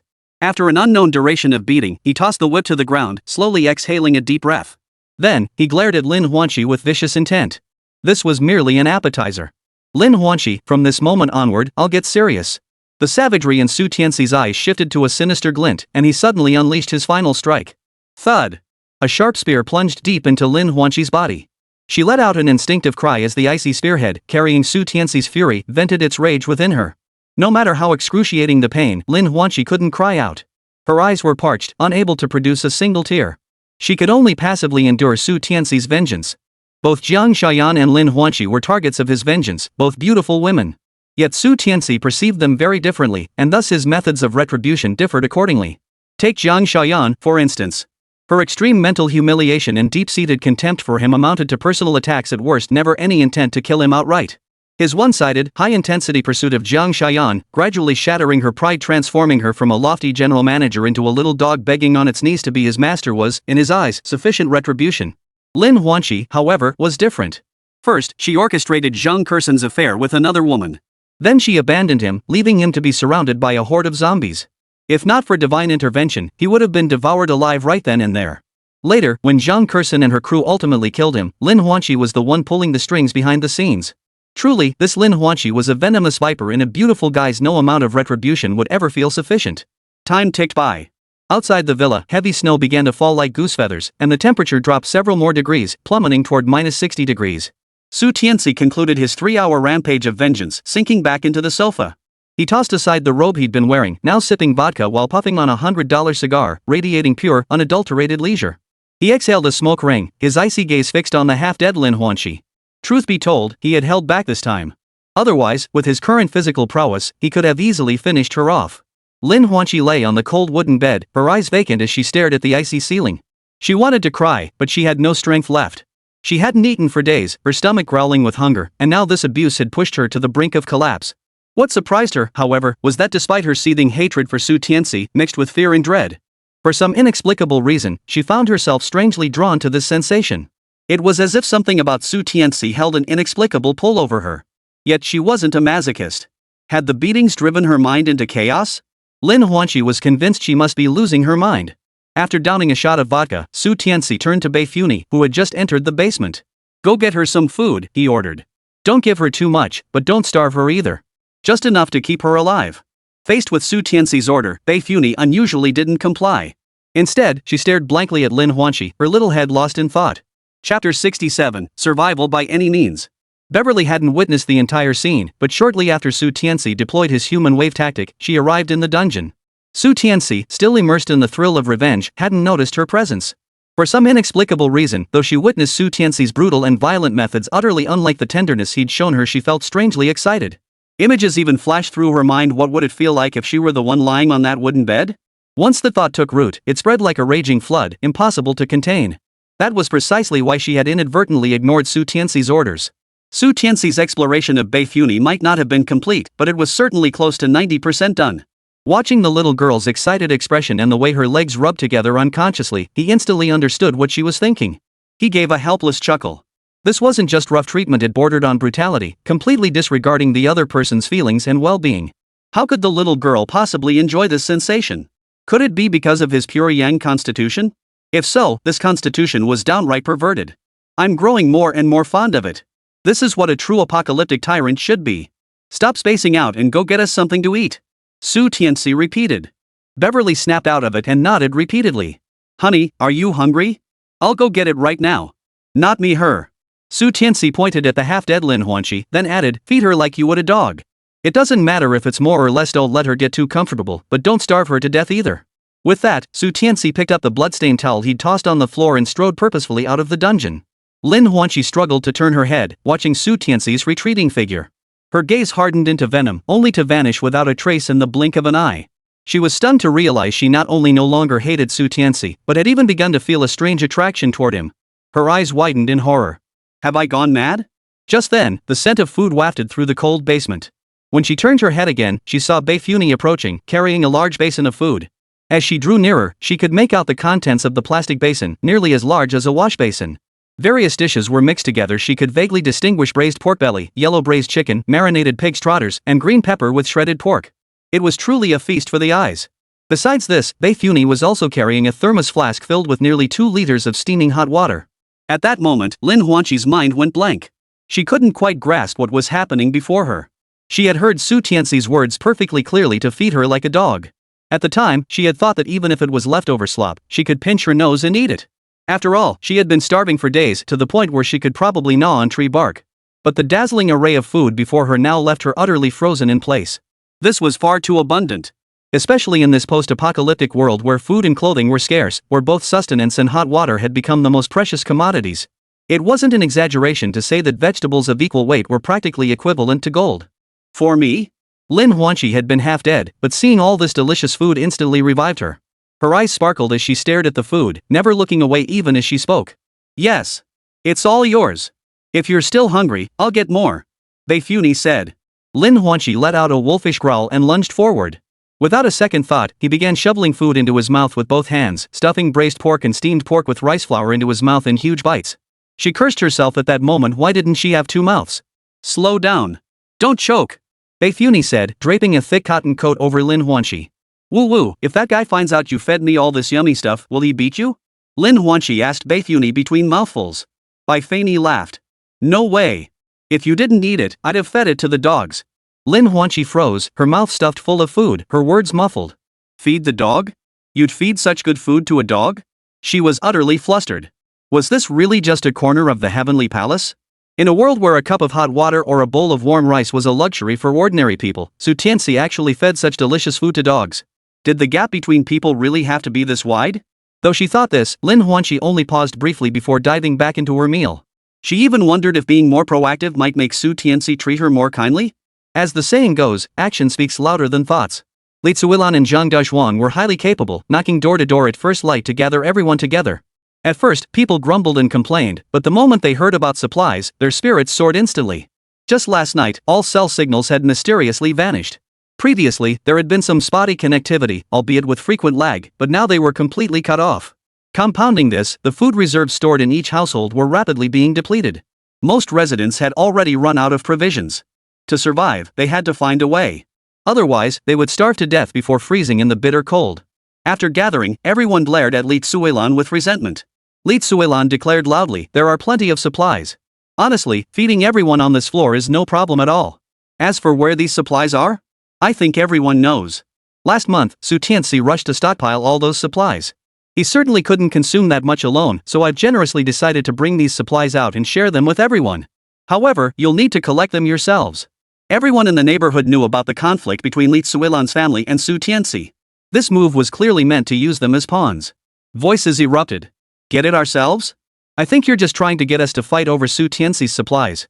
Don't think we don't know about all your messy business. But survival comes first now. Social norms and decency? We'll worry about that later. But this is robbery. What if they come after us later? Li Tsuilan sneered coldly. Do you really think order will ever be restored? The whole world's in chaos now. Haven't you seen the news on TV telling us to just keep warm? They don't even mention delivering supplies or maintaining order anymore. Even if that day comes, look at your own homes. How much food do you have left? Without solving this, you'll all starve to death in days. Chapter 68, Inciting the Masses. -80 degrees. The others had wanted to say something, but upon reflecting on their own household realities, they silently nodded in agreement with Li Tsuilan's words. Without food, a person can survive at most about a week. Without water, the limit is 3 days. The water supply system had long since collapsed. The water stored in their homes wouldn't last more than a few days. Worst of all, many families had already run out of food. Within 7 days, people would start starving to death. As for the future? Well, we'll just have to see if we make it that far.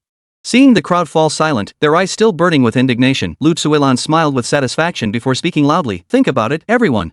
If Su Tianci hadn't bought up all the supplies, would we be in this state of scarcity now? We're all ordinary folks. Normally, we'd buy discounted items at the supermarket, and most households would have some stockpiled. But that bastard hoarded on a massive scale, emptying every supermarket in Hanhai City. That directly caused huge price hikes for all kinds of food and daily necessities. Rather than waiting to die back home, we might as well take a chance. That bastard owes us. Of course, if any of you don't want to go, I won't force you. I'll just remind you the news reported daily on how much Su Tianci bought during those days. After Li Tsuilan finished speaking, she remained silent, letting everyone slowly process these emotions. At first, the group fell into a heavy silence, a deathly stillness enveloping the space. But gradually, as the words sank in, their eyes filled with intense fury. Auntie Li was right. It's all that greedy bastard Su Tianci's fault. I have a relative who works at that supermarket. He told me that at just that one branch alone, Su Tianci hoarded at least tens of millions worth of supplies. That's more than he could ever eat in a lifetime. He's human, and so are we. Why should he hoard so much for himself, even wasting it, while we're left starving, teetering on the brink of life and death? Is that fair? Do you remember the photos that bastard posted in the group chat when we still had internet a few days ago? That son of all that delicious food should have been ours. Let's kill that bastard. Once someone took the lead, the crowd instantly boiled over with righteous indignation. People never worry about scarcity, but they do worry about unfairness. Now that mere survival had become a luxury for these men, witnessing Su Tianci living it up like that ignited a rage within them. It erupted like a volcano, unstoppable. Stick your neck out and get a knife, hide it and get a knife. Death awaits either way. So why not take a chance? Maybe 1 in 1,000 might survive. Better to die stuffed than starve to death. Zhang Dezhuang and Li Tsuilan watched the scene unfold, nearly laughing themselves silly. They had successfully fanned the flames, and now the fire was spreading. Once it consumed Su Tianci, they could seize his refuge. In an unnoticed corner, Su Jiaojiao witnessed the entire scene, her heart racing with anxiety. These people had gone mad. They were actually planning to rob Brother Su. Su Jiaojiao was merely a tenant here and had no desire to get involved in this mess. But since everyone else was going along with it, she felt she had no choice but to follow the crowd. As a student who hadn't yet entered society, she still didn't dare to be the odd one out. Yet her conscience and principles remained intact. Besides, Su Tianci had always been kind to her, looking out for her daily, one of the few people here she could truly confide in. So, while no one was paying attention, Su Jiaojiao slipped away quietly. She grabbed her phone and quickly typed a text message to send to Su Tianci. Brother Su, Li Tsuilan and her gang are inciting the residents to raid your supplies. Don't open the door under any circumstances. Stay safe. The signal base station had long since collapsed. The moment Su Jiaojiao pressed send, her phone displayed a failed transmission. Frustrated, she tried sending it several more times, but each attempt ended in failure. Finally, she tossed her phone aside and prayed that Su Tianci would get through this safely. Meanwhile, dozens of people had already gathered. They'd each grabbed whatever weapons they could find at home: kitchen knives, cutting boards, baseball bats, and even badminton rackets. Whatever felt handy would do. At least it gave them a little courage. Zhang Dezhuang, wielding an iron rod, strode proudly at the front. His imposing, battle-ready demeanor resembled that of a general marching to war, radiating an aura of formidable authority. But the moment they opened the door, the biting cold wind instantly swept Zhang Dezhuang into the thick snowdrifts. The extreme cold rushed in through the open doorway. The others quickly pulled Zhang Dezhuang back inside and slammed the door shut. In that brief moment, many had already begun shivering uncontrollably. The wind howled fiercely, and the snow fell thick and fast, transforming the outside world into a vast, white expanse. Forget about walking several kilometers. Just standing outside for a moment would likely turn anyone into an ice sculpture. Forget it. Let's wait until the snow eases up. It's far too cold out there. Yeah, in this cold, you'd probably drop dead after just a few steps. I'm telling you, your Zhang Dezhuang might just freeze to death. Watch your mouth. Stop being such a jinx, will you? Enough. Enough. Everyone go back inside. We'll talk about this later. We won't starve to death anytime soon, but if we go out now, we'll freeze to death. Old Lu's right. With this much snow, Su Tianci wouldn't dare go out anyway. Then it's settled. The crowd dispersed in small groups, leaving only Li Tsuilan the instigator wailing like a banshee. She kept pinching Zhang Dezhuang's nose, terrified the old man might pass out and croak on the spot. Of course, it was just as well that the others hadn't arrived yet, otherwise, Su Tianci would have dealt with them on the spot. Su Tianci was now fully geared up, clad in all his elite gear, with even Jarvis standing by his side. The persistent extreme cold was gradually beginning to damage various infrastructure. Natural gas pipelines, underground water pipes, power grids, and the like would all suffer devastating blows. In other words, it wouldn't be long before the residents of Hanhai City were reduced to living like cavemen. Most critically, the temperature would continue to plummet, dropping to at least minus 80 degrees Celsius. The most immediate consequence would be countless people frozen solid into ice sculptures, which would in turn spawn ever-increasing numbers of zombies. Therefore, Tianci must seize this opportunity. "Honey, are you going out?" Beifuni asked worriedly. Tianci glanced at Beifuni and said, "How about we go together? It'll be good practice for you." Chapter 69, Fighting Side by Side. Beifuni's first encounter with zombies. Beverly gasped in horror. "Real combat? That's basically killing people, right?" Seeing her reaction, Tianci chuckled lightly. "Going out to hunt zombies counts as real combat too, right?" "Zombies?" Beifuni looked utterly bewildered. Only then did Tianci realize that having grown up in that place, Beifuni likely hadn't been exposed to outside knowledge. The term zombie existed only in novels or movies, so her ignorance was understandable. But after training in the basement for so long, it was time to move to real combat. They couldn't stay sheltered forever. The urgent task now was to help Beifuni overcome her mental barrier. He stepped before her and spoke with solemn gravity. "Beifuni, do you wish to stay with me for the rest of your life? To follow wherever I go?" Beverly nodded firmly. Tianci continued, "All right, now you have two paths to choose from. The first path, join me. I'll teach you how to kill zombies step by step. We'll become inseparable partners, and our bond will grow ever closer. The second path, if you refuse to go out or kill zombies, then you can only be my bedmate. In that case, our relationship will stagnate. I'll progress while you remain stuck in place. Ultimately, you'll become nothing more than a tool for my pleasure. The day a new person appears, I might just discard you." At that moment, Tianci's expression turned icy, making Beifuni feel a flicker of fear. But she quickly steeled herself and declared, "Husband, I want our bond to grow ever deeper. For that, I'm willing to give everything. Even my life." Tianci smiled with satisfaction, then reached out to ruffle Beifuni's hair. "So you've thought it through?" "I've thought it through. No regrets?" "Absolutely no regrets." "Good. Then come with me." Tianci laughed heartily before handing Beifuni a complete set of cold weather gear and weapons. The blizzard intensified, blanketing the world in a vast expanse of white. Visibility was nearly zero. Fortunately, Tianci had prepared in advance, downloading the map beforehand to ensure they wouldn't get lost. Now they didn't need to worry about being spotted by the armed forces unless they were face to face. It was impossible to see anyone from even a slight distance. Even with the Apocalypse War vehicle, Tianci's group moved at a snail's pace. The howling cold wind pelted the vehicle's windows, creating a sound like nails being hammered. Had it not been specially modified, the Apocalypse vehicle would likely have broken down by now. Beifuni sat in the passenger seat, her delicate hands clutching the pistol at her waist with nervous tension. Tianci had already explained to Beifuni what the zombies truly were, even having Jarvis play back the surveillance footage of their previous battles. Seeing them for the first time, she turned pale with fear. Yet the thought of Tianci constantly facing such dangerous enemies filled her with heartache. She immediately resolved to grow stronger quickly, so she could shoulder more of his burden. Jarvis drove while asking, "Master, where are we headed?" Tianci glanced at the map and replied, "Donglai International Hotel." When the apocalypse struck, some stubborn fools clung to the delusion it would last only days.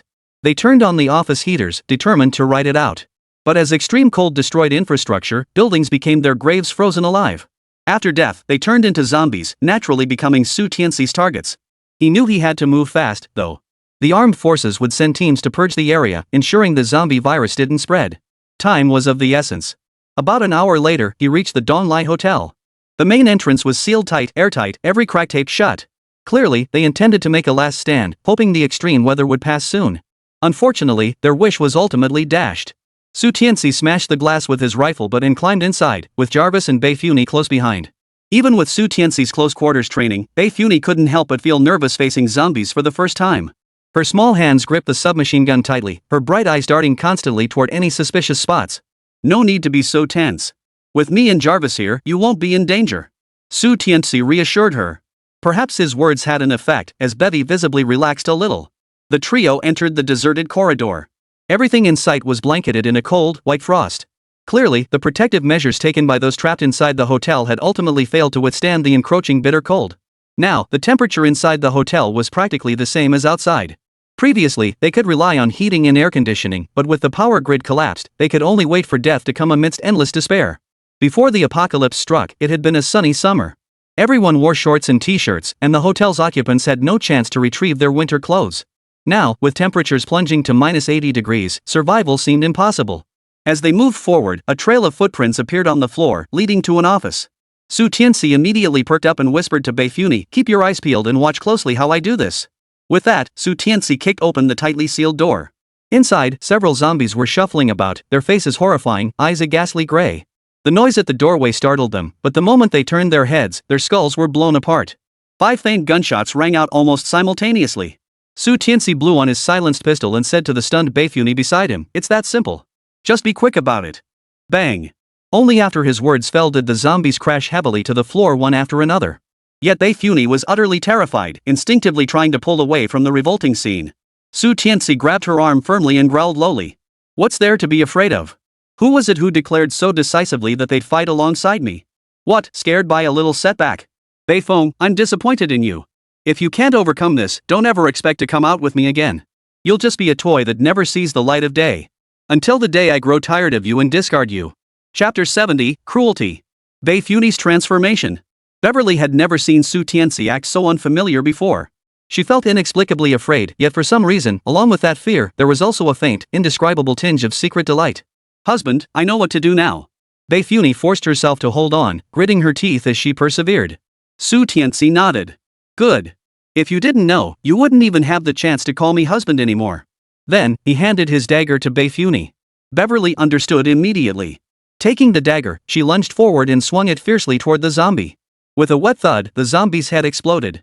Grayish-white flesh and blood erupted like a volcano, splattering with a spectacular sloshing sound. Unable to dodge, most of it splattered onto her face. The putrid stench assaulted her nostrils, causing her body to shudder involuntarily. "Good. Keep going," Tianci commanded. Splatter. Despite her terror, Beifuni obeyed without question. As the dagger plunged again and again, the zombie was soon reduced to a pile of pulpy flesh. Beifuni's expression shifted from initial terror to a cold, numb detachment. It was as if she wasn't facing a zombie at all, but merely mincing meat for dumplings. Tianci nodded with satisfaction. "Very good. Next, let me test your combat skills." 10 minutes later. Black smoke still curled from the muzzle of Beifuni's submachine gun as she leaned against the wall, her body weight supporting her as she gasped for breath. She stared at the 5 zombies lying before her, a mix of excitement and fear in her eyes.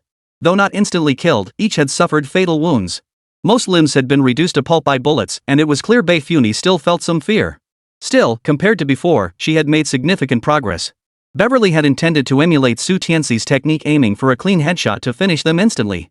But her aim was still too erratic, forcing her to first disable the zombies' mobility before ending their lives. It was a bit clumsy and wasteful of bullets, but it was the most effective method available to Beifuni at the moment. As for the wasted bullets, come on, his spatial storage held at least hundreds of millions of rounds. During the subsequent floor search, Beifuni handled nearly every zombie encountered, while Tianci observed from the sidelines.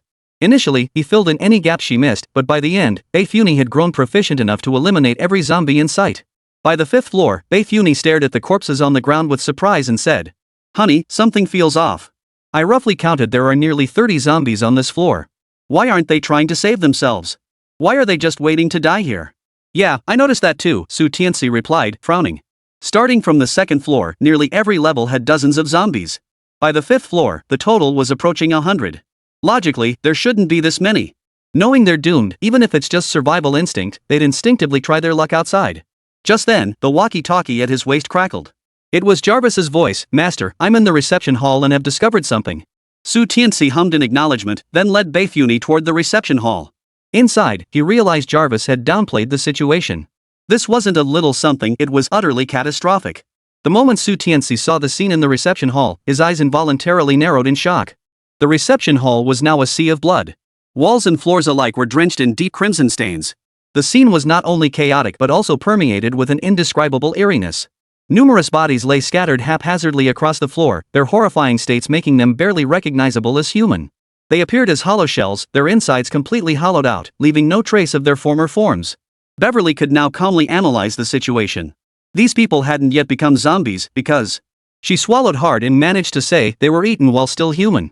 The last few words Beverly simply couldn't bring herself to say them. Tianci exhaled a heavy breath, his expression growing more grave than ever.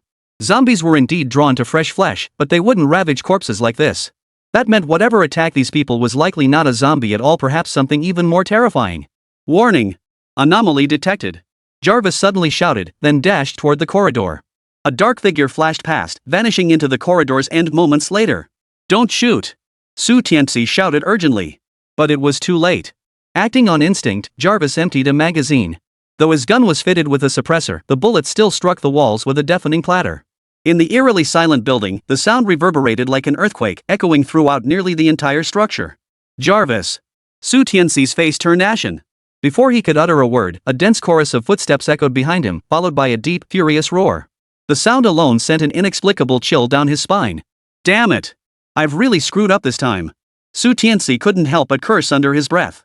Turning around, he saw over a dozen zombies sprinting toward them, while heavy footsteps echoed from the other end of the corridor. They were caught in a pincer attack. Beverly was so startled her hands trembled, preventing her from firing immediately. As they drew nearer, they could make out the zombies' appearance, dressed in elegant dresses, their faces faintly showing traces of elaborate makeup. They must have been performers from some dance troupe. Sadly, their faces were now twisted into grotesque grimaces, their gaping mouths filled with blood. They had completely transformed into flesh-eating zombies. Tianci, ever the composed one, fired the moment the zombies appeared. The crackling sound of gunfire instantly echoed through the entire corridor, taking down 5 or 6 ferocious zombies in the first wave. Tianci then improvised, smashing a nearby cabinet to create a makeshift barrier that temporarily held back the zombies. He immediately launched a second round of fire, successfully eliminating most of the remaining undead. Turning to see Beifuni staring blankly, he immediately growled lowly, "Focus. Distractions are deadly right now." Chapter 71, Mutant Puppy. Tianci's eyes blazed with intensity. Before Tianci could finish speaking, suddenly, several diminutive zombies leaped into the air, bounding toward Tianci. Unlike ordinary zombies, these small ones glowed faintly blue in their eyes, clear signs they'd mutated into zombies with some degree of sentience. The situation turned dire for Tianci. After a split-second calculation, he ordered Beifuni, "Follow the plan we discussed, alternate retreats." Beverly nodded and immediately began coordinating with Tianci. Meanwhile, Jarvis charged forward, shield raised, slamming into the zombie horde. Within moments, he had forcibly cleared a path. Just as they were about to break through, more zombies began converging on the first floor. The commotion had grown so intense that it had alerted every zombie in the hotel. "Husband, Jarvis, and I will cover you. You absolutely cannot get hurt." Beifuni was prepared to risk her life protecting Tianci. The zombies were growing in number, and they were being steadily consumed. If this continued, they would surely become dinner. Yet Tianci only laughed. "Who says I'll get hurt? This is where I shine. Jarvis, Beatrice, hit the deck." In the next instant, Tianci seemed to conjure a heavy machine gun out of thin air. The densely strung rounds numbered at least 500 or 600. But that wasn't enough. He pulled out another heavy machine gun, slinging both across his waist. He had become a walking killing machine. "Come on. Let me slaughter to my heart's content." Rat-a-tat-tat. The moment Tianci pulled the trigger, both machine guns erupted in a furious barrage of sparks, accompanied by a deafening roar. Though the sky had grown dim, the blinding sparks instantly illuminated the corridor as bright as day. All fear stemmed from insufficient firepower. At that moment, Tianci resembled a god of life and death. The once ferocious zombies were instantly reduced to bloody pulp, a truly gruesome sight. This continued for nearly 5 minutes. The corridor was now a bloody mess, littered with mountains of flesh. Almost every zombie had been reduced to pulp. Beverly stared at the scene, her jaw dropping. Shock surged through her like a tidal wave. She swallowed hard, then turned to look at Tianci, her face now filled with admiration. Just a second ago, they'd been trapped in a desperate situation. Yet the next moment, not only had they escaped, but they'd also wiped out every last one of those irritating zombies. How incredibly impressive. A cold smile flashed across Tianci's face. In his previous life, he had constantly fantasized about what it would be like to overwhelm the zombies with absolute firepower. Then he wouldn't have to fear these flesh-eating creatures. The dream he couldn't fulfill in his past life had now come true in this moment. The thrill within him was beyond words. After regaining his composure, he addressed Beifuni, who was still crouched on the ground. "Go. Check if anyone's still alive." Cleaning up the battlefield was an absolute necessity. Just as Beifuni regained her senses and started to rise, Jarvis had already darted forward, searching for zombies that hadn't been completely finished off. The machine gun's sweeping range was limited, so it was inevitable that some luckier zombies would survive. But beyond mopping up stragglers, there was another crucial task: searching for the crystals of mutated zombies. Nearly half an hour later, Bevy exclaimed excitedly, "Honey, I found 13. Consider that after a full day of hard work, they'd only managed to collect a few crystals. Now, in just a short while, she'd found 13. The numbers were bound to keep growing. Tianci nodded with a broad smile, just about to praise Beifuni, when his eyes suddenly widened. He shouted urgently, "Beifuni, get down. Buffoni was momentarily bewildered, but she instinctively obeyed Su Tianxi's command without hesitation, diving to the ground. At that very moment, Su Tianci fired directly at the spot where Beifuni had been standing. A dark shadow suddenly appeared there, darting swiftly over Beifuni's head. An intense, foul stench instantly engulfed her as a pitch-black claw reached out, slamming down toward her head. Fortunately, Jarvis reacted swiftly. His shield shot out, smashing straight into the shadow. With a loud thud, the shadow, caught off guard, couldn't dodge in time. Hit squarely, it was sent flying backward. Su Tianci immediately grabbed his submachine gun and unleashed a hail of bullets. The crackling sound echoed like thunder, bullets pouring out as if they were worthless. The shadow's movements were remarkably agile, dodging every single shot. Over 100 bullets failed to even graze it. Perhaps enraged by the assault, the shadow lunged directly toward Su Tianci. Witnessing this, Su Tianci showed no fear. Instead, a savage grin spread across his face. "You bastard, I'm no pushover." Thud. A dark shadow pounced on Su Tianci, immediately launching a vicious attack. Yet his titanium grade armor proved several times harder than the shadow's claws. After a fierce struggle, Su remained unscathed. He then delivered a powerful palm strike. Crunch! A distinct crack of shattered bones echoed, accompanied by a wail of agony so intense it pierced the air. Blood spattered everywhere, creating a gruesome scene. Su Tianci tossed it into the air, drew his submachine gun, and opened fire. It all happened in the blink of an eye, incredibly fast. Yet the Black Shadow's reaction speed surpassed even Su Tianci's. After rolling several times in mid-air, it shot down again, landing steadily on the ground. It glared at Su Tianci, teeth bared. Now, Su Tianci could see clearly, the dark figure was a zombie dog. Its small size made its movements remarkably agile. The zombie dog glanced at Su Tianci, then fixed its greedy gaze on the crystals. It looked at them like a dog staring at dog food and canned meat, letting out a low, growling snort. Clearly, it was determined to get them. Yet, in the very next instant, a gaze suddenly locked onto it, sending an unexpected shiver down its spine. Dogs possessed innate sentience to begin with, and now as mutated zombies, their heightened intelligence made them far sharper than ordinary pups. Upon meeting Su Tianxi's gaze, its subconscious told it that the target it had once hunted now regarded it as prey. This realization only fueled its growing fury. What exactly did this somewhat handsome-looking human intend to do? It was a proper dog, after all. Chapter 72, Easy Pickings. Survivor? Su Tianci watched the little black dog, a fiery gleam igniting in his own eyes. He was thrilled. If he hadn't misjudged, this little black dog before him should be a sub-tier zombie beast, just half a step away from becoming a true tier 1 zombie beast. That final step, however, was like an insurmountable chasm, likely condemning the little black dog to remain trapped at the sub-tier zombie beast level for life. But that was before. With the crystal now in his possession, the unique abilities within it could absolutely help the little black dog break through. Crucially, a level 1 zombie beast possessed combat prowess far surpassing that of a level 1 mutant zombie. After a moment's thought, Su Tianxi's smile grew even broader. He waved his hand, signaling Beifuni and Jarvis to step aside, then said to the little black dog with a cheerful grin. "Go ahead, eat up. It's all yours. If you feel it's not enough, I've got plenty more right here." Su Tianxi's sudden gentleness left the zombie dog, possessing a hint of sentience, utterly bewildered. Just moments ago, they were mortal enemies, yet now he was offering precious crystals? Were humans this fickle?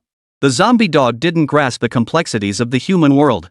The strange energy emanating from the crystals drove it into a frenzy, and it didn't think twice. It leaped forward. It cast a suspicious glance in Su Tianxi's direction. Seeing no reaction from him, it swallowed a crystal whole, continuing to eat while keeping a watchful eye on Su Tianci. Su Tianci remained rooted to the spot, motionless. This emboldened the zombie dog, assuming its enemy feared it. It boldly continued gnawing on the crystals before it. The first few swallows went smoothly, but after the 10th crystal, the zombie dog suddenly collapsed, convulsing violently. Grayish patterns began to surface on its skin, and the air around it surged with a frenzied energy. This was the beginning of mutation. Su Tianci smiled with satisfaction. Then he watched as the zombie dog grew significantly larger, its previous injuries healing at a visible pace. Not only that, but the oppressive aura radiating from it had intensified several-fold. Beverly immediately tensed, aiming her gun at the zombie dog. Jarvis, sensing the threat, also pointed all the weapons on his body directly at the creature. Yet the zombie dog showed no fear. Instead, it regarded them with a hint of amusement.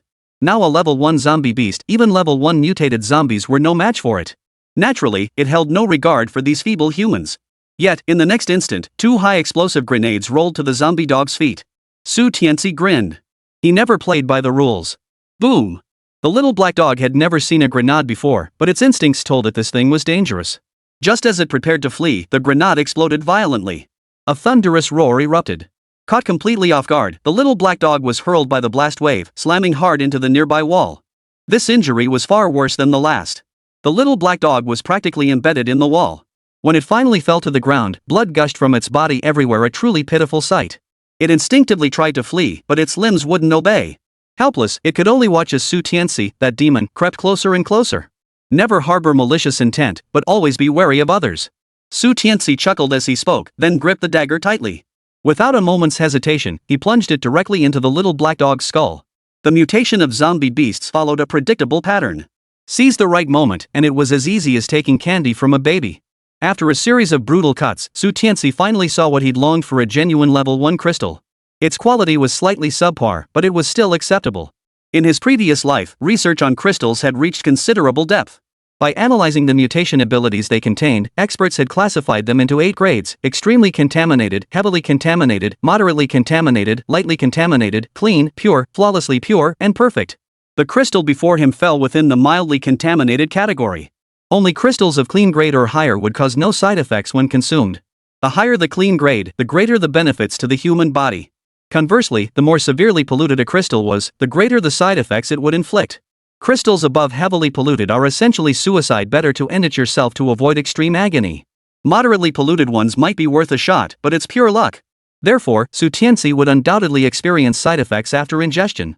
However, he now possessed the confidence to endure them completely. By then, Funi had already packed up the remaining crystals and handed them to Tianci. "Honey, I'll go check that place again. Maybe I can snag a few more crystals."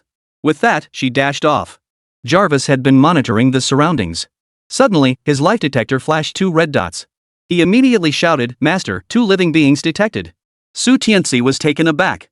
How could anyone possibly survive in such freezing temperatures, especially with no water or electricity? Even with all these zombies, there shouldn't be any survivors. He shook his head. Forget it. Once Funi finishes clearing the building, we're heading back. He was a tyrant, not a saint. 20 minutes earlier. 2 men huddled tightly in a corner, wrapped so tightly in thick quilts that not a single chill could penetrate. The room was a mess: tables, chairs, and benches charred to blackened husks, scorched marks everywhere from the flames. Clearly, this had been their only source of warmth these past days. Thankfully, the hotel conference room had plenty of such items, otherwise, they would have frozen solid like everyone else, eventually turning into zombies. "Boss, it's dead quiet out there." "Are they all dead?" Lu Jie glanced fearfully at a bald man. Zhou Jin shrank his bald spot and snorted coldly, "What do I care if those outside live or die? I only care about my own survival. If you dare open the door and let that freezing air in, I'll skin you alive." His menacing aura, especially the intense malevolence in his eyes, made it clear he was no saint. Lu Jie stammered fearfully, but I've committed a heinous crime. Even if I somehow survive this, I'll probably end up rotting in prison for the rest of my life." Chapter 73, Moral Blackmail? I don't buy that bull. Hearing this, Zhou Tong sneered coldly. "You want to rot in prison? Dream on. What you've done is enough to get us several bullets in the head." The thought of those terrified eyes filled him with uncontrollable excitement. Especially when he pinned them beneath him, the beast within had long devoured all conscience. "But I'm not worried about that. My connections reach the highest levels. As long as I can endure this, better days lie ahead." He shot Lu Jie a look of disgust. If it weren't for this guy constantly helping him find shares to burn and keeping food supply steady these past days, he'd have killed him already. Boom!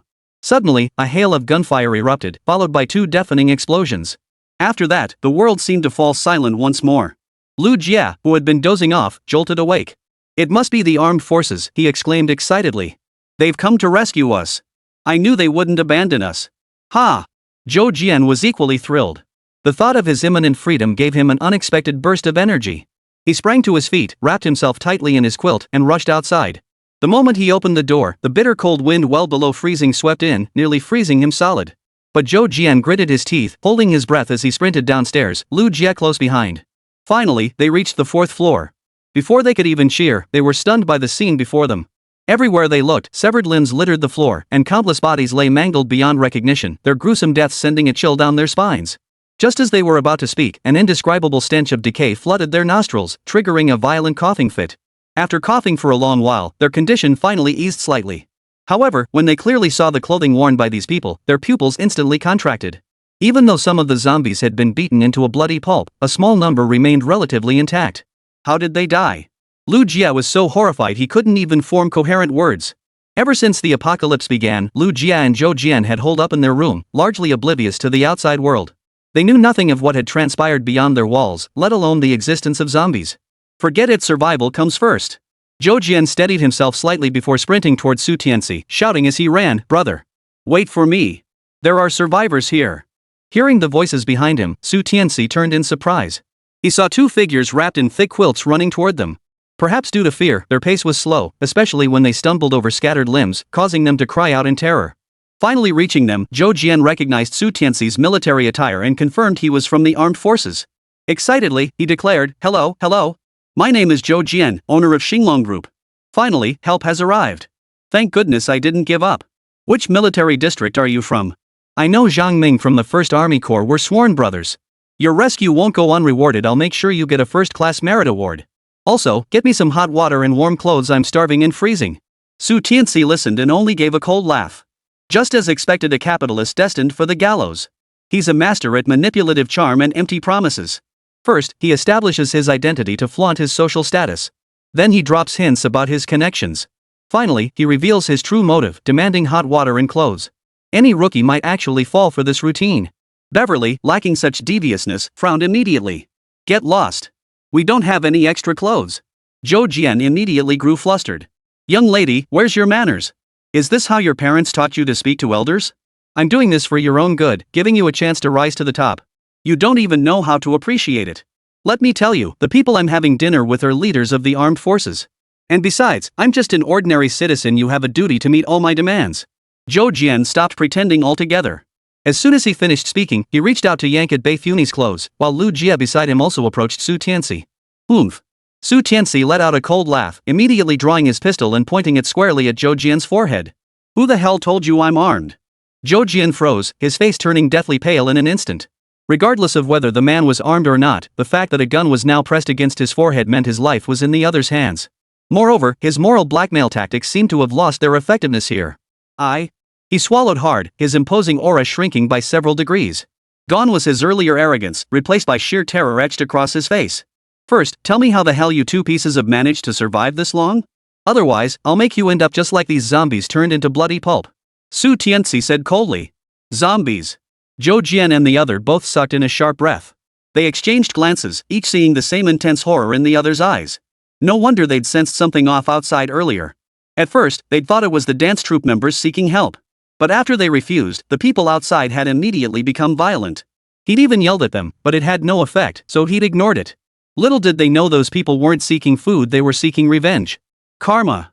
Karma. Because of me, these people froze to death, only to return as vengeful spirits to claim my life. Lu Jie froze for a moment, then something snapped inside him. Instantly, he went mad, no longer feeling the cold. He flung the quilt he'd been wrapped in onto the floor and began hopping and running around wildly. A lone figure, amidst a sea of flesh, hopping and skipping in a frenzy. The scene radiated an indescribable eeriness. What could possibly push a person over the edge, shattering their psyche and driving them mad? A playful smile curved around Su Tianxi's lips. Then, he pressed the pistol straight against Zhou Jian's head and demanded coldly, "Speak. What evil deeds have you committed?" Zhou Jian was terrified beyond words, his lips pale and trembling. Seeing the black muzzle of the gun sent a violent shudder through his body. "If you don't satisfy my curiosity, I really will pull the trigger," Su Tianci declared. Zhou Jian swallowed hard, his words stumbling out, "I'll tell you everything." Chapter 74, Save You? I'd rather see you cut into 1,000 pieces. Zhou Jian's words came out stuttered, but Su Tianci understood clearly. His eyes instantly turned as cold as ice. This Zhou Jian fellow, in order to curry favor with a certain big shot in Hanhai City, had brought in the song and dance troupe. Through a series of threats and inducements, he forced the troupe into debauchery, thereby striking a power for sex deal with that influential figure. Unexpectedly, that big shot harbored unspeakable perversions. Over a dozen members of the troupe alone were tortured to death by this monster. Upon learning this, Zhou Jian not only failed to intervene but actively aided the atrocities. To conceal the crimes, he had the entire troupe, over 100 people, locked away here. Little did he anticipate the extreme cold that would soon descend. If Zhou Jian was the mastermind behind the crimes, then Lu Jia was the one pulling the strings from behind the scenes. That's why, upon seeing these people, he couldn't bear the psychological burden and went completely insane. I had no choice. That big shot holds my life in his hands. You know how it is, we businessmen fear those who hold the power most of all. Su Tianci shot Zhou Jian a glance. The latter shuddered violently, forcing the last syllable back down his throat. I thought I was already a bad person, but I never imagined there could be someone so treacherous and heartless in this world. Su Tianxi's gaze grew increasingly cold. He considered himself cold-blooded and brutal, but that was reserved for his enemies. He never killed innocents indiscriminately. Yet this man, to curry favor with the big shot, would stop at nothing. His crimes were truly heinous. Most members of the dance troupe were young and beautiful, in the prime of their lives. Yet they were treated so horribly, ultimately frozen to death while still alive. So many innocent lives. You're nothing but a beast. Baifuni, listening nearby, couldn't help but curse. Her former homeland had been ravaged by war, yet even then, glimmers of humanity remained. If accidentally surrounded by rebels, surrender still offered a chance at survival. Yet this bald man, for his own advancement, had no qualms about ruining so many innocent women's lives, indirectly causing their deaths, and now displayed such utter indifference. Was he even human? Whether I'm a beast or not doesn't matter. You can't kill me anyway. Kill me, and all the connections I've built will find ways to kill you. Zhou Jian declared. Then let's see if those people you mentioned can kill me. Su Tianci sneered coldly, pulling the trigger without hesitation. With a bang, the bullet tore through Zhou Jian's legs. Agonizing pain surged through him, and he collapsed to the ground, writhing and rolling in agony, his screams piercingly wretched. Killing Zhou Jian like this would be letting him off too easily. Suddenly, a novel idea flashed through Su Tianci's mind. A faint smile curved his lips as he addressed Baifuni, "Go fetch that zombie beast's corpse." Though the zombie dog was dead, the zombie virus within it remained highly active. This was genuine level 1 virus, far more virulent than the current first-generation zombie virus. Using it to infect Zhou Jian held a chance of transforming him into a level 1 zombie. Success would net Su Tianci another level 1 crystal, failure would at least serve as vengeance for those innocent lives lost. Either way, it's a win-win. Witnessing this, Zhou Jian's pupils contracted sharply as he broke down. "Please, I beg you. Spare my life. I was only thinking of my future. Who could have known it would end up like this?" Su Tianci showed no mercy. Holding the zombie dog in his right hand, he said coldly, "When those innocent women begged for mercy, did you show even a shred of compassion? You repay kindness with hatred. How can you possibly repay kindness? Therefore, you deserve to die. No one can save you." With that, he jerked his arm forward. The zombie dog's claws sliced through Zhou Jian's arm. With a wet pop, flesh and bone shattered, blood and flesh splattering everywhere, leaving a horrifying gash. At first, Zhou Jian remained relatively calm. But then, he suddenly let out a terrified scream. His entire body began convulsing uncontrollably, the spasms growing more violent by the second. His muscles contracted abnormally, and his pitch-black eyes suddenly glowed with an eerie blue light. His pupils sharpened into needle-like slits. The next moment, Zhou Jian lunged straight toward Su Tianci, his gaping maw now lined with sharp fangs. Thud! Su Tianci was ready. Rolling up his sleeves, he swung a powerful slap straight at Zhou Jian. A crisp crack echoed as Zhou Jian's head exploded like a watermelon, its pulp and flesh scattering across the floor. The thick stench of blood instantly filled the corridor, splattering even onto Su Tianci's clothes, though he paid it no mind. Beverly immediately stepped forward. After a quick search, she picked up a pale blue crystal and exclaimed, "Honey, just barely. This is a quasi-first-grade crystal." Su Tianci nodded, then turned to the crazed Lu Jie. "Don't waste it. There's another quasi-first-grade one here." With that, he repeated the process. Another quasi-first-grade crystal appeared in his hand, while a headless corpse lay on the floor. "Dying by my hand is a fitting end. I hope you'll do more good deeds from now on." Su Tianci coldly observed the two for a second before speaking indifferently. If either of them had done good deeds, even if not extraordinary acts of great virtue, just ordinary kindness, he might have lent a hand. Perhaps this was simply a case of reaping what one sows. After walking a few steps, he noticed Baifuni hadn't followed. Turning his head, he saw her crouched beside Zhou Jian, muttering to herself. "What are you doing?" Su Tianci asked. "Honey, I'm recording." Baifuni used Zhou Jian's phone to capture every word he had spoken. Zhou Jian and Lu Jie were both guilty of heinous crimes, and that so-called big shot wasn't a good person either. The fact that this guy was still alive and well, capable of making such a big boss go to such lengths to curry favor, suggested he wielded considerable power. If this recording were discovered, perhaps the so-called big shot would finally face justice for his countless crimes. After some thought, Su Tianci tacitly approved Baifuni's actions. The commotion here would inevitably draw the attention of the armed forces. Once the recording surfaced, it would divert some of their focus. In doing so, it would not only prompt the armed forces to investigate the matter but also buy him time to continue hunting zombies, killing two birds with one stone. He smiled and ruffled Baifuni's hair. "You little minx, you've gotten quite clever now, haven't you?" Chapter 75, Darkness. An invisible hand. Nearly 30 minutes later, 5 armored off-road vehicles arrived at the Donglai International Hotel. Over 100 elite soldiers disembarked in swiftly formed combat formations. Su Qintian's Qintian Special Forces Squad was among them. This wasn't originally Su Qintian's mission. He'd been in the neighboring block when he suddenly heard artillery fire and heavy machine gun fire here. He immediately rushed over with his team. Su Qintian glanced at his men and declared, "Those two must still be inside. Stay alert, everyone. Report any developments immediately." "Roger."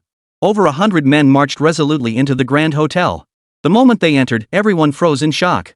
Zombies were everywhere, either killed instantly or beaten into pulp, their deaths horrifically gruesome. Most crucially, these zombies appeared to have been members of a dance troupe in life, still wearing their elegant dresses. Such massive casualties instantly gripped every soldier's heart, followed by a surge of overwhelming rage. Ever since they had established contact with Hanhai City, they had responded immediately to every distress call. Yet they knew full well that they had never received a single call from the Donglai Hotel. This meant an invisible hand had forcibly suppressed any reports of incidents here. Such cover-ups had happened before. Sometimes, when major mining accidents occurred, the responsible officials, fearing for their positions, would use every means possible to minimize the incident. But this involved hundreds of precious lives. How could anyone disregard life to such an extent? It was an outrage to both heaven and earth. Damn it! Investigate this at any cost. This incident must be thoroughly investigated as a cautionary example. Su Qingtian was a tough guy, but even he spoke with bloodshot eyes at that moment. A team member examining the scene suddenly shouted, "Boss, I found a cell phone. There seems to be a recording left here on purpose." I had no choice. I really had no other option. My competitors were pushing me too hard, so I had to turn to Brother Wang. I never imagined Brother Wang would be into this sort of thing. A few deaths? No big deal. But I never imagined the sudden onset of extreme cold. After hearing this, every soldier seethed with fury. They poured their hearts and souls into saving a single life, yet this monster has brutally taken so many lives. Worried the truth would come out, he's locked people up here by force. Over 100 lives, for heaven's sake. Boss, this case absolutely must be thoroughly investigated. Yes, sir. We absolutely cannot let a corrupt official evade justice. The soldiers were filled with righteous indignation. Su Qingtian nodded emphatically.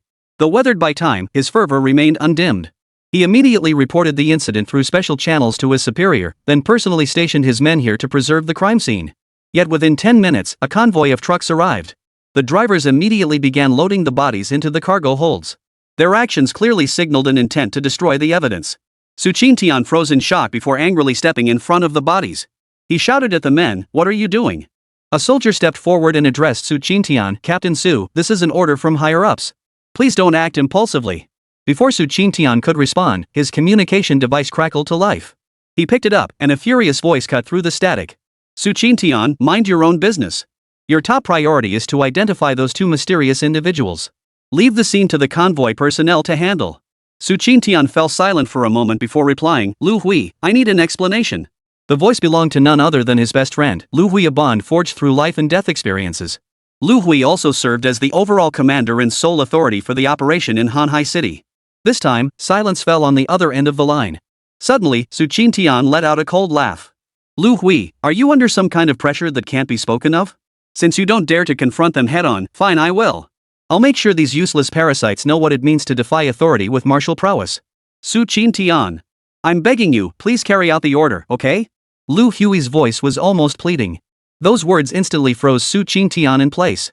If it were a routine order, Lu Hui would handle it professionally. But when special circumstances arose, Lu Hui would use this tone, meaning that even if Lu Hui was unwilling to issue the order, he had to. In that instant, Su Qingtian understood, someone was protecting that powerful figure surnamed Wang. Consider this, with all communication severed, someone could still issue orders by phone. That alone proved their influence was beyond imagination. Wait a minute. Wang? Could it be him? A figure instantly flashed through Su Qingtian's mind, his breathing quickening. After a long silence, he exhaled softly and declared, "Su Qingtian, captain of the Qingtian Special Forces team, executing superior orders." Inside a skyscraper at the heart of Hanhai City. This was the command center of Hanhai City's armed forces. A flash of hatred flickered in Lu Hui's eyes, but he concealed it well. By the time he hung up the landline, it had vanished without a trace. "Commander Lu, you truly have a wealth of talent under your command.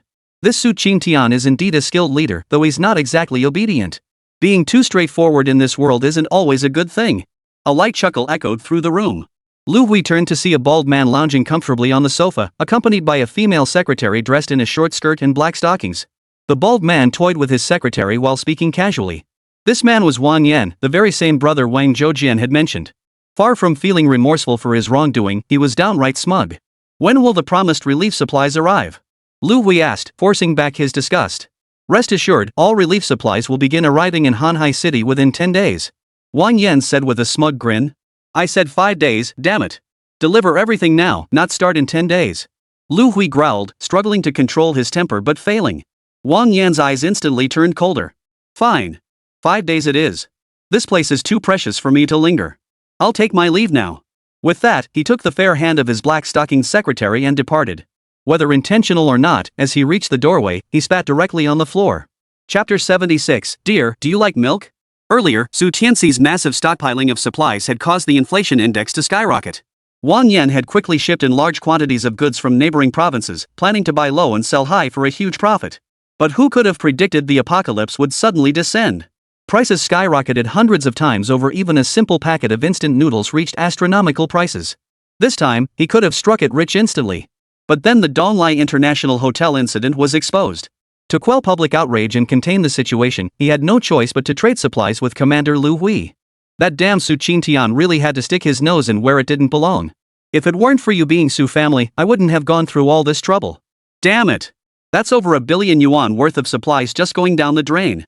Inside the command center, Lu Hui sat expressionless in his chair. Smack! He slapped himself hard across the face. The physical pain was nothing compared to the agony he felt inside. If this had happened before, he would have killed Wang Yan without hesitation. But now, he couldn't. Wang Yan's background was too deep. Not only did he hold a key position in Hanhai City, but the Wang family behind him also had numerous members in important roles, their power profound and unfathomable. Of course, if that were all, Lu Hui wouldn't be afraid. His inner sense of justice wouldn't let him bow to anyone's tyranny. But the problem was, this guy had a lot of supplies, and those supplies could save a lot of people. Those who had come before him were dead. Now, he had to take responsibility for the living. After weighing his options, he had no choice but to compromise his principles. As a metropolis of nearly 10 million, Hanhai City should have had ample supplies. Yet when his team took control, they discovered to their horror that every last resource had been bought up by a man named Su Tianci. That son of a Su Tianci, don't you dare let me catch you. Lu Hui couldn't help but curse. If not for this bastard, he wouldn't be in such a passive position now. Su Tianci, the very man Lu Hui was cursing, suddenly sneezed. He muttered in surprise, I'm bundled up this tightly, and I still caught a cold? But as dusk slowly fell, he needed to find a place to sleep. Su Tianci planned to head over to Jiang Shaoyan's place. This woman was truly driving him wild. Day after day, she found new ways to tempt him, whether it was sultry photos in lingerie, pictures of her in just stockings and underwear, or those suggestive, breathy whispers that sparked endless fantasies. In short, she pulled out all the stops.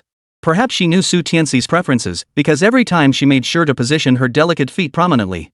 Those jade-like feet encased in black stockings, toes barely visible, hinting at a faint pink hue. It was absolutely killing him. This time, he was determined to teach that little minx a lesson. She couldn't think she could freely seduce him through a phone screen without facing any consequences. He would make sure Jiang Shaoyan understood exactly why the flower was so red. He immediately drove his apocalyptic battle vehicle toward Jiang Shaoyan's residential complex. But before he could get close, he saw a large contingent of armed soldiers carrying out their duties there. Reluctantly, Su Tianci had no choice but to stop the car. But the fire had already been lit. Glancing back at Bei Funi, he reluctantly abandoned the idea. Bai Fani had been fighting alongside him non-stop and was already exhausted. Besides, given his intensity, he didn't want to wear her out completely. Suddenly, Su Tianci thought of a perfect candidate, and a meaningful smile spread across his face. You haven't been in touch, I almost forgot about you. Su Tianci abruptly jerked the steering wheel. After about 10 minutes, he stopped the car and said to Bei Funi, you and Jarvis stay in the car tonight. I have something to take care of. Beverly opened her big, sparkling eyes and asked, honey, what are you going to do? Su Tianci chuckled, it's a secret. With that, he wrapped his coat tightly around himself and strode away. The storm raged on, quickly blanketing the apocalypse vehicle in a thick layer of snow, making it indistinguishable from the other abandoned cars lining the roadside. At that moment, Ma Yan was reading a book. The water and power had been out for several days now. However, the villa had been designed with extreme situations in mind from the start, equipped with generators and energy storage systems that could last another day or two. The question was how long this blizzard would last. For now, she was conserving power as much as possible, using only a low-wattage desk lamp while passing the time with paperback novels. Suddenly, the doorbell rang urgently. Ma Yan walked to the door, took a deep breath, and said politely, I'm sorry, but I don't have any food left either. Please go back. So many people had come begging for food these past days that she was practically responding on autopilot. Well, that's perfect. I happen to have some extra milk. Would you like some? Ma Yan instantly felt a chill run through her body. She shuddered violently as if plunged into an ice cave, sucked in a sharp breath, and stammered, you're. This man was her worst nightmare. She couldn't even bear to utter his name now without feeling sick to her stomach. Su Tianci removed his mask and grinned, revealing a seemingly harmless smile. Ms. Ma. You haven't forgotten me already, have you? TSK. You're heartless, woman. Looks like I'll have to give you a little reminder. Then, he pulled out a sharp hammer and chuckled, "Open the door yourself. Invite me in willingly. Otherwise, once I break through the window, I won't be so polite." Ma Yanyan trembled with rage. If anyone else had uttered those words, they might have been empty threats. But this man was the kind who would actually follow through. It was minus 50 or 60 degrees outside. If the window broke, the freezing wind would rush in, and it wouldn't take long before she turned into an ice pop. After a moment's hesitation, she could only open the door in humiliation and welcome Su Tianci inside. The moment he stepped inside, without even speaking, he scooped her up in a princess carry. Once in the bedroom, he tossed her onto the bed with brutal force, showing not a shred of tenderness. What are you doing? Ma Yanyan's mind went blank with a buzzing sensation. Her body instinctively recoiled, her large, watery eyes filled with terror. Yet Su Tianci, stripping off his heavy down jacket, grinned as he said, "You're already in the tiger's mouth. What else do you think I could possibly do? Stop struggling. The more you fight, the more I enjoy it. Ha!" With that, he lunged at Ma Yanyan like a wild beast, mercilessly tearing her clothes apart. With a rip, her stunning curves were fully exposed, making Su Tianci swallow hard. Tonight was destined to be a sleepless night. Chapter 77, Endless Humiliation. Ma Yaowu arrives. Ma Yanyan instinctively tried to flee, but how could Su Tianci, consumed by lust, let such a prize slip away? The beast raging within him was on the verge of breaking free. Su Tianci proved himself a seasoned veteran. In mere moments, he stripped her bare, leaving her exposed to the air. A wave of intense humiliation washed over her. The first sensation she felt wasn't coldness, but nausea. The last time in the office was bad enough, but this time in her own home, in her own bedroom. Each time was more outrageous than the last. But what could she do? He was like a wolf in sheep's clothing, he wouldn't rest until he'd had his fill.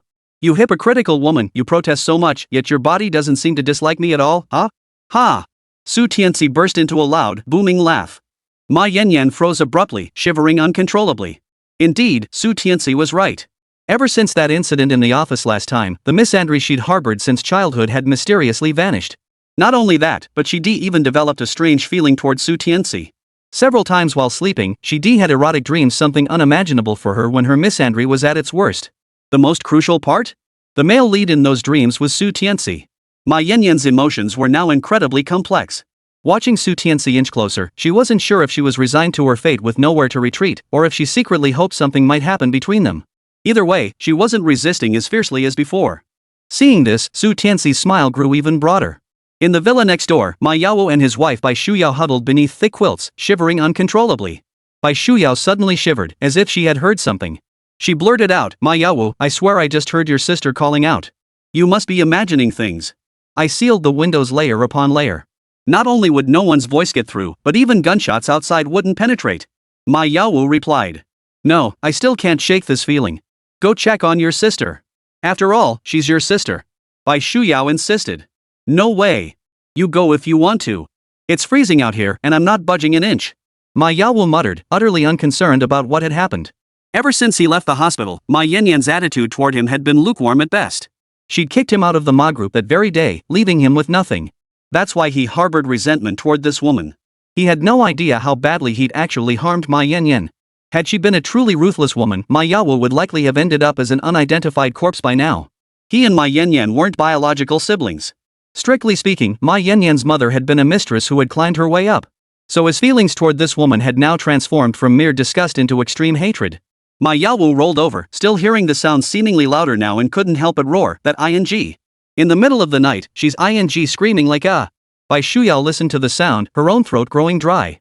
But the man beside her hadn't shared her bed in over a month, and even wearing all sorts of sexy lingerie hadn't made a difference. After all, she was just turning 20 prime age for insatiable desire and could only fantasize to quench her thirst. Ma Yanyan's voice sounded so wanton. Could she be up to something? But the thought vanished as quickly as it appeared. She knew all too well how severe Ma Yanyan's misandry was. Not only were all her staff female, but even the mere proximity of her brother, Ma Yaowu, made the woman feel utterly repulsed. Meeting him was already unbearable, let alone engaging in anything intimate. Yet this kind of sound, it didn't sound like something she could produce all by herself. Could someone have sneaked into Ma Yanyan's room during this time and forcibly violated her? The more Bai Shuyao thought about it, the more plausible it seemed. She nudged Ma Yaowu urgently. "You should go check on her. Make sure nothing terrible happened. And grab some charcoal while you're at it, we're almost out." Ma Yaowu didn't want to go, but seeing the fire in the brazier nearly extinguished, he knew that in this bitter cold, without warmth, someone could genuinely freeze to death. Grumbling and muttering, he reluctantly rose, layering on multiple garments before finally heading outside. Deep down, he secretly hoped someone had bullied Ma Yanyan. That would indirectly avenge him after all. Doing such intimate things to a woman with extreme misandry was far worse than killing Ma Yanyan herself.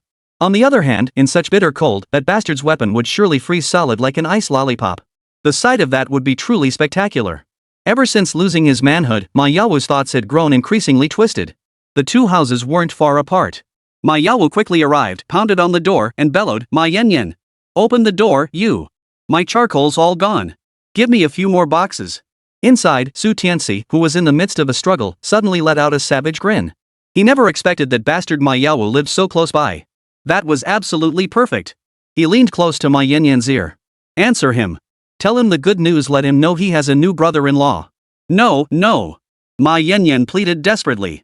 Su Tianci gave Ma Yanyan no chance to resist, dragging her straight to the door and activating the video intercom. The moment he saw Ma Yanyan, Ma Yao erupted in curses. "What the hell took you so long? Open the door. I'm freezing my ass off out here." Ma Yanyan's face flushed an unnatural crimson. Just as she was about to speak, she suddenly let out an involuntary moan. Her voice was soft and seductive, sparking wild imagination. The video feed showed only Ma Yanyan's face, while Su Tianci remained hidden from the camera's view, lurking stealthily. This instantly threw Ma Yanyan into a panic, and she instinctively reached to block the camera. But how could Su Tianci possibly grant Ma Yanyan's wish? He didn't give her the chance, immediately restraining both her hands.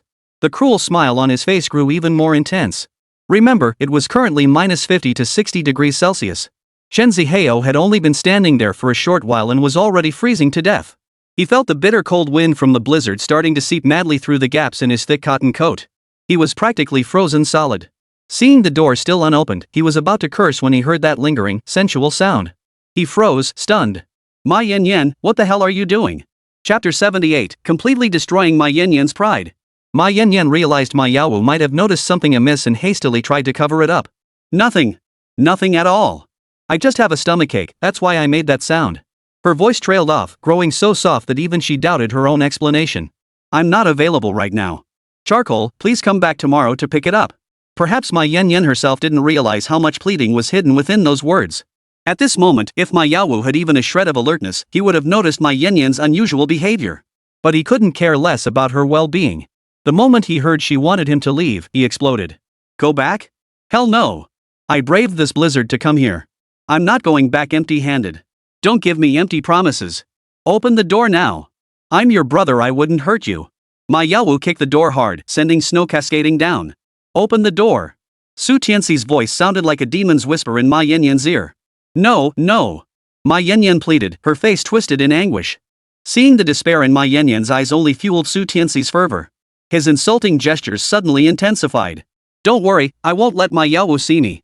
"Really?" Ma Yanyan looked utterly astonished. She seriously doubted his claim, but she knew Ma Yao's temperament all too well. He was the type who wouldn't rest until he got what he wanted. After that, Rongqing opened the door, and the two entered the bedroom. Ma Yao kept his word, grabbing the charcoal and leaving immediately. The moment the door slammed shut, Su Tianci lost all restraint, descending into utter madness. His intensity was so overwhelming that even Ma Yanyan began to lose herself in ecstasy. Barely a few steps away, Ma Yao suddenly heard sounds coming from the villa behind him. His eyebrows shot up in surprise as he cursed, "That! What the hell is she freaking out about? Didn't she say she had stomach trouble? Why is she moaning like that? She always claimed to have misandry, yet behind closed doors she's like this? TSK. My sister sure has quite the contrast." With that, Ma Yao headed home. It was simply too cold outside for him to linger. When Ma Yanyan awoke, it was already noon the next day. Sleeping in like this was a first for her, and she felt somewhat unaccustomed to it. But what could she do? She'd been tormented until the early hours of the morning before being released. The bedding beside her had grown cold. Su Tianci must have left early. What was oddly refreshing was that instead of the usual aches and pains after such indulgence, she felt an inexplicable sense of physical and mental ease. As she prepared to rise, she suddenly noticed her cold room had grown warmer. Not only was the heating turned on, but the internet signal was back too. The generator was also fully fueled enough to last another 10 days or even a fortnight without issue. Clearly, all this was Su Tianci's doing. A complex mix of emotions stirred within Ma Yanyan. After dressing, she walked into the living room to find the table piled high with food, even a large box of the highly scarce heat packs. Her heart leapt with joy. This food was truly a godsend. But when she saw the note on the table, the smile froze on her face. "Not bad. I'm quite satisfied. Consider this your payment." Su Tianci left. In an instant, Ma Yanyan felt her temper flare. That bastard. Does he think I'm some cheap whore anyone can have? Now he's playing the money game? Damn it! Damn it! She tore the note into shreds. She tried to stand firm and refuse the food he left behind, but she couldn't ignore her stomach growling. In the end, she gave in. Su Tianci drove his apocalypse vehicle through the snowy landscape. He whistled cheerfully, clearly in high spirits. After last night's escapade, Ma Yanyan's favorability toward him had soared to 710 points, quite impressive. Of course, he'd come to understand that for a woman this supremely proud and elite educated, no amount of force could truly break her. Only humiliation could completely shatter her psychological defenses. Once her pride was ruthlessly shattered, resentment would surge like a tidal wave. Under the influence of Su Tianxi's pure yang constitution, the more resentment she felt, the more it would eventually transform into affection. Truly a system fit for a tyrant. He glanced again at the affection levels for Lin Huanqi and Zhang Xiaoyan. The former stood at 512 points, still within normal range, while the latter soared to a staggering 931 points, over 200 higher than Ma Yanyan's. This surprised Su Tianci. He hadn't used any tricks on Zhang Xiaoyan. After just one night of training, the little minx had gotten hooked on her own, and since then, Zhang Xiaoyan had always been the one taking the initiative. Just as he pondered this, his phone buzzed. He picked it up and saw it was a voice message from Zhang Xiaoyan. Honey, I miss you so much, so much, so much. I don't know what it is about you, but you just keep me thinking about you all the time. It's so annoying. Her voice was so seductive, and she even sent a picture along with it. The image showed her completely unclothed. The specifics were too explicit to describe in detail, but the moment Su Tianci saw it, even after battling all night and being utterly exhausted, he still felt his mouth go dry. Now I get why Zhang Xiaoyan has such high feelings for me. Su Tianci chuckled to himself, but after a glance, he shut off his phone without replying. Just then, static crackled over the car radio before a voice came through. Good news for everyone, starting tomorrow, the blizzard will gradually weaken, and temperatures will begin to rise. However, it remains unclear whether we'll return to pre-cold wave levels. Citizens are advised to stay indoors. This was actually the first time Su Tianci had heard a complete news report on the radio since the apocalypse began. Despite widespread discontent toward the armed forces online, Su Tianci knew they had never abandoned Hanhai City's citizens, continuing their silent, selfless service. These past days, the armed forces had been working tirelessly to repair the power and water supply systems. They had also dispatched numerous professionals to maintain communication base stations. While ensuring basic necessities were met, they were also conducting large-scale cleanups of the zombies roaming the city. Unfortunately, zombies could never be completely eradicated. As long as life didn't return to its pre-extreme cold state, more and more people would freeze or starve to death.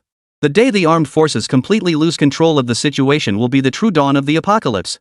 Just then, his phone buzzed with a message from Su Jiaojiao. Brother Su, Li Tsuilan and her people are trying to steal your supplies. Su Tianci sneered coldly. Those damned beasts. Yet he was somewhat surprised that Su Jiaojiao was the one alerting him. Chapter 79, The Punishment of a Saintly Heart. The white-stocking Lolita, Su Jiaojiao. You're trespassing. Get out of here.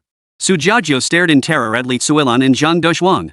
The two old fools kicked open her door without a second thought. Li Tsuilan then grabbed her hair and screamed like a demon. You filthy. My son was perfectly fine until last night after you treated him, then he came down with a fever. What did I ever do to you to deserve this? You're supposed to be a healer with a compassionate heart. Have you no conscience at all? The tirade rained down on her. With a sharp slap, the enraged Li Tsuilan delivered a merciless blow to Su Jiaojiao's face. Su Jiaojiao was momentarily stunned. Only after the blow landed did she recall yesterday Li Tsuilan had frantically sought her out, tearfully pleading that Zhang Ziyue was near death and begging her to help. She even knelt before her. Su Jiaojiao, ever the soft-hearted soul, had ultimately agreed. By then, Zhang Ziyue's injuries were already critical. Zhang Dezhuang and Li Tsuilan had botched the treatment completely, not only failing to remove the arrowhead, but allowing numerous fragments to infect the wound. Had she arrived any later, Zhang Ziyue would likely have been beyond saving. It took 5 or 6 grueling hours to pull Zhang Ziyue back from the brink of death. Zhang Dezhuang and Li Tsuilan were profoundly grateful to Su Jiaojiao, practically worshipping her like a deity. But today, the moment Zhang Ziyue developed a fever, they came demanding answers, pinning all the blame squarely on Su Jiaojiao. It was truly heartbreaking. Just as Su Jiaojiao was about to explain that this was a normal scene, the two stubborn old folks refused to listen. Li Tsuilan pointed at the supplies in Su Jiaojiao's room and declared, "Since you're the one who caused my precious son to get a fever, you have to compensate me for my losses." Then, Zhang Dezhuang stormed into the bedroom and began frantically grabbing supplies. No! Su Jiaojiao cried in panic, instinctively trying to stop him, but it was too late. Upon seeing the instant noodles and snacks, both Zhang Dezhuang and Li Tsuilan descended into a frenzy. Su Jiaojiao, a frail woman, was no match for Zhang Dezhuang. She could only watch helplessly as her last remaining supplies were snatched away. The neighbors watching from outside were now red-eyed with envy. Starving for days, they were instantly tempted by Zhang Dazhuan and Li Tsuilan's frenzy. Especially when they saw the pair carrying out a huge box of food, they couldn't hold back any longer and charged inside like madmen. That little brat had been hoarding all this good stuff. No wonder she never said a word in the group chat before. Ha! Now I can eat my fill for days. Instant noodles. Sausages. Holy crap, there's even tons of bread. I love this. Like madmen, they scrambled to snatch Su Jiejiao's food. As for how she'd survive once it was gone, no one cared. Right now, they were all bloodthirsty, not even sparing a thought for whether she lived or died. Some even tried to justify their actions with hollow claims of paying for it, tossing a few coins down before snatching away piles of goods. You're nothing but thieves. Bandits. Su Jiajiao cried helplessly. The crowd inside the house had already dispersed, leaving her surrounded by utter chaos. The bedroom had been completely stripped bare, nothing left behind. A cold wind whistled through the window cracks, but the chill in her heart was far more biting than the freezing air. They say the most unbearable thing to look at, besides the sun, is the human heart. That saying proved true. She knew Li Tsuilan's family were ungrateful beasts who devoured others without mercy, yet she still softened her heart. She paid a terrible price for her saintly compassion. She blamed no one but herself. But now, a starkly practical problem loomed before her. The food had been looted clean. She had to find a way out now, or she would starve to death. Suddenly, Su Tianci came to mind. Deep down, Su Jiajiao harbored a secret: she liked Su Tianci. Or rather, Su Tianci embodied everything she fantasized about in a partner: gentle and considerate, capable both in formal settings and in the kitchen, and above all, humble, kind, and generous. Sometimes she even envied Zhang Kursen, thinking she must have been a good wife for 3 lifetimes to deserve such a wonderful husband as Su Tianci. Perhaps Su Tianci was too perfect, which was why Zhang Kursen didn't cherish him. No matter what difficulties she faced before, Su Tianci had always lent a helping hand. But would he help her this time?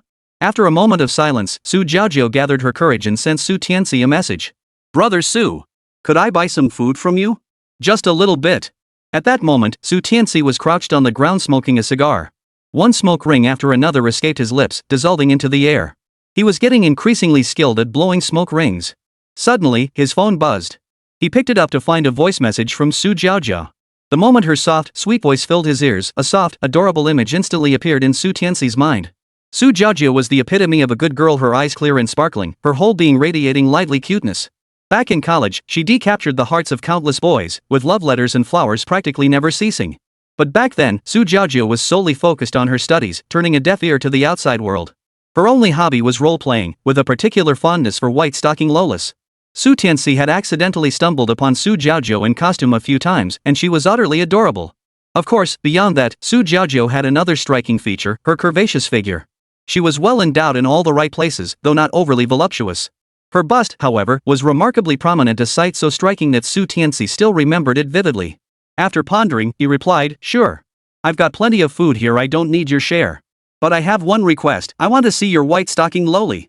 Ha! Su Tianci didn't expect Su Jiajiao to agree. After all, Su Jiajiao was an exceptionally innocent and pure girl. It was precisely because this young girl still held onto a naive belief in the world's goodness and beauty that she had extended a helping hand to Zhang Ziyue, ultimately leading to that outcome. After waiting a while with no response, Su Tianci was about to put his phone down when it suddenly buzzed several times. He picked it up to find a series of photos sent by Su Jiajiao. They were all photos of Su Jiajiao in different cosplay outfits: a white-stocking Lolita, a cool and aloof older sister type, and even one in black stockings. Immediately after came a voice message. "Brother Su, these are all the characters I've played. If you like them all, I'll bring every single outfit." Chapter 80, Mutual Aid Society? Just the ugly side of human nature. At that moment, the group who had snatched supplies from Su Jiajiao's home had all gathered at Li Tsuilan's place. Everyone was incredibly excited. They had been starving for days, their food supplies long since depleted. Now, at last, they could feast. The earlier incident had made them realize that even if their own homes had no food, they could always raid their neighbors. As long as they had food, their own families wouldn't go hungry. As for the fate of the neighbors who lost their supplies, that was none of their concern. Li Tsuilan declared excitedly, "This meager supply won't fill our stomachs. As for official aid, I wouldn't count on it. Right now, we must save ourselves." "How do we save ourselves?" someone asked. Li Tsuilan smiled slyly. "Simple. All residents in this building unite to form a mutual aid association. Families with food must contribute it all to the association. Then we'll support each other through this crisis. Then, once the crisis passes, we'll make restitution." Hearing this, everyone exchanged knowing smiles. Call it mutual aid if you like, but let's be blunt, this is outright extortion. But it was their only option. Su Jiajiao's meager supplies wouldn't last days. Without finding another way, they'd starve to death this winter. At that moment, Li Tsuilan spoke again. Many households in this building have already run out of food. Only a handful still have supplies left. So tell me, do you think more people will side with our mutual aid association, or with them? Her words jolted them awake. When the end of the world came and order collapsed, society reverted to the law of the jungle.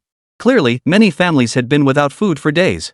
For sustenance, these people would undoubtedly become even more desperate than them. The crowd instantly grew excited. Afterward, Li Tsuilan, as the leader, created a dedicated group chat and added all the households that had run out of food. She spoke briefly, immediately sparking a chorus of agreement.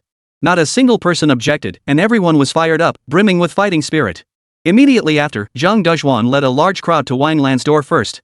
He declared with great confidence, "Wang Lan, I speak to you now on behalf of the Mutual Aid Association. Open the door and hand over all your supplies. They will be distributed fairly by the association." "Is that clear?" Wang Lan erupted in a torrent of curses. "What kind of association you think you are? Even if the King of Heaven himself showed up, he wouldn't get a single grain of rice from me. Get the hell out of here, you bastards." Bang! In the next instant, Zhang Dezhuan and several strong young men forced the door open with crowbars. The crowd then poured in, snatching supplies right in front of Wang Lan's family. Holy crap! So much good stuff. Ha! We're rich. We're rich. We won't have to worry about food for days. This is awesome. Like a whirlwind, they swept through Wang Lan's home in the blink of an eye, emptying it of supplies. They left nothing behind, plundering it clean as locusts after a swarm. No matter how much Wang Lan screamed and threw herself on the floor, it was all for naught. They even had the audacity to claim they weren't looting supplies, but merely taking them into temporary custody for the Mutual Aid Association to distribute later. Not even a 3-year-old would buy that story. After cleaning out the place, Zhang Dezhuan led his men in a grand procession to the next house. "What on earth are we going to do? Mom, you have to think of a way fast." Sun Zhouchen looked at Wang Lan, completely at a loss, and burst into tears. "Cry? A grown man just knows how to cry. How annoying. The urgent task now is to quickly seize the supplies back from those bastards." His wife, Sun Xiaoshuang, was already annoyed. She reached out and slapped Zhou Chen across the face. The sharp smack echoed through the room, and Zhou Chen immediately fell silent. Seeing her son struck, Wang Lan dared not utter a single word. Don't be fooled by her tough exterior. When it came to Sun Xiaoshuang, she dared not even breathe loudly. As for Zhou Chen, he was currently working as a delivery driver, earning just over 5,000 or 6,000 yuan a month. Sun Xiaoshuang, however, was something else entirely. Not only was she exceptionally beautiful, but she now held a minor government position overseeing industrial and commercial affairs. As a cadre of some standing, she was the undisputed head of the household. If she weren't worried that divorce would harm her career, Sun Xiaoshuang would have split from Zhou Chen long ago. Stop standing around like idiots. We're out of food anyway. Let's just join the Mutual Aid Society and loot other people's supplies with them. After all, better them than us. Sun Xiaoshuang declared. Wang Lan and Zhou Chen's eyes lit up at her words, and they immediately rushed over to Li Tsuilan. This so-called Mutual Aid Society went door to door. Households with supplies were robbed and then promptly joined the group. As for those with nothing, well, they joined with more enthusiasm than anyone else.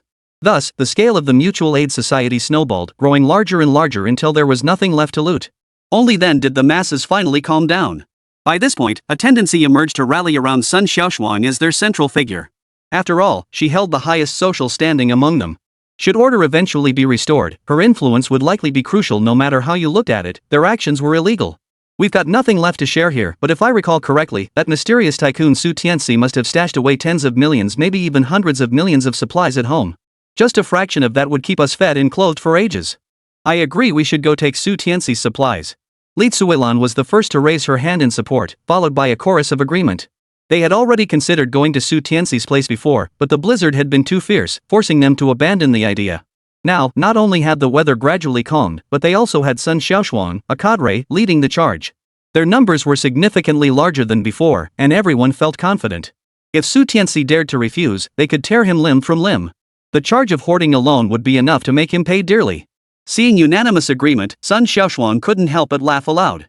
Truth be told, she had her own calculations. Successfully resolving this matter would mean saving the residents of an entire building, even an entire neighborhood, an undeniably monumental political achievement. It would greatly benefit her campaign for the position of bureau chief next year. Even if Su Tianci objected, she could always present him with a banner honoring him as a model citizen of Hanhai City. What else could he do? He wasn't bold enough to kill her, was he? With that, Sun Xiaoshuang waved her hand decisively. Alright then, everyone, meet at the open area outside. At the same time, Su Jiaojia gathered her belongings and stepped outside. She pulled out her phone and sent a message to Su Tianci, "Brother Su, I'm on my way now." Chapter 81, A Debt of Life, Repaid Only with One's Body. A small potato trudged through the vast snowy expanse, moving inch by inch with great difficulty. On her back was an enormous bundle, its size nearly rivaling her own. "It's so cold." The biting wind lashed her face, turning her cheeks bright red, yet she forced herself to keep moving. Staying home meant certain starvation or being devoured alive by those cannibalistic neighbors. Her only hope lay in reaching the Tianci villa to find Su Tianci. She was truly at the end of her rope now. Gazing at the vast expanse of white, despair still crept into her heart. Suddenly, she spotted a motorcycle speeding toward her across the thick snow. Squinting to focus, she waved excitedly. "Brother! Brother!" With a smooth drift, Su Tianci brought the motorcycle to a steady stop right before Su Jiaojiao. Seeing her disheveled state, he couldn't help but find it amusing. A tiny, adorable little girl, dragging a package bigger than herself, plodding through the snow like a snail, inch by inch. Her clumsy yet endearing manner exuded an inexplicable charm. "Hop on," Su Tianci ordered crisply. It was as if her own knight in shining armor had appeared, stepping off a rainbow, right when she was at her most desperate. Especially after catching sight of that handsome little face, Su Jiaojiao's heart nearly leapt into her throat. Once inside the car, they headed straight for the villa. Even though she'd braced herself mentally, the sheer opulence of the villa resembling an imperial palace made the shock on Su Jiaojiao's face nearly palpable. She swallowed hard, her voice stuttering as she asked, "Brother, you live here?" She had only ever seen such luxurious villas on television before. Witnessing one in reality for the first time, the shock within her was unimaginable. Especially now, when the outside temperature hovered around -50 to 60 degrees Celsius, yet the villa maintained a constant 26 degrees Celsius indoors. That alone was incredibly remarkable. As she surveyed the villa's interior, she gradually began to feel warm. After all, bundled in layers upon layers of clothing to withstand the sub-zero temperatures outside, she now found herself in a 26°C environment where such heavy attire was unnecessary. So Su Jiaojiao began shedding layer after layer. Before long, her thick cotton-padded jacket, down coat, and other heavy garments were all gone, leaving her in just her undergarments. Yet she still felt intensely warm. Now she hesitated. To remove more would mean being completely naked. Though she felt quite fond of Su Tianci and didn't mind him seeing her like this, she still felt somewhat embarrassed. Su Tianci watched her in silence. Once she shed the heavy layers, Su Jiaojiao's shapely figure was immediately revealed. Su Jiaojiao wasn't tall, standing around 5 feet 2 inches, but her weight of just 110–120 pounds meant she didn't look the slightest bit bulky. Her proportions were perfectly balanced, she looked slim in clothes but revealed curves when undressed, a true clothes horse. Most strikingly, her ample assets were remarkably substantial, so much so that Su Tianci wondered if he'd need both hands to cover them entirely. This contrasted sharply with her lively, adorable, cute girl persona, creating a striking juxtaposition. Her innocent, childlike expression, especially the clear, wide-eyed innocence sparkling in her bright, watery eyes, instantly made Su Tianci's mouth go dry. Seeming to sense her hesitation, he smiled and suggested, "You brought so many little dresses, right? Now's the perfect time to change into one." "Oh my gosh! How could I be so clueless?" Su Jiaojiao flashed Su Tianci an innocent, carefree smile. "Thanks for reminding me, big bro. With my brainpower, I probably wouldn't have thought of that. Was this the legendary big breasts, no brains?" Su Tianci couldn't help but chuckle to himself. Moments later, when Su Jiaojiao emerged wearing the skirt, he froze. Even after battling Bei Funi all morning, he now found himself parched and breathless. The skirt barely reached her thighs, showcasing a pair of snow-white legs to perfection, long, straight, and without an ounce of excess flesh. Especially the pink toes peeking out from beneath her sandals added the perfect finishing touch to this alluring display. Worst of all, the white blouse she wore with the skirt couldn't quite contain what seemed ready to spill out. The top few buttons were simply too tight, leaving a tantalizing glimpse of skin peeking through. Any normal person who saw this would likely find it unbearable. Su Tianci swallowed hard before motioning for Su Jiaojiao to head to dinner. Su Jiaojiao's mouth went dry at the sight of the lavish spread on the table. Braised pork and steamed fish seemed ordinary compared to the array of delicacies: Buddha jumps over the wall, ants climbing a tree, crayfish, king crab, and red wine. Even before the apocalypse, this meal would have been considered extravagant, let alone now, when food and clothing were scarce. Su Jiaojiao's eyes instantly welled up with tears. For nearly 30 days, she'd subsisted on bread, instant noodles, and flavorless dried noodles. Seeing such an abundant spread of steaming hot dishes for the first time overwhelmed her with emotion, and she burst into tears. Yet a sliver of reason forced her to stay composed. With wide, clear eyes, she looked at Su Tianci pitifully and asked, "Brother, is this for me to eat?" Su Tianci nodded, his voice brimming with generosity. "It's all yours. If it's not enough, just tell me. I don't have much of anything, but I can eat a lot." Su Jiaojiao wasted no time. She dove right in. Starved for days, the sight of this food made her mouth water uncontrollably. Both hands attacked simultaneously. Forgetting chopsticks, she grabbed the pork knuckle and braised pork with her hands, chewing heartily with great satisfaction. Soon, her little mouth was stuffed full, her rosy lips smeared with savory grease. After shoveling down several mouthfuls, Su Jiaojiao cried out in pure contentment. Part of it was gratitude, part of it was hurt. Earlier, she had helped Zhang Zijie with his illness, only for Li Tsuilan to repay kindness with betrayal, leading others to seize all her food. Yet here with Su Tianci, she had done nothing, and the kind-hearted Su Tianci had simply given her food. It was no exaggeration to say that in this starving, freezing apocalypse, even a single bite of food was a life-saving favor greater than heaven itself. Let alone this much food, freely given for her to eat her fill. About half an hour later, Su Jiaojiao finished eating. Rubbing her full belly, she let out a satisfied burp before shyly glancing at Su Tianci. They say a full belly breeds lust, and that was precisely her state. Su Tianci was already handsome and youthful, and now he'd saved her life. Her inner excitement was palpable. "Brother," she murmured. "I can never repay such a great debt of gratitude. This humble maiden can only offer herself in return." Gazing at the curves mere inches away, Su Tianci's heart leapt to his throat. His voice trembled as he asked, "Are you sure?" Su Jiaojiao answered with action. She rose and walked over, then boldly straddled Su Tianci, her face flushing bright red. Chapter 82, The Innocent College Student. Moral Blackmail. Amidst the vast, swirling snowstorm, Sun Xiaoshuang led over 100 members of the Mutual Aid Society straight toward the villa district. Every one of these men was among the strongest and most capable. Each household, eager to secure an advantage for themselves, had mobilized their finest fighters. After all, in this lawless post-apocalyptic world, the most primitive jungle rules prevailed. Might made right. Even residents from the neighboring community, upon hearing of this, voluntarily joined the Mutual Aid Association to collectively take down Su Tianci, this modern-day landlord. Sun Xiaoshuang reveled in her role as leader, her smile never faltering until her gaze fell upon Zhou Chen beside her. His dejected expression caused her smile to freeze slightly, replaced by a hint of disgust. It could be said that marrying Zhou Chen was the biggest mistake of her life. After a period of arduous marching, Sun Xiaoshuang and her group finally reached the Tianshan Villa district. The towering, solid walls made the group feel a bit daunted, especially with the cold, flickering arc lights casting a piercing glare that made their eyes hurt. But they had come this far and couldn't give up now.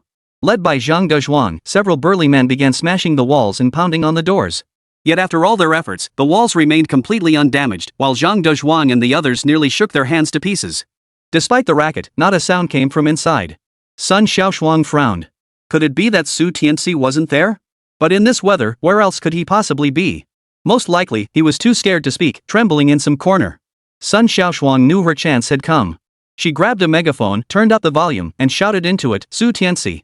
This is Sun Xiaoshuang. I repeat, Sun Xiaoshuang. I'm here on behalf of the Neighborhood Mutual Aid Committee to discuss urgent matters with you." Inside the villa, Su Jiaojiao began with quiet sobs that grew louder and louder, drawing Su Tianci deeper into an irresistible frenzy. Su Tianci had never experienced such exquisite pleasure. The thrill of brutally trampling and extinguishing that innocence was enough to drive him mad.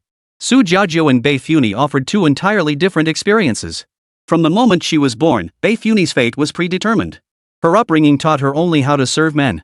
So after she followed him, she often found herself adept at unfamiliar knowledge, never refusing, allowing herself to be taken. But Su Jiaojiao was different.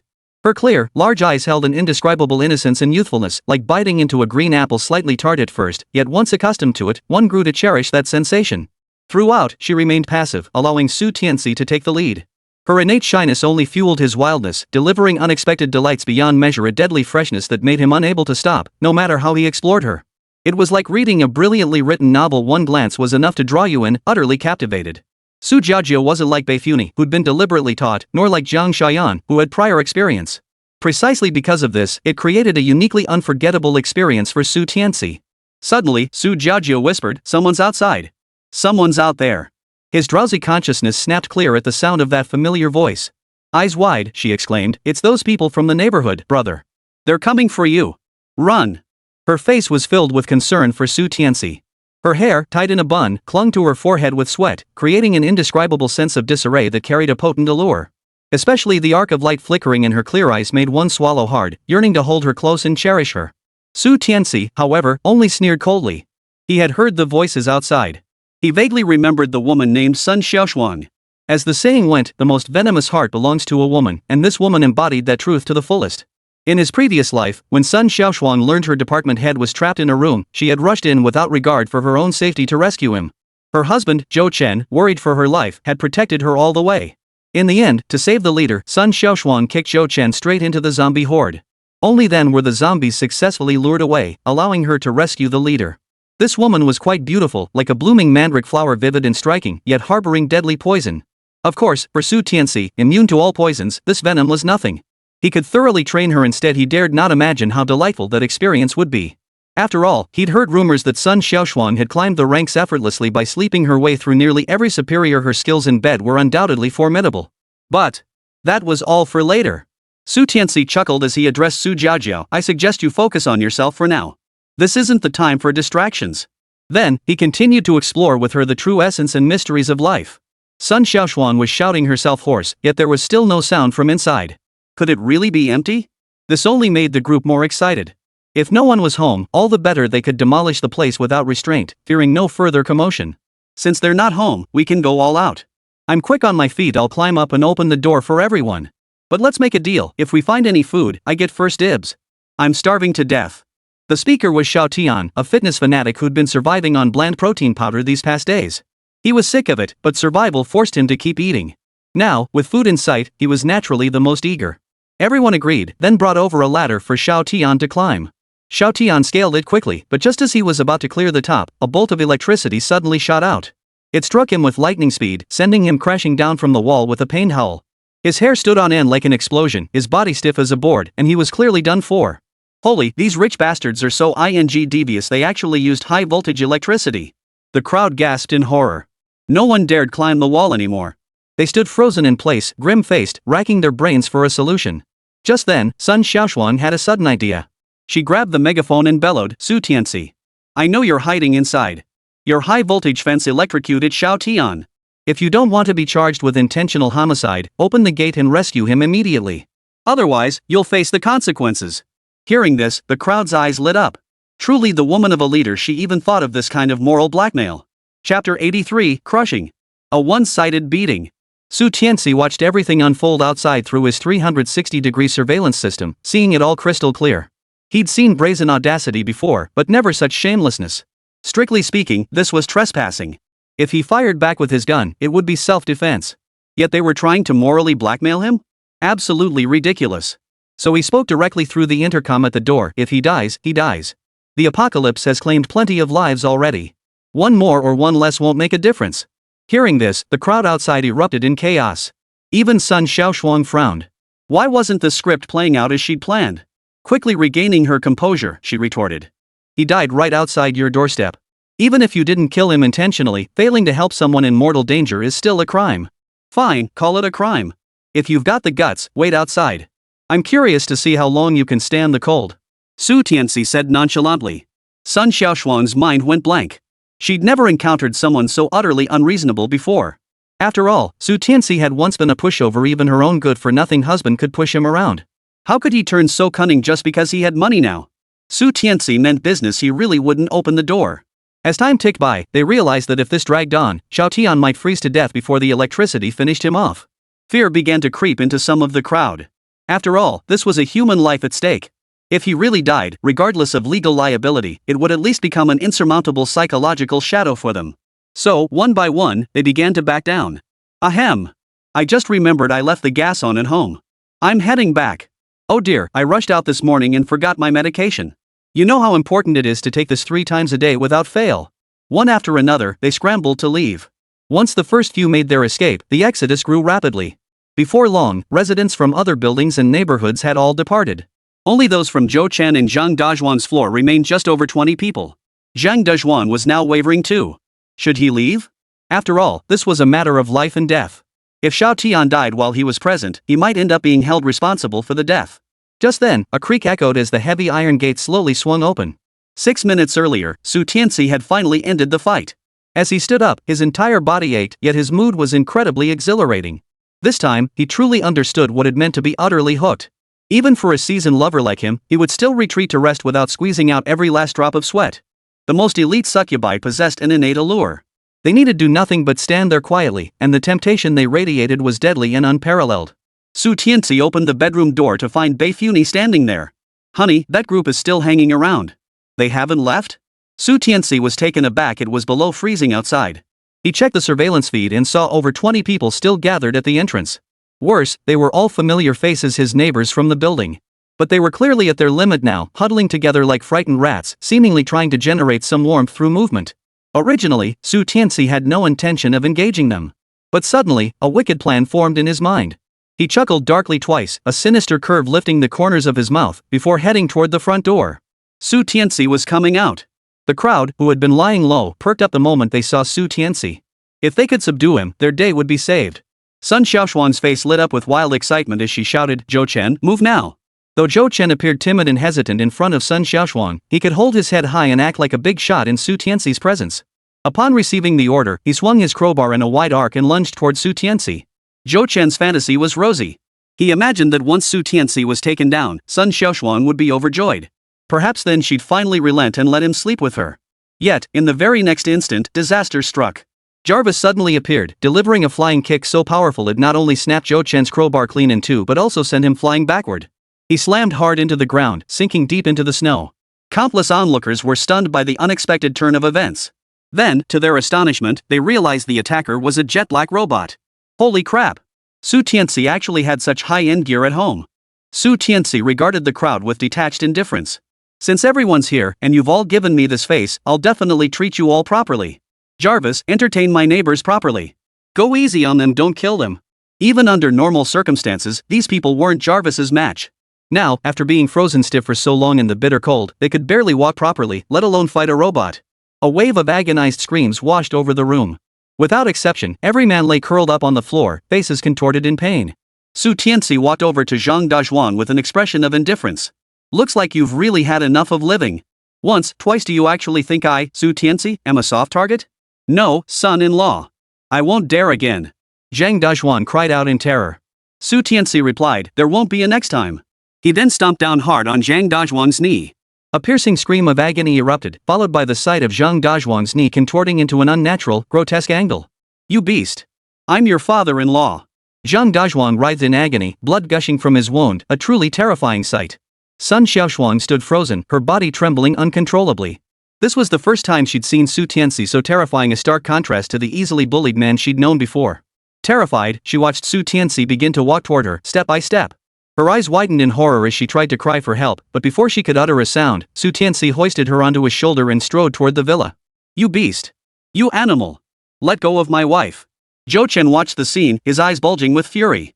But before he could react, Jarvis delivered a spinning back kick that sent him crashing into the snow, unconscious. After Su Tianci carried Sun Xiaoshuang into the villa, Jarvis grabbed Xiao Tian and followed inside, swiftly closing the door behind them. Creak! The door closed. All fell silent. Chapter 84, Miss Sun, you don't want to lose your job, do you? Inside the villa, warmth enveloped the space. Su Tianci casually tossed Sun Xiaoshuang onto the floor.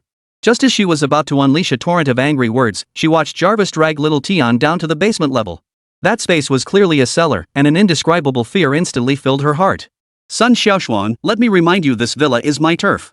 No one gets in without my permission. So I'm giving you a heads up, keep your head down. Threat. Blatant threats. Sun Xiaoshuan shrank back fearfully, her earlier arrogance completely vanishing. Su Tianci snorted coldly before plopping down onto the plush sofa. His voice dripped with laziness as he said, I don't have much patience. Are you going to take off your clothes yourself, or should I find someone to help you? Seeing Su Tianci's haughty demeanor, Sun Xiaoshuan momentarily forgot to resist. She hurriedly replied, I'll take them off myself. I'll take them off myself. Caught in this man's clutches, she could only accept her misfortune. She began removing her clothes one by one. The room temperature of 26 degrees Celsius wasn't particularly cold. In fact, she was starting to feel a bit warm. By the end, she was left wearing only her undergarments. Sun Xiaoshuan gradually calmed down. She believed order would eventually be restored in this world. After all, hadn't the armed forces entered Hanhai City precisely to maintain order? Besides, her status as a cadre was undeniable. She wasn't just some ordinary citizen like those neighbors. Su Tianci must have some reservations about her, otherwise why would he spare her after beating everyone else? With this thought, Sun Xiaoshuan felt confident enough to negotiate with Su Tianci. She spoke up. Su Tianci, I hope you can understand our situation. Everyone is starving now. To survive, we had no choice but to resort to this desperate measure. But since you opened the door, I hope you can exercise some initiative and uphold traditional virtues. As a cadre, Sun Xiaoshuan spoke with polished eloquence, adept at flattery. Yet Su Tianci wasn't swayed. His hand instinctively reached out, fully covering that firm, supple curve. He couldn't resist squeezing it. The palm felt like grasping jelly, bouncy and elastic. Su Tianci had intended to admire at first, but he couldn't hold back. It wasn't his fault. Sun Xiaoshuan radiated an overwhelming aura of a married woman. She was beautiful, had a great figure, and possessed a natural, seductive charm that carried an indescribable allure. Under the system's influence, Su Tianci's physical prowess was terrifyingly strong. Even after having already satisfied himself earlier, he still possessed a beastly, ferocious desire. Sun Xiaoshuan hadn't registered what was happening at first. Feeling the unusual pressure before her, she froze in shock before stumbling back several steps. "What do you think you're doing?" she snapped angrily. "Su Tianci, I'm warning you." Before Sun Xiaoshuan could finish her sentence, Su Tianci swung his hand in a wide arc and delivered a vicious slap across her face. Then, his voice icy cold, he said, "I never crossed you, but you keep provoking me. Bringing that so-called mutual aid group to raid my supplies? You really think I'm a pushover? Open your damn eyes and look at yourself. What gives you the right to negotiate terms with me now?" Su Tianci dropped all pretense, his left hand plunging directly beneath Sun Xiaoshuan's clothes. He kneaded her with brutal force, showing no mercy whatsoever. The pain was so intense it made Sun Xiaoshuan cry out. Such a reckless and insolent act infuriated Sun Xiaoshuan. In her eyes, no matter how wealthy Su Tianci was, he was nothing more than a nouveau riche. After all, money could never compare to power. Whether you're a billionaire or a trillionaire, you'll still bow and scrape before power. Whether this belief was right or wrong, Sun Xiaoshuan held it with unwavering conviction. That was why, over the years, she had climbed the social ladder at any cost. She possessed a perverse obsession with power. Witnessing billionaire CEOs groveling for her favor, pleading for her signature or approval, filled her with exhilaration and satisfaction. This thrill surpassed even the peak of physical pleasure. "You beast. This isn't over. I'll use every connection I have to sue you until your family is ruined and you're penniless," Sun Xiaoshuan declared furiously. But to Su Tianci, this fury now seemed more like impotent rage. Su Tianci sneered coldly with disdain before speaking indifferently, "I have over 10 ultra-high-definition cameras recording us. Every word you say is captured. Tell me, if this footage were to be exposed, who would suffer more, you or me?" In an instant, the fury in Sun Xiaoshuan's eyes gave way to terror. In her relentless climb upward, she'd stopped at nothing. The outcome was favorable. An organizational conference would be held in the second half of the year to select a deputy director. Having outmaneuvered her rivals, she was virtually assured of the position.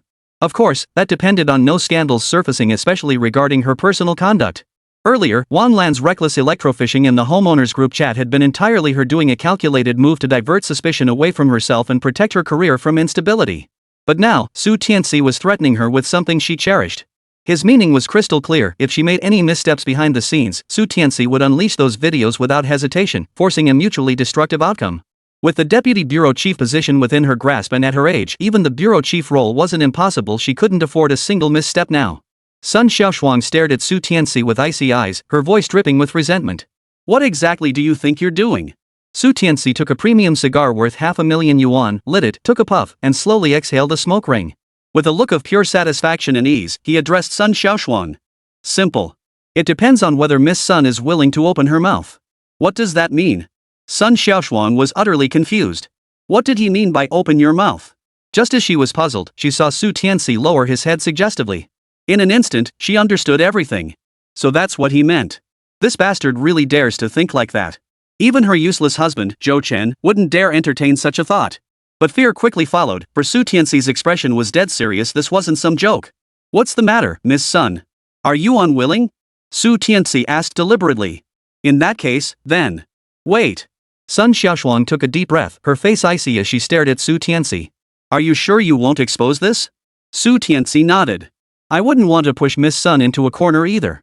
It's wise to leave some room for future interactions, right?" Whether intentional or not, he emphasized the word future with deliberate emphasis. Chapter 85, Negotiations? Negotiate with your body. Upon hearing this, Sun Xiaoshuan nearly choked on her breath and fainted on the spot. "So, why not take the initiative?" Su Tianci said with a smirk. That insincere smile looked to Sun Xiaoshuan like a demon's grin, far more terrifying than any flesh-eating monster. Sun Xiaoshuan gritted her teeth in fury but had no choice but to comply. She moved step by step, as slow as a snail, taking an agonizingly long time to reach Su Tianci. She then looked at him with utter humiliation. Su Tianci snorted, nodding with satisfaction. He relished this, feeling her obvious resistance and displeasure, yet forced to submit to reality, to him, allowing him to take whatever he wanted without even daring to say no. "All right," he said. "Take off your underwear too. I don't like restrictions." Sun Xiaoshuan's face turned purple. If she truly bared herself completely, there would be no turning back. Yet now, it seemed there was no path left. Resigned to her fate, she removed her underwear, exposing her beautiful curves to the air. Yet, just as she prepared for the next step, she froze abruptly. She gasped sharply, her eyes widening in shock as she looked down. In an instant, her pupils contracted sharply. Her mind buzzed, going completely blank. What was happening? Why does it look different from her husband's? Tianci seemed to notice Sun Xiaoshuan's surprise and explained with a smile, "What? Surprised? Now you know, the difference between people can sometimes be greater than the difference between people and pigs. How could a little earthworm be compared to the golden monkey staff? This is nothing short of an insult to the great sage equal to heaven. Enough chatter. It's time to honor your promise. The arrow's already on the string, there's no turning back now. Regret is useless at this point." Sun Xiaoshuan shed tears of humiliation. Yes, it was too late for regrets now. Everything had been exposed. Maintaining dignity served no purpose. Besides, for the sake of her career, she had no choice but to resort to this desperate measure. In that instant, Tianci looked at Sun Xiaoshuan with a face full of surprise, as if he'd been electrocuted. For he suddenly sensed something extraordinary. It didn't feel like an experienced veteran at all. Of course, what Tianci didn't know was that Sun Xiaoshuan, for the sake of her career, had poured all her energy into work. She hadn't let Zhou Chen touch her in so long that even Sun Xiaoshuan herself had forgotten when she last shared a bed. What Zhou Chen had long desired was now falling into Tianci's lap. If Zhou Chen ever found out, he'd be furious enough to spit blood. How had things come to this? What exactly had happened? After seeing the defeated and wounded troops, Li Tsuilan looked anxiously at Zhang Dezhuang. Zhang Dezhuang had been beaten particularly badly. If not for the bitter cold temporarily numbing the pain, he would have been wailing like a ghost. A man with slightly lighter injuries briefly recounted the events that had transpired. This left the entire group utterly speechless. No one had anticipated that Tianci's place not only had high-voltage electricity as protection but also robots as assistants. Unbelievable. Absolutely unbelievable. The life of the wealthy was simply too good. Suddenly, all eyes turned to Zhou Chen. They had all witnessed Tianci forcibly carry Sun Xiaoshuan inside earlier. Needless to say, Sun Xiaoshuan's beauty was undeniable. Even the residents of this building, though they might not speak of it openly, secretly harbored thoughts about this married woman. Now that Tianci had forcibly taken her away, it couldn't possibly be just for dinner and tea. Unless Tianci was a eunuch, it wasn't hard to imagine what might happen between them. Human nature being what it was, if they were in his shoes, they probably wouldn't let Sun Xiaoshuan walk out unscathed either. An indescribable, deathly silence hung in the air. These people wanted to comfort Zhou Chen, but after a long, heavy silence, not a single word came out. In moments like this, the person involved had to bear it alone. After all, it was Zhou Chen himself who had a lush green meadow growing wildly on his head. Suddenly, Zhou Chen's phone buzzed. He picked it up to find a voice message from Sun Xiaoshuan. "Tell the mutual aid neighbors that Tianci and I have reached a preliminary agreement. He's willing to sell us supplies at a slightly higher price. I need some time now to work out the details with him. Don't worry about me." The previously despondent crowd instantly perked up at these words. Their eyes lit up one after another, unable to contain their excitement. Their dejection stemmed not only from being beaten by Tianci, but crucially from returning empty-handed, a devastating blow for those facing imminent starvation. Now, at last, the problem was solved. As for selling at a premium? Come on, what era were they living in? Money had long become worthless paper. As long as they could sell it to these people, they'd charge an exorbitant price. After all, who knew if they'd even survive this apocalypse? For now, they'd take each day as it came, worrying about the future later. Just as everyone was celebrating, Zhou Chen noticed something off. His sharp ears picked up an unusual sound, and Sun Xiaoshuang's breathing seemed uneven as she spoke, as if she rushed to say it between intense exertions. Deep unease gripped him. Just as he reached for his phone to make a call, Wan Lan snatched it away. "Look, at a time like this, don't go stirring up trouble for our wives. If you mess things up, the supplies we've promised might just slip through our fingers. No wonder your daughter-in-law always looked down on you. You really have no sense at all. You should know when it's appropriate to call and when it's not. Use your head a little." Zhou Chen fell silent. After a moment, he nodded. "You're right. I'll send her a text then. Baby, let me know when you're done so I can pick you up." Ding. Her phone buzzed once, but Sun Xiaoshuan had no time to check it. Tianci charged at her like a tiger descending the mountain, brutal and fierce. It was like a long-awaited rain after a drought, but for Sun Xiaoshuan, this wasn't gentle rain, it was a torrential downpour. Sun Xiaoshuan had never encountered such a ferocious subordinate before. She'd hoped to use the texting opportunity to catch her breath, but this guy wouldn't let her rest. Despair and humiliation slowly welled up inside her, making her want to tear Tianci limb from limb. Yet amidst the despair, an inexplicable emotion stirred within her. The more brutally Tianci tormented her, the more intense that feeling grew. Time passed in the blink of an eye, yet felt unbearably long. Chapter 86, Sisters? Tianci's evil thoughts. At this moment, Su Tianci had ceased to be human. He was like a starving man who had gone days without food, suddenly confronted with a lavish banquet spread before him. Unless he stuffed himself until he could eat no more, he would gorge himself relentlessly. Sun Xiaoshuang's entire body bore the suggestive marks Su Tianci had left on nearly every inch of her skin. Even now, covered in wounds, this beast refused to spare her. Like a piece of fried chicken cutlet, every surface front and back was thoroughly saturated. After an unknown amount of time, Su Tianci collapsed onto the sofa. He picked up an 800,000 yuan cigar, lit it, and took a deep, satisfying drag. After letting the smoke fill his lungs, he exhaled slowly, the sensation pure bliss. A cigar after the deed? Pure bliss. He glanced at Sun Xiaoshuang, whose face was twisted with resentment, and said, "This cigar costs about 800,000 yuan. That's at least 10 to 20 years worth of your salary. Care for a puff?" From cigars costing 100,000 yuan each to now 800,000 yuan per stick, Su Tianci's material and spiritual indulgences were escalating at a visible pace. The number of women surrounding him had also grown exponentially. Whether it was proud older women, cute young girls, or alluring married women, he had experienced them all. At this moment, Sun Xiaoshuang glared at Su Tianci with intense resentment, her inner turmoil overwhelming. Primarily because, beyond her hatred for Su Tianci, there lingered an indescribable, inexplicable feeling. How could she describe it? Her refusal to let Zhou Chen touch her stemmed partly from her need to focus entirely on her career. She couldn't risk pregnancy derailing her promotion prospects. But another reason was Zhou Chen's utter inadequacy. He'd often finish in a minute or two, leaving her utterly unfulfilled. But the sensations Su Tianci gave her were entirely different. They were polar opposites. One was heaven, the other hell. Seeing Sun Xiaoshuang's silence, Su Tianci, in high spirits, didn't seem to mind. He continued, "How about staying here a little longer? Not only is my bathroom spacious, but my bed is huge. And incredibly comfortable. We could try it out on the bed. Get lost."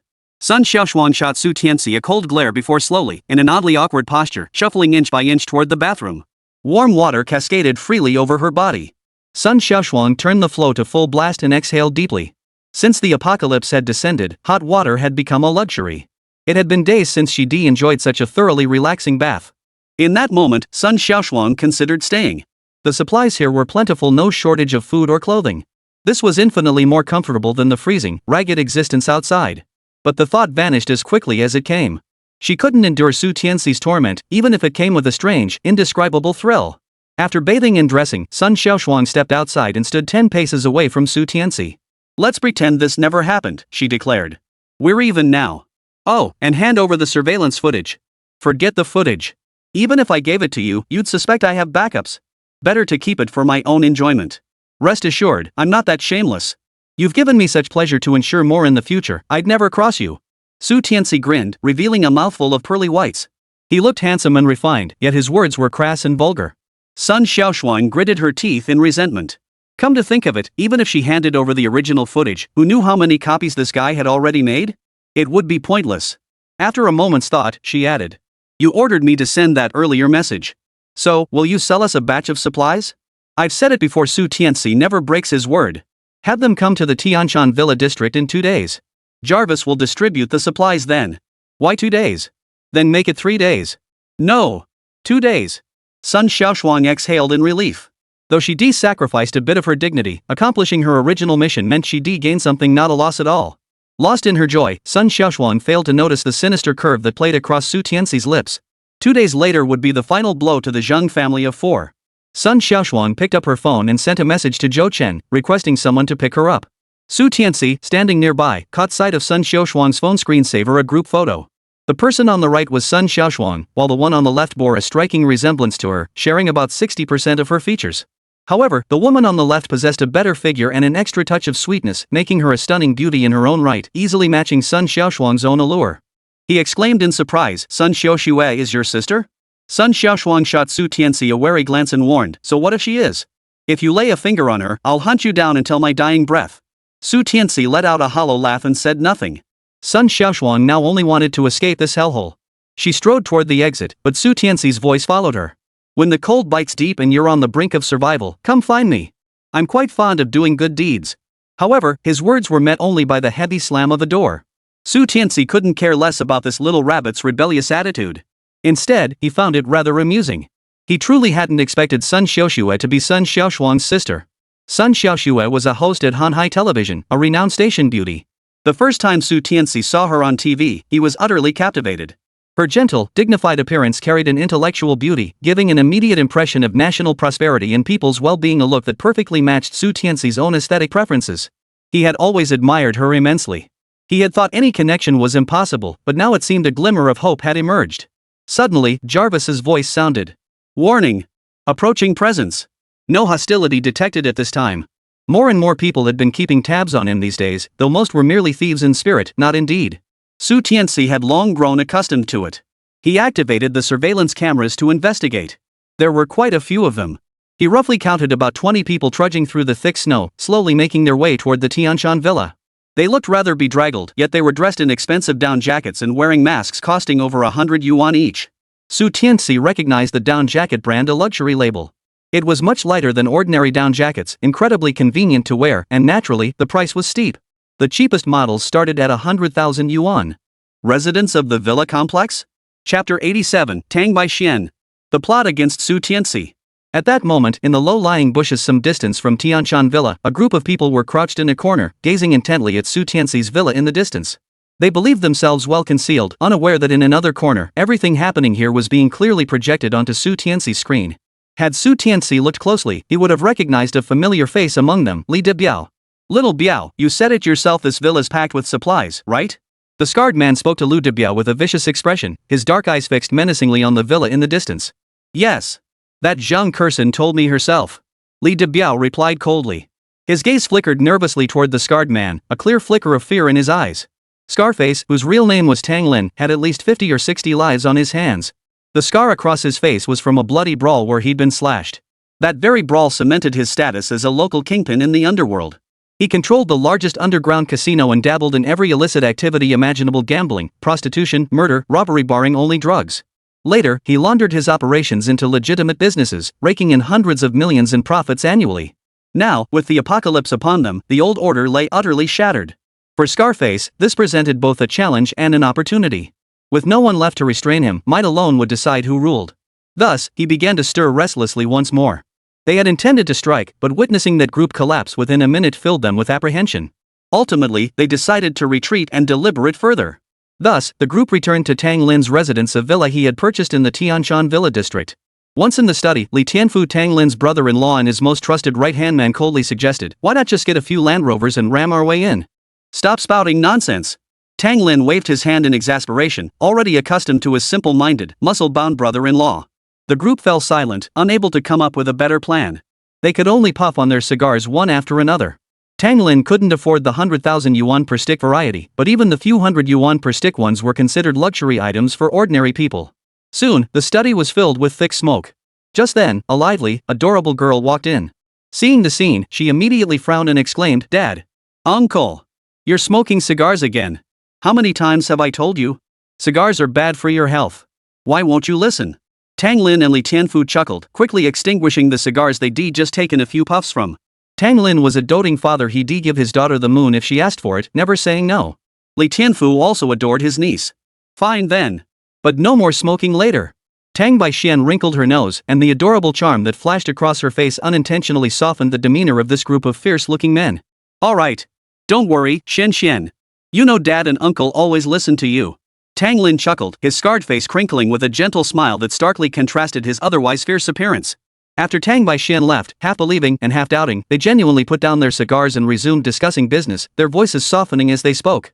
Perhaps unwilling to shatter the perfect image of her father in Tang Baixian's mind, Tang Lin never discussed work in front of her, nor did he reveal what he did for a living.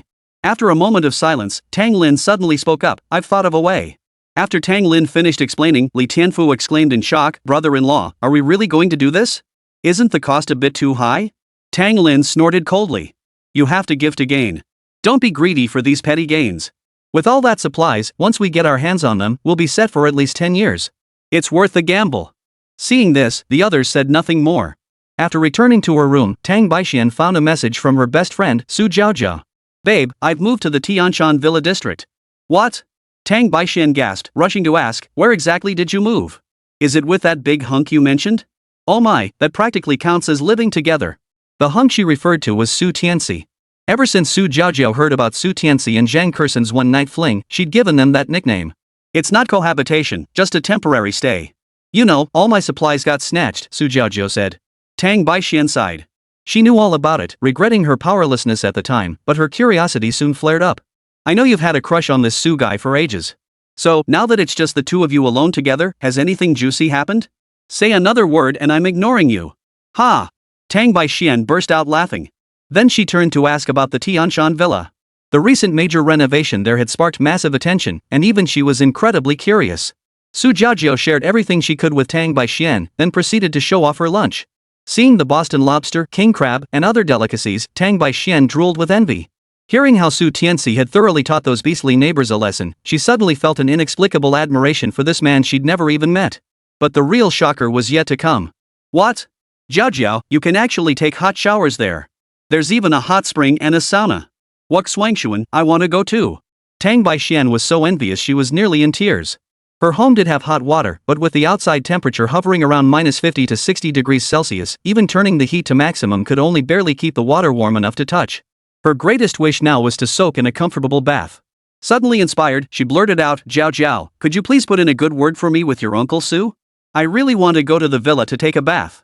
But, oh, Jiao Jiao, you're the best. Tang Baixian cooed, her voice trailing off sweetly. Even Su Jiao Jiao couldn't resist such a tender appeal. Sure.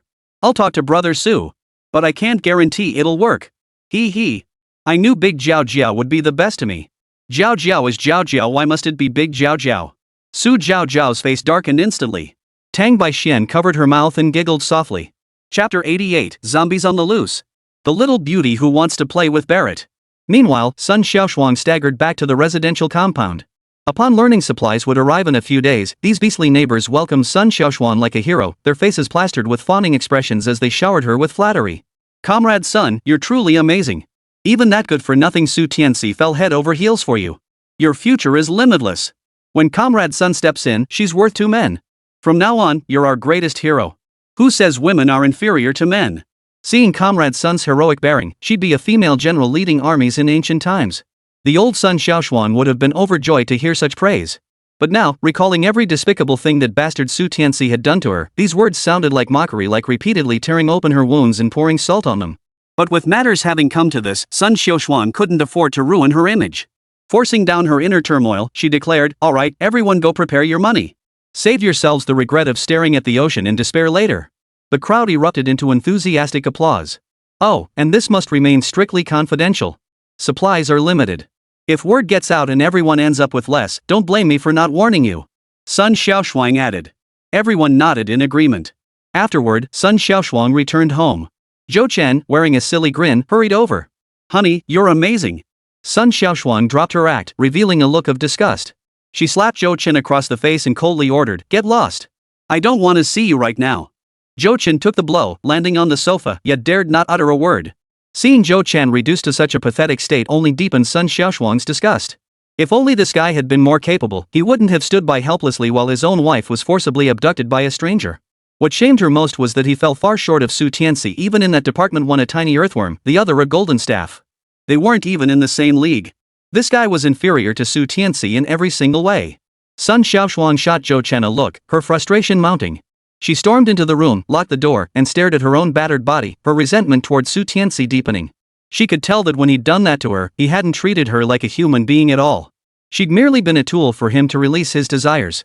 What was worse was that it had happened under threat. After years of pride, being trampled underfoot for the first time, the humiliation she felt was beyond words. Just then, her phone rang. She picked it up to see it was her younger sister, Sun Xiaoxue. The TV station where Sun Xiaoxue worked had been under strict military control since the armed forces took over. One of the first rules was a ban on all external communication. A secret call at this hour meant something major had happened. Sis. It's bad. This apocalypse might last a very long time. The armed forces had already begun stockpiling supplies that day. Sun Xiaoxue's voice was sweet and soft, as comforting as a sticky rice cake. Sun Xiaoshuang froze, stunned. Is it really that bad?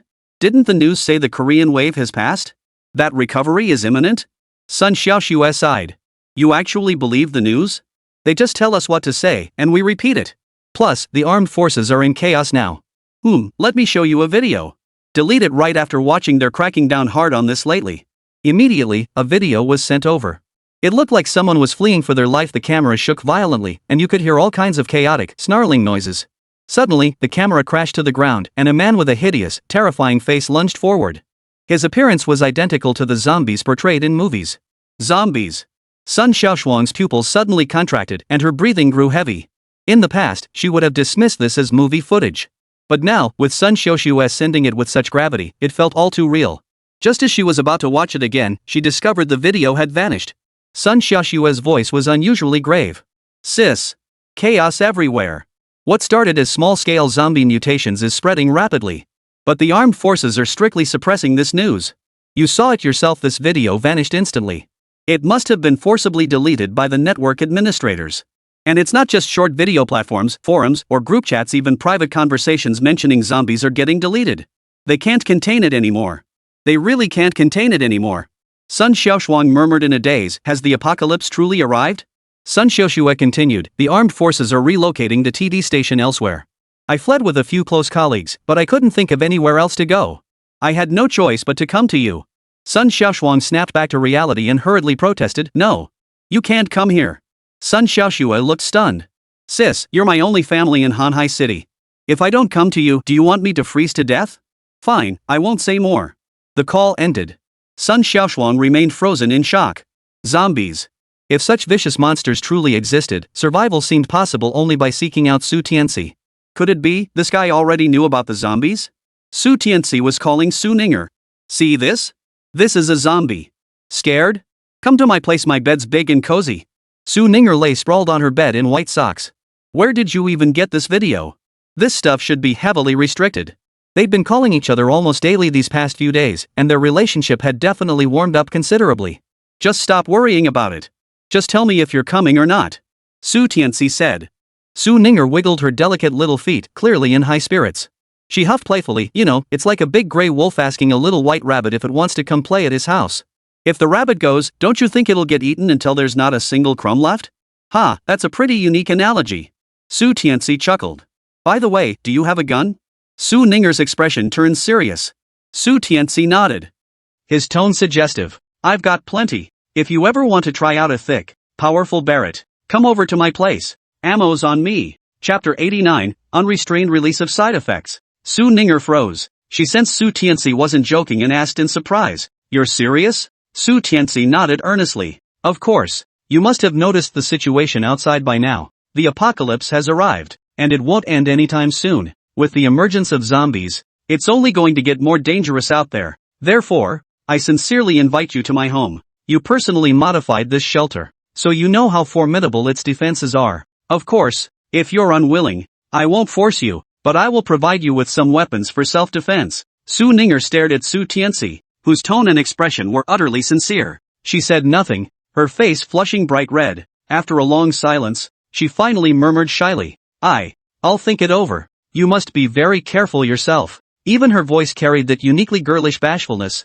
lingering sweetly. Su Tianci nodded and chatted for a few more moments. After hanging up, he picked up that $1 million cigar, took a deep drag, and slowly exhaled a smoke ring before falling into deep thought. From this very moment, the entire world began to crumble. The existing order and systems suffered a devastating blow due to the emergence of zombies. The video he just watched was likely filmed in some remote area. After all, the more isolated and desolate the location, the more limited the military's reach became, allowing the zombies to wreak greater havoc. Even a major city like Hanhai City, protected by a single military regiment, likely wouldn't hold out for long. Take the current situation. For instance, zombies have already appeared in various areas of Hanhai City. However, since everyone is still indoors at this hour, their presence remains largely unknown. Once the outbreak occurs, the consequences would be unimaginable. Of course, this posed no problem whatsoever for Su Tianci. His self-defense capabilities were more than sufficient, and besides, he had the system.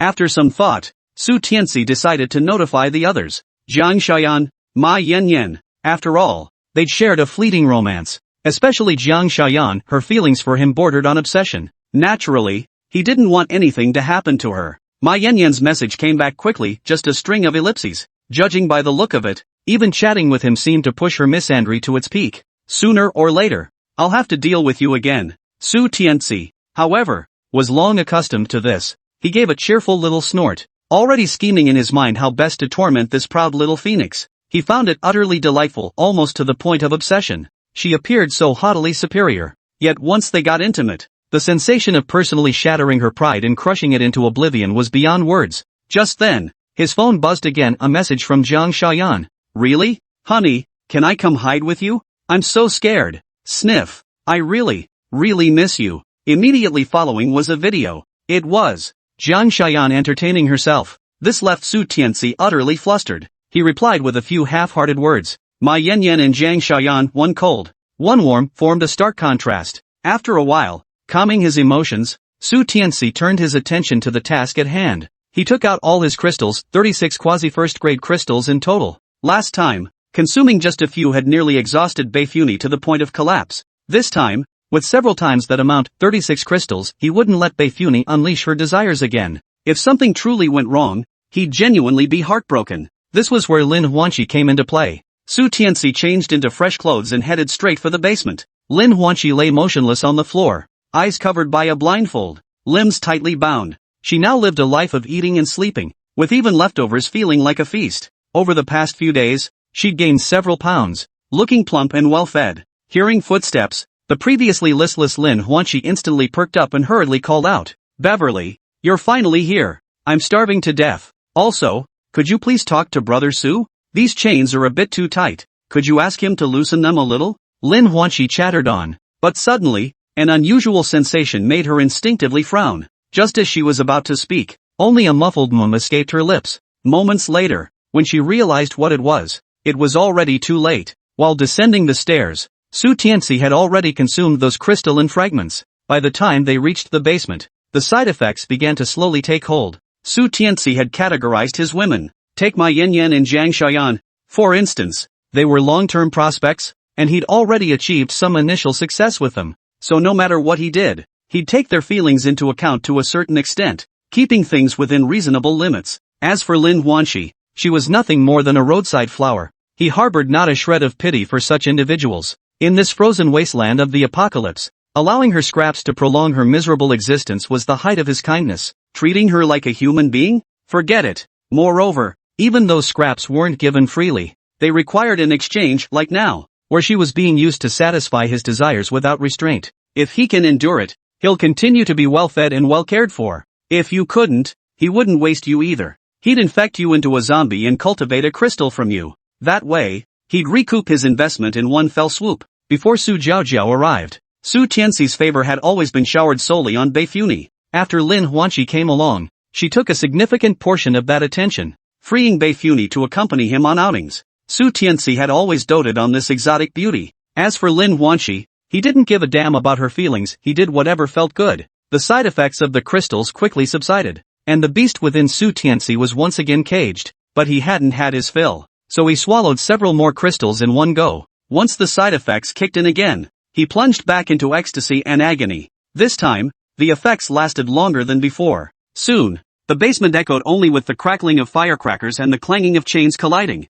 Chapter 90, Growing Stronger Again. Lin Huanqi's Unexpected Awakening. Facing inhuman torment, Lin Huanqi initially managed to utter faint pleas for mercy before finally slipping into unconsciousness. Endless resentment toward Su Tianci continued to accumulate within Lin Huanqi's heart. Swallowing dozens of crystals at once caused severe side effects. Su Tianci never expected Lin Huanqi's mortal body to withstand it alone. His plan was for Lin Huanqi to absorb most of the damage, with Beifuni and Su Jiaojiao finishing him off just before he reached the breaking point. But even he hadn't anticipated that Lin Huanqi would dare to endure until the very end. Before the apocalypse, Lin Huanqi hadn't possessed such resilience. How could she have grown so formidable in such a short time? Could it be that the meals here were that nourishing? But soon, Su Tianci sensed something was off. He could sense Lin Huanqi's physical endurance gradually increasing at an extremely slow pace. Though the rate was sluggish, the momentum of the growth was remarkably fierce. Could Lin Huanqi be on the verge of awakening? After a moment's thought, Su Tianci asked, "Pay close attention.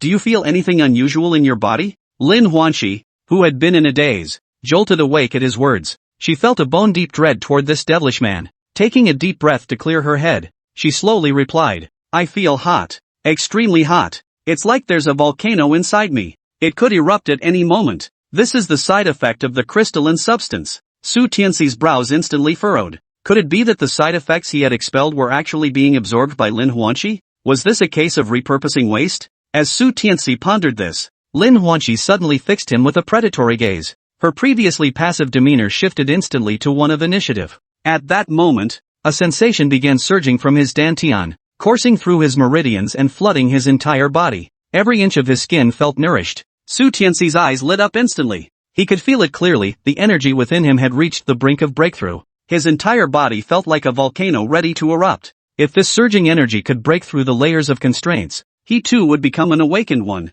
All it needed was that final push. In an instant, Su Tianci became intensely excited. Moments later, whoosh, Su Tianci slowly exhaled. Like a volcanic eruption, endless lava surged forth, forming a terrifying, surging force that began to permeate every inch of his bones. His strength surged at a terrifying geometric rate, forming a visible energy storm above him. Congratulations, host. You have successfully ascended to level 1 awakened. A cold, mechanical voice echoed in his mind. Su Tianci froze for a moment, then burst into loud laughter. It worked! I finally did it! Perhaps overcome by sheer joy, Su Tianci couldn't help but laugh up at the sky. He pushed Lin Huanqi aside, stood up abruptly, and began to feel the almost terrifying power surging within him. Simultaneously, he sensed a faint, elusive power gathering within him, bit by bit. This was truly his new ability. Counting this one, he now possessed 3. For an ordinary person, possessing 1 was already a blessing from the heavens. 2 would easily allow 1 to dominate a region. But he had 3. A full 3 supernatural abilities. Without exaggeration, his future was now incredibly bright. Su Tianci slowly exhaled and activated the system. What he saw next sent a chill down his spine. Ability, spiritual cultivation. After intimate contact with a member of the opposite sex, there is a certain chance to absorb their power, thereby significantly enhancing one's own physique. Note, each target can only be tapped once. Failure wastes an opportunity. Must be performed with the target's consent. The fiercer the resistance, the lower the success rate. Su Tianci swallowed hard. Wasn't this ability exactly the dual cultivation technique for nourishing yin and yang found in martial arts novels? He never imagined it would land on him. Theoretically, with enough targets, he could plunder endlessly and strengthen himself without limit. Just then, the system's voice sounded again. Congratulations, host, on advancing to level 1 awakened being. You have earned an additional reward, ability upgrade. Upgrading. Upgrade complete. Spiritual cultivation upgraded to infinite spiritual cultivation. Ability, infinite spiritual cultivation. An enhanced version of spiritual cultivation, allowing you to harvest energy from a single target countless times. This ability can be strengthened infinitely, with no restrictions on time, location, or target. There is no chance of failure, and you can even seize one of the target's special abilities for your own use. Holy! Reading this description, Su Tianci couldn't help but curse under his breath. This is insane. It's completely unbeatable. You could say this infinite spiritual cultivation directly addresses every single weakness of the original spiritual cultivation ability. Not only that, but it could even plunder other supernatural abilities. This wasn't just a cheat code, it was a god-tier cheat. But he knew such a powerful ability must come with conditions, otherwise, it would be downright absurd. Sure enough, there was another sentence below that he'd missed in his excitement earlier. Note, the target of infinite extraction must be completely subjugated to the host. The slightest hint of resistance renders infinite spiritual cultivation ineffective. Su Tianci furrowed his brow slightly. Such complete, unquestioning submission was rare indeed. To this day, the only person he could be certain would never resist was Beifuni. Wait a minute, didn't he possess the pure Yang constitution? Once its effects took hold, it would make the target woman completely submissive to him. Excellent, truly, heaven is aiding me. Su Tianci couldn't help but burst into excited laughter. At that moment, Lin Huanqi, lying on the ground, suddenly let out a comfortable moan. Then, her skin seemed to glow with a radiant light, undergoing a transformation. Judging by the signs, it appeared she was beginning to awaken. Now Su Tianci felt a pang of regret. Naturally, he had hoped Beifuni would awaken, not this roadside flower. After a period of adjustment, Lin Huanqi, who had been in a daze, suddenly opened her eyes. She looked around with surprise and curiosity, the volcanic energy surging through her body completely calming down. She felt her physical strength had increased by several levels. Even the chains that had once held her captive now snapped with a soft rattle at her slightest touch. Had she grown stronger? Lin Huanqi froze for a moment, then burst into wild joy. She snapped her head up toward the basement exit, took a deep breath, and transformed into streaks of afterimages as she sprinted toward the exit. Chapter 91, Transformation? An Unexpected Delight. After a few steps, Lin Huanqi suddenly felt an excruciating pain shoot through her neck, as if she'd collided with an invisible wall. Her body slammed to a halt. Turning in shock, she met several sharp slaps to the face, sending her crashing to the ground. Stars danced before her eyes as dizziness overwhelmed her. Trying to escape? Do you think you can slip through my fingers? Su Tianxi's voice was cold. I'm not afraid of you. I'm not afraid. A fierce glint erupted in Lin Huanqi's eyes. In that instant, her fingers sprouted long, razor-sharp nails as she lunged toward Su Tianxi's throat. But Su Tianci was too fast. His figure vanished from the spot in an instant, leaving Lin Huanqi's claws grasping at thin air. With a cold snort, he unleashed a vicious punch. With a thunderous thud, Lin Huanqi felt as if every bone in his body was shattering. He crashed heavily to the ground, blood spurting from his mouth. As stars danced before his eyes, Su Tianci struck again, instantly binding Lin Huanqi with chains. This chain proved far sturdier than the previous one. No matter how hard Lin Huanqi strained, he couldn't break it. Wah! I just want to live peacefully. Why are you doing this to me? When Lin Huanqi finally regained her senses, she wept in agony. Her eyes now seeing Su Tianci as far more terrifying than any nightmare from hell. Su Tianci, however, showed no hint of murderous intent. He examined Lin Huanqi's body with keen interest, as if admiring some perfect work of art. I won't kill you, rest assured, but since you dared attack me earlier, you'll definitely face some punishment. I promise you, just a little punishment. Lin Huanqi saw the amusement in Su Tianxi's eyes and shuddered violently. That little punishment could easily mean leaving her barely alive. Soon, an intensely sensual moan echoed through the basement. What began as agony gradually transformed into uncontrollable pleasure. Su Tianci showed no sign of stopping, pouring every ounce of his strength into it. Having finally encountered a woman who had awakened, he intended to indulge himself to the fullest. Today, Lin Huanqi would become his test subject for infinite spiritual cultivation. Her pure yang physique ensured that even under relentless torment, her affection and loyalty toward Su Tianci would grow. Once that loyalty peaked, he could activate the infinite spiritual cultivation ability. Even if it failed, it didn't matter. He no longer regarded Lin Huanqi as human anyway, especially after she had dared to attack him earlier, igniting his fury completely. I won't run anymore. I won't run anymore. Don't hit me. I beg you. It really, truly hurts too much. Wah! The extreme brutality made even the awakened Lin Huanqi cry out in pain. At this moment, Su Tianci seemed to have entered some bizarre, frenzied state, transcendent and self-forgetful. No matter how loudly others called or shouted,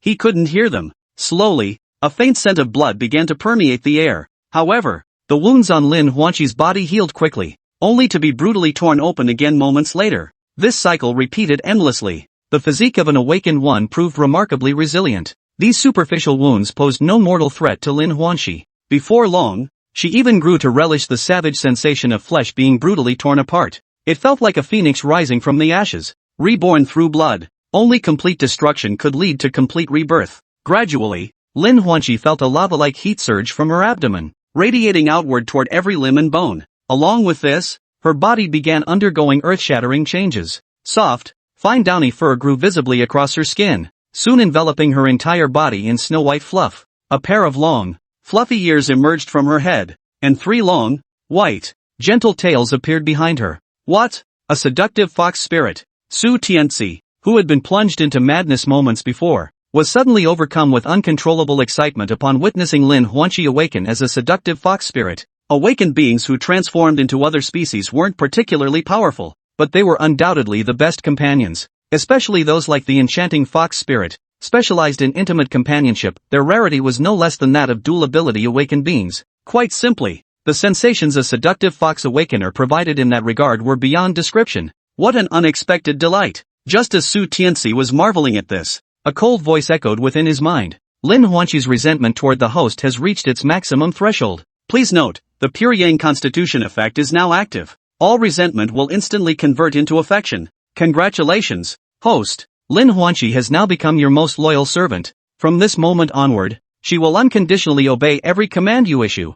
The instant the cold voice faded, Lin Huanqi underwent a dramatic transformation. Not only did her appearance suddenly become stunning, but her aura also elevated significantly, instantly transforming her into a near-perfect, top-tier beauty. Is this even possible? Su Tianci witnessed Lin Huanqi's transformation firsthand, leaving him utterly stunned. Then, another icy voice echoed. Infinite spiritual cultivation initiated. Note, host has acquired Lin Huanqi's special ability, Alluring Fox Spirit. Seductive fox spirit, maintains human form with enhanced strength, greatly increased speed and agility. Upon transformation, all attributes are amplified, and night vision is granted. Su Tianci could distinctly sense the immense changes occurring within his body. All his attributes had been greatly enhanced, even extending his stamina considerably. Husband. When Lin Huanqi looked at Su Tianci, every inch of her radiated allure. Especially that casual husband, it sent shivers down his spine. Don't worry. Your husband will cherish you deeply. Even Su Tianci couldn't help but feel his mouth go dry at that moment. He plunged into endless frenzy. When Bei Funi descended carrying a tray of food, she found Lin Huanqi now transformed into a three-tailed fox fiddling with something. Beside her, Su Tianci, now sporting three tails of his own, lay sprawled on the sofa, utterly content. Hearing Bei Funi's voice, Lin Huanqi lifted her head with delight, flashing Bei Funi a sweet smile. That instant radiated such alluring charm that even Bei Funi, a woman herself, found it somewhat overwhelming. Sister Bei Funi, we're going to be the very best of best friends from now on, Lin Huanqi said with a sweet smile. Su Tianci nodded beside her, tacitly agreeing with Lin Huanqi's words. Then, he said to Bei Funi, you go up first. I'll bring Lin Huanqi up shortly, and we'll all eat together. Chapter 92, Kill Su Tianci? You actually dare to think that? Within the residential complex, Zhang Kersen felt increasingly restless. Earlier, she'd had a minor conflict with her biological family, but now that she'd heard Zhang Dazhuang had been beaten so badly his legs were broken,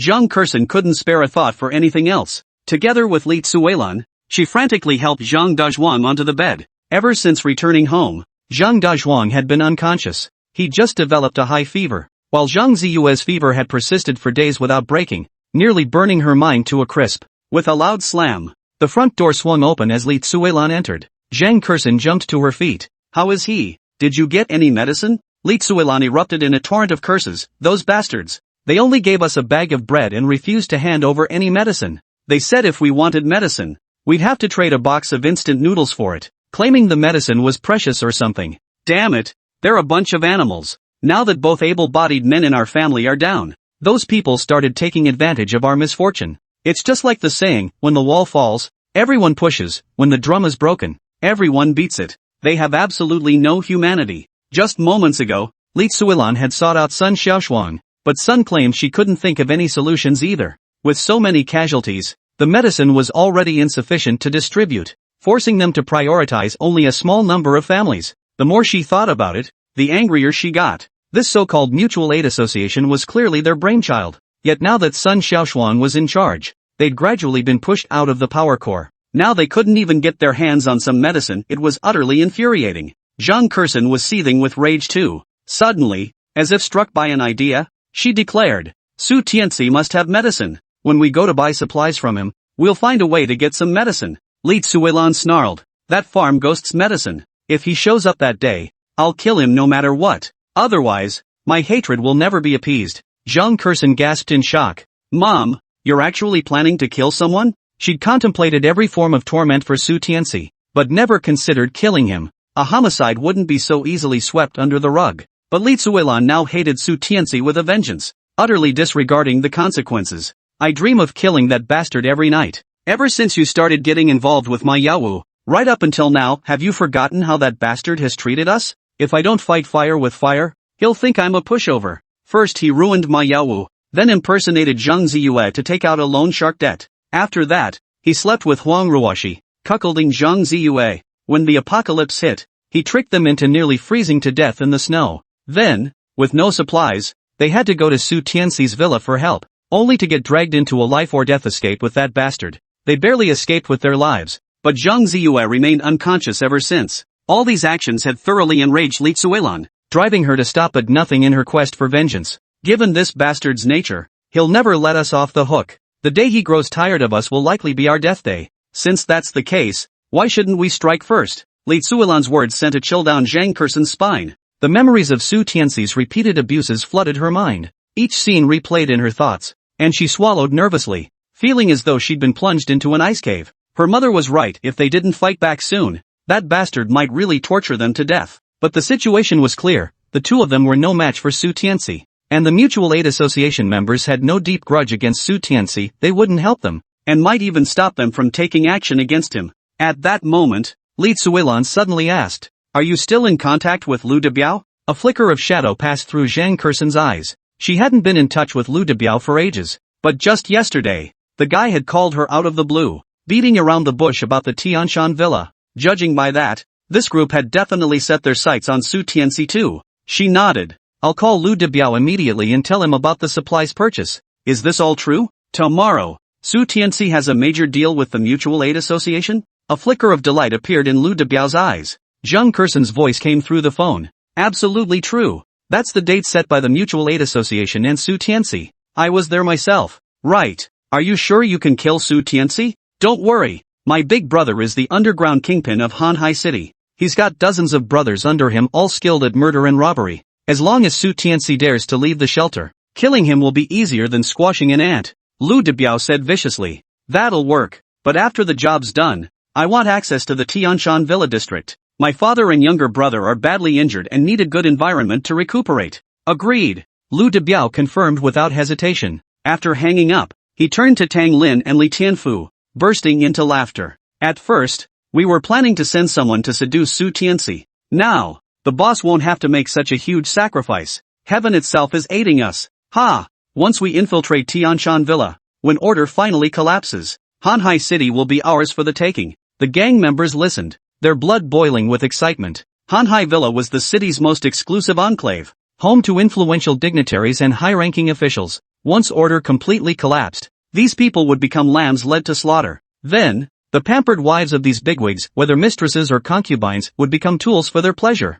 They were already fantasizing. The pretty ones would be kept for their pleasure, while the ugly ones would be killed outright. After all, they were no strangers to murder and robbery. They'd long since grown accustomed to a life of bloodshed. As for Zhang Kerson, at this moment, a savage grin spread across Lu Debiao's face. Moving into the Hanhai Villa district? Absolutely. After all, Zhang Kerson was a top-tier beauty. Her figure, her looks, her aura, all were exceptional. In the past, only high-ranking officials and wealthy nobles could enjoy such a woman. Now, she was practically flying into the homes of ordinary people. Li Tianfu's face lit up with excitement as he exclaimed, "Boss, tell my sister-in-law right away she doesn't need to help anymore. Just tell her to drive carefully and stay safe." Tang Lin looked at Li Tianfu with great satisfaction and chuckled. "You're spot on, kid. Ha!" Then he dialed the number. Chapter 93, Preparing to Purchase Supplies. Fong Yuanyuan's little scheme. An SUV cruised down the road, its body bearing the emblem of Hanhai Television. Sun Xiaoxua sat in the passenger seat, her face beaming with excitement. Beside her, the stunningly beautiful Fong Yuanyuan, her colleague, was driving. With her smooth, delicate skin, Fong Yuanyuan, though in her 30s, looked more radiant than an 18-year-old girl. She possessed both the allure of a woman in her 30s and the beauty of an 18-year-old, truly a rare gem. Before Sun Xiaoxua joined the station, Fong Yuanyuan had consistently held the title of the station's top beauty. Sun Xiaoxua shivered and asked Fong Yuanyuan, "Sis Yuanyuan, are you cold?" A smile graced Fong Yuanyuan's beautiful face as she said affectionately, "There's a coat in the back seat. If you like it, it's yours." Sun Xiaoxua glanced at the coat, a mink coat worth at least 4 or 50,000 yuan. Once again stunned by Fong Yuanyuan's generosity, she shook her head. "No, thank you. It's far too valuable. I couldn't possibly accept something so expensive. It's nothing, just a piece of clothing. Just remember my kindness. When you earn money in the future, you can repay me. You're so young and beautiful, plenty of people will spend money on you." Fong Yuanyuan smiled, though a hint of deeper meaning flashed across her bright, watery eyes. Ring ring ring. Suddenly, a ringtone sounded. Sun Xiaoxua sensibly put on her noise-canceling headphones. Only then did Fong Yuanyuan answer, her voice playful like a little girl's. "Honey, I'm here." Fong Yuanyuan was one of the mistresses of the underground emperor, Tang Lin. After receiving his call, she risked being captured by the armed forces to head to the Tianci Villa. Intending to use her beauty to seduce Su Tianci, Tang Lin's smile deepened as he asked, "When can you arrive?" Fong Yuanyuan thought for a moment before replying, "The snowstorm is pretty fierce right now, and there are armed military checkpoints everywhere. I might not make it until tomorrow afternoon. If you miss me, honey, you can always ask one of the other girls to help you out. I won't get jealous at all." She was quietly testing her standing in Tang Lin's heart. Relying solely on her beauty to win people over was not a sustainable strategy. Her looks would fade in a few years, and new, stunningly beautiful women would emerge annually. Therefore, she needed to employ some tactics. Take now, for instance, by understanding Tang Lin's needs and knowing exactly where to draw the line, she could make him like her even more. She was a master of palace intrigue even in an ancient imperial harem. She could secure the empress's throne. Good. Just stay safe. Also, I have other plans now and won't need you for the time being. Tang Lin outlined his strategy to Fong Yuanyuan. Fong Yuanyuan chuckled, that's great, no need for me to be the bait. Oh, and I've got some good news, I've prepared a huge surprise just for you. That station beauty Sun Xiaoxue who stole my spotlight? She's graduating this year, innocent, adorable, flawless looks and figure, and still untouched. How about it? Satisfied with my gift? In the neighborhood, the Mutual Aid Association was holding an urgent meeting. Sun Xiaoshuan's apartment was packed to the rafters, so many people that the hallway outside was filled too. It was shoulder to shoulder, with barely room to stand. Everyone had shed their earlier gloom, replaced by pure joy. Today was the day to collect supplies for Su Tianci. After this, they would at least be free from worries about food and clothing for a while. After Sun Xiaoshuan's mother-in-law, Wang Lan, went door to door taking attendance, she gasped in surprise. How come several households are still missing? Which ones? The crowd gathered around. The Gu family, Old Lu on the 3rd floor, Old Zhan on the 4th floor. A quick tally revealed 20 to 30 households missing, mostly those injured by Su Tianci's robots during the raid on Tianci Villa. Previously, Su Jiaojiu had been able to help treat their injuries, but ever since they'd seized supplies from her home last time, she'd mysteriously vanished. Without knowing how to handle these injuries, the affected residents had no choice but to grit their teeth and endure. What about the others? Can't we contact them? Wang Lan asked. Everyone shook their heads. Just then, an old man suddenly spoke up. Last night, I thought I heard cries for help coming from old John's house, but they stopped after just a moment. Another added, I heard strange noises coming from old Gu's place too, but I didn't dare go check. Probably just the old couple arguing. Old Gu always had a hot temper and would hit his wife over nothing. Now that he's injured, how could she possibly take care of him quietly? After a few more casual remarks, the group moved on. To them, fewer people meant better, supplies were limited anyway, and fewer people meant more for each of them. Sun Xiaoshuan glanced around the group and asked, has everyone prepared their money? Everyone nodded in unison. Wang Lan exclaimed excitedly, my dear daughter-in-law, contact Su Tianci right away. Find out what time we can go. Sun Xiaoshuan replied, 8 o'clock tonight. The moonlight will cover us, so we won't have to worry about others spotting us and trying to our supplies. The group's eyes lit up. Truly a leader, she'd thought of everything. Sun Xiaoshuan then began making orderly arrangements. Just as she finished speaking, her phone rang. Picking it up, she saw it was Sun Xiaoxue calling. Sis, I'm here. Sun Xiaoshuan felt a flutter of panic. She hadn't expected her sister to arrive so quickly. She hurried off with Zhou Chen to greet her. An SUV pulled up at the entrance. Fong Yuanyuan, who was driving, didn't get out but smiled and nodded to everyone. Sun Xiaoxue pulled open the door and beamed at Sun Xiaoshuan. Hi, sis. Hi, brother-in-law. Sun Xiaoshuan replied somewhat uncomfortably. How did you get here so fast? Sister Yuan was planning to visit a friend, but her friend had something come up, so she didn't go. Why? Are you unhappy to see me, sis? Sun Xiaoxue adopted a playful, girlish demeanor in front of Sun Xiaoshuan, radiating lively charm. Not at all. Of course I'm happy to see you. A smile spread across Sun Xiaoshuan's face. She then waved to Fong Yuanyuan and said, thank you for bringing my little Xue back. No problem. We're besties, Fong Yuanyuan said, stepping on the gas and driving away. Tang Lin found himself utterly defenseless against Sun Xiaoxue fresh out of college. Beautiful, and with a sweet voice. But his wife was still at the villa. Having mistresses numbering in the dozens was already enough to upset her. Now bringing someone home to act freely right under her nose?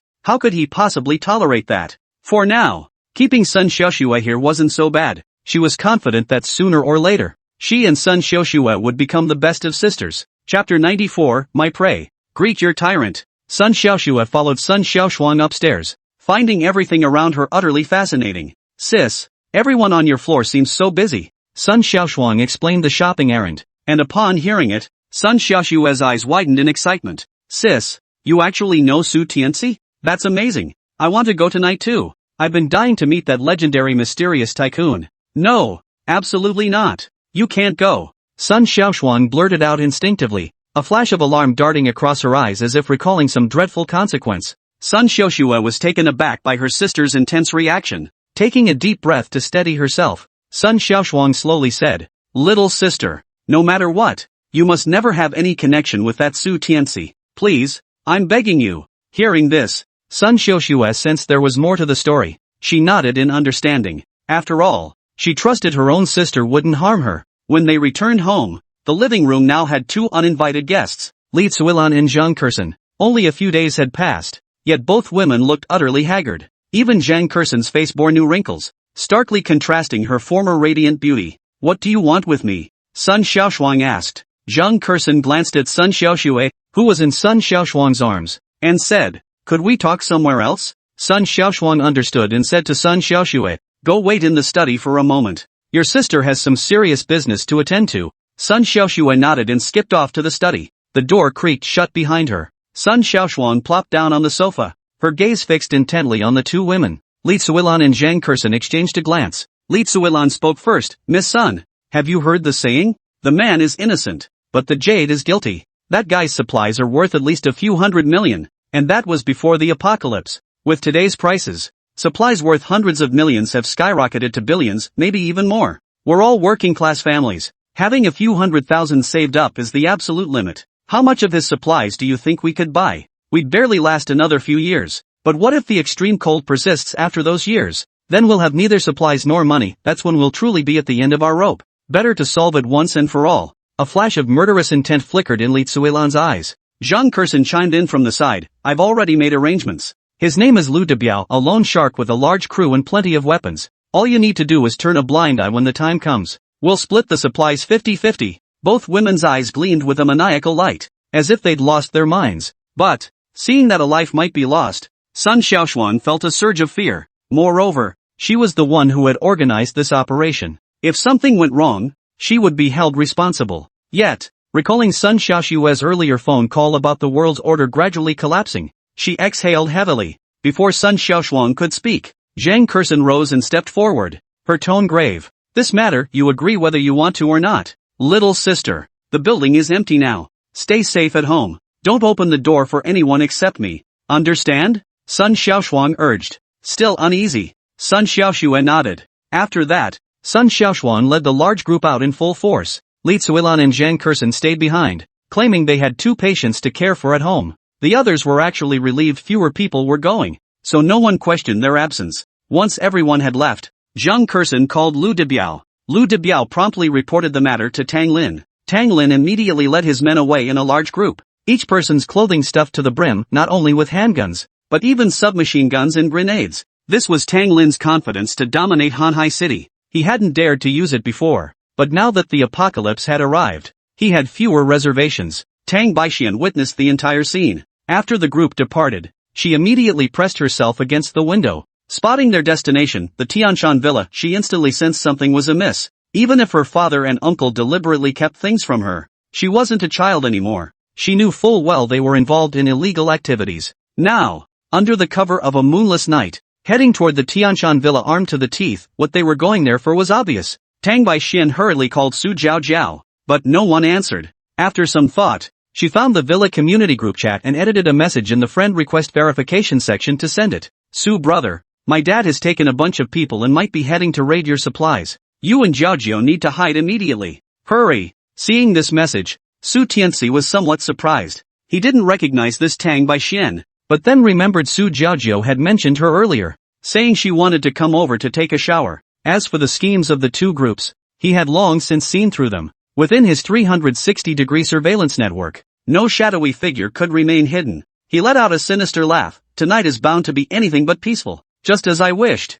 Ha!" He then turned his gaze to his side. Jarvis and Beifuni were already fully armed, looking every bit like elite special forces soldiers. The weapons they brought this time were far more formidable than last time. After all, this was a major battle. Even with a sure victory in hand, they would give it their all. As for Lin Huanxi, she still maintained her three-tailed fox form. That fluffy appearance was utterly irresistible. These past nights, Su Tianci had been sleeping with Lin Huanxi in his arms, treating her like an oversized plush toy. The feel was simply unbeatable. About 10 minutes later, the group set off. The apocalypse vehicle raced across the snow-covered ground, reaching the residential complex in under half an hour. The four of them hopped out swiftly. Coincidentally, at that very moment, a heavy snowfall began to drift down. Truth be told, Su Tianci never intended to sell supplies to this group from the start. He'd merely used an excuse to get them out of the building. He had chosen today specifically because, given Zhang Ziyue's injuries, she would transform into a zombie precisely on this day. Ever since his rebirth, His vendetta against the Zhang family had been brewing. Now, the time had finally come to close the net. The thought sent a small thrill of excitement through him. Su Tianci opened his palm. Snowflakes fell onto his hand, instantly melting into slush from his body heat. He clenched his fist tightly, a bloodthirsty grin flashing across his face as he snarled, "My prey, welcome your tyrant."